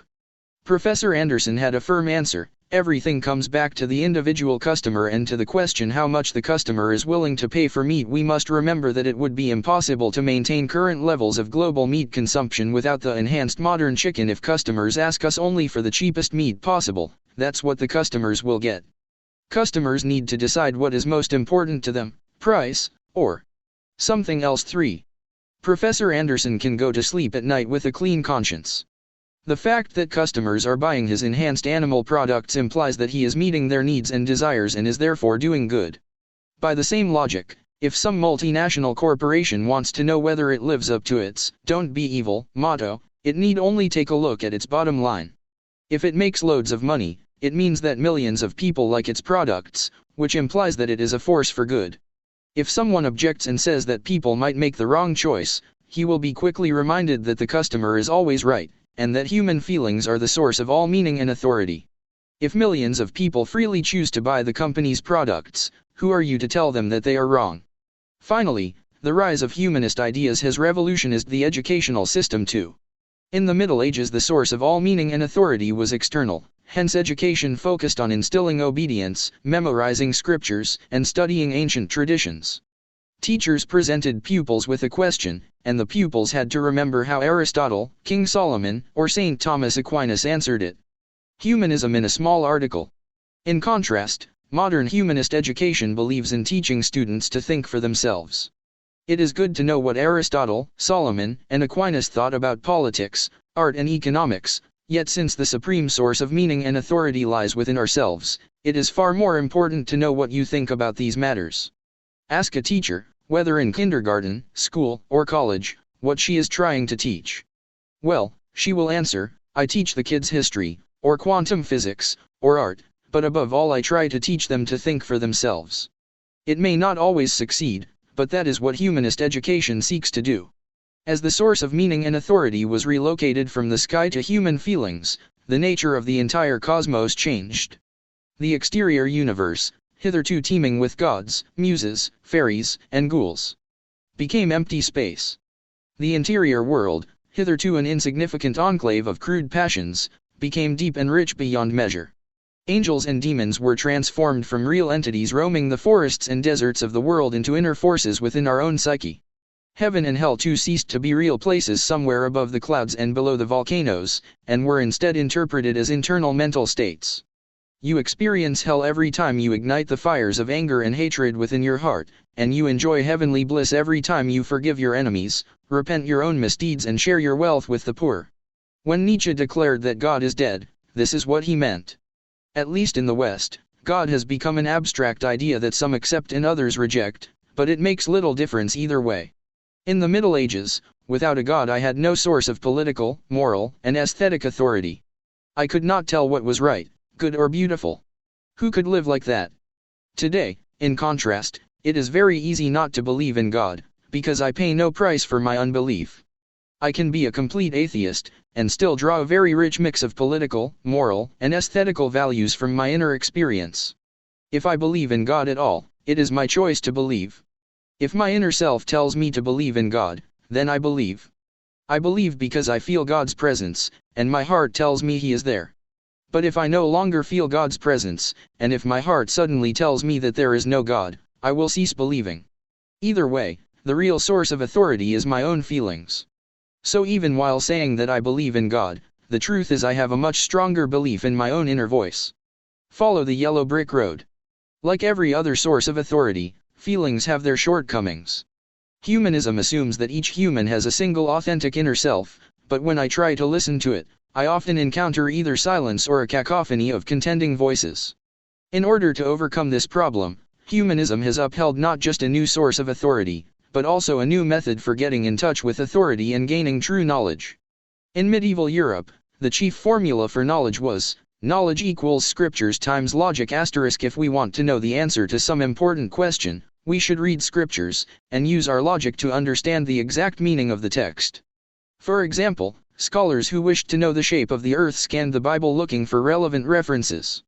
One pointed out that in Job 38:13, it says that God can take hold of the edges of the earth, and the wicked be shaken out of it. This implies, reasoned the pundit, that because the earth has edges of which we can take hold, it must be a flat square. Another sage rejected this interpretation, calling attention to Isaiah 40:22, where it says that God sits enthroned above the circle of the earth. Isn't that proof that the earth is round? In practice, that meant that scholars sought knowledge by spending years in schools and libraries, reading more and more texts, and sharpening their logic so they could understand the texts correctly. The scientific revolution proposed a very different formula for knowledge. Knowledge equals empirical data times mathematics.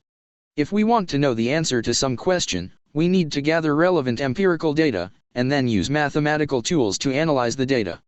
For example, in order to gauge the true shape of the Earth, we can observe the Sun, the Moon, and the planets from various locations across the world. Once we have amassed enough observations, we can use trigonometry to deduce not only the shape of the Earth, but also the structure of the entire solar system. In practice, that means that scientists seek knowledge by spending years in observatories, laboratories, and research expeditions, gathering more and more empirical data, and sharpening their mathematical tools so they could interpret the data correctly. The scientific formula for knowledge led to astounding breakthroughs in astronomy, physics, medicine, and countless other disciplines. But it had one huge drawback: it could not deal with questions of value and meaning. Medieval pundits could determine with absolute certainty that it is wrong to murder and steal, and that the purpose of human life is to do God's bidding, because scriptures said so. Scientists could not come up with such ethical judgments. No amount of data and no mathematical wizardry can prove that it is wrong to murder. Yet human societies cannot survive without such value judgments. One way to overcome this difficulty was to continue using the old medieval formula alongside the new scientific method. When faced with a practical problem, such as determining the shape of the Earth, building a bridge, or curing a disease, we collect empirical data and analyze it mathematically.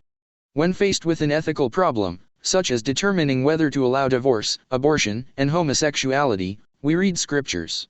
This solution was adopted to some extent by numerous modern societies, from Victorian Britain to 21st century Iran.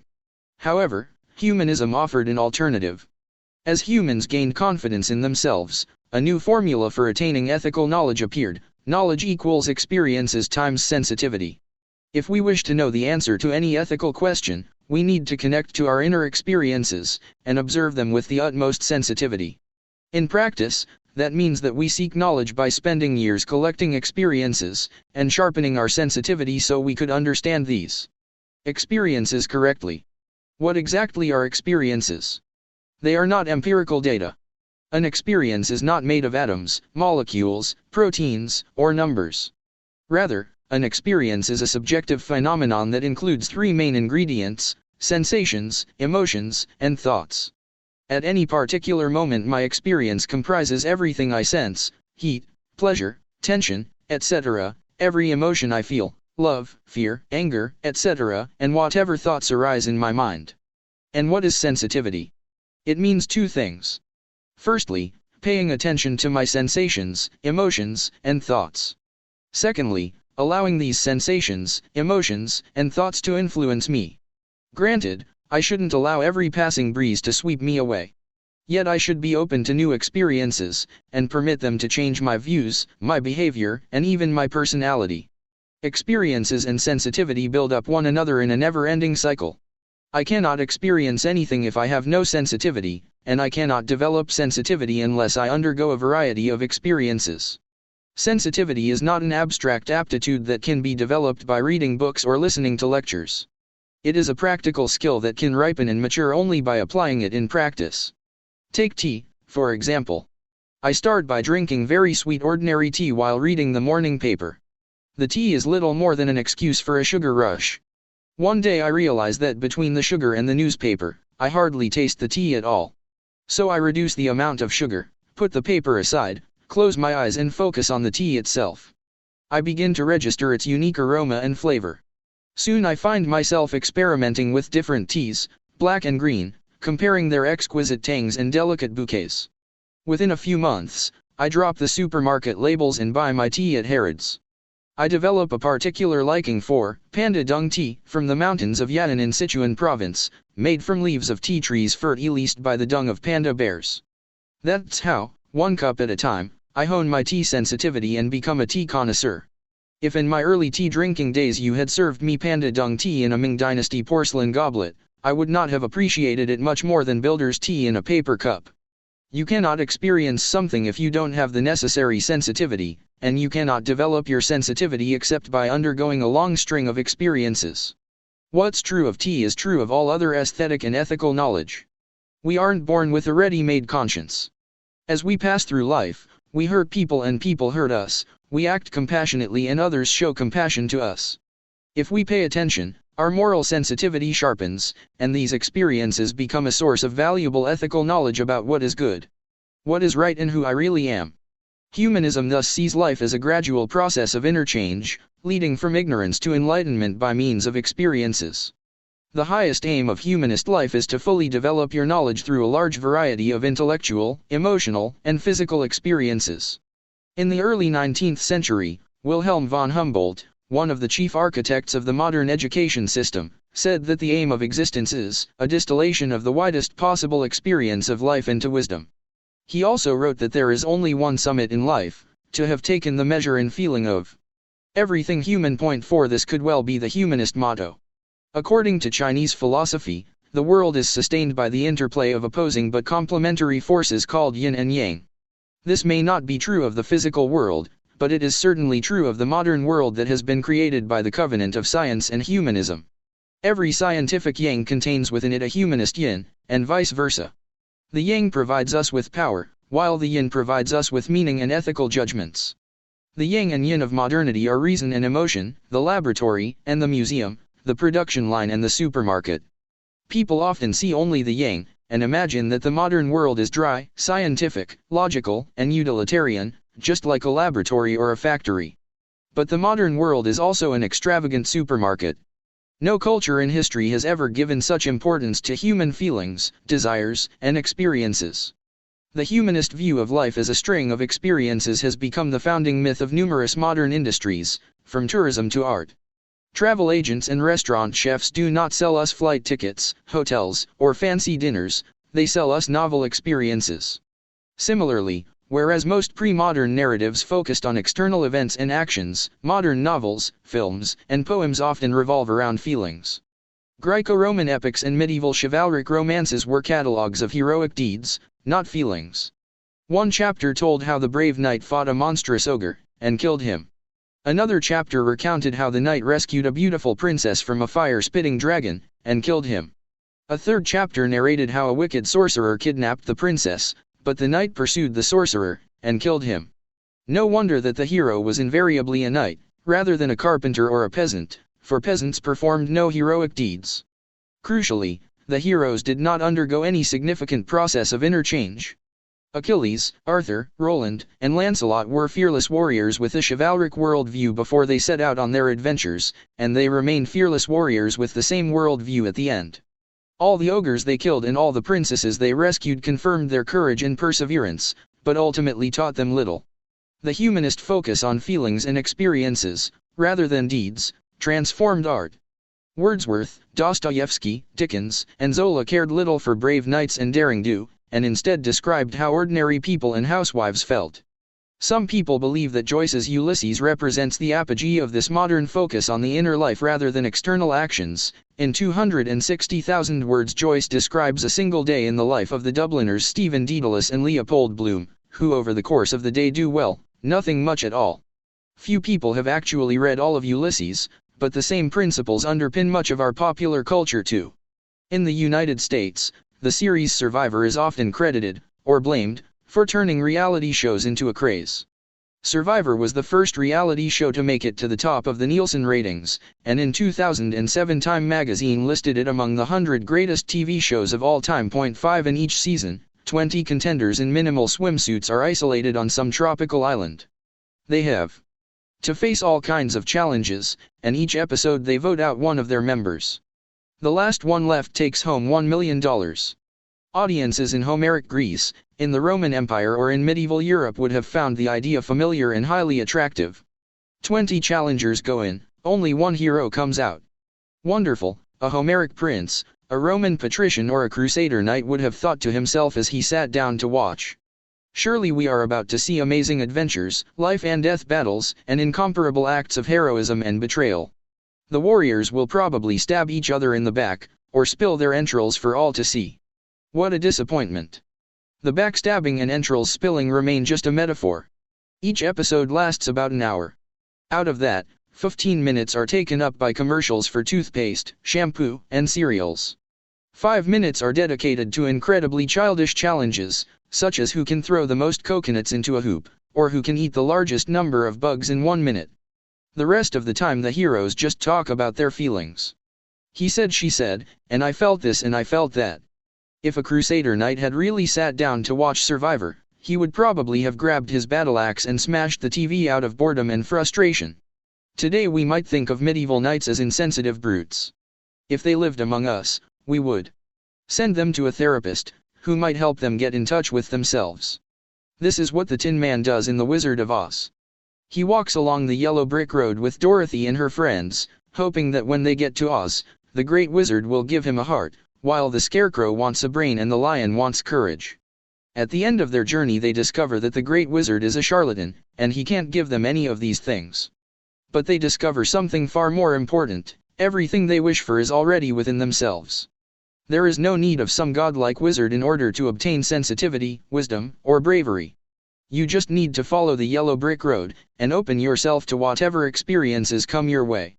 Exactly the same lesson is learned by Captain Kirk and Captain Jean-Luc Picard as they travel the galaxy in the Starship Enterprise, by Huckleberry Finn and Jim as they sail down the Mississippi, by Wyatt and Billy as they ride their Harley-Davidsons in Easy Rider, and by countless other characters in myriad other road movies who leave their hometown in Pennsylvania, or perhaps New South Wales, travel in an old convertible, or perhaps a bus, pass through various life-changing experiences, get in touch with themselves, talk about their feelings, and eventually reach San Francisco, or perhaps Alice Springs, as better and wiser individuals. The truth about war.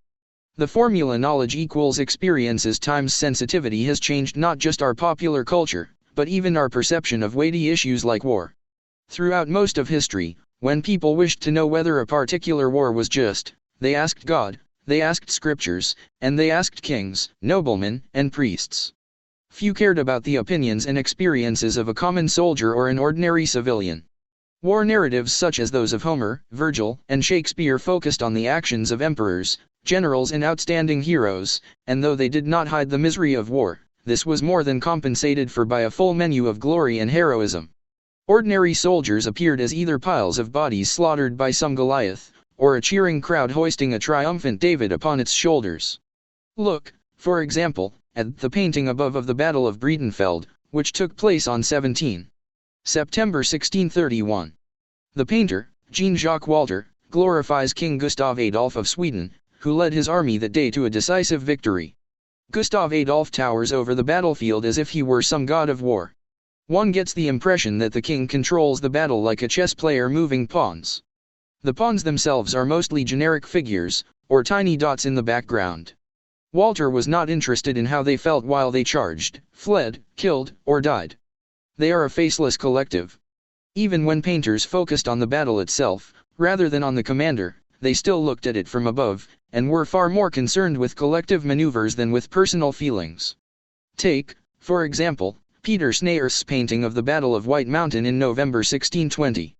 The painting depicts a celebrated Catholic victory in the 30 Years' War over heretical Protestant rebels.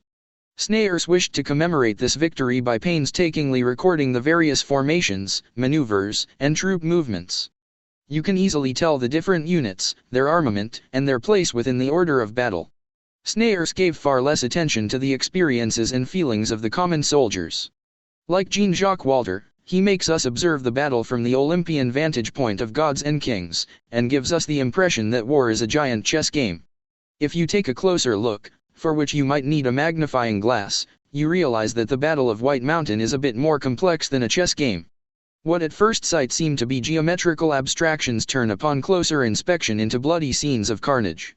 Here and there you can even spot the faces of individual soldiers running or fleeing, firing their guns or impaling an enemy on their pikes. However, these scenes receive their meaning from their place within the overall picture. When we see a cannonball smashing a soldier to bits, we understand it as part of the great Catholic victory. If the soldier is fighting on the Protestant side, his death is a just reward for rebellion and heresy. If the soldier is fighting in the Catholic army, his death is a noble sacrifice for a worthy cause. If we look up, we can see angels hovering high above the battlefield. They are holding a billboard which explains in Latin what happened in this battle, and why it was so important. The message is that God helped Emperor Ferdinand to defeat his enemies on November 8, 1620. For thousands of years, when people looked at war, they saw gods, emperors, generals, and great heroes.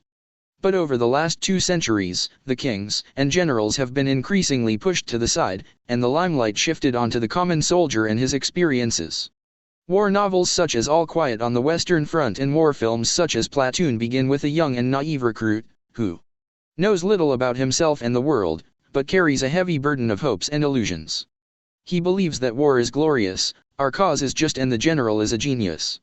A few weeks of real war, of mud and blood and the smell of death, shatter his illusions one after another. If he survives, the naive recruit will leave war as a much wiser man, who no longer believes the cliches and ideals peddled by teachers, filmmakers and eloquent politicians. Paradoxically, this narrative has become so influential that today it is told over and over again even by teachers, filmmakers and eloquent politicians. War is not what you see in the movies, worn Hollywood blockbusters such as Apocalypse Now, Full Metal Jacket and Black Hawk Down. Enshrined in celluloid, prose, or poetry, the feelings of the ordinary grunt have become the ultimate authority on war, which everyone has learned to respect. As the joke goes, how many Vietnam vets does it take to change a light bulb?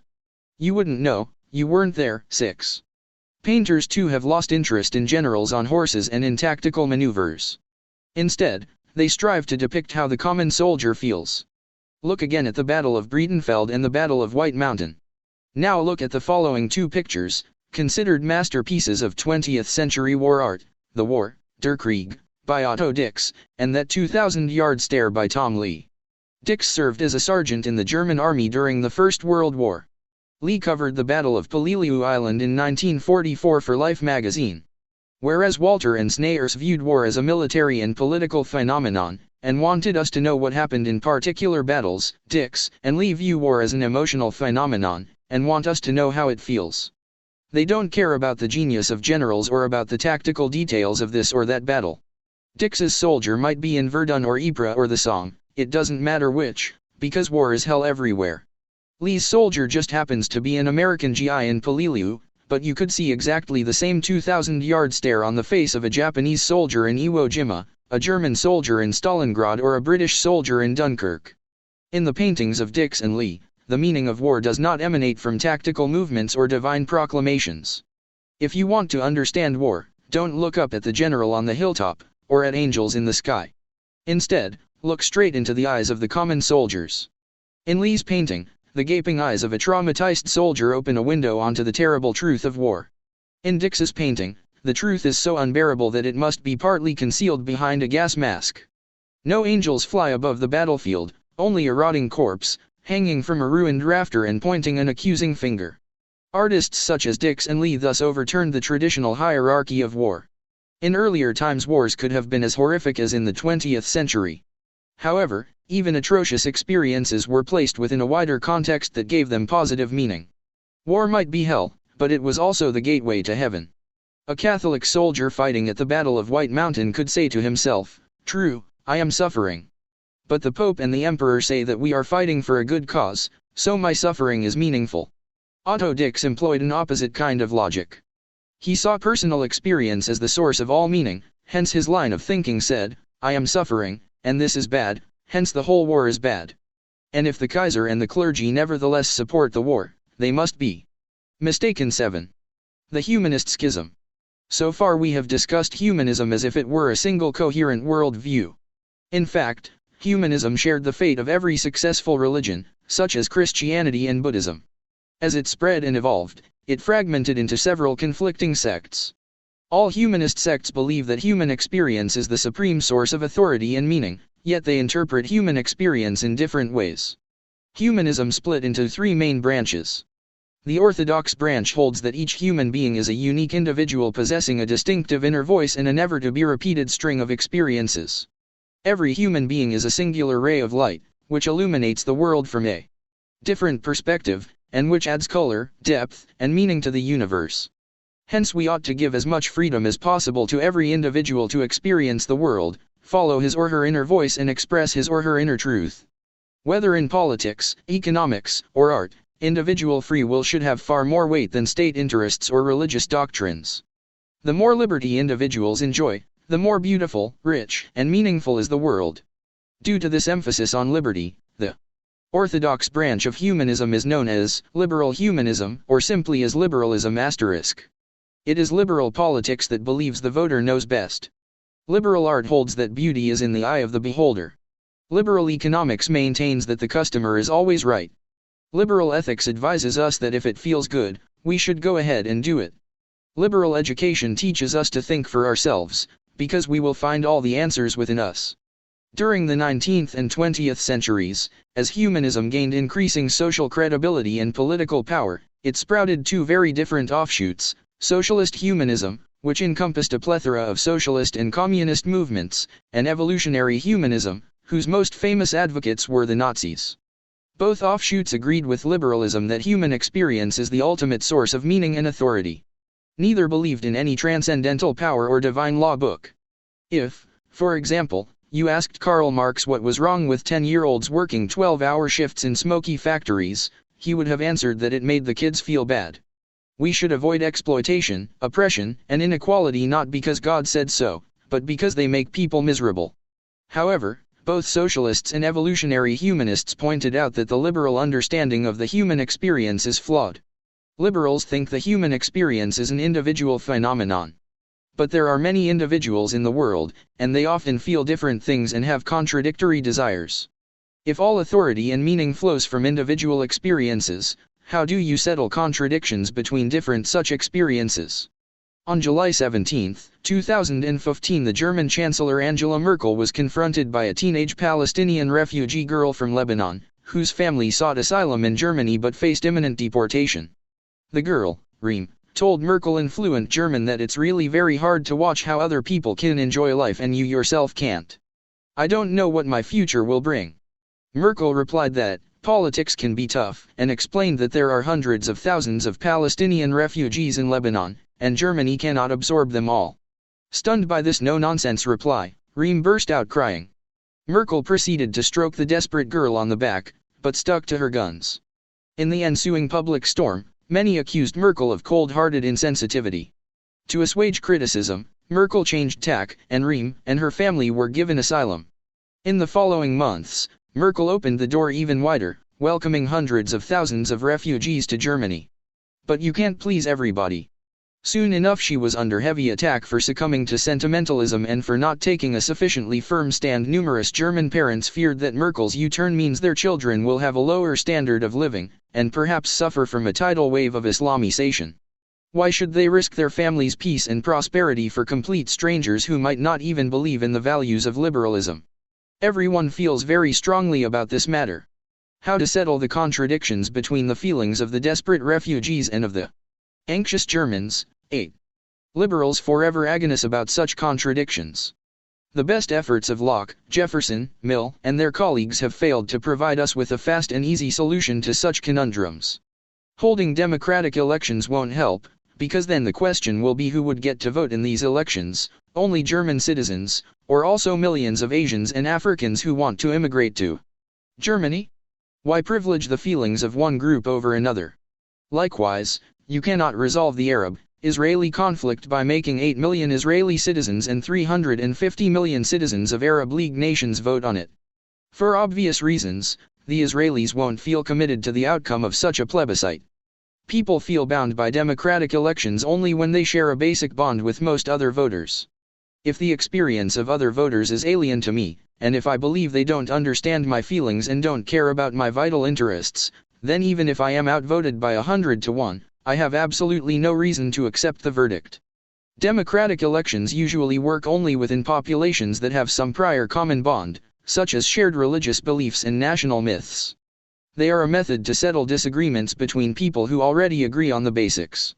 Accordingly, in many cases liberalism has fused with age-old collective identities and tribal feelings to form modern nationalism. Today many associate nationalism with anti-liberal forces, but at least during the 19th century nationalism was closely aligned with liberalism. Liberals celebrate the unique experiences of individual humans. Each human has distinctive feelings, tastes, and quirks, which he or she should be free to express and explore as long as they don't hurt anyone else. Similarly, 19th century nationalists such as Giuseppe Mazzina celebrated the uniqueness of individual nations. They emphasized that many human experiences are communal. You cannot dance the polka by yourself, and you cannot invent and preserve the German language by yourself. Using word, dance, food, and drink, each nation fosters different experiences in its members, and develops its own peculiar sensitivities. Liberal nationalists like Mazzina sought to protect these distinctive national experiences from being oppressed and obliterated by intolerant empires, and envisaged a peaceful community of nations, each free to express and explore its communal feelings without hurting its neighbors. This is still the official ideology of the European Union, whose constitution of 2004 states that Europe is united in diversity and that the different peoples of Europe remain proud of their own national identities. The value of preserving the unique communal experiences of the German nation enables even liberal Germans to oppose opening the floodgates of immigration. Of course, the alliance with nationalism hardly solved all conundrums, while it created a host of new problems. How do you compare the value of communal experiences with that of individual experiences? Does preserving polka, bratwurst, and the German language justify leaving millions of refugees exposed to poverty and even death? And what happens when fundamental conflicts erupt within nations about the very definition of their identity, as happened in Germany in 1933, in the USA in 1861, in Spain in 1936 or in Egypt in 2011? In such cases, holding democratic elections is hardly a cure-all, because the opposing parties have no reason to respect the results. Lastly, as you dance the nationalist polka, a small but momentous step may take you from believing that your nation is different from all other nations to believing that your nation is better. 19th century liberal nationalism required the Habsburg and Tsarist empires to respect the unique experiences of Germans, Italians, Poles, and Slovenes. 20th century ultranationalism proceeded to wage wars of conquest and build concentration camps for people who dance to a different tune. Socialist humanism has taken a very different course.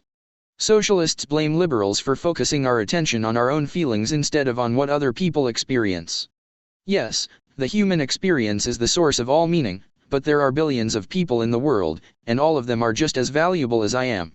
Whereas liberalism turns my gaze inwards, emphasizing my uniqueness and the uniqueness of my nation, socialism demands that I stop obsessing about me and my feelings and instead focus on what others are feeling and about how my actions influence their experiences.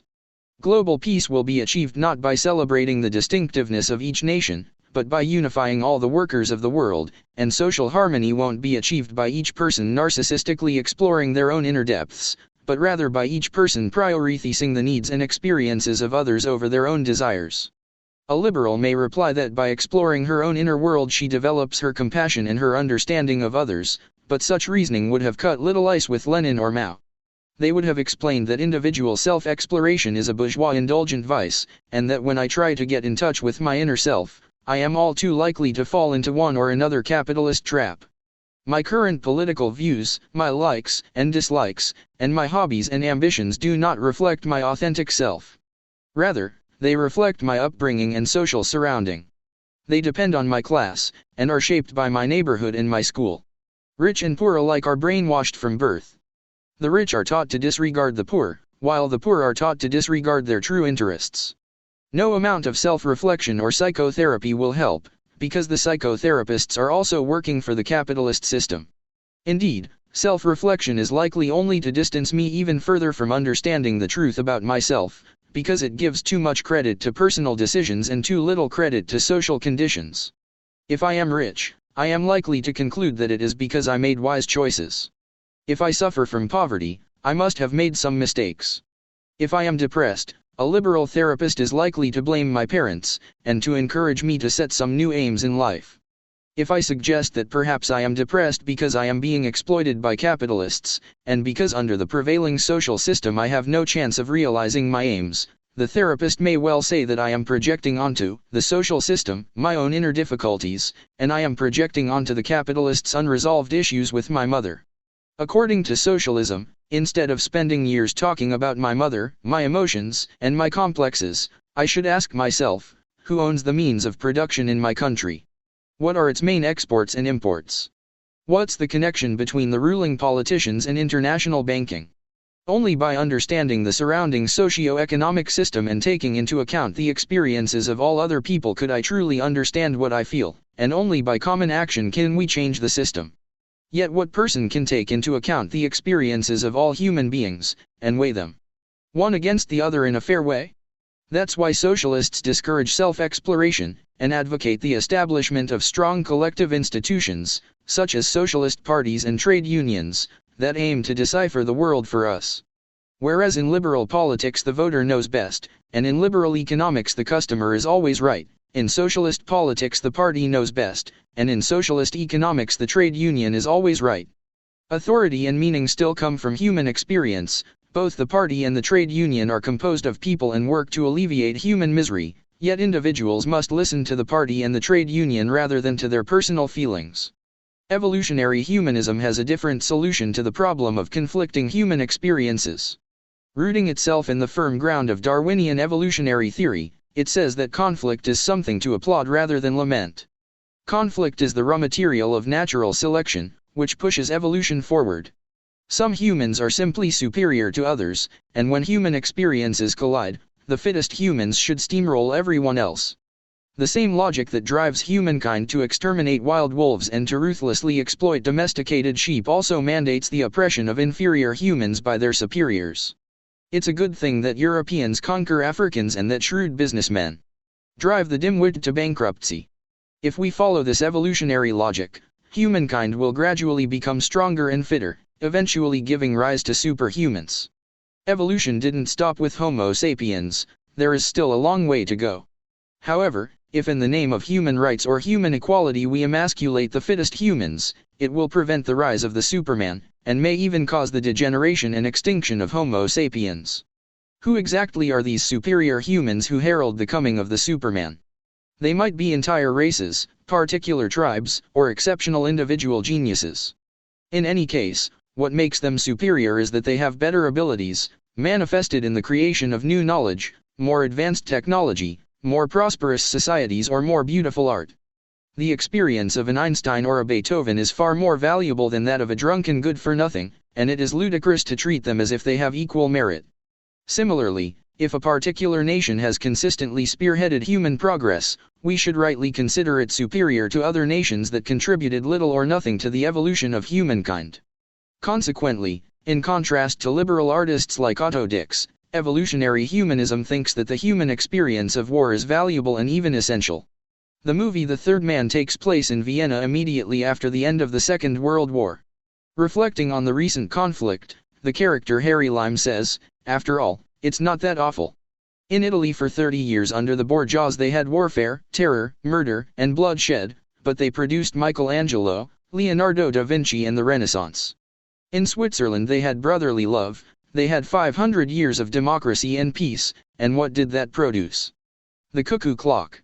Lime gets almost all his facts wrong. Switzerland was probably the most bloodthirsty corner of early modern Europe, its main export was mercenary soldiers, and the cuckoo clock was actually invented by the Germans, but the facts are of lesser importance than Lime's idea, namely that the experience of war pushes humankind to new achievements. War allows natural selection free rein at last. It exterminates the weak and rewards the fierce and the ambitious. War exposes the truth about life, and awakens the will for power, for glory, and for conquest. Nietzsche summed it up by saying that war is the school of life, and that what does not kill me makes me stronger. Similar ideas were expressed by Lieutenant Henry Jones of the British Army. 3 days before his death on the Western Front in the First World War, the 21-year-old Jones sent a letter to his brother, describing the experience of war in glowing terms. Have you ever reflected on the fact that, despite the horrors of war, it is at least a big thing? I mean to say that in it one is brought face to face with realities. The follies, selfishness, luxury, and general pettiness of the vile commercial sort of existence led by 9/10 of the people of the world in peacetime are replaced in war by a savagery that is at least more honest and outspoken. Look at it this way, in peacetime one just lives one's own little life, engaged in trivialities, worrying about one's own comfort, about money matters, and all that sort of thing, just living for one's own self. What a sordid life it is.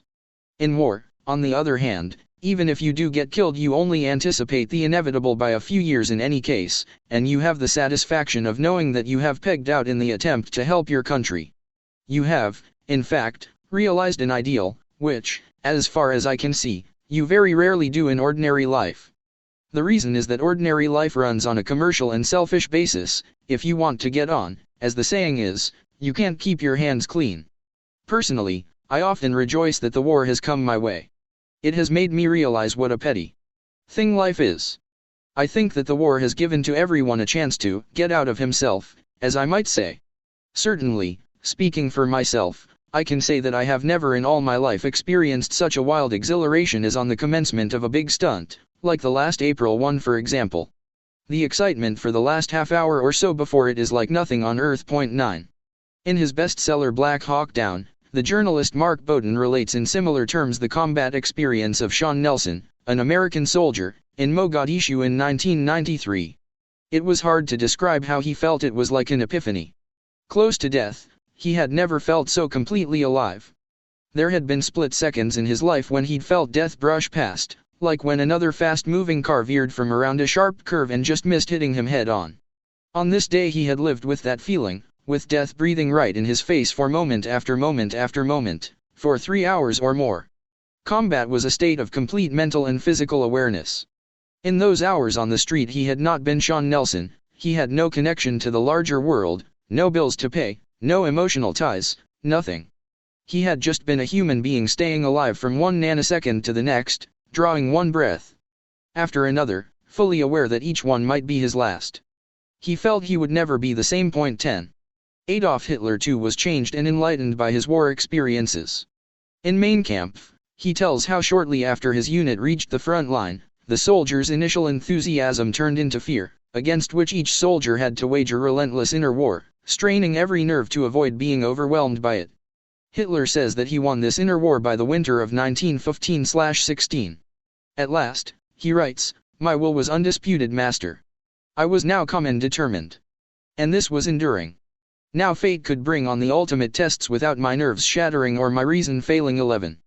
The experience of war revealed to Hitler the truth about the world. It is a jungle run by the remorseless laws of natural selection. Those who refuse to recognize this truth cannot survive.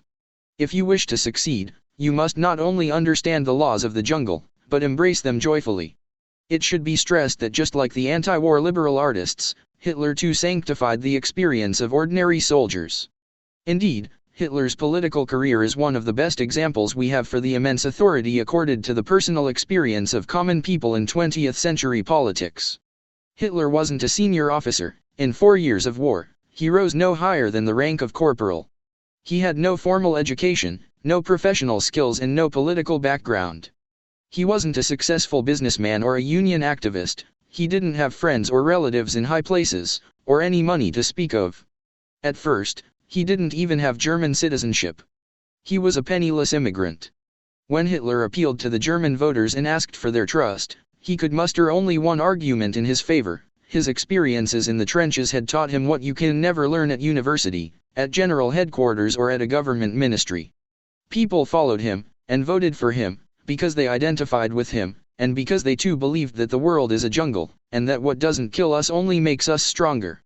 Whereas liberalism merged with the milder versions of nationalism to protect the unique experiences of each human community, evolutionary humanists such as Hitler identified particular nations as the engines of human progress, and concluded that these nations ought to bludgeon or even exterminate anyone standing in their way. It should be remembered, though, that Hitler and the Nazis represent only one extreme version of evolutionary humanism. Just as Stalin's gulags do not automatically nullify every socialist idea and argument, so too the horrors of Nazism should not blind us to whatever insights evolutionary humanism might offer. Nazism was born from the pairing of evolutionary humanism with particular racial theories and ultranationalist emotions. Not all evolutionary humanists are racists, and not every belief in humankind's potential for further evolution necessarily calls for setting up police states and concentration camps.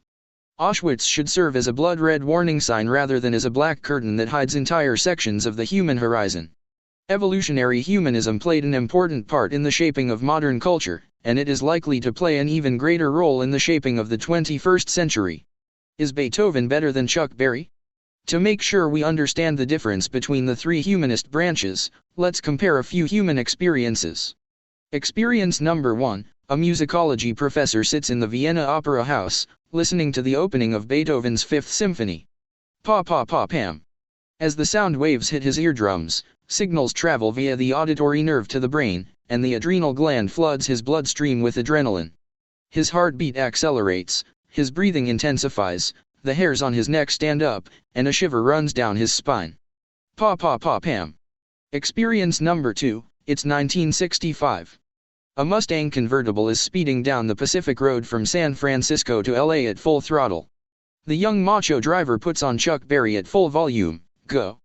Go, Johnny, go, go. As the sound waves hit his eardrums, signals travel via the auditory nerve to the brain, and the adrenal gland floods his bloodstream with adrenaline. His heartbeat accelerates, his breathing intensifies, the hairs on his neck stand up, and a shiver runs down his spine. Go. Go, Johnny, go, go. Experience number 3, deep in the Congolese rainforest, a pygmy hunter stands transfixed. From the nearby village, he hears a choir of girls singing their initiation song. Yeah-oh, oh. Yeah-oh, eh. As the sound waves hit his eardrums, signals travel via the auditory nerve to the brain, and the adrenal gland floods his bloodstream with adrenaline. His heartbeat accelerates, his breathing intensifies, the hairs on his neck stand up, and a shiver runs down his spine. Yeah-oh, oh. Yeah-oh, eh. Experience number 4, it's a full moon night, somewhere in the Canadian Rockies. A wolf is standing on a hilltop, listening to the howls of a female in heat. Awoo-ah! Awoo-ah! As the sound waves hit his eardrums, signals travel via the auditory nerve to the brain, and the adrenal gland floods his bloodstream with adrenaline. His heartbeat accelerates, his breathing intensifies, the hairs on his neck stand up, and a shiver runs down his spine. Awoo-ah! Awoo-ah! Which of these 4 experiences is the most valuable? If you are liberal, you will tend to say that the experiences of the musicology professor, of the young driver and of the Congolese hunter are all equally valuable, and all should be equally cherished. Every human experience contributes something unique, and enriches the world with new meaning. Some people like classical music, others love rock and roll, and still others prefer traditional African chants. Music students should be exposed to the widest possible range of genres, and at the end of the day, everyone could go to the iTunes store, punch in their credit card number and buy what they like. Beauty is in the ears of the listener, and the customer is always right. The wolf, though, isn't human, hence his experiences are far less valuable. That's why the life of a wolf is worth less than the life of a human, and why it is perfectly okay to kill a wolf in order to save a human. When all is said and done, wolves don't get to vote in any beauty contests, nor do they hold any credit cards.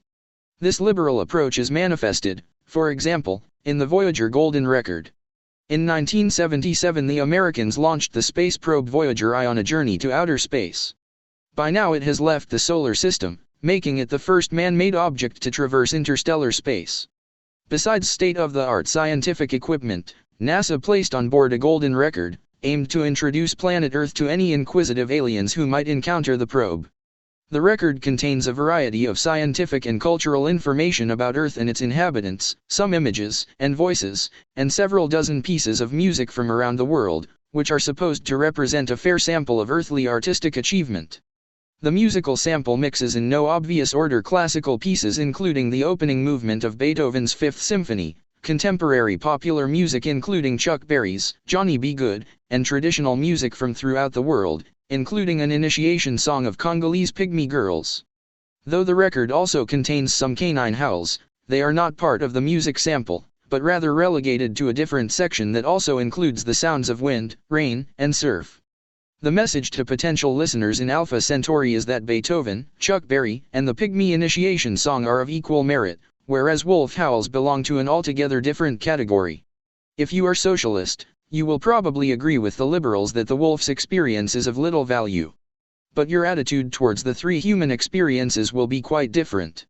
A socialist true believer will explain that the real value of music depends not on the experiences of the individual listener, but on the impact it has on the experiences of other people and of society as a whole. As Mao said, there is no such thing as art for art's sake, art that stands above classes, art that is detached. For more independent of politics 12. So when coming to evaluate the musical experiences, a socialist will focus, for example, on the fact that Beethoven wrote the Fifth Symphony for an audience of upper-class white Europeans, exactly when Europe was about to embark on its conquest of Africa. His symphony reflected Enlightenment ideals, which glorified upper-class white men, and branded the conquest of Africa as the white man's burden. Rock and roll, the socialists will say, was pioneered by downtrodden African American musicians who drew inspiration from genres like blues, jazz, and gospel. However, in the 1950s and 1960s rock and roll was hijacked by mainstream white America, and pressed into the service of consumerism, of American imperialism and of Coca-colonization. Rock and roll was commercialized and appropriated by privileged white teenagers in their petit bourgeois fantasy of rebellion. Chuck Berry himself bowed to the dictates of the capitalist juggernaut. While he originally sang about a colored boy named Johnny B. Good, under pressure from white-owned radio stations Berry changed the lyrics to a country boy named Johnny B. Good. As for the choir of Congolese pygmy girls, their initiation songs are part of a patriarchal power structure that brainwashes both men and women to conform to an oppressive gender order. And if a recording of such an initiation song ever makes it to the global marketplace, it merely serves to reinforce Western colonial fantasies about Africa in general and about African women in particular. So which music is best, Beethoven's Fifth, Johnny B. Good, or the Pygmy Initiation Song? Should the government finance the building of opera houses, rock and roll venues or African heritage exhibitions? And what should we teach music students in schools and colleges? Well, don't ask me. Ask the party's cultural commissar. Whereas liberals tiptoe around the minefield of cultural comparisons, fearful of committing some politically incorrect faux pas, and whereas socialists leave it to the party to find the right path through the minefield, evolutionary humanists gleefully jump right in, setting off all the mines and relishing the mayhem. They may start by pointing out that both liberals and socialists draw the line at other animals, and have no trouble admitting that humans are superior to wolves, and that consequently human music is far more valuable than wolf howls. Yet humankind itself is not exempt from the forces of evolution. Just as humans are superior to wolves, so some human cultures are more advanced than others. There is an unambiguous hierarchy of human experiences, and we shouldn't be apologetic about it. The Taj Mahal is more beautiful than a straw hut, Michelangelo's David is superior to my 5-year-old niece's latest clay figurine, and Beethoven composed far better music than Chuck Berry or the Congolese pygmies. There, we've said it. According to evolutionary humanists, anyone arguing that all human experiences are equally valuable is either an imbecile or a coward. Such vulgarity and timidity will lead only to the degeneration and extinction of humankind, as human progress is impeded in the name of cultural relativism or social equality. If liberals or socialists had lived in the Stone Age, they would probably have seen little merit in the murals of Lascaux and Altamira, and would have insisted that they are in no way superior to Neanderthal doodles. The Humanist Wars of Religion. Initially, the differences between liberal humanism, socialist humanism, and evolutionary humanism seemed rather frivolous. Set against the enormous gap separating all humanist sects from Christianity, Islam, or Hinduism, the arguments between different versions of humanism were trifling. As long as we all agree that God is dead and that only the human experience gives meaning to the universe, does it really matter whether we think that all human experiences are equal or that some are superior to others? Yet as humanism conquered the world, these internal schisms widened, and eventually flared up into the deadliest war of religion in history. In the first decade of the 20th century, the liberal orthodoxy was still confident of its strength. Liberals were convinced that if we only gave individuals maximum freedom to express themselves and follow their hearts, the world would enjoy unprecedented peace and prosperity. It may take time to completely dismantle the fetters of traditional hierarchies, obscurantist religions, and brutal empires, but every decade would bring new liberties and achievements, and eventually we would create paradise on earth. In the halcyon days of June 1914, liberals thought history was on their side. By Christmas 1914 liberals were shell-shocked, and in the following decades their ideas were subjected to a double assault from both left and right. Socialists argued that liberalism is in fact a fig leaf for a ruthless, exploitative, and racist system. For vaunted liberty, read property. The defense of the individual's right to do what feels good amounts in most cases to safeguarding the property and privileges of the middle and upper classes. What good is the liberty to live where you want, when you cannot pay the rent, to study what interests you, when you cannot afford the tuition fees, and to travel where you fancy, when you cannot buy a car? Under liberalism, went a famous quip, everyone is free to starve. Even worse, by encouraging people to view themselves as isolated individuals, liberalism separates them from their other class members, and prevents them from uniting against the system that oppresses them.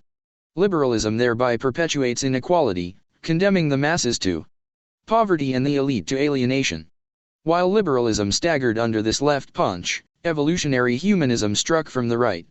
Racists and fascists blamed both liberalism and socialism for subverting natural selection and causing the degeneration of humankind. They warned that if all humans were given equal value and equal breeding opportunities, natural selection would cease to function. The fittest humans would be submerged in an ocean of mediocrity, and instead of evolving into Superman, humankind would become extinct. From 1914 to 1989 a murderous war of religion raged between the three humanist sects, and liberalism at first sustained one defeat after the other. Not only did communist and fascist regimes take over numerous countries, but the core liberal ideas were exposed as naive at best, if not downright dangerous. Just give freedom to individuals and the world will enjoy peace and prosperity? Yeah, right. The Second World War, which with hindsight we remember as a great liberal victory, hardly looked like that at the time. The war began as a conflict between a mighty liberal alliance and an isolated Nazi Germany.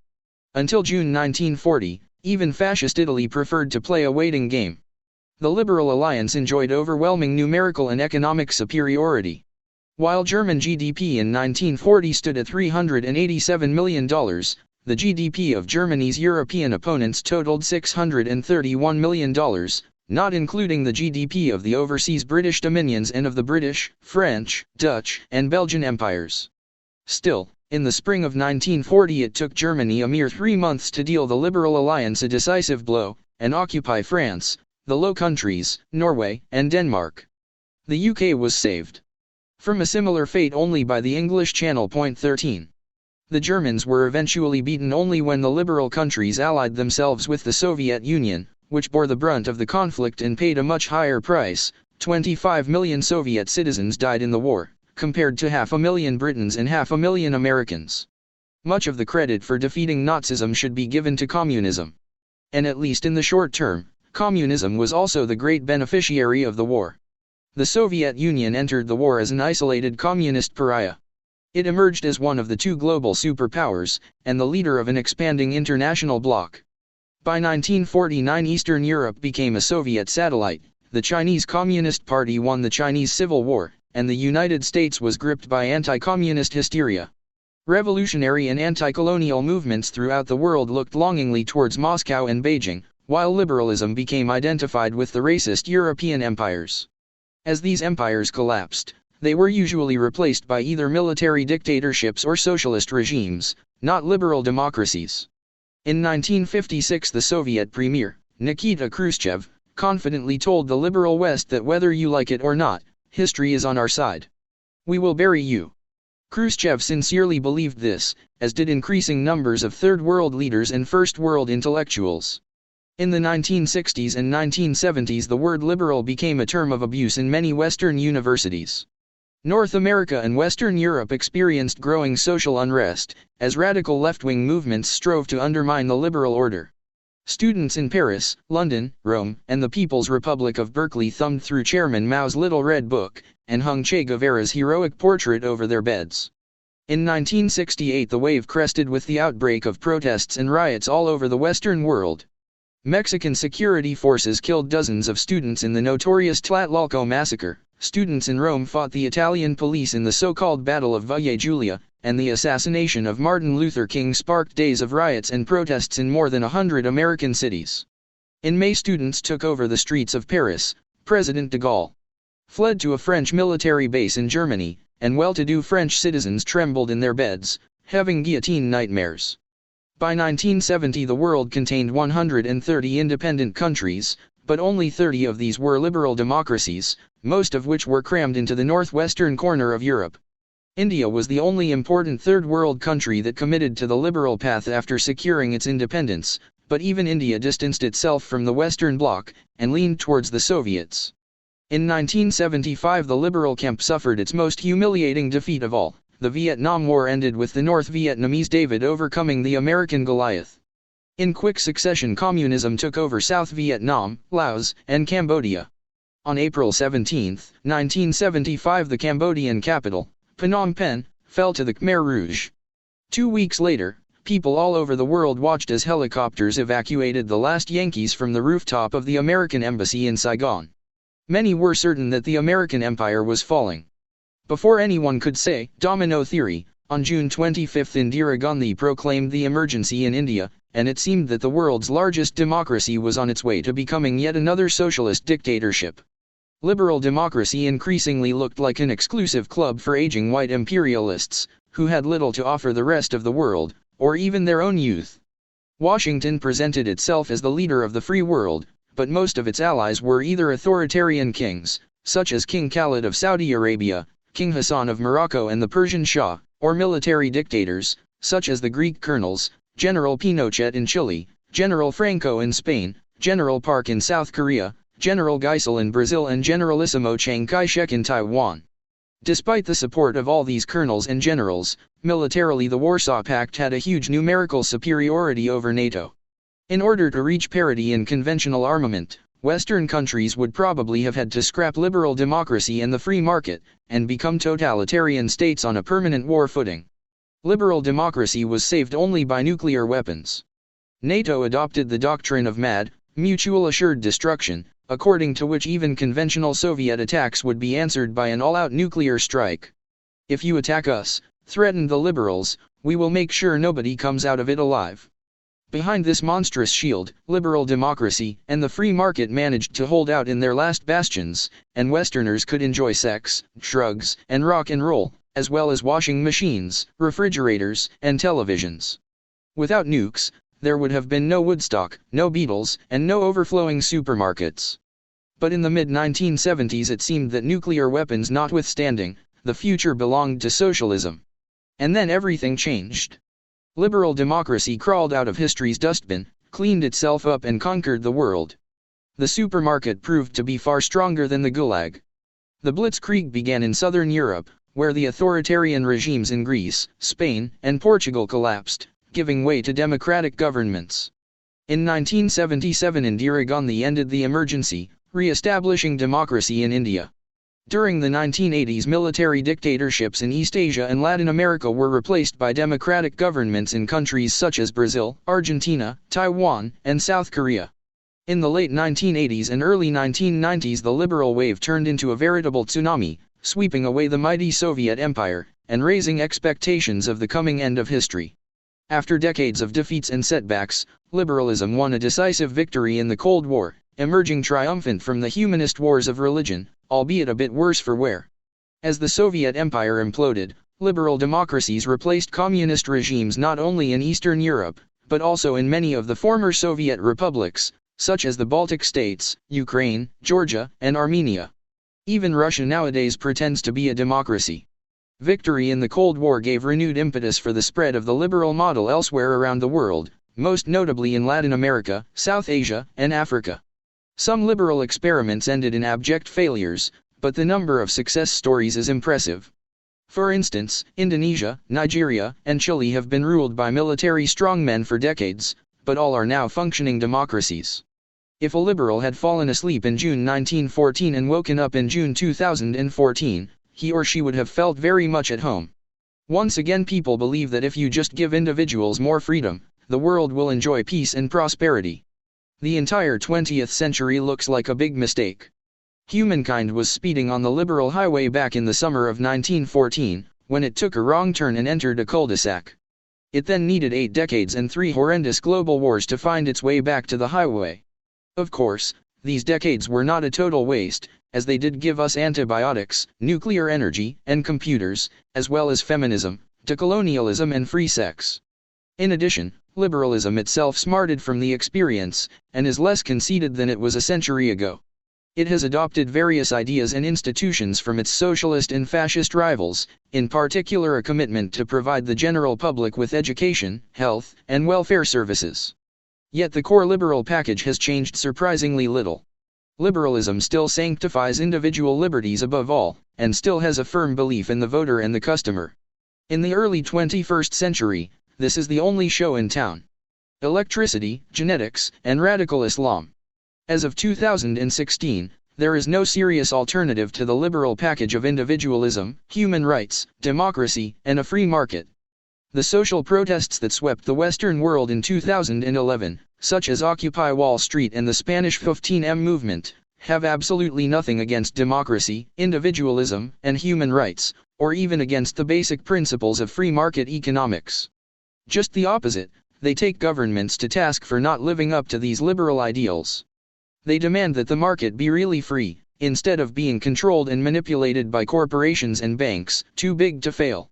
They call for truly representative democratic institutions, which will serve the interests of ordinary citizens rather than of moneyed lobbyists and powerful interest groups. Even those blasting stock exchanges and parliaments with the harshest criticism don't have a viable alternative model for running the world. While it is a favorite pastime of Western academics and activists to find fault with the liberal package, they have so far failed to come up with anything better. China seems to offer a much more serious challenge than Western social protesters. Despite liberalizing its politics and economics, China is neither a democracy nor a truly free market economy, which does not prevent it from becoming the economic giant of the 21st century. Yet this economic giant casts a very small ideological shadow. Nobody seems to know what the Chinese believe these days, including the Chinese themselves. In theory China is still communist, but in practice it is nothing of the kind. Some Chinese thinkers and leaders toy with a return to Confucianism, but that's hardly more than a convenient veneer. This ideological vacuum makes China the most promising breeding ground for the new techno-religions emerging from Silicon Valley, which we will discuss in the following chapters. But these techno-religions, with their belief in immortality and virtual paradises, would take at least a decade or two to establish themselves. Hence at present, China doesn't pose a real alternative to liberalism.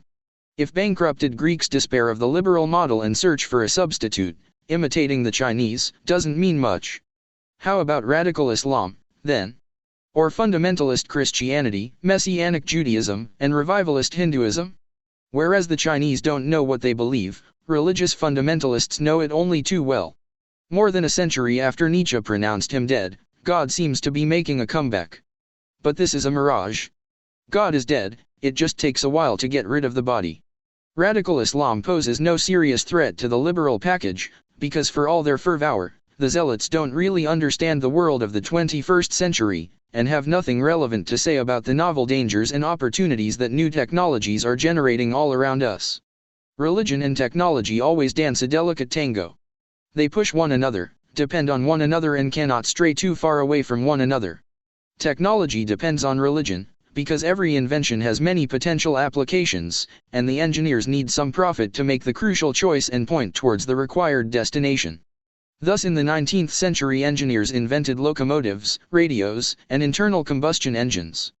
But as the 20th century proved, you can use these very same tools to create fascist societies, communist dictatorships, and liberal democracies.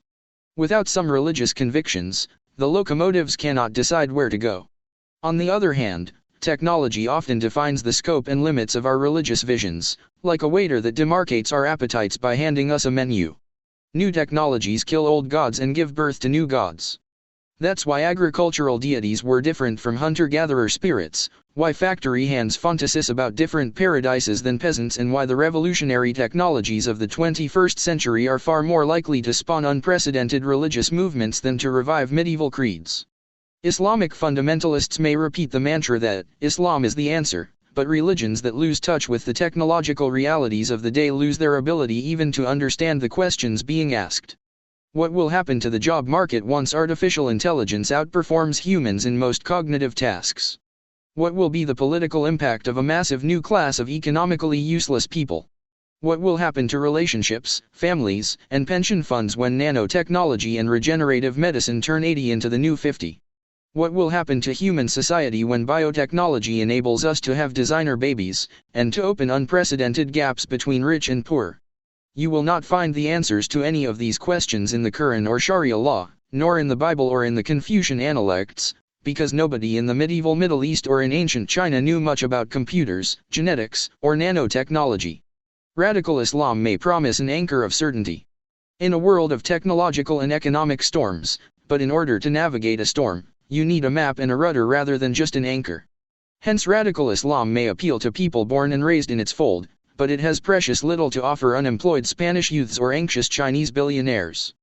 True, hundreds of millions may nevertheless go on believing in Islam, Christianity, or Hinduism. But numbers alone don't count for much in history. History is often shaped by small groups of forward-looking innovators rather than by the backward-looking masses. 10,000 years ago most people were hunter-gatherers and only a few pioneers in the Middle East were farmers. Yet the future belonged to the farmers. In 1850 more than 90% of humans were peasants, and in the small villages along the Ganges, the Nile, and the Yangtze nobody knew anything about steam engines, railroads or telegraph lines. Yet the fate of these peasants had already been sealed in Manchester and Birmingham by the handful of engineers, politicians, and financiers who spearheaded the Industrial Revolution. Steam engines, railroads, and telegraphs transformed the production of food, textiles, vehicles and weapons, giving industrial powers a decisive edge over traditional agricultural societies. Even when the Industrial Revolution spread around the world and penetrated up the Ganges, Nile, and Yangtze, most people continued to believe in the Vedas, the Bible, the Quran and the Analects more than in the steam engine. As today, so too in the 19th century there was no shortage of priests, mystics, and gurus who argued that they alone hold the solution to all of humanity's woes, including to the new problems created by the Industrial Revolution. For example, between the 1820s and 1880s Egypt, backed by Britain, conquered Sudan, and tried to modernize the country and incorporate it into the new international trade network. This destabilized traditional Sudanese society, creating widespread resentment and fostering revolts. In 1881 a local religious leader, Muhammad Ahmad bin Abdullah, declared that he was the Mahdi, the Messiah, sent to establish the law of God on earth. His supporters defeated the Anglo-Egyptian army, and beheaded its commander, General Charles Gordon, in a gesture that shocked Victorian Britain. They then established in Sudan an Islamic theocracy governed by Sharia law, which lasted until 1898. Meanwhile in India, Dayananda Sarasvati headed a Hindu revival movement, whose basic principle was that the Vedic scriptures are never wrong. In 1875 he founded the Arya Samaj, noble society, dedicated to the spreading of Vedic knowledge, though truth be told, Dayananda often interpreted the Vedas in a surprisingly liberal way, supporting for example equal rights for women long before the idea became popular in the West. Dayananda's contemporary, Pope Pius IX, had much more conservative views about women, but shared Dayananda's admiration for superhuman authority. Pius led a series of reforms in Catholic dogma, and established the novel principle of papal infallibility, according to which the Pope can never err in matters of faith. This seemingly medieval idea became binding Catholic dogma only in 1870. 11 years after Charles Darwin published On the Origin of Species. 30 years before the Pope discovered that he is incapable of making mistakes, a failed Chinese scholar called Hong Xiuquan had a succession of religious visions. In these visions, God revealed that Hong was none other than the younger brother of Jesus Christ. God then invested Hong with a divine mission. He told Hong to expel the Manchu demons that had ruled China since the 17th century, and establish on earth the great peaceful kingdom of heaven. Typing Tianqiu. Hong's message fired the imagination of millions of desperate Chinese, who were shaken by China's defeats in the Opium Wars and by the coming of modern industry and European imperialism. But Hong did not lead them to a kingdom of peace. Rather, he led them against the Manchu Qing dynasty in the Taiping Rebellion, the deadliest war of the 19th century. From 1850 to 1864, at least 20 million people lost their lives, far more than in the Napoleonic Wars or in the American Civil War. Hundreds of millions clung to the religious dogmas of Hong, Dyananda, Pius, and the Mahdi even as industrial factories, railroads and steamships filled the world. Yet most of us don't think about the 19th century as the age of faith. When we think of 19th century visionaries, we are far more likely to recall Marx, Engels, and Lenin than the Mahdi, Pius IX or Hong Xiuquan. And rightly so.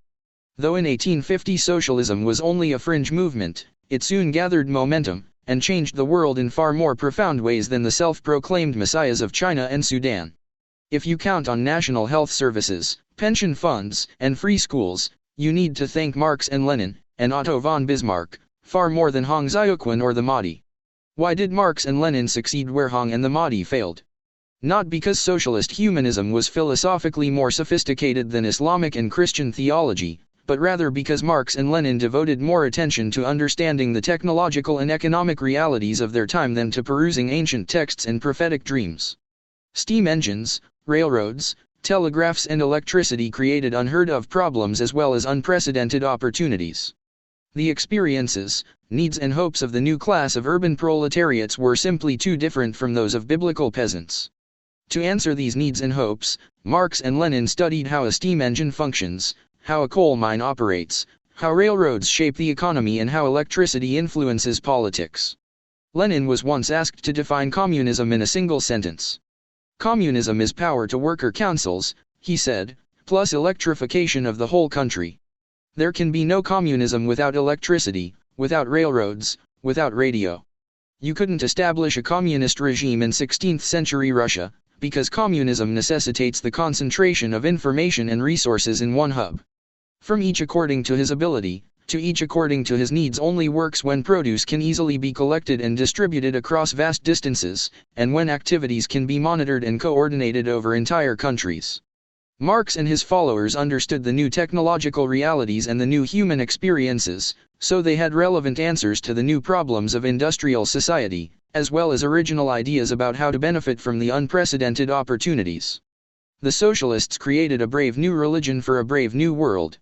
They promised salvation through technology and economics, thus establishing the first techno-religion in history, and changing the foundations of ideological discourse. Before Marx, people defined and divided themselves according to their views about God, not about production methods.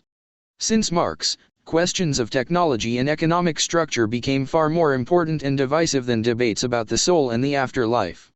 In the second half of the 20th century, humankind almost obliterated itself in an argument about production methods. Even the harshest critics of Marx and Lenin adopted their basic attitude towards history and society, and began thinking about technology and production much more carefully than about God and heaven. In the mid-19th century, few people were as perceptive as Marx, hence only a few countries underwent rapid industrialization. These few countries conquered the world. Most societies failed to understand what was happening, and they therefore missed the train of progress. Dyananda's India and the Mahdi's Sudan remained far more preoccupied with God than with steam engines, hence they were occupied and exploited by industrial Britain. Only in the last few years has India managed to make significant progress in closing the economic and geopolitical gap separating it from Britain. Sudan is still struggling far behind. In the early 21st century the train of progress is again pulling out of the station, and this will probably be the last train ever to leave the station called Homo Sapiens. Those who miss this train will never get a second chance. In order to get a seat on it, you need to understand 21st century technology, and in particular the powers of biotechnology and computer algorithms. These powers are far more potent than steam and the telegraph, and they will not be used merely for the production of food, textiles, vehicles, and weapons. The main products of the 21st century will be bodies, brains, and minds, and the gap between those who know how to engineer bodies and brains and those who do not will be far bigger than the gap between Dickens's Britain and the Mahdi's Sudan. Indeed, it will be bigger than the gap between sapiens and Neanderthals. In the 21st century, those who ride the train of progress will acquire divine abilities of creation and destruction, while those left behind will face extinction. Socialism, which was very up-to-date 100 years ago, failed to keep up with the new technology. Leonid Brezhnev and Fidel Castro held on to ideas that Marx and Lenin formulated in the age of steam, and did not understand the power of computers and biotechnology. Liberals, in contrast, adapted far better to the information age. This partly explains why Khrushchev's 1956 prediction never materialized, and why it was the liberal capitalists who eventually buried the Marxists. If Marx came back to life today, he would probably urge his few remaining disciples to devote less time to reading Das Kapital and more time to studying the internet and the human genome. Radical Islam is in a far worse position than socialism. It has not yet even come to terms with the Industrial Revolution. No wonder it has little of relevance to say about genetic engineering and artificial intelligence. Islam, Christianity, and other traditional religions are still important players in the world. Yet their role is now largely reactive. In the past, they were a creative force. Christianity, for example, spread the hitherto heretical idea that all humans are equal before God, thereby changing human political structures, social hierarchies, and even gender relations. In his Sermon on the Mount, Jesus went further, insisting that the meek and oppressed are God's favorite people, thus turning the pyramid of power on its head, and providing ammunition for generations of revolutionaries. In addition to social and ethical reforms, Christianity was responsible for important economic and technological innovations. The Catholic Church established medieval Europe's most sophisticated administrative system, and pioneered the use of archives, catalogs, timetables and other techniques of data processing. The Vatican was the closest thing 12th century Europe had to Silicon Valley. The Church established Europe's first economic corporations, the monasteries, which for 1,000 years spearheaded the European economy and introduced advanced agricultural and administrative methods. Monasteries were the first institutions to use clocks, and for centuries they and the cathedral schools were the most important learning centers of Europe, helping to found many of Europe's first universities, such as Bologna, Oxford, and Salamanca. Today the Catholic Church continues to enjoy the loyalties and tithes of hundreds of millions of followers. Yet it and the other theist religions have long since turned from a creative into a reactive force. They are busy with rearguard-holding operations more than with pioneering novel technologies, innovative economic methods or groundbreaking social ideas. They now mostly agonize over the technologies, methods, and ideas propagated by other movements. Biologists invent the contraceptive pill, and the Pope doesn't know what to do about it. Computer scientists develop the internet, and rabbis argue whether Orthodox Jews should be allowed to surf it. Feminist thinkers call upon women to take possession of their bodies, and learned muftis debate how to confront such incendiary ideas. Ask yourself, what was the most influential discovery, invention, or creation of the 20th century? That's a difficult question, because it is hard to choose from a long list of candidates, including scientific discoveries such as antibiotics, technological inventions such as computers, and ideological creations such as feminism. Now ask yourself, what was the most influential discovery, invention, or creation of traditional religions such as Islam and Christianity in the 20th century? This too is a very difficult question, because there is so little to choose from.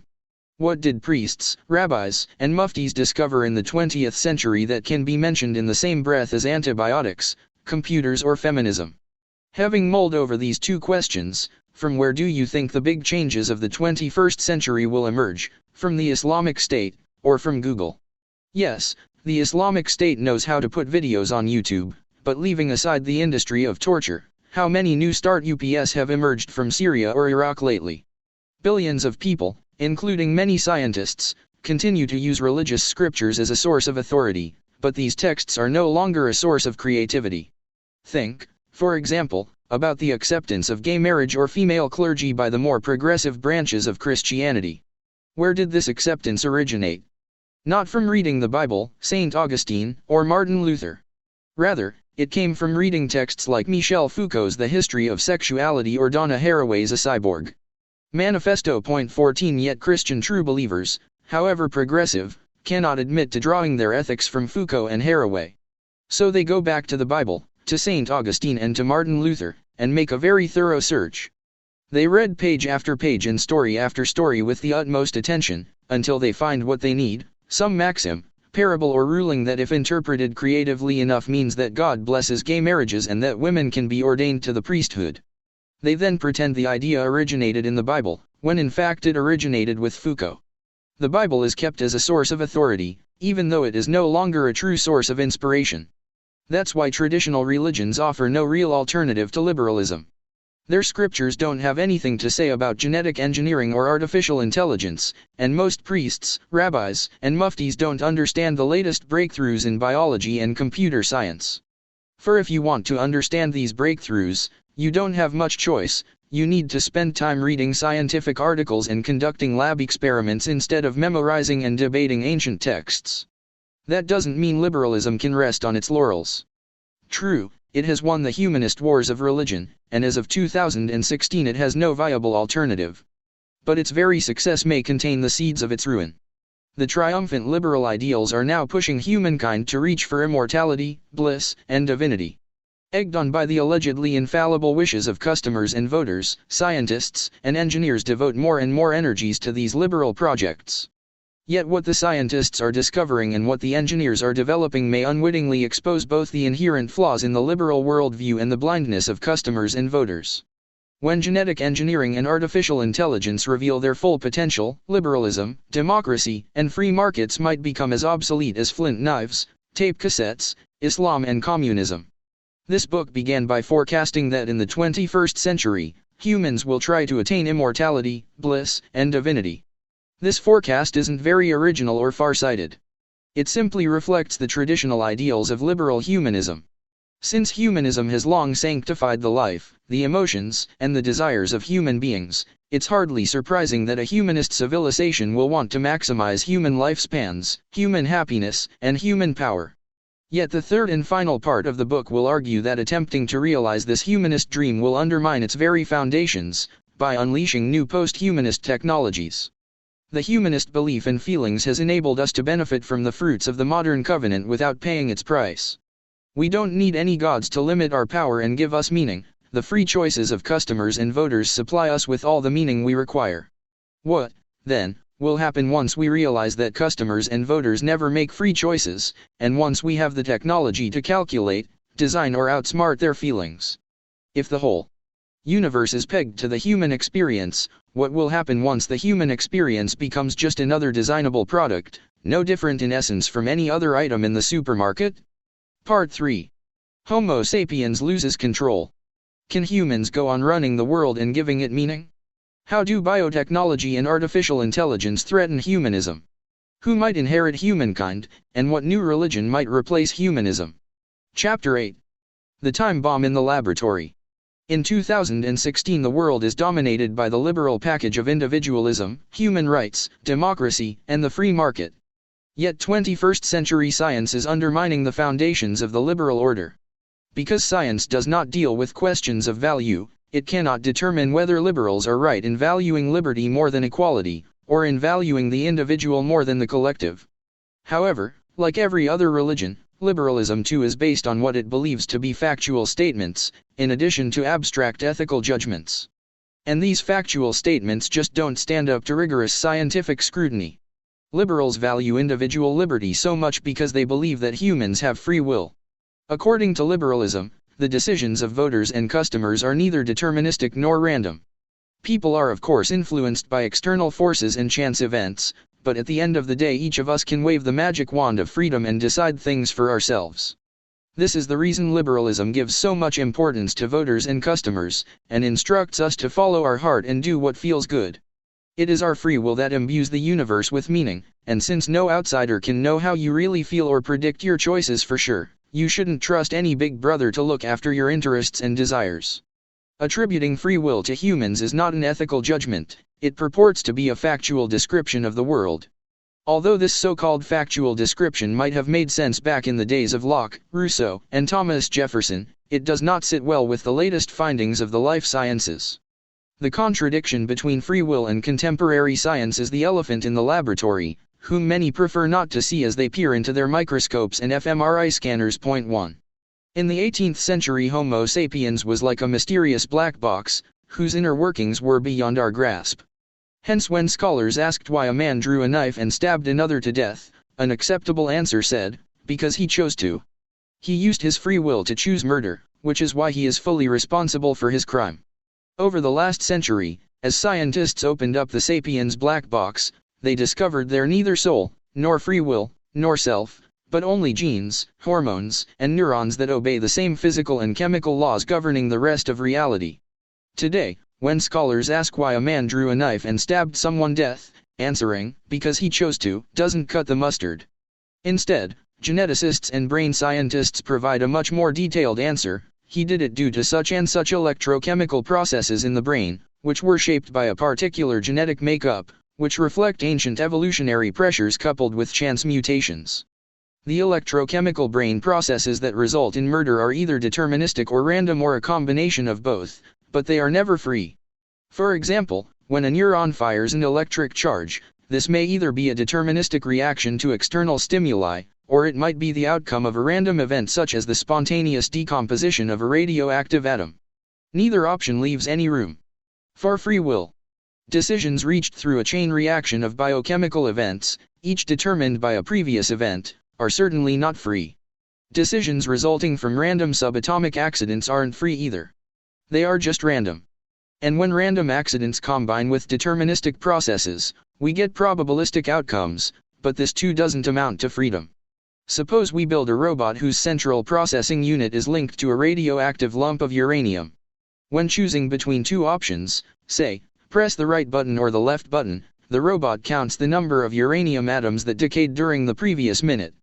If the number is even, it presses the right button. If the number is odd, the left button. We can never be certain about the actions of such a robot. But nobody would call this contraption free, and we wouldn't dream of allowing it to vote in democratic elections or holding it legally responsible for its actions. To the best of our scientific understanding, determinism and randomness have divided the entire cake between them, leaving not even a crumb for freedom. The sacred word freedom turns out to be, just like soul, an empty term that carries no discernible meaning. Free will exists only in the imaginary stories we humans have invented.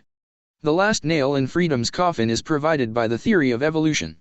Just as evolution cannot be squared with eternal souls, neither can it swallow the idea of free will. For if humans are free, how could natural selection have shaped them? According to the theory of evolution, all the choices animals make, whether of residence, food, or mates, reflect their genetic code. If, thanks to its fit genes, an animal chooses to eat a nutritious mushroom and copulate with healthy and fertile mates, these genes pass on to the next generation. If, because of unfit genes, an animal chooses poisonous mushrooms and anemic mates, these genes become extinct. However, if an animal freely chooses what to eat and with whom to mate, then natural selection is left with nothing to work on. When confronted with such scientific explanations, people often brush them aside, pointing out that they feel free, and that they act according to their own wishes and decisions. This is true. Humans act according to their desires. If by free will you mean the ability to act according to your desires, then yes, humans have free will, and so do chimpanzees, dogs, and parrots. When Polly wants a cracker, Polly eats a cracker. But the million-dollar question is not whether parrots and humans can act out their inner desires, the question is whether they can choose their desires in the first place. Why does Polly want a cracker rather than a cucumber? Why do I decide to kill my annoying neighbor instead of turning the other cheek? Why do I want to buy the red car rather than the black? Why do I prefer voting for the Conservatives rather than the Labour Party? I don't choose any of these wishes. I feel a particular wish welling up within me because this is the feeling created by the biochemical processes in my brain. These processes might be deterministic or random, but not free. You might reply that at least in the case of major decisions such as murdering a neighbor or electing a government, my choice does not reflect a momentary feeling, but a long and reasoned contemplation of weighty arguments.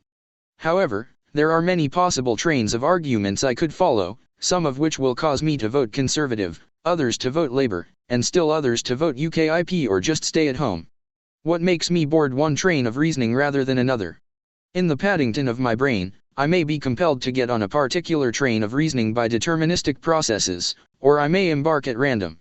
But I don't freely choose to think those thoughts that will make me vote Conservative. These are not just hypotheses or philosophical speculations. Today we can use brain scanners to predict people's desires and decisions well before they are aware of them. In one kind of experiment, people are placed within a huge brain scanner, holding a switch in each hand. They are asked to press one of the two switches whenever they feel like it. Scientists observing neural activity in the brain can predict which switch the person will press well before the person actually does so, and even before the person is aware of their own intention. Neural events in the brain indicating the person's decision begin from a few hundred milliseconds to a few seconds before the person is aware of this choice. Point 2. The decision to press either the right or left switch certainly reflected the person's choice. Yet it wasn't a free choice. In fact, our belief in free will results from faulty logic. When a biochemical chain reaction makes me desire to press the right switch, I feel that I really want to press the right switch. And this is true. I really want to press it. Yet people erroneously jump to the conclusion that if I want to press it, I choose to want to. This is of course false. I don't choose my desires. I only feel them, and act accordingly. People nevertheless go on arguing about free will because even scientists all too often continue to use outdated theological concepts. Christian, Muslim, and Jewish theologians debated for centuries the relations between the soul and the will. They assumed that every human has an internal inner essence, called the soul, which is my true self. They further maintained that this self possesses various desires, just as it possesses clothes, vehicles, and houses. I allegedly choose my desires in the same way I choose my clothes, and my fate is determined according to these choices. If I choose good desires, I go to heaven. If I choose bad desires, I am sent to hell. The question then arose, how exactly do I choose my desires? Why, for example, did Eve desire to eat the forbidden fruit the snake offered her? Was this desire forced upon her? Did this desire just pop up within her by pure chance? Or did she choose it freely? If she didn't choose it freely, why punish her for it? However, once we accept that there is no soul, and that humans have no inner essence called the self, it no longer makes sense to ask, how does the self choose its desires? It's like asking a bachelor, how does your wife choose her clothes? In reality, there is only a stream of consciousness, and desires arise and pass within this stream, but there is no permanent self who owns the desires, hence it is meaningless to ask whether I choose my desires deterministically, randomly, or freely. It may sound extremely complicated, but it is surprisingly easy to test this idea. Next time a thought pops up in your mind, stop and ask yourself, why did I think this particular thought? Did I decide a minute ago to think this thought, and only then did I think it? Or did it just arise in my mind, without my permission or instruction? If I am indeed the master of my thoughts and decisions, can I decide not to think about anything at all for the next 60 seconds? Just try, and see what happens. Doubting free will is not just a philosophical exercise. It has practical implications. If organisms indeed lack free will, it implies we could manipulate and even control their desires using drugs, genetic engineering, or direct brain stimulation. If you want to see philosophy in action, pay a visit to a roborat laboratory. A roborat is a run-of-the-mill rat with a twist. Scientists have implanted electrodes into the sensory and reward areas in the rat's brain. This enables the scientists to maneuver the rat by remote control. After short training sessions, researchers have managed not only to make the rats turn left or right, but also to climb ladders, sniff around garbage piles, and do things that rats normally dislike, such as jumping from great heights. Armies and corporations show keen interest in the roborats, hoping they could prove useful in many tasks and situations. For example, roborats could help detect survivors trapped under collapsed buildings, locate bombs and booby traps, and map underground tunnels and caves. Animal welfare activists have voiced concern about the suffering such experiments inflict on the rats. Professor Sanjeev Talvar of the State University of New York, one of the leading roborat researchers, has dismissed these concerns, arguing that the rats actually enjoy the experiments. After all, explains Talvar, the rats work for pleasure, and when the electrodes stimulate the reward center in their brain, the rat feels nirvana. Point 3. To the best of our understanding, the rat doesn't feel that somebody else controls her, and she doesn't feel that she is being coerced to do something against her will. When Professor Talvar presses the remote control, the rat wants to move to the left, which is why she moves to the left. When the professor presses another switch, the rat wants to climb a ladder, which is why she climbs the ladder. After all, the rat's desires are nothing but a pattern of firing neurons. What does it matter whether the neurons are firing because they are stimulated by other neurons, or because they are stimulated by transplanted electrodes connected to Professor Talvar's remote control? If you asked the rat about it, she might well have told you, sure, I have free will. Look, I want to turn left, and I turn left. I want to climb a ladder, and I climb a ladder. Doesn't that prove that I have free will? Experiments performed on Homo sapiens indicate that like rats, humans too can be manipulated, and that it is possible to create or annihilate even complex feelings such as love, anger, fear, and depression by stimulating the right spots in the human brain. The US military has recently initiated experiments on implanting computer chips in people's brains, hoping to use this method to treat soldiers suffering from post-traumatic stress disorder. 4 In Hadassah Hospital in Jerusalem, doctors have pioneered a novel treatment for patients suffering from acute depression. They implant electrodes into the patient's brain, and wire the electrodes to a minuscule computer implanted into the patient's breast.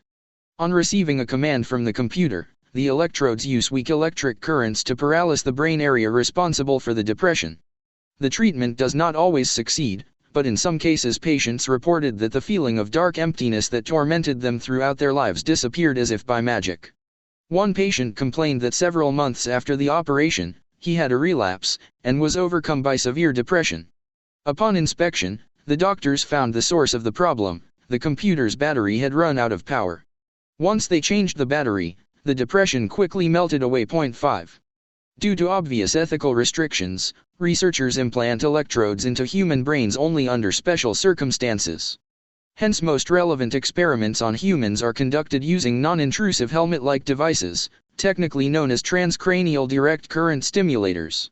The helmet is fitted with electrodes that attach to the scalp from outside. It produces weak electromagnetic fields and directs them towards specific brain areas, thereby stimulating or inhibiting select brain activities. The American military experiments with such helmets in the hope of sharpening the focus and enhancing the performance of soldiers both in training sessions and on the battlefield. The main experiments are conducted in the Human Effectiveness Directorate, which is located in an Ohio Air Force base. Though the results are far from conclusive, and though the hype around transcranial stimulators currently runs far ahead of actual achievements, several studies have indicated that the method may indeed enhance the cognitive abilities of drone operators, air traffic controllers, snipers, and other personnel whose duties require them to remain highly attentive for extended periods. 6. Sally 80, a journalist for The New Scientist, was allowed to visit a training facility for snipers and test the effects herself. At first, she entered a battlefield simulator without wearing the transcranial helmet. Sally describes how fear swept over her as she saw 20 masked men, strapped with suicide bombs and armed with rifles, charge straight towards her. "For every one I managed to shoot dead," writes Sally, 3 new assailants pop up from nowhere. "I'm clearly not shooting fast enough, and panic and incompetence are making me continually jam my rifle." Luckily for her, the assailants were just video images, projected on huge screens all around her. Still, she was so disappointed with her poor performance that she felt like putting down the rifle and leaving the simulator. Then they wired her up to the helmet. She reports feeling nothing unusual, except a slight tingle and a strange metallic taste in her mouth. Yet she began picking off the terrorists one by one, as coolly and methodically as if she were Rambo or Clint Eastwood. As 20 of them run at me brandishing their guns, I calmly line up my rifle, take a moment to breathe deeply, and pick off the closest one, before tranquilly assessing my next target. In what seems like next to no time, I hear a voice call out, "Okay, that's it." The lights come up in the simulation room. In the sudden quiet amid the bodies around me, I was really expecting more assailants, and I'm a bit disappointed when the team begins to remove my electrodes. I look up and wonder if someone wound the clocks forward. Inexplicably, 20 minutes have just passed. "How many did I get?" I ask the assistant. She looks at me quizzically. "All of them." The experiment changed Sally's life. In the following days she realized she has been through a near-spiritual experience. What defined the experience was not feeling smarter or learning faster. The thing that made the earth drop out from under my feet was that for the first time in my life, everything in my head finally shut up. My brain without self-doubt was a revelation. There was suddenly this incredible silence in my head. I hope you can sympathize with me when I tell you that the thing I wanted most acutely for the weeks following my experience was to go back and strap on those electrodes. I also started to have a lot of questions. Who was I apart from the angry bitter gnomes that populate my mind and drive me to failure because I'm too scared to try? And where did those voices come from? 7. Some of those voices repeat society's prejudices, some echo our personal history, and some articulate our genetic legacy. All of them together, says Sally, create an invisible story that shapes our conscious decisions in ways we seldom grasp. What would happen if we could rewrite our inner monologues, or even silence them completely on occasion? 8. As of 2016, transcranial stimulators are still in their infancy, and it is unclear if and when they will become a mature technology.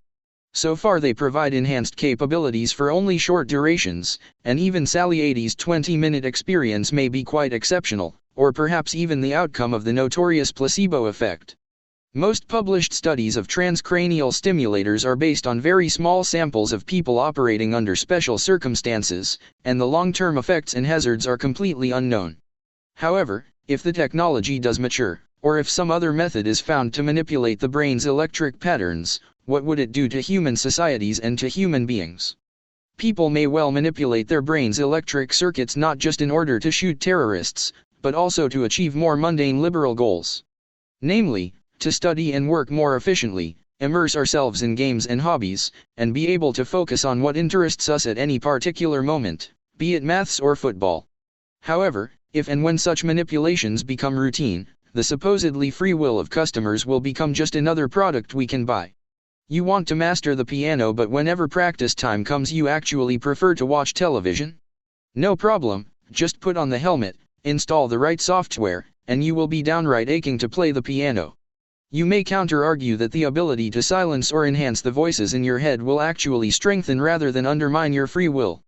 Presently, you often fail to realize your most cherished and authentic desires due to external distractions. With the help of the attention helmet and similar devices, you could more easily silence the alien voices of priests, spin doctors, advertisers, and neighbors, and focus on what you want.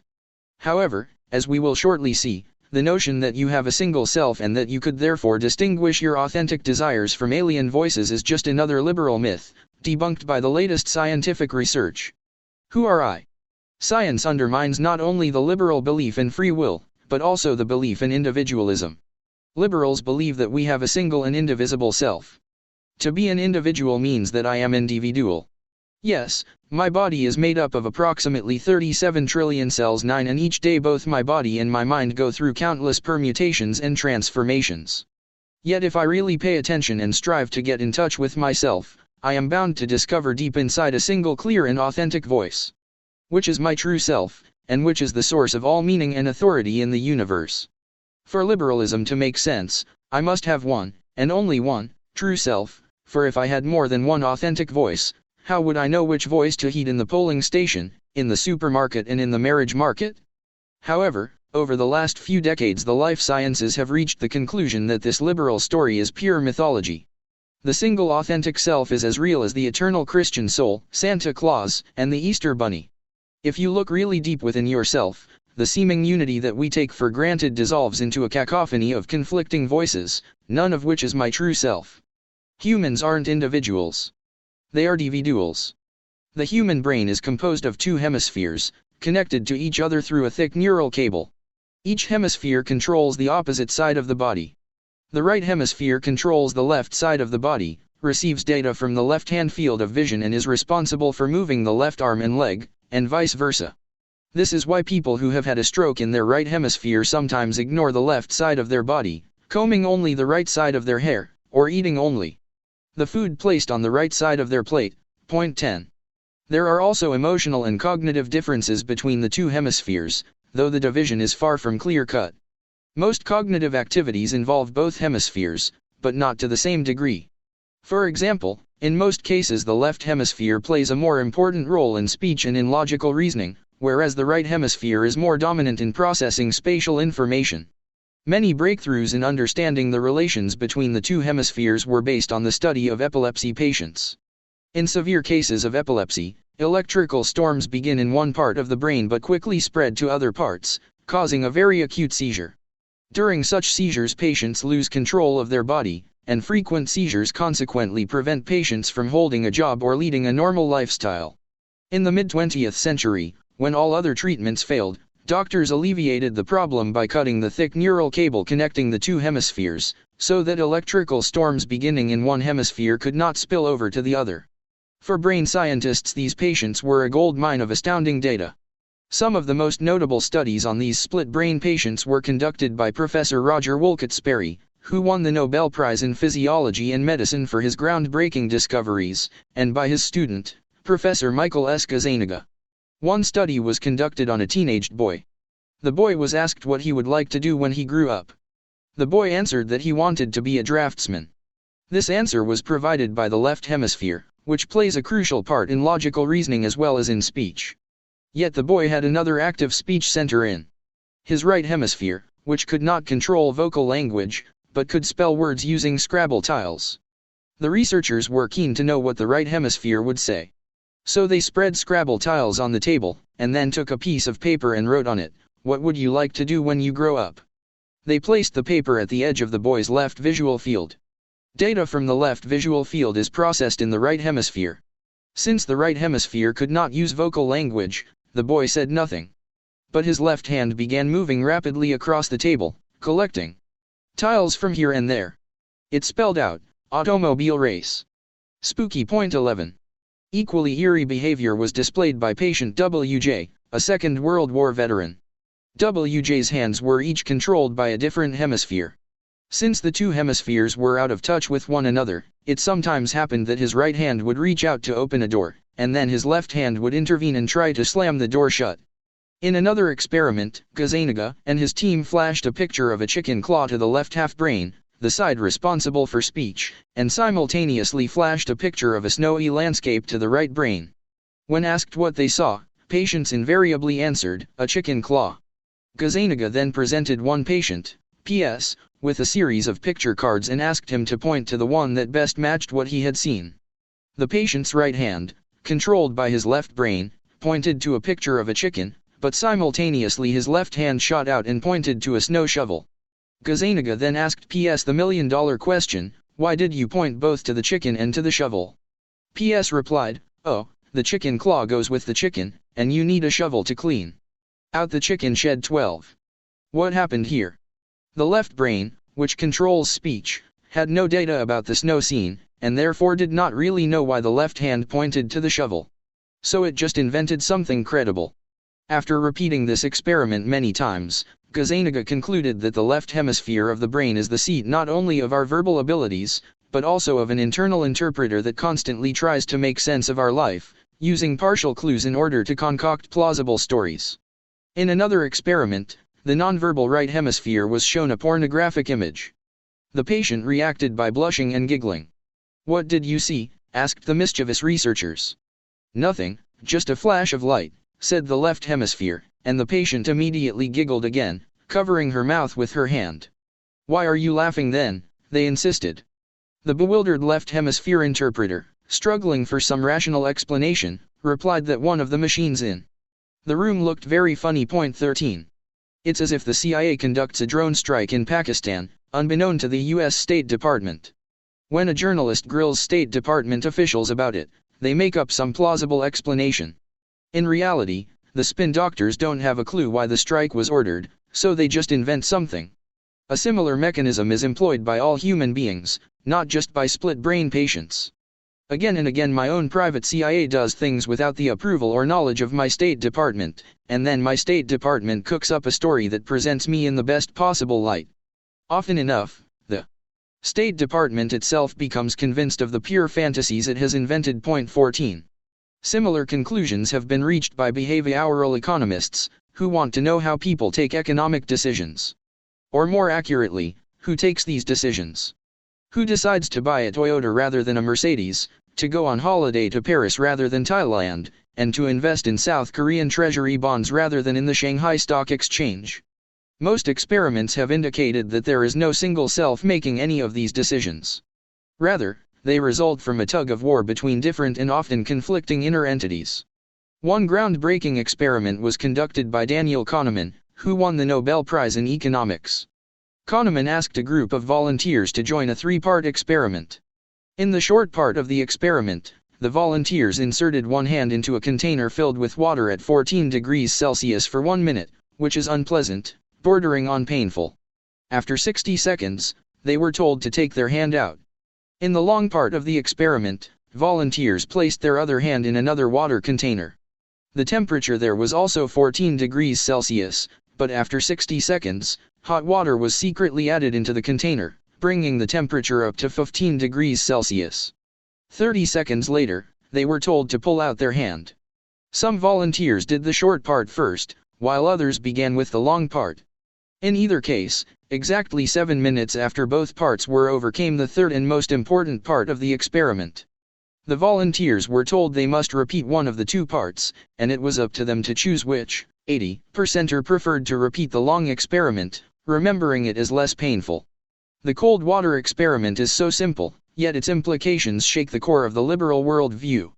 It exposes the existence of at least two different selves within us, the experiencing self and the narrating self. The experiencing self is our moment-to-moment consciousness. For the experiencing self, it's obvious that the long part of the cold water experiment was worse.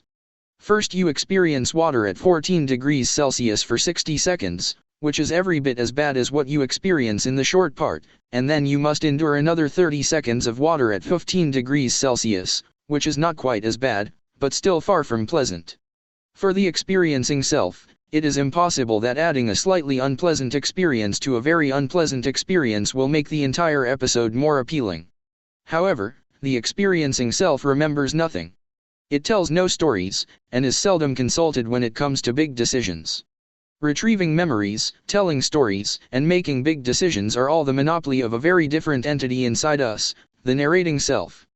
The narrating self is akin to Gazzaniga's left brain interpreter. It is forever busy spinning yarns about the past and making plans for the future.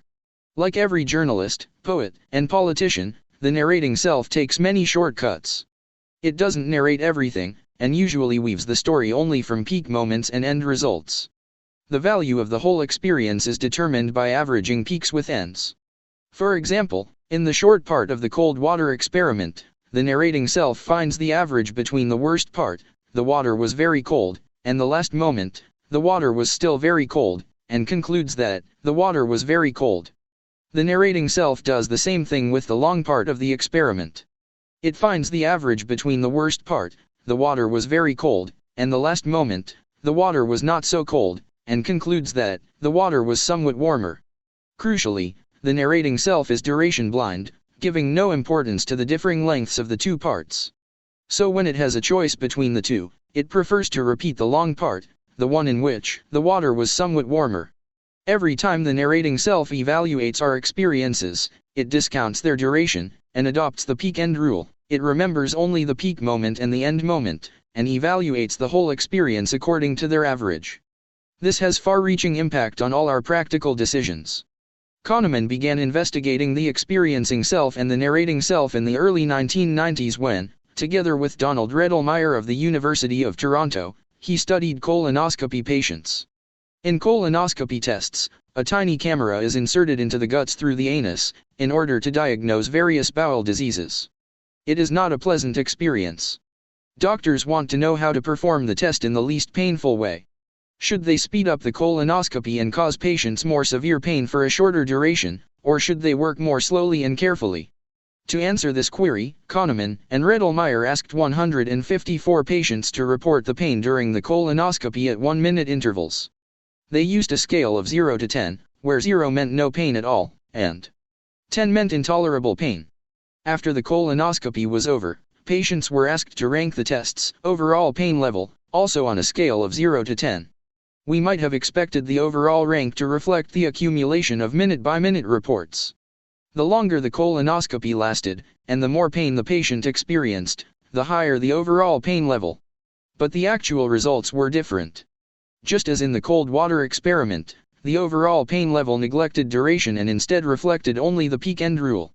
One colonoscopy lasted 8 minutes, at the worst moment the patient reported a level 8 pain, and in the last minute he reported a level 7 pain. After the test was over, this patient ranked his overall pain level at 7.5. Another colonoscopy lasted 24 minutes. This time too peak pain was level 8, but in the very last minute of the test, the patient reported a level 1 pain. This patient ranked his overall pain level only at 4.5. The fact that his colonoscopy lasted 3 times as long, and that he consequently suffered far more pain on aggregate, did not affect his memory at all. The narrating self doesn't aggregate experiences, it averages them. So what do the patients prefer, to have a short and sharp colonoscopy, or a long and careful one? There isn't a single answer to this question, because the patient has at least two different selves, and they have different interests. If you ask the experiencing self, it will probably prefer a short colonoscopy. But if you ask the narrating self, it will vote for a long colonoscopy because it remembers only the average between the worst moment and the last moment. Indeed, from the viewpoint of the narrating self, the doctor should add a few completely superfluous minutes of dull aches at the very end of the test, because it will make the entire memory far less traumatic. 15 Pediatricians know this trick well. So do vets. Many keep in their clinics jars full of treats, and hand a few to the kids, or dogs, after giving them a painful injection or an unpleasant medical examination. When the narrating self remembers the visit to the doctor, 10 seconds of pleasure at the end of the visit will erase many minutes of anxiety and pain. Evolution discovered this trick eons before the pediatricians. Given the unbearable torments women undergo at childbirth, you might think that after going through it once, no sane woman would ever agree to do it again. However, at the end of labor and in the following days, the hormonal system secretes cortisol and beta endorphins, which reduce the pain and create a feeling of relief and sometimes even of elation. Moreover, the growing love towards the baby, and the acclaim from friends, family members, religious dogmas, and nationalist propaganda, conspire to turn childbirth from a terrible trauma into a positive memory. One study conducted at the Rabin Medical Center in Tel Aviv showed that the memory of labor reflected mainly the peak and end points, while the overall duration had almost no impact at all. 16 In another research project, 2,428 Swedish women were asked to recount their memories of labor 2 months after giving birth. 90% reported that the experience was either positive or very positive. They didn't necessarily forget the pain. 28.5% described it as the worst pain imaginable, yet it did not prevent them from evaluating the experience as positive. The narrating self goes over our experiences with a sharp pair of scissors and a thick black marker. It censors at least some moments of horror, and files in the archive a story with a happy ending. 17. Most of our critical life choices, of partners, careers, residences, and holidays, are taken by our narrating self. Suppose you can choose between two potential holidays. You can go to Jamestown, Virginia, and visit the historic colonial town where the first English settlement on mainland North America was founded in 1607. Alternatively, you can realize your number one dream vacation, whether it is trekking in Alaska, sunbathing in Florida, or having an unbridled bacchanalia of sex, drugs, and gambling in Las Vegas. But there is a caveat: if you choose your dream vacation, then just before you board the plane home, you must take a pill which will wipe out all your memories of that vacation. What happened in Vegas will forever remain in Vegas. Which holiday would you choose? Most people would opt for colonial Jamestown, because most people give their credit card to the narrating self, which cares only about stories and has zero interest in even the most mind-blowing experiences if it cannot remember them. Truth be told, the experiencing self and the narrating self are not completely separate entities but are closely intertwined. The narrating self uses our experiences as important, but not exclusive, raw materials for its stories. These stories, in turn, shape what the experiencing self actually feels. We experience hunger differently when we fast on Ramadan, when we fast in preparation for a medical examination, and when we don't eat because we have no money. The different meanings ascribed to our hunger by the narrating self create very different actual experiences. Furthermore, the experiencing self is often strong enough to sabotage the best-laid plans of the narrating self. For example, I can make a New Year resolution to start a diet and go to the gym every day. Such grand decisions are the monopoly of the narrating self. But the following week, when it's gym time, the experiencing self takes over. I don't feel like going to the gym, and instead I order pizza, sit on the sofa and turn on the TV. Nevertheless, most people identify with their narrating self. When they say I, they mean the story in their head, not the stream of experiences they undergo. We identify with the inner system that takes the crazy chaos of life and spins out of it seemingly logical and consistent yarns. It doesn't matter that the plot is full of lies and lacunas, and that it is rewritten again and again, so that today's story flatly contradicts yesterday's. The important thing is that we always retain the feeling that we have a single unchanging identity from birth to death, and perhaps even beyond the grave. This gives rise to the questionable liberal belief that I am an individual, and that I possess a consistent and clear inner voice, which provides meaning for the entire universe. Point 18. The meaning of life.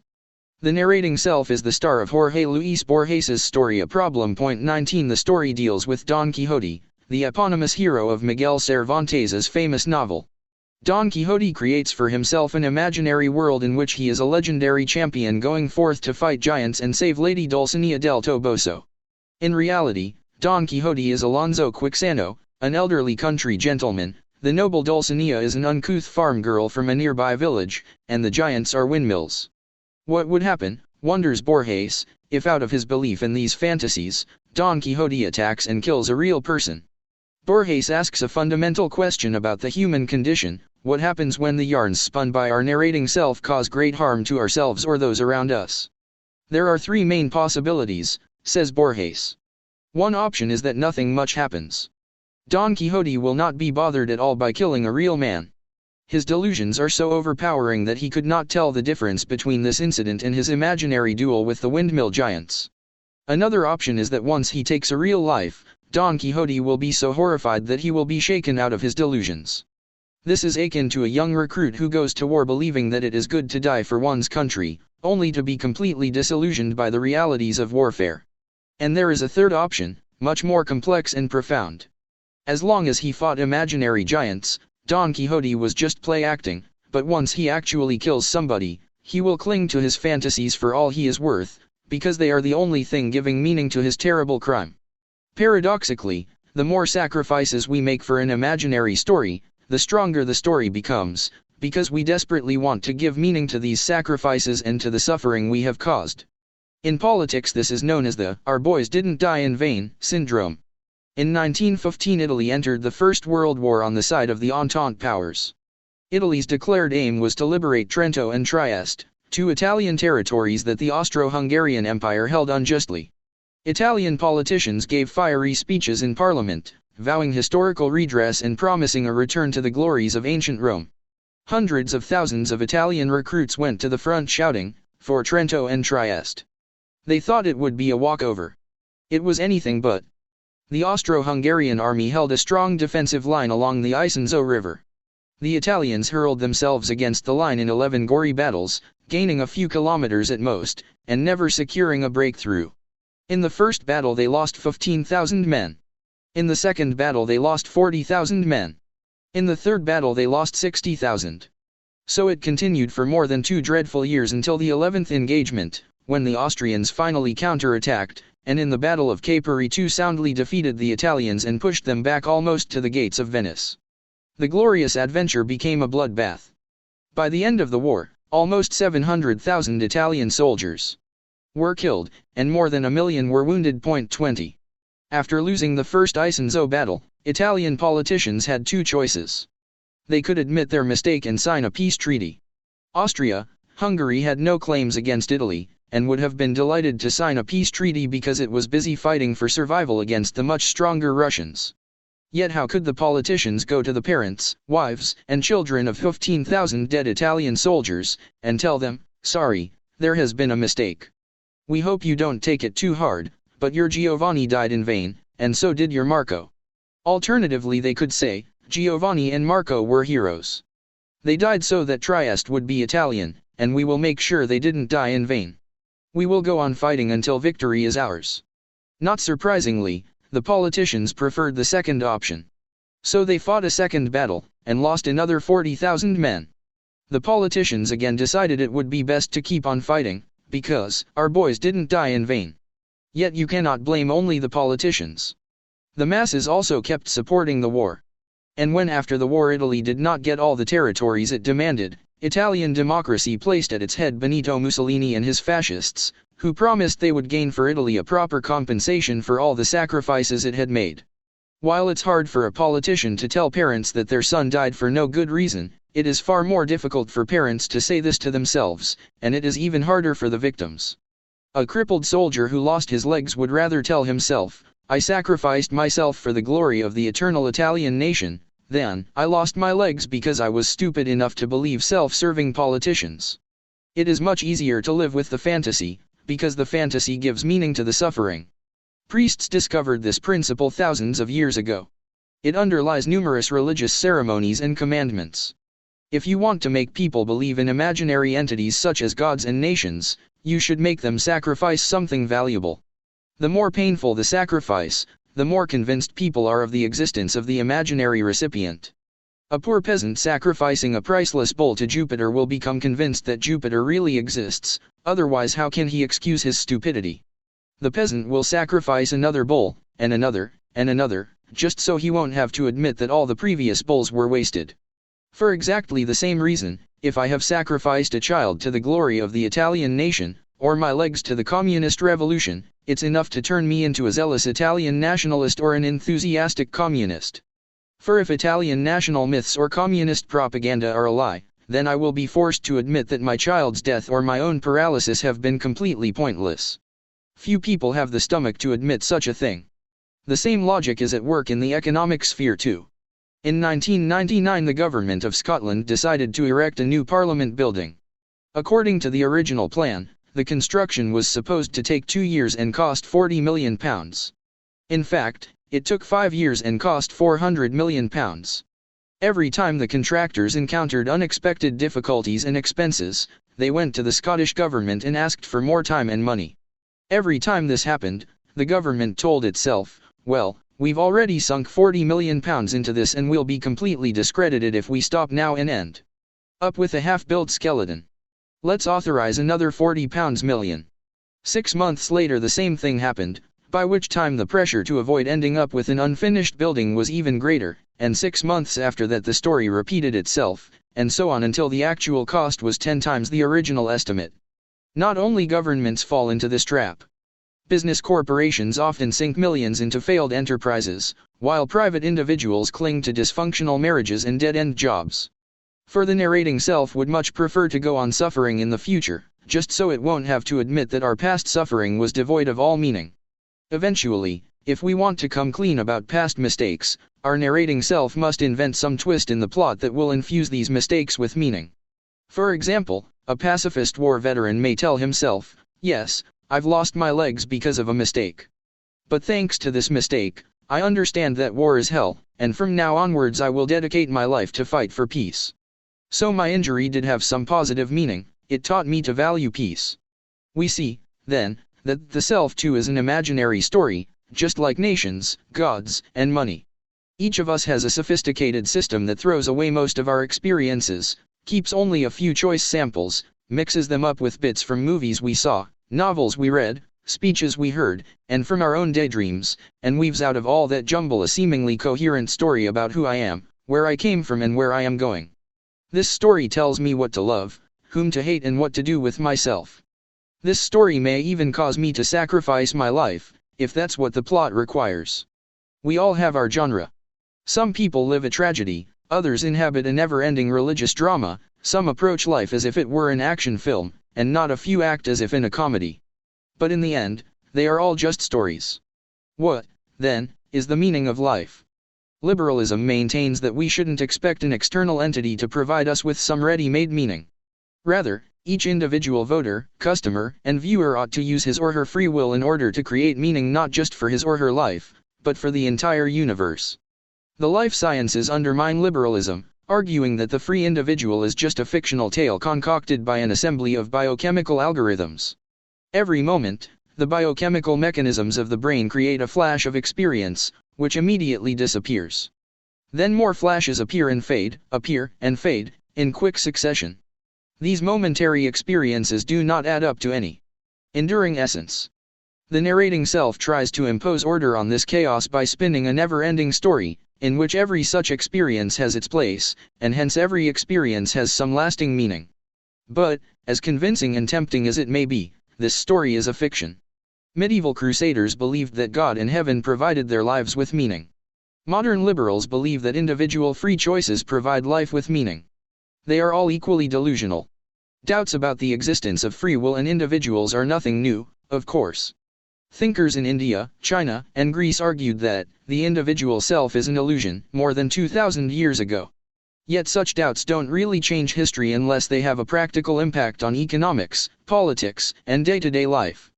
Humans are masters of cognitive dissonance, and we allow ourselves to believe one thing in the laboratory and an altogether different thing in the courthouse or in Parliament. Just as Christianity didn't disappear the day Darwin published On the Origin of Species, so liberalism won't vanish just because scientists have reached the conclusion that there are no free individuals. Indeed, even Richard Dawkins, Steven Pinker, and the other champions of the new scientific worldview refuse to abandon liberalism. After dedicating hundreds of erudite pages to deconstructing the self and the freedom of will, they perform breathtaking intellectual somersaults that miraculously land them back in the 18th century, as if all the amazing discoveries of evolutionary biology and brain science have absolutely no bearing on the ethical and political ideas of Locke, Rousseau, and Thomas Jefferson. However, once the heretical scientific insights are translated into everyday technology, routine activities, and economic structures, it will become increasingly difficult to sustain this double game, and we, or our heirs, will probably require a brand new package of religious beliefs and political institutions. At the beginning of the third millennium, liberalism is threatened not by the philosophical idea that there are no free individuals but rather by concrete technologies. We are about to face a flood of extremely useful devices, tools, and structures that make no allowance for the free will of individual humans. Can democracy, the free market, and human rights survive this flood? Chapter 9. The Great Decoupling. The preceding pages took us on a brief tour of recent scientific discoveries that undermine the liberal philosophy. It's time to examine the practical implications of these scientific discoveries. Liberals uphold free markets and democratic elections because they believe that every human is a uniquely valuable individual, whose free choices are the ultimate source of authority. In the 21st century, three practical developments might make this belief obsolete. 1. Humans will lose their economic and military usefulness, hence the economic and political system will stop attaching much value to them. 2. The system will still find value in humans collectively, but not in unique individuals. 3. The system will still find value in some unique individuals, but these will be a new elite of upgraded superhumans rather than the mass of the population. Let's examine all three threats in detail. The first, that technological developments will make humans economically and militarily useless, will not prove that liberalism is wrong on a philosophical level, but in practice it is hard to see how democracy, free markets, and other liberal institutions can survive such a blow. After all, liberalism did not become the dominant ideology simply because its philosophical arguments were the most accurate. Rather, liberalism succeeded because there was much political, economic, and military sense in ascribing value to every human being. On the mass battlefields of modern industrial wars, and in the mass production lines of modern industrial economies, every human counted. There was value to every pair of hands that could hold a rifle or pull a lever. In 1793 the royal houses of Europe sent their armies to strangle the French Revolution in its cradle. The firebrands in Paris reacted by proclaiming the levée en masse and unleashing the First Total War. On August 23, the National Convention decreed that from this moment until such time as its enemies shall have been driven from the soil of the Republic, all Frenchmen are in permanent requisition for the services of the armies. The young men shall fight, the married men shall forge arms and transport provisions, the women shall make tents and clothes and shall serve in the hospitals, the children shall turn old lint into linen, and the old men shall betake themselves to the public squares in order to arouse the courage of the warriors and preach hatred of kings and the unity of the Republic. 1. This decree sheds interesting light on the French Revolution's most famous document, the Declaration of the Rights of Man and of the Citizen, which recognized that all citizens have equal value and equal political rights. Is it a coincidence that universal rights were proclaimed at the same historical juncture that universal conscription was decreed? Though scholars may quibble about the exact relations between the two, in the following 2 centuries a common argument in defense of democracy explained that giving people political rights is good, because the soldiers and workers of democratic countries perform better than those of dictatorships. Allegedly, granting people political rights increases their motivation and their initiative, which is useful both on the battlefield and in the factory.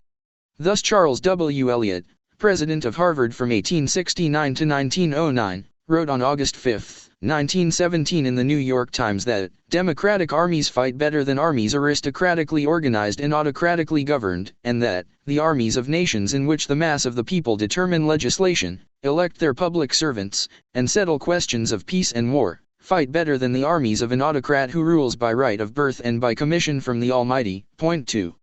A similar rationale stood behind the enfranchisement of women in the wake of the First World War. Realizing the vital role of women in total industrial wars, countries saw the need to give them political rights in peacetime. Thus in 1918 President Woodrow Wilson became a supporter of women's suffrage, explaining to the U.S. Senate that the First World War could not have been fought, either by the other nations engaged or by America, if it had not been for the services of women, services rendered in every sphere, not only in the fields of effort in which we have been accustomed to see them work, but wherever men have worked and upon the very skirts and edges of the battle itself.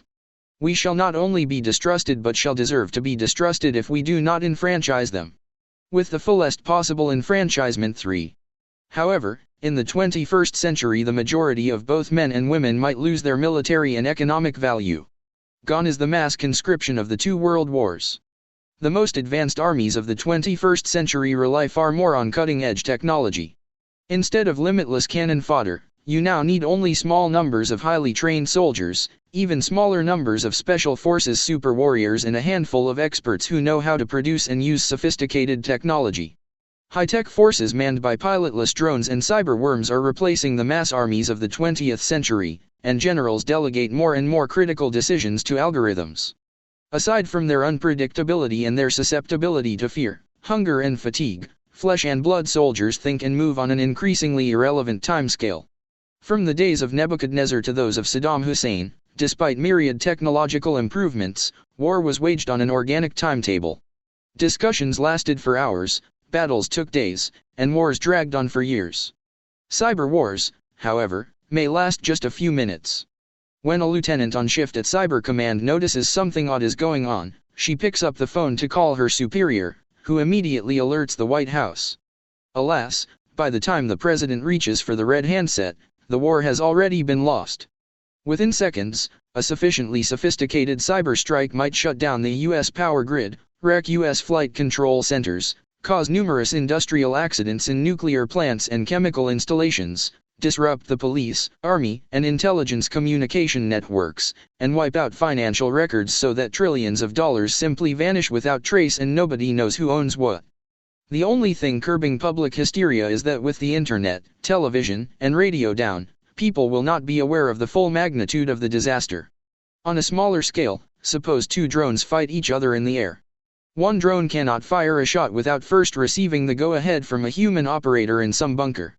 The other drone is fully autonomous. Which do you think will prevail? If in 2093 the decrepit European Union sends its drones and cyborgs to snuff out a new French Revolution, the Paris Commune might press into service every available hacker, computer, and smartphone, but it will have little use for most humans, except perhaps as human shields.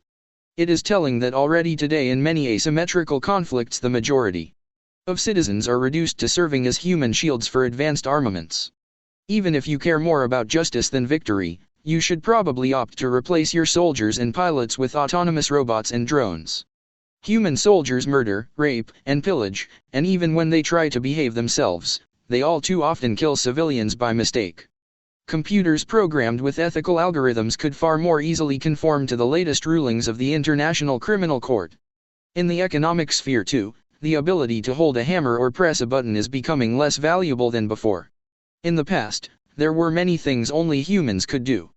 But now robots and computers are catching up, and may soon outperform humans in most tasks.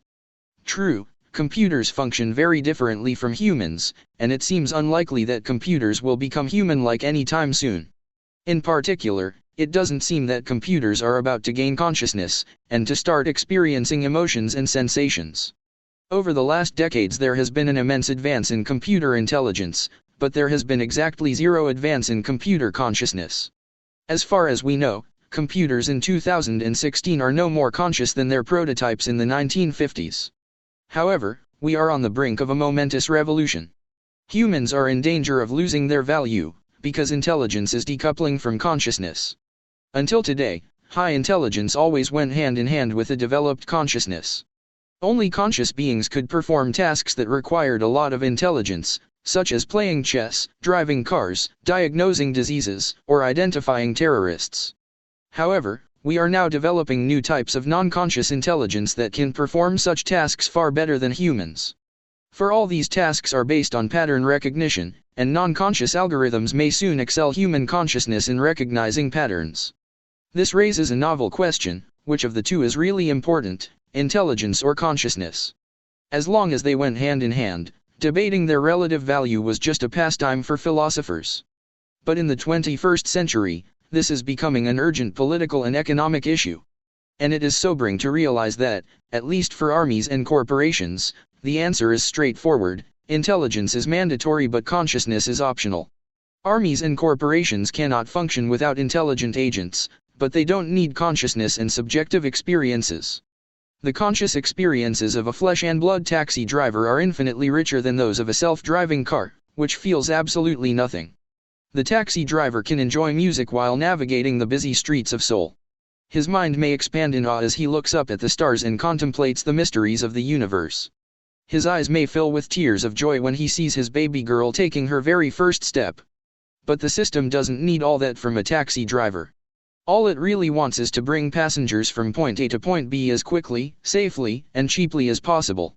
And the autonomous car will soon be able to do that far better than a human driver, even though it cannot enjoy music or be awestruck by the magic of existence. Indeed, if we forbid humans to drive taxis and cars altogether, and give computer algorithms monopoly over traffic, we can then connect all vehicles to a single network, and thereby make car accidents virtually impossible. In August 2015, one of Google's experimental self-driving cars had an accident. As it approached a crossing and detected pedestrians wishing to cross, it applied its brakes. A moment later it was hit from behind by a sedan whose careless human driver was perhaps contemplating the mysteries of the universe instead of watching the road. This could not have happened if both vehicles were steered by interlinked computers. The controlling algorithm would have known the position and intentions of every vehicle on the road, and would not have allowed two of its marionettes to collide. Such a system will save lots of time, money, and human lives, but it will also do away with the human experience of driving a car and with tens of millions of human jobs. For some economists predict that sooner or later, unenhanced humans will be completely useless. While robots and 3D printers replace workers in manual jobs such as manufacturing shirts, highly intelligent algorithms will do the same to white-collar occupations. Bank clerks and travel agents, who a short time ago were completely secure from automation, have become endangered species. How many travel agents do we need when we can use our smartphones to buy plane tickets from an algorithm? Stock exchange traders are also in danger. Most trade today is already being managed by computer algorithms, which can process in a second more data than a human can in a year, and that can react to the data much faster than a human can blink. On April 23, 2013, Syrian hackers broke into Associated Press's official Twitter account. At 13:07 they tweeted that the White House had been attacked and President Obama was hurt. Trade algorithms that constantly monitor news feeds reacted in no time, and began selling stocks like mad. The Dow Jones went into free fall, and within 60 seconds lost 150 points, equivalent to a loss of $136 billion. At 13:10 Associated Press clarified that the tweet was a hoax. The algorithms reversed gear, and by 13:13 the Dow Jones had recuperated almost all the losses. 3 years previously, on May 6, 2010, the New York Stock Exchange underwent an even sharper shock. Within 5 minutes, from 1442 to 1447, the Dow Jones dropped by 1,000 points, wiping out $1 trillion. It then bounced back, returning to its pre-crash level in a little over 3 minutes. That's what happens when super-fast computer programs are in charge of our money. Experts have been trying ever since to understand what happened in this so-called flash crash. We know algorithms were to blame, but we are still not sure exactly what went wrong. Some traders in the USA have already filed lawsuits against algorithmic trading, arguing that it unfairly discriminates against human beings, who simply cannot react fast enough to compete. Quibbling whether this really constitutes a violation of rights might provide lots of work and lots of fees for lawyers. 5. And these lawyers won't necessarily be human. Movies and TV series give the impression that lawyers spend their days in court shouting objection, and making impassioned speeches. Yet most run-of-the-mill lawyers spend their time going over endless files, looking for precedents, loopholes, and tiny pieces of potentially relevant evidence. Some are busy trying to figure out what happened on the night John Doe got killed, or formulating a gargantuan business contract that will protect their client against every conceivable eventuality.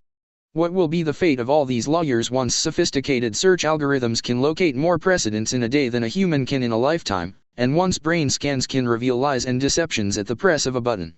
Even highly experienced lawyers and detectives cannot easily spot deceptions merely by observing people's facial expressions and tone of voice.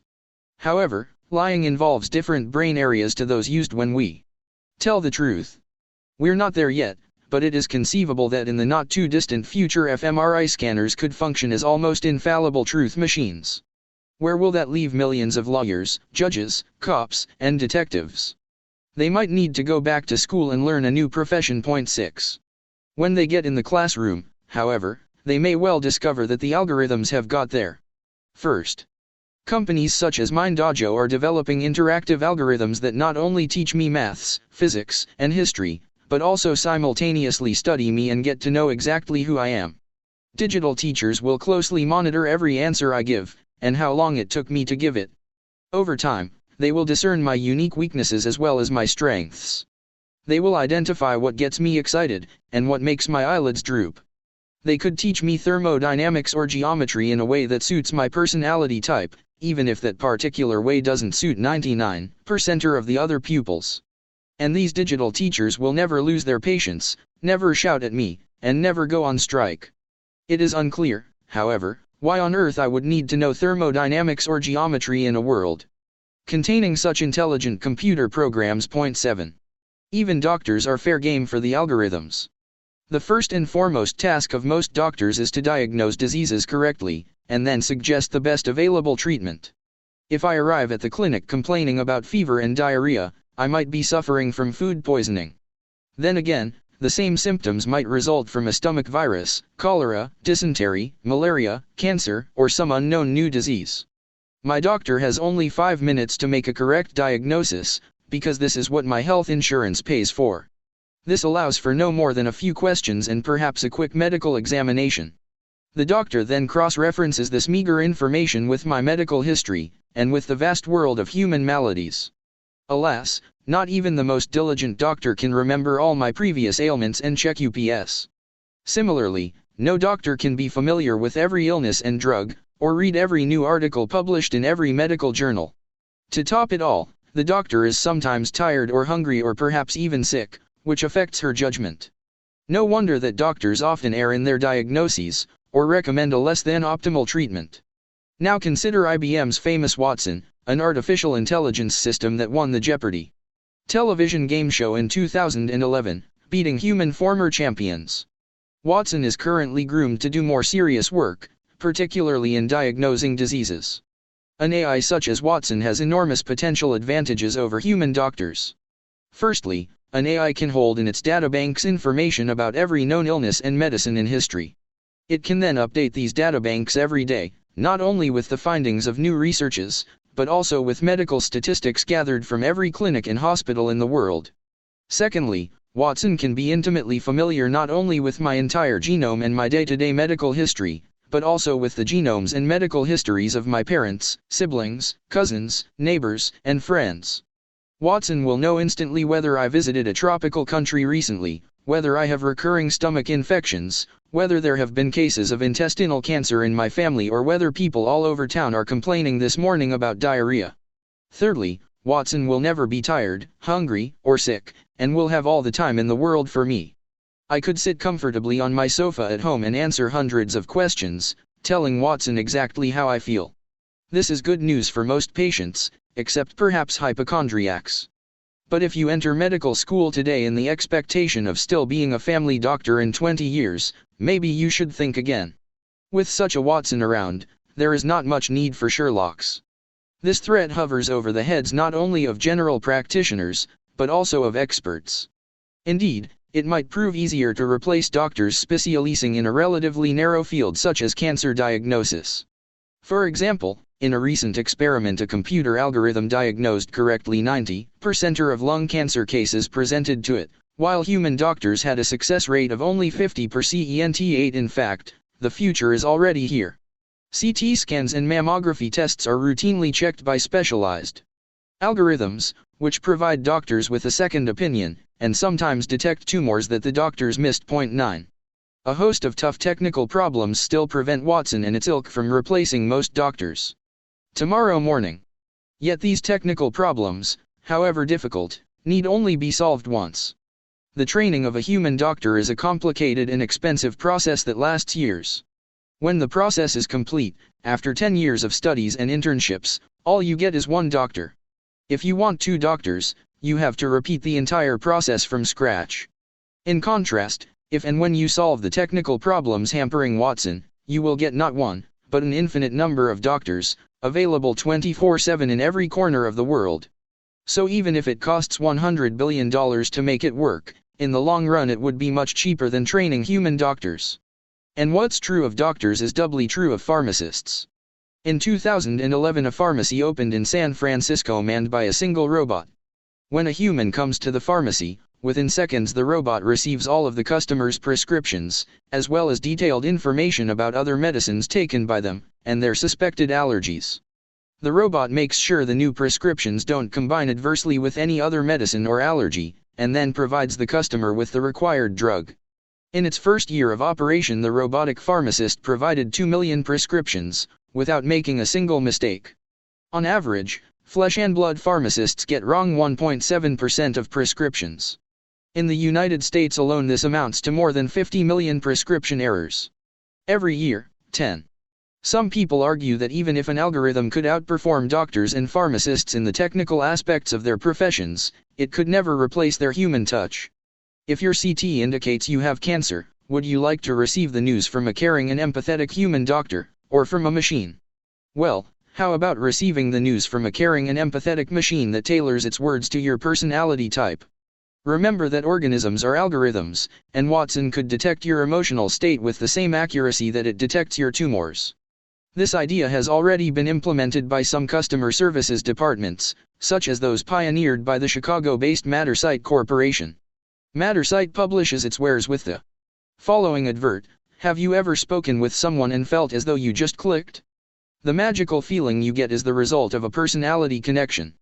Mattersight creates that feeling every day, in call centers around the world. 11 When you call customer services with a request or complaint, it usually takes a few seconds to route your call to a representative.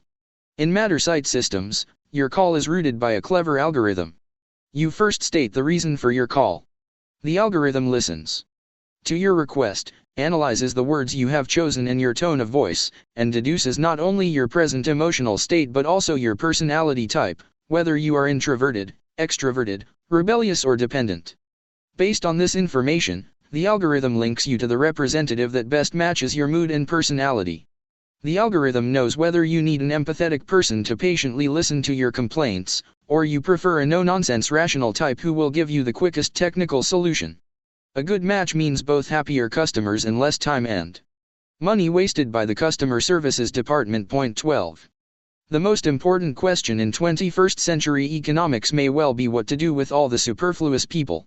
What will conscious humans do, once we have highly intelligent non-conscious algorithms that can do almost everything better? Throughout history the job market was divided into 3 main sectors: agriculture, industry, and services. Until about 1800, the vast majority of people worked in agriculture, and only a small minority worked in industry and services. During the Industrial Revolution people in developed countries left the fields and herds. Most began working in industry, but growing numbers also took up jobs in the services sector. In recent decades developed countries underwent another revolution, as industrial jobs vanished, whereas the services sector expanded. In 2010 only 2% of Americans worked in agriculture, 20% worked in industry, 78% worked American Samoa teachers, doctors, web page designers, and so forth. When mindless algorithms are able to teach, diagnose, and design better than humans, what will we do? This is not an entirely new question. Ever since the Industrial Revolution erupted, people feared that mechanization might cause mass unemployment. This never happened, because as old professions became obsolete, new professions evolved, and there was always something humans could do better than machines. Yet this is not a law of nature, and nothing guarantees it will continue to be like that in the future.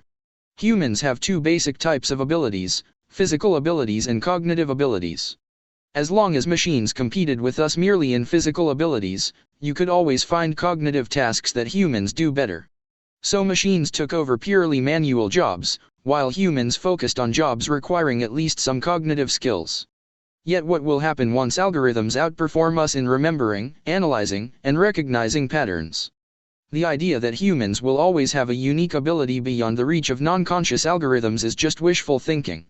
The current scientific answer to this pipe dream can be summarized in three simple principles. 1. Organisms are algorithms. Every animal, including Homo sapiens, is an assemblage of organic algorithms shaped by natural selection over millions of years of evolution. 2. Algorithmic calculations are not affected by the materials from which you build the calculator. Whether you build an abacus from wood, iron, or plastic, 2 beads plus 2 beads equals 4 beads. 3. Hence there is no reason to think that organic algorithms can do things that non-organic algorithms will never be able to replicate or surpass. As long as the calculations remain valid, what does it matter whether the algorithms are manifested in carbon or silicon? True, at present there are numerous things that organic algorithms do better than non-organic ones, and experts have repeatedly declared that something will forever remain beyond the reach of non-organic algorithms. But it turns out that forever often means no more than a decade or two. Until a short time ago, facial recognition was a favorite example of something which even babies accomplish easily but which escaped even the most powerful computers on Earth. Today facial recognition programs are able to recognize people far more efficiently and quickly than humans can. Police forces and intelligence services now use such programs to scan countless hours of video footage from surveillance cameras, tracking down suspects and criminals. In the 1980s, when people discussed the unique nature of humanity, they habitually used chess as primary proof of human superiority. They believed that computers would never beat humans at chess. On February 10, 1996, IBM's Deep Blue defeated world chess champion Garry Kasparov, laying to rest that particular claim for human preeminence. Deep Blue was given a head start by its creators, who pre-programmed it not only with the basic rules of chess, but also with detailed instructions regarding chess strategies. A new generation of AI uses machine learning to do even more remarkable and elegant things. In February 2015, a program developed by Google DeepMind learned by itself how to play 49 classic Atari games. One of the developers, Dr. Demis Hassabis, explained that the only information we gave the system was the raw pixels on the screen and the idea that it had to get a high score. And everything else it had to figure out by itself. The program managed to learn the rules of all the games it was presented with, from Pac-Man and Space Invaders to car racing and tennis games.